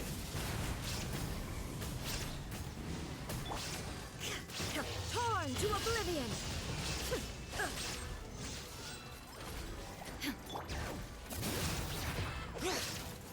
Let engraved names echo! Show no mercy! Lolling, eat Papa, get him! Shine down! Not pyroclastic surge!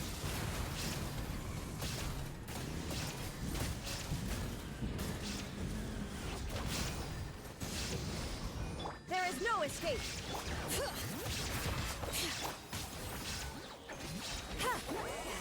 Suffer the wrath of Eastly! Rise with the sun! Wrath from the sky! Inazuma shines eternal!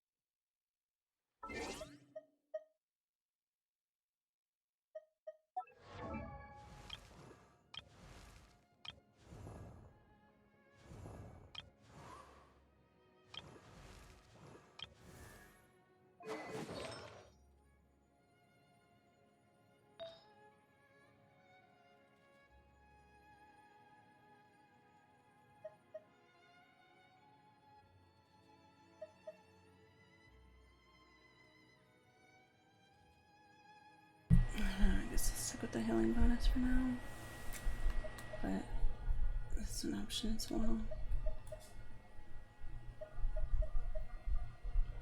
What do you think on that?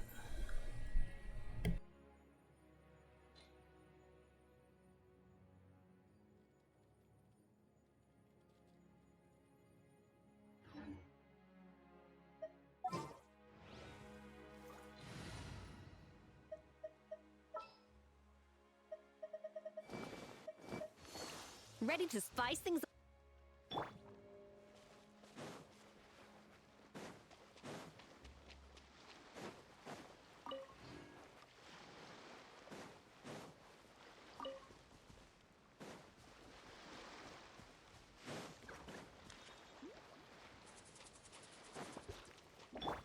Bring it! There's no way. Illusion shattered! Adaptive frosting! Yeah! Light of the flaming sun!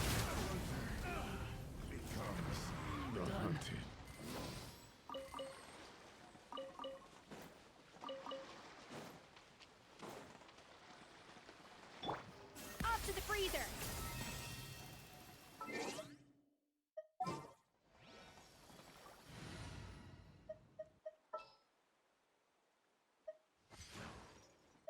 Take heart.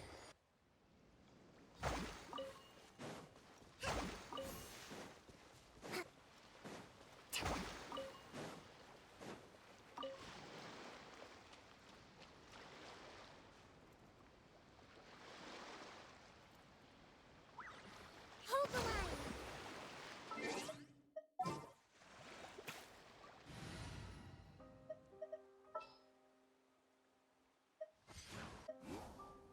Whatever you need.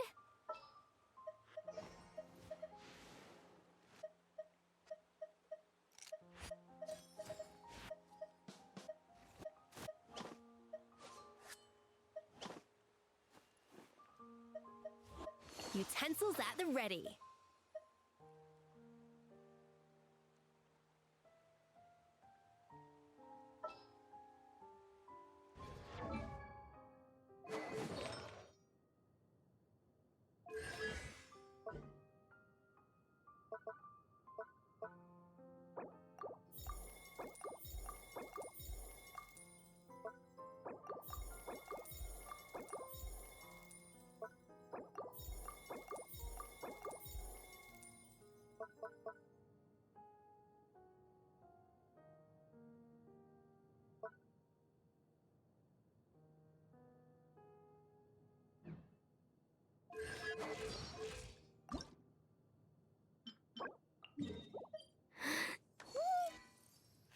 Yeah, just to figure out how to get over there.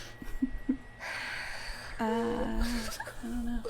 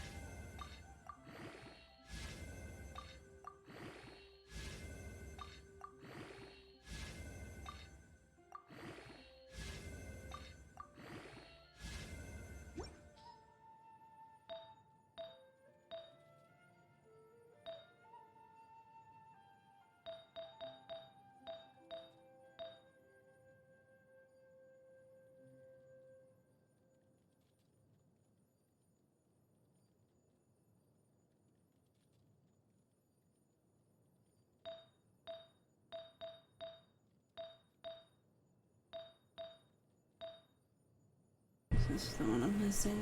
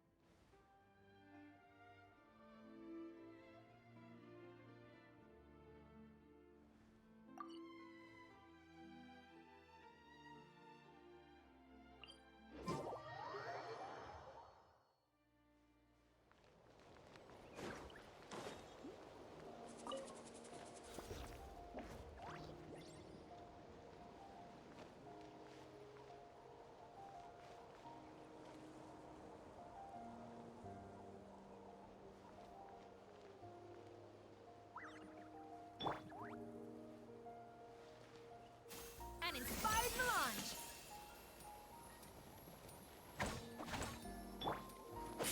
Bring it! There is no escape! Burn it down! Rev the engines! Alright. Dude, that's so cool. It actually does give you food.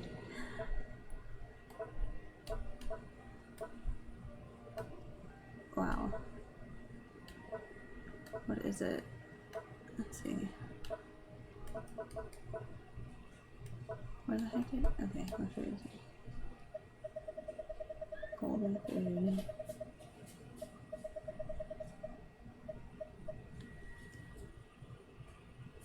Gilded Hall increases all party members' attack by 372. Crit damage by 24% for 300 seconds. Wow. Wow.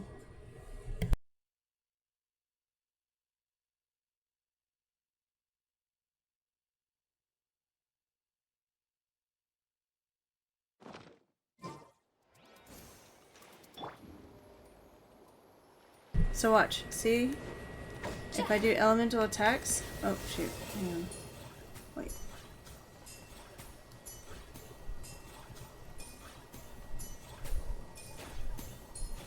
Well, free food? Yeah. Wow. It's like limited though for a certain amount, but watch. Okay. Shine down! That's not the one with the... What is it trying to attack? This? How did I do that? Look, okay. Talents. Constant off-the-cuff cookery. When using the hold... Oh, I gotta hold it down. Hold form of her elemental skill. It will activate her all-spectrum multi-use cooking mech and then it'll absorb it and make... Yay, free food for eternity. Yeah. It says needs time to purchase new ingredients so she can only make a certain number of dishes like this each week. The number of dishes can make resets every Monday at 4. Bon appetit! Illusion shattered! Rise with the sun!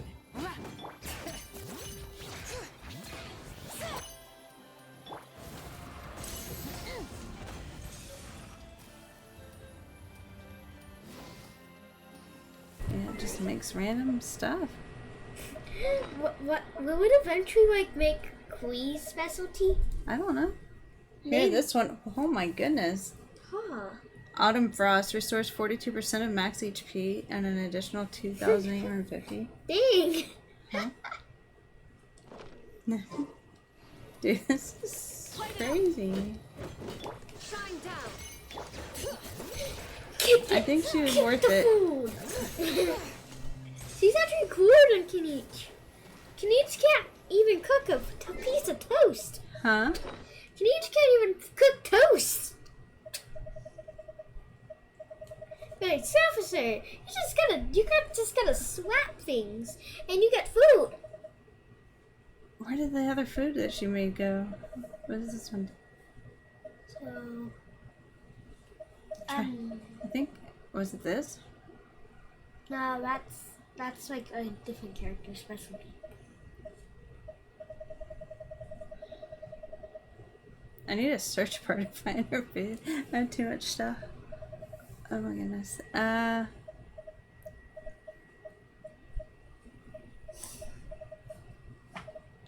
No, it wasn't that. Look for something I have one of, like that. You got puppy chicken nuggets. You got puppy chicken nuggets with ranch. Puppy chicken nuggets? Yeah.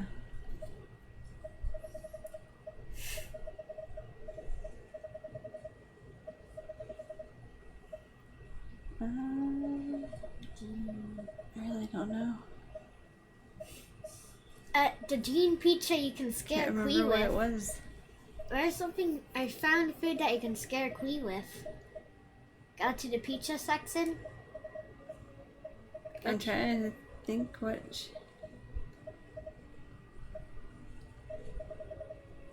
why would it scare Clea? Look at one pizzas that says Dean. Dean specialty. I know. I can't find it. No.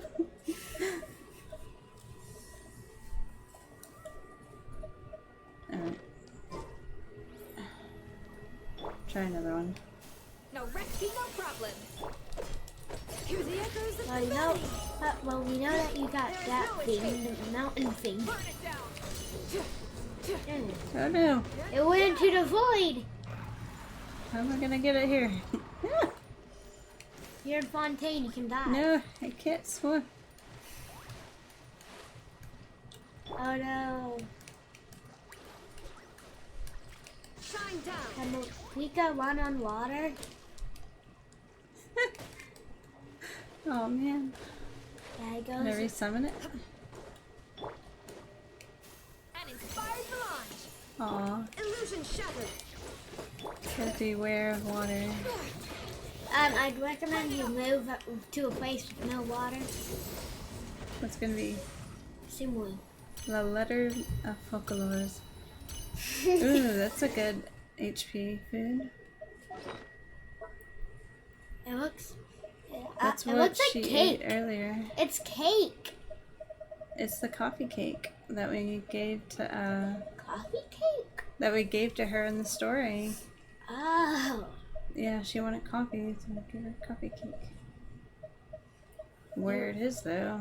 You also want coffee and coffee cake. Do you like coffee? Yes. And coffee cake. I like cake. I like coffee. We need Where'd it go? How about for your birthday we take you to the beach and Starbucks? Oh, here it is. Increases all party members' max HP by 22%. Oh, wow. I didn't know it did that. Hey, Mom.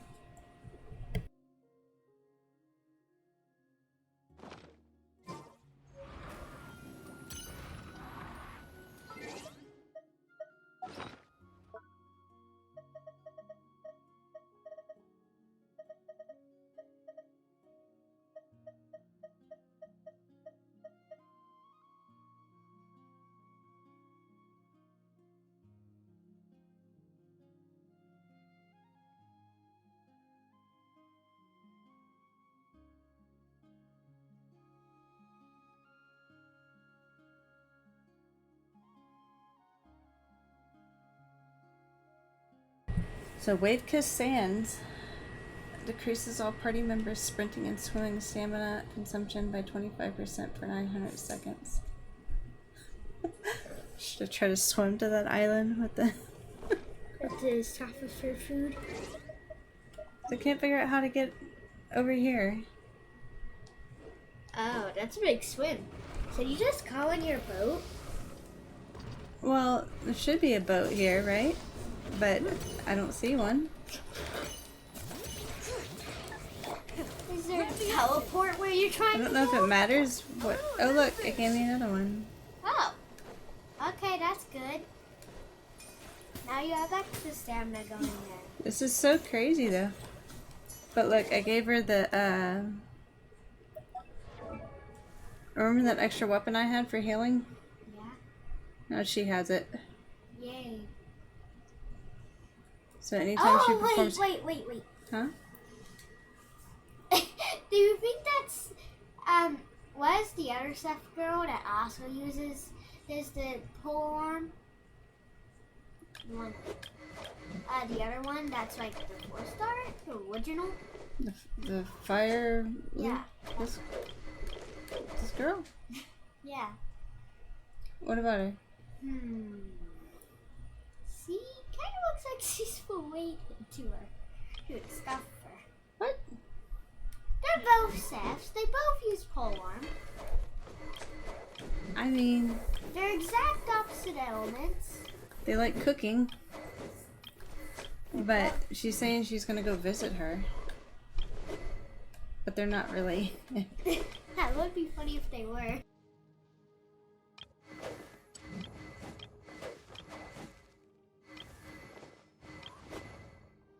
I lost her. I don't know where she went in my group of people.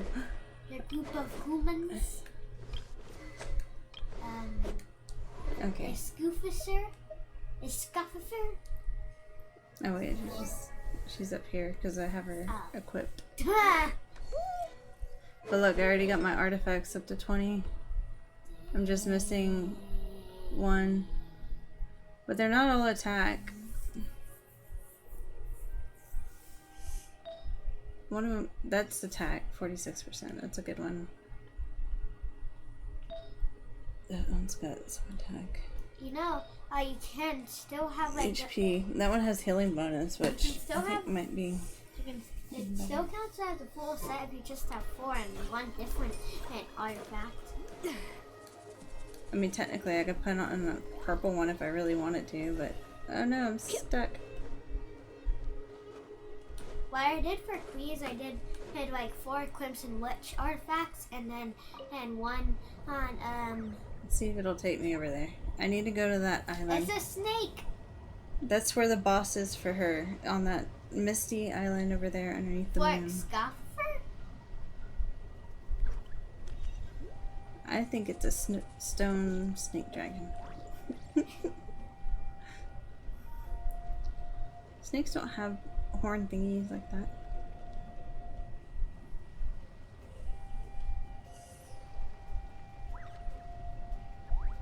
Are you gonna take me over there where I need to go?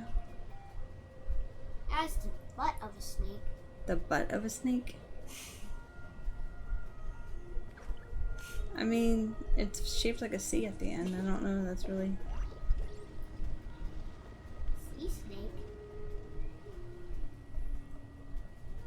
Okay. That's Natland? What? That's a Natland area? This is an island area, yeah. Why didn't you just use... Oh. Wait. Oh yeah, you have Mavika. I Why need to didn't get you over just here. Use Mavika? Mavika's not gonna make it all the way over there. I don't even know if Milani would make it all the way over there. Milani maybe. But Mavika... You could get a head start though with Mavika. That's what I'm saying. Go that way. Can I steer you? No, you cannot. He's a living ghost. Yes. Go that way. That way. This way. No. Abort mission. Oh my god, if I drown. I didn't get my jet ski up. No. Now you're on.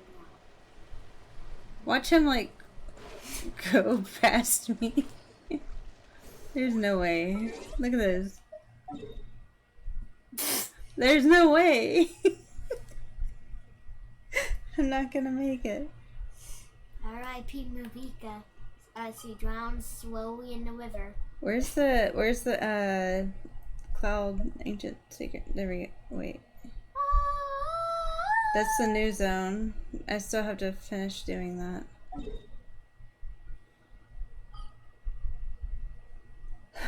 Where is the place in the clouds?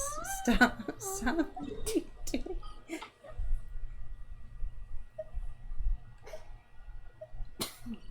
That's not right. No, that's 100%. I thought. 35. I don't know. Watch it be like here. Oh my goodness, I still got all that to go to. It's another day. Because I'm already at 11 hours. And we go into a pool to play with friends and hang out and have water gun battles. Ah. Yeah, we got like 3 of those foam water gun things that make funny noises. That sounds like my friend's bird. Go get one of them. It literally sounds like my friend's bird. It sounds silly. This is what blueberry sounds like. It sounds ridiculous. That sounds like a chickadee. Or not a chickadee. What's a tiny parrot called? What are those tiny little mini parrots called? What? What are the small parrots called? Like the smaller version of parrots. Parakeet? Oh yeah. So he's a blue parakeet. Ah. With a red beak. And he makes this sound. My friend says that he's literally like an alarm clock for him to go to school. Well, yeah. Birds do that. Ad Astra Abyssos.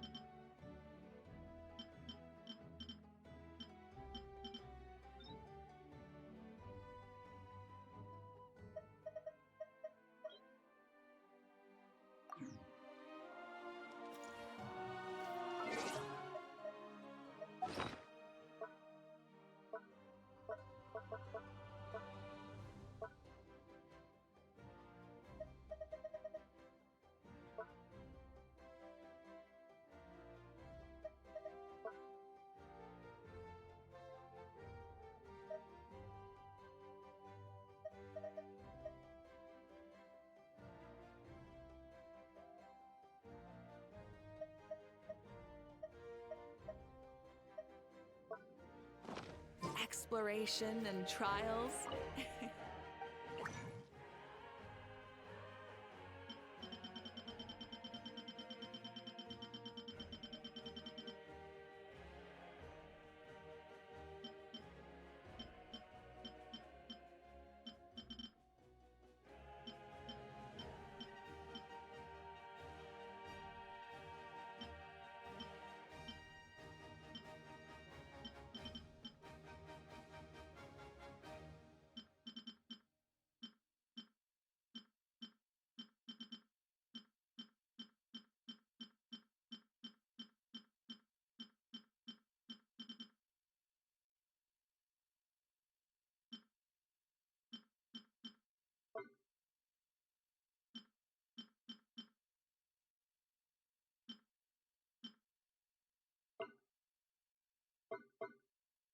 Venturing is right up my alley.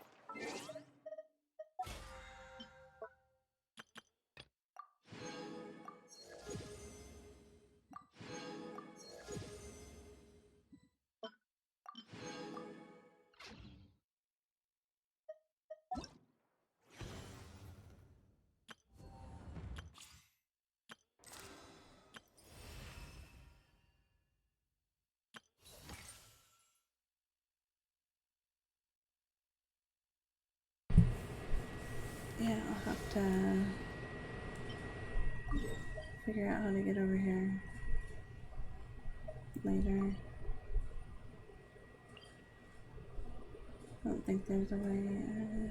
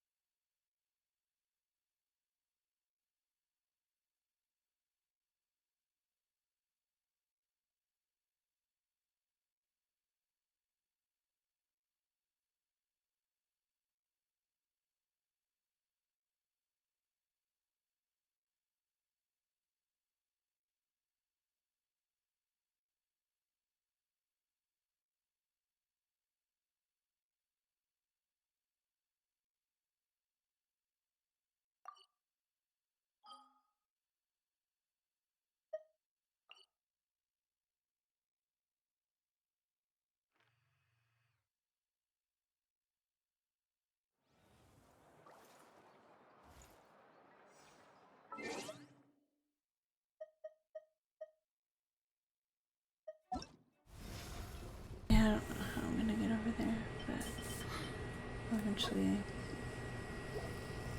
probably have to explore this other area. Let's see if I can line it up.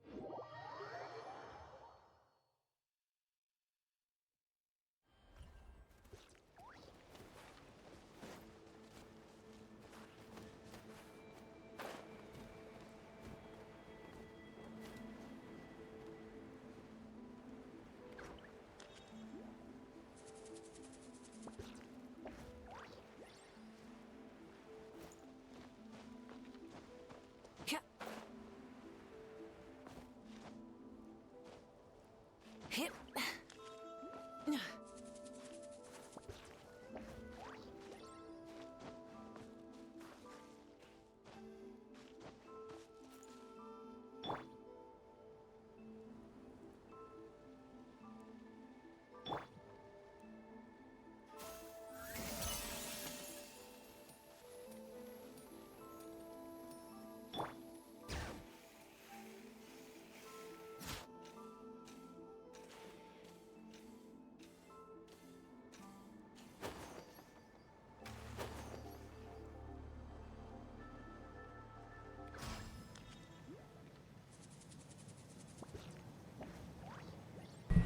Alright, so there's no, no jumping off here. I guess it just brings you back.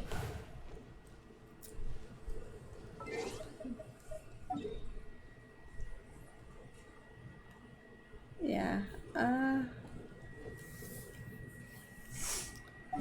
stumped. How I'm gonna get Beach to... ball is almost ready.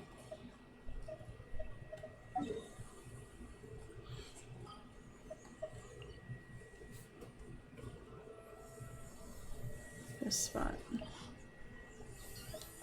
I don't see any boat room, I don't think, over there. It looked like the dragon would take me, but he seems to just go back and forth I'm from blowing up my beach ball. here.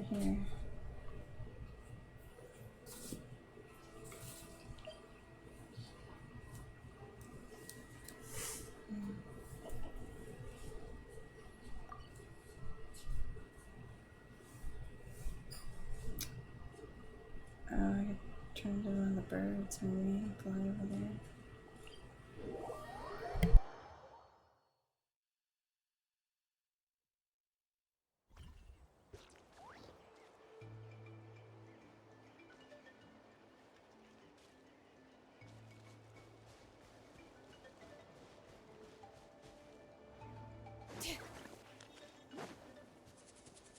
I'm gonna try to attack these guys with her, even though she's 60. Let's see what happens.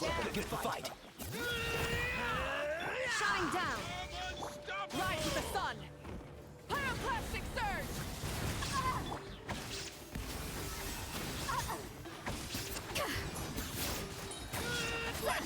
Finish this next time. Bring it! Torn to oblivion! Let's ride! Try and stop me! Light of the blazing sun! Shouldn't have skipped armed. A dash of frosting! The pinnacle of excellence! Forget it. Yeah, she's level 60. Oh, cool, she has little, orange slices. Little citrus. She's got little citruses. That's cool.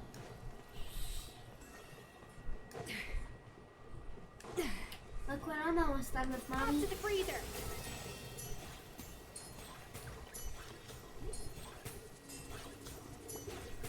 It's like an orange ice cream. It really likes attacking them. It's not like fire.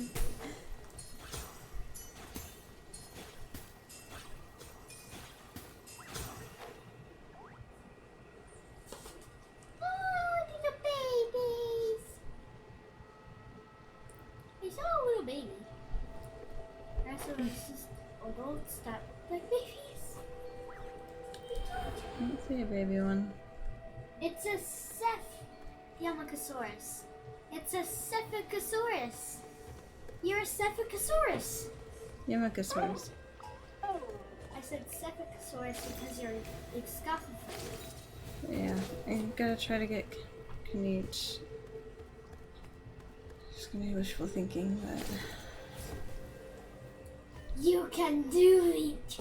Just log on a lot. just log on a lot. That's all it takes. You think? Just log on. It's not just logging on, it's doing your commissions and everything else. That's what I mean by a log. He's doing a dance. Look at him dancing. Is that the island I need to go to? Oh. No. He's doing a dance? Yeah. He's doing it. Oh.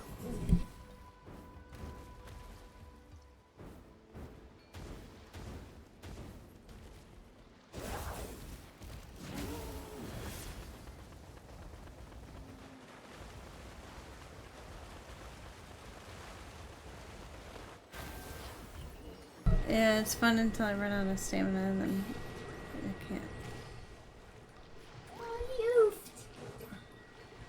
He drowned. Oh, he's okay. Huh? Oh, he's okay.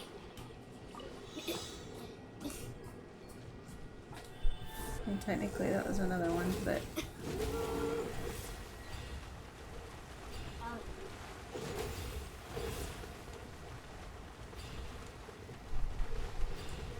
Oh my goodness. Ah. No. Whoa. He did a dance. He did a pose.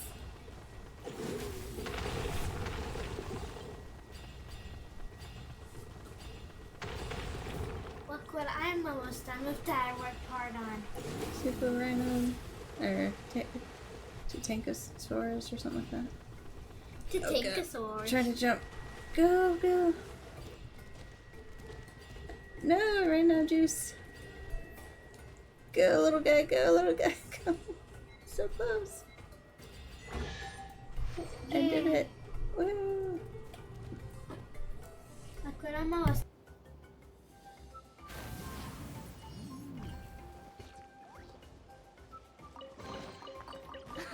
Okay, I can get behind this filling.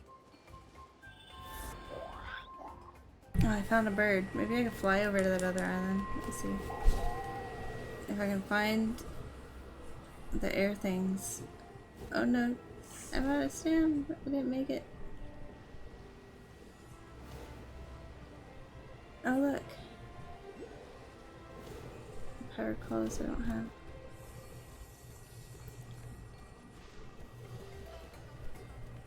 Don't mind me. I need to recharge.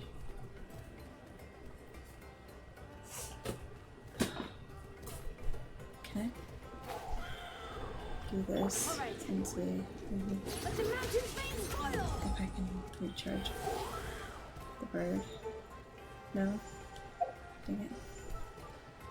Kind of. Oh. Don't drown.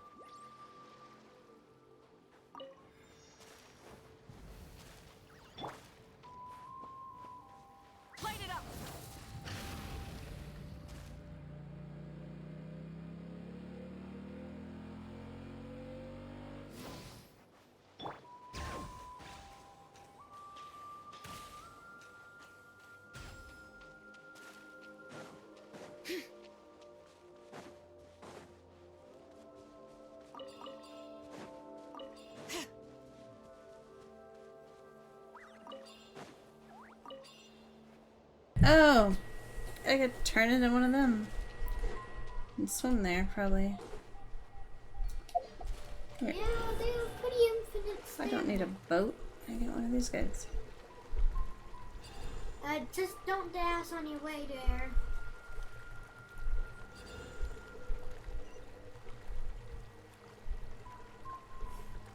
Just try not to dash too much.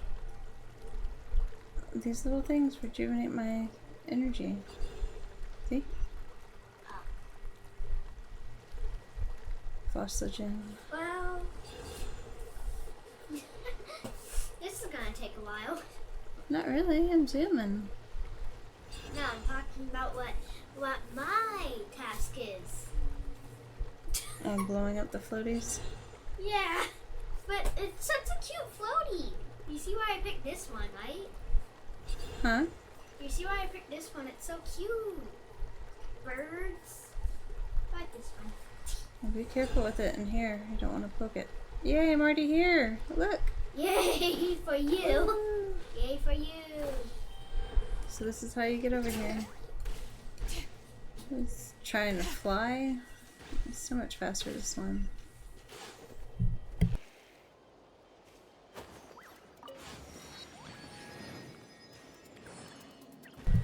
So to finish this off, I'll fight the boss and then call it a day. Oh, I should probably switch off of her until she's stronger.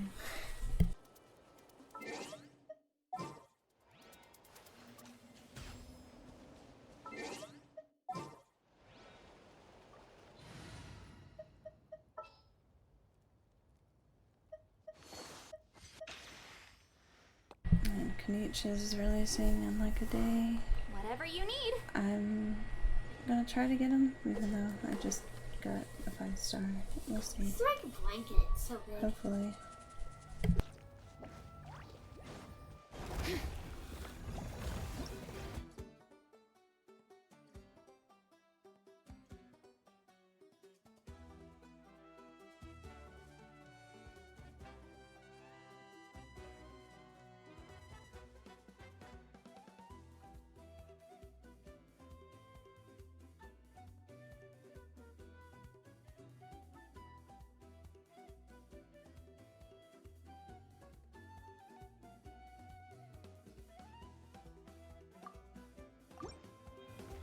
Bring it! There is no escape! All right.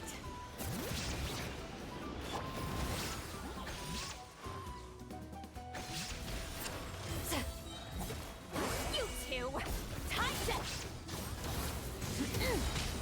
Wrath from the sky!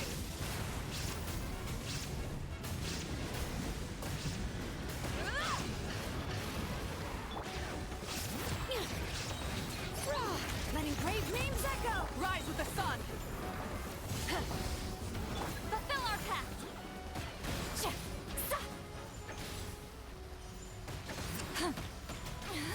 Shine down! Inazuma shines eternal! Pyroclastic surge!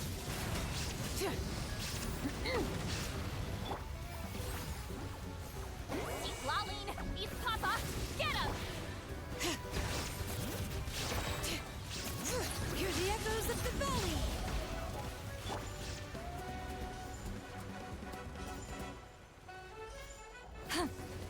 Let's ride! Rev the engines!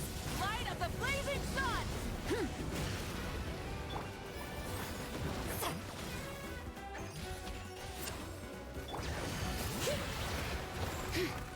Illusion shattered! Light it up! Let the mountain's veins boil! Full throttle! Pyroclastic surge!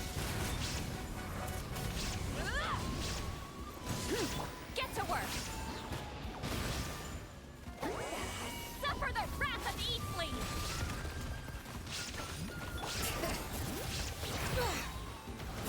Hear the echoes of the valley! Fulfill our pact! There is no escape! Rise with the sun! Light of the blazing sun! Now you shall perish! Time to end them!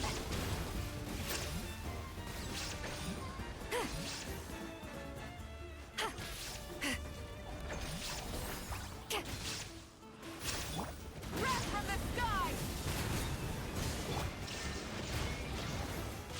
All right. Letting praise names echo! Burn it down! Illusion shattered! Pyroclastic surge! Woo, I did it. Try and stop me!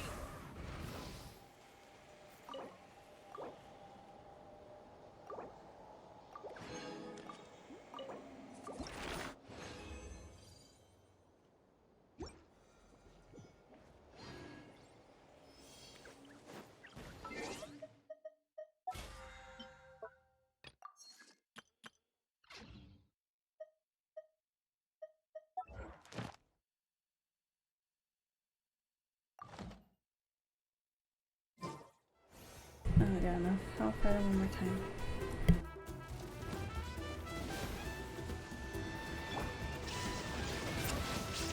Ha! Get to work! Eat Laline, eat Papa, get him!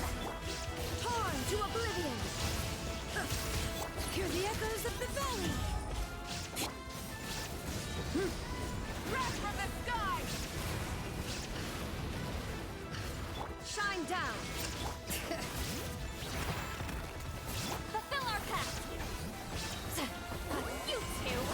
Time to end them! Pyroclastic surge!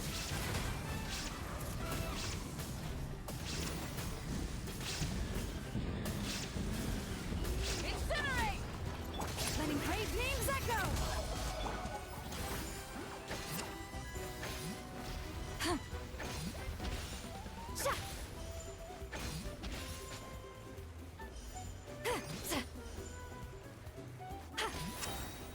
Eat Laline, eat Papa, get him! Rise with the sun! Wrath from the sky! There is no escape! Get to work! All right. Hear the echoes of the valley! Illusion shattered! Inazuma shines eternal! Pyroclastic surge!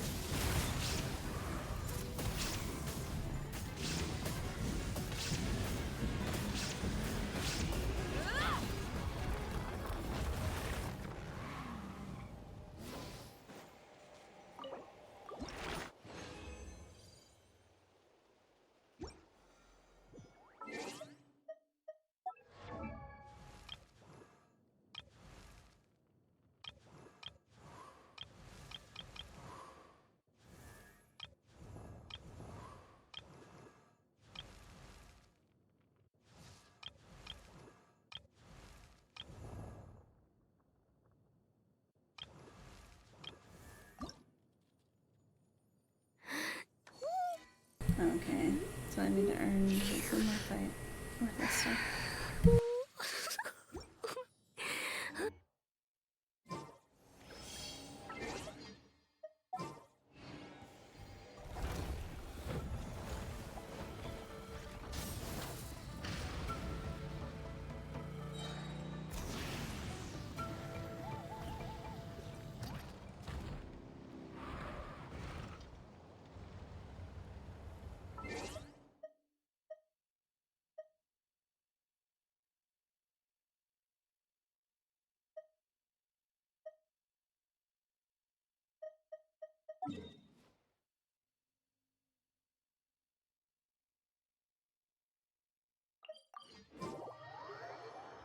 Yeah, I'm gonna go ahead and call it. Got to do some family stuff. Yeah, I'll probably be back later. I don't know, maybe tomorrow or something. Ready to spice things up. Really happy I got her, especially with the free food. That's pretty amazing. Let's see if I can No go ahead rescue, and no have problem. one more till I get out of curiosity. I just sit here and do elemental attacks like.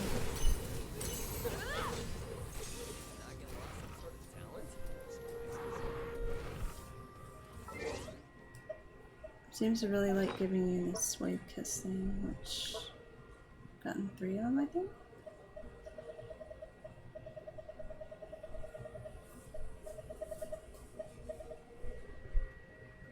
It's pretty insane stamina food here. Yeah. Decreases all party members' spending and spending stamina consumption by 25%.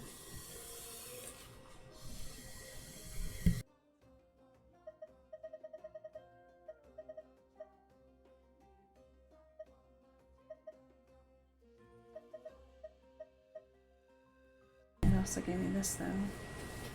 42% of max HP. And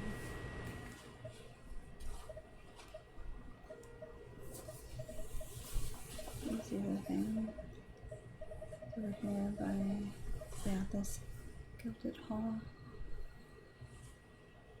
Hello. Insane food. Definitely worth it. Free special food.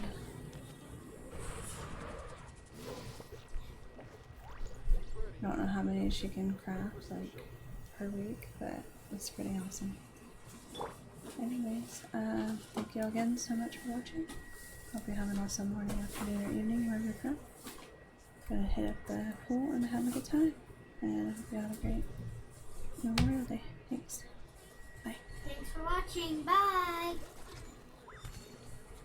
If you like the video, like and subscribe, or Thank you follow again. if you're on Twitch. Bye.